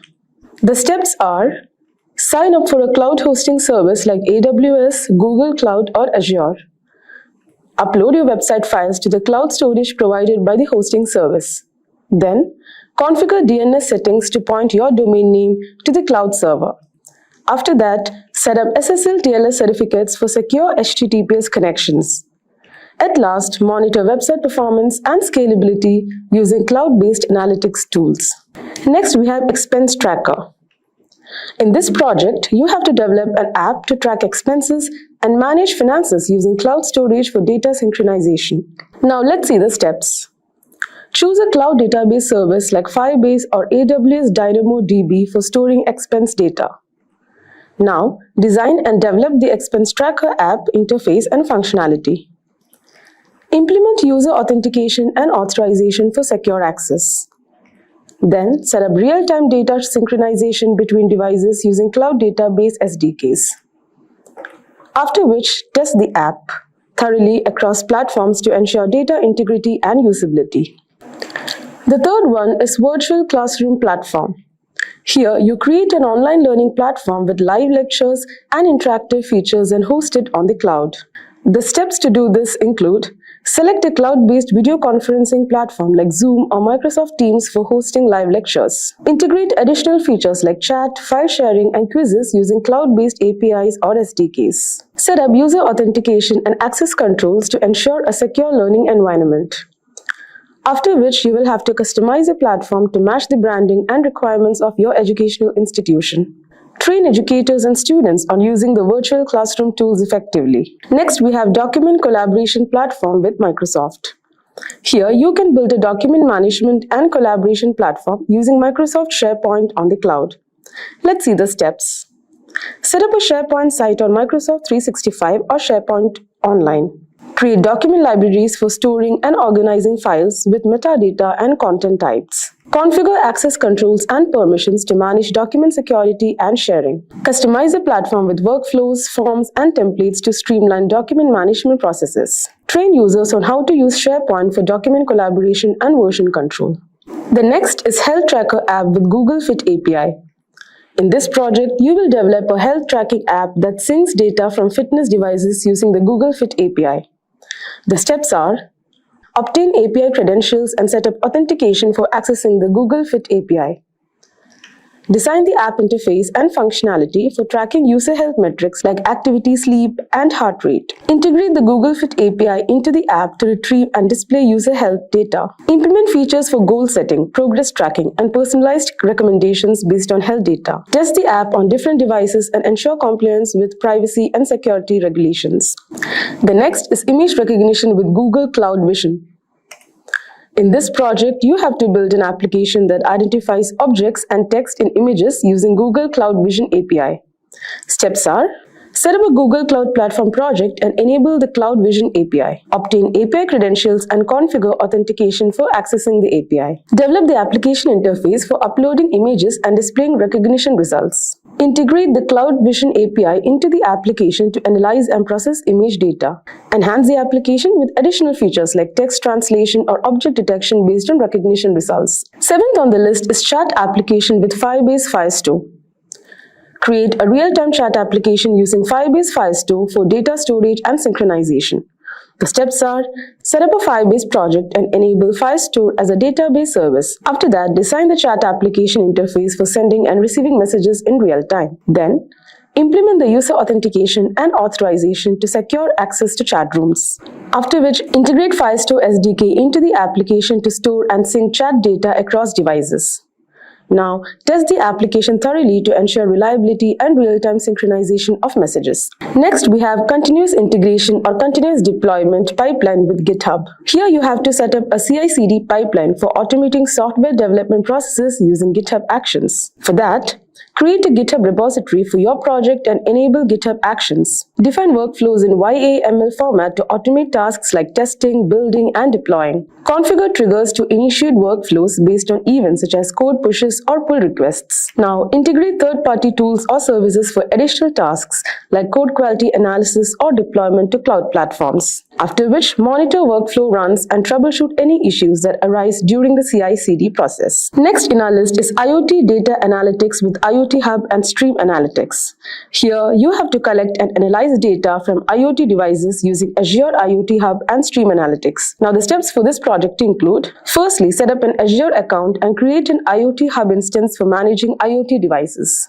Connect IoT devices to the IoT Hub and configure message routing for data ingestion. Now, create an Azure Stream Analytics job to process streaming data from IoT devices. Define queries and transformations to analyze and aggregate IoT data in real time. And then visualize the analyzed data using Azure services like Power BI or Azure Data Explorer for actionable insights. Last project on the list, we have Budget-Friendly Travel Planner. In this project, you are required to develop a travel planning application that helps users discover budget-friendly destinations and manage trip expenses. Now, the steps include: firstly, design the user interface of the travel planner application, allowing users to search for destinations and plan itineraries. Integrate APIs like Google Maps, Open Weather Map, and Skyscanner to provide travel information such as flight prices, weather forecasts, and accommodation options. Now, implement features for budget tracking, expense management, and itinerary customization based on user preferences. Test the application across different devices and platforms to ensure usability and performance. And at last, deploy the travel planner application to a cloud hosting platform for accessibility and scalability, and continue to iterate based on user feedback and usage metrics. So there you have it, top 10 cloud projects for beginners that can help you create a portfolio and land a job. We have explored a diverse range of projects that offer valuable insights into various aspects of cloud computing. Moving on to the top 10 cloud computing projects, we have divided this video into 3 parts. The first part is for beginners. Moving on to the first project for beginners, we have a cloud-based file storage. In this project, you will create a simple cloud-based file storage system similar to a Dropbox or a Google Drive. Users can upload, download, and manage files stored in the cloud. The part to create this project will start by choosing a cloud storage service. Select a cloud storage service provider like AWS S3, Google Cloud Storage, or Azure Blob Storage. The next step is creating an account. Sign up for an account with the chosen cloud provider if you don't already have one. The next step is to set up a bucket or a container. Create a storage bucket or container to store your files. The next step is to develop a web interface. Create a web-based interface for users to interact with your storage system. You can use HTML, CSS, and JavaScript for this. The next step is to implement file upload and download. Add functionality for users to upload and download files to or from their storage bucket using the cloud provider's SDK or API. The next step is user authentication. Implement user authentication to secure access to files. You can use services like Firebase authentication or build one of your own. The next step is testing and deployment. Test your file storage system locally, and once satisfied, deploy it to the cloud. Make it publicly accessible if needed. The key learning points of this project is: you will learn the basics of cloud storage services, file uploading and downloading, and user authentication. Moving on to project number 2, we have a website hosting service. This project involves setting up an essential website on a cloud platform like AWS, Azure, or Google Cloud. You will deploy a static or dynamic website and make it accessible to users worldwide. Let's move on to the path to create this project. The first step is to select a cloud hosting service. Choose a cloud hosting platform like Amazon Web Services, Azure, or Google Cloud. The next step is to design your website.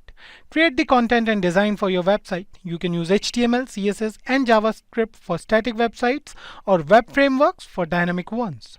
Then register a domain name. Purchase a domain name from a domain registrar, for example GoDaddy, Namecheap, etc. The next step is to configure DNS. Configure the DNS setting to point to your cloud hosting server's IP address. The next step is to set up a virtual server. Create a virtual server instance on your chosen cloud platform, for example AWS EC2, Azure VM, and Google Compute Engine. The next step is to install web server software.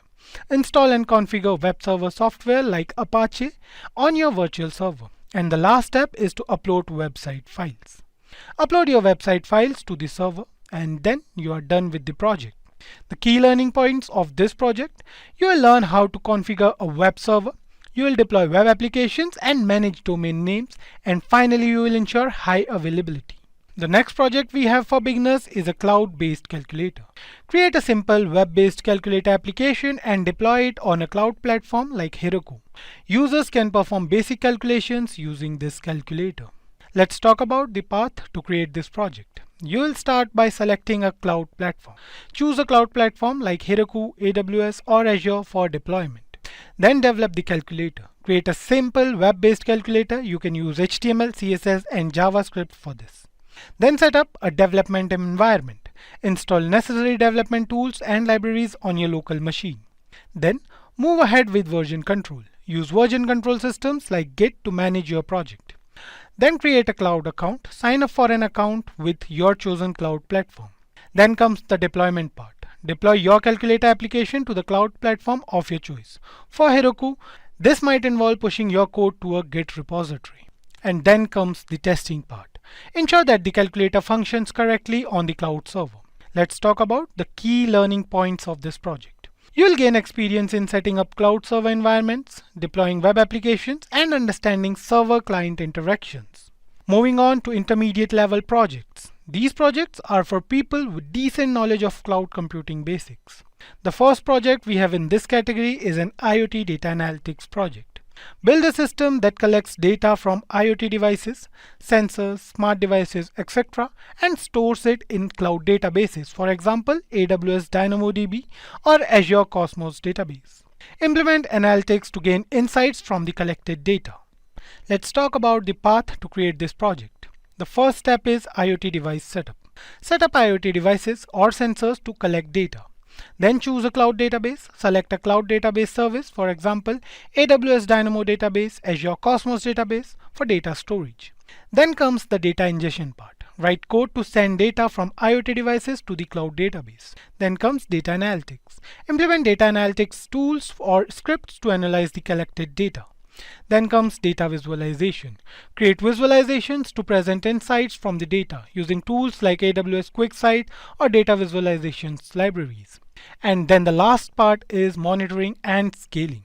Implement monitoring and scaling mechanisms to handle increased data volumes. So let's talk about the key learning points of this project. You will explore IoT data ingestion, cloud database management, data analytics, and of course data visualization. Moving on to the next project, we have a video streaming service. So you will create a video streaming service where users can upload and stream videos from the cloud. Implement features like video encoding, content delivery, and user authentication. Let's talk about the path to create this project. You will start by selecting cloud services. Choose cloud services for video storage, for example AWS S3. For encoding, you can choose AWS Elastic Transcoder, and for content delivery, you can choose AWS CloudFront. The next step is to design the application. Plan the architecture of your video streaming platform, including user interfaces for uploading and streaming. The next step is user authentication. Implement user authentication using services like AWS Cognito. Then comes the video uploading part. Allow users to upload videos to the cloud storage. And then comes the video encoding. Implement video encoding to create different quality versions of uploaded videos. Then comes the content delivery. Use a content delivery network or CDN to distribute videos efficiently to the users. And the last step is testing and scalability. Test video streaming and ensure it scales to handle concurrent users and varying network conditions. Let's talk about the key learning points for this project. You will learn about video processing, content delivery networks, and secure user access control. Moving on to the next project, we have cloud-based e-commerce website. Build an e-commerce platform hosted on cloud. Develop features like product listing, shopping carts, and secure payment processing. Let's talk about the path to create this project. You will start by selecting cloud platform. Choose a cloud platform, for example AWS or Azure, to host your e-commerce application. Then comes the e-commerce framework. Choose an e-commerce framework, for example WooCommerce or Shopify, or build a custom solution. Then comes the product listings part. Add product listings and descriptions with images. Then comes the shopping cart. Implement a shopping cart functionality for users to add products. Then comes the secure payment processing. Set up secure payment processing using payment gateways like Stripe or PayPal. Then comes the user authentication part. Implement user authentication for customer accounts. And finally, the testing and security. Thoroughly test your e-commerce website, ensuring it's secure and capable of handling transactions. What are the key points of this project? You will gain experience in building scalable web applications, handling online transactions securely, and managing customer data. Talking about advanced level cloud computing projects. For advanced level cloud computing projects, you should master cloud infrastructure and cloud services. The first advanced level project we have for today is machine learning with cloud. Develop a machine learning model and deploy it on a cloud server for scalable processing. This project involves working with large data sets and real-time data analysis. The first step is machine learning model. Develop a machine learning model using libraries like TensorFlow or scikit-learn. Then comes the data preparation part. Prepare and clean the data for training and testing. Then choose a cloud machine learning service. Select a cloud machine learning service, for example, AWS SageMaker, Google AI Platform, and etc. Then comes the model deployment part. Deploy your machine learning model on the cloud platform. And finally, the scalability. Ensure the model can handle real-time predictions and scale as needed. Let's talk about the key learning points of this project. You will delve into machine learning, cloud-based data processing, and model deployment. The next project we have in this list is the cloud-based virtual desktop. Create a system that allows users to access virtualized desktop environments hosted on the cloud. This project focuses on remote desktop solutions. Talking about the path to create this project, you should start by selecting cloud service. Choose a cloud service for virtual desktop. For example, Amazon Workspace, Windows Virtual Desktop, or Azure. Then comes the configuration part. Configure virtual desktop instances with desired specifications. User management. Create and manage user accounts for accessing virtual desktops. Security. Implement security measures for data protection during remote desktop access. Then comes the access control part. Set up access control policies to restrict user permissions. And lastly, testing. Test the remote desktop access from different devices and locations. Talking about the key learning points of this project, you will learn about virtualization, remote desktop technologies, and user management in a cloud-based context. Moving on to the third advanced level cloud project, we have a cloud gaming service. Build a cloud-based gaming service similar to Google Stadia. This project involves GPU virtualization, low latency streaming, and multiplayer game server management. Talking about the path to create this project, you should start by selecting cloud infrastructure. Choose a cloud infrastructure. You can either choose AWS or Azure for hosting game servers. Then comes the game server setup. Set up game servers for hosting games. Then comes the low latency streaming. Implement low latency streaming technologies for gameplay. Then comes the multiplayer support. Add multiplayer support for users to play together. Then comes the user management. Create user accounts and manage players' profiles. And finally comes load balancing. Implement load balancing to handle increased player loads. Talking about the key learning points of this project, you will explore cloud-based gaming infrastructure, server management, and real-time multiplayer networking. Moving on to the last cloud computing project, we have a healthcare data management system. Develop a cloud-based system for storing and managing healthcare-related data such as patient records. Ensure compliance with healthcare industry standards, for example, HIPAA. Talking about the path to create this project, you should start by ensuring compliance with healthcare industry standards. HIPAA compliance. Understand and adhere to HIPAA compliance regulations. Cloud platform selection. Choose a HIPAA compliant cloud platform, for example, AWS Healthcare APIs and Azure for healthcare. Then comes the data storage part. Create a secure cloud-based data storage system for healthcare records. Then comes the access control. Implement strict access controls and encryption for data security. Then comes the audit trials. Maintain audit trials for data access and modifications. And then at last comes the user training. Ensure staff are trained on HIPAA compliance and data handling protocols. Talking about the key learning points of this project, you will gain expertise in cloud security, data privacy, and compliance while addressing real-world healthcare data challenges. These projects provide a progressive learning path allowing individuals to start with basic cloud concepts and gradually advance to more complex and impactful cloud computing applications. Each project offers valuable experience and skills that can be applied to real-life scenarios and career development in the cloud computing field. That's a wrap on a full course. If you have any doubts or questions, ask them in the comment section below. A team of experts will reply you as soon as possible. Thank you and keep learning with Simplilearn. Staying ahead in your career requires continuous learning and upskilling. Whether you're a student aiming to learn today's top skills or a working professional looking to advance your career, we've got you covered. Explore our impressive catalog of certification programs in cutting-edge domains, including data science, cloud computing, cybersecurity, AI, machine learning, or digital marketing.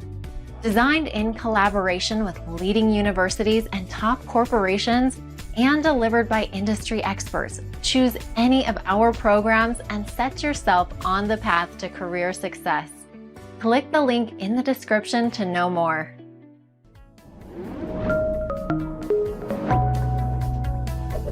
Hi there, if you like this video, subscribe to the Simplilearn YouTube channel and click here to watch similar videos. To nerd up and get certified, click here.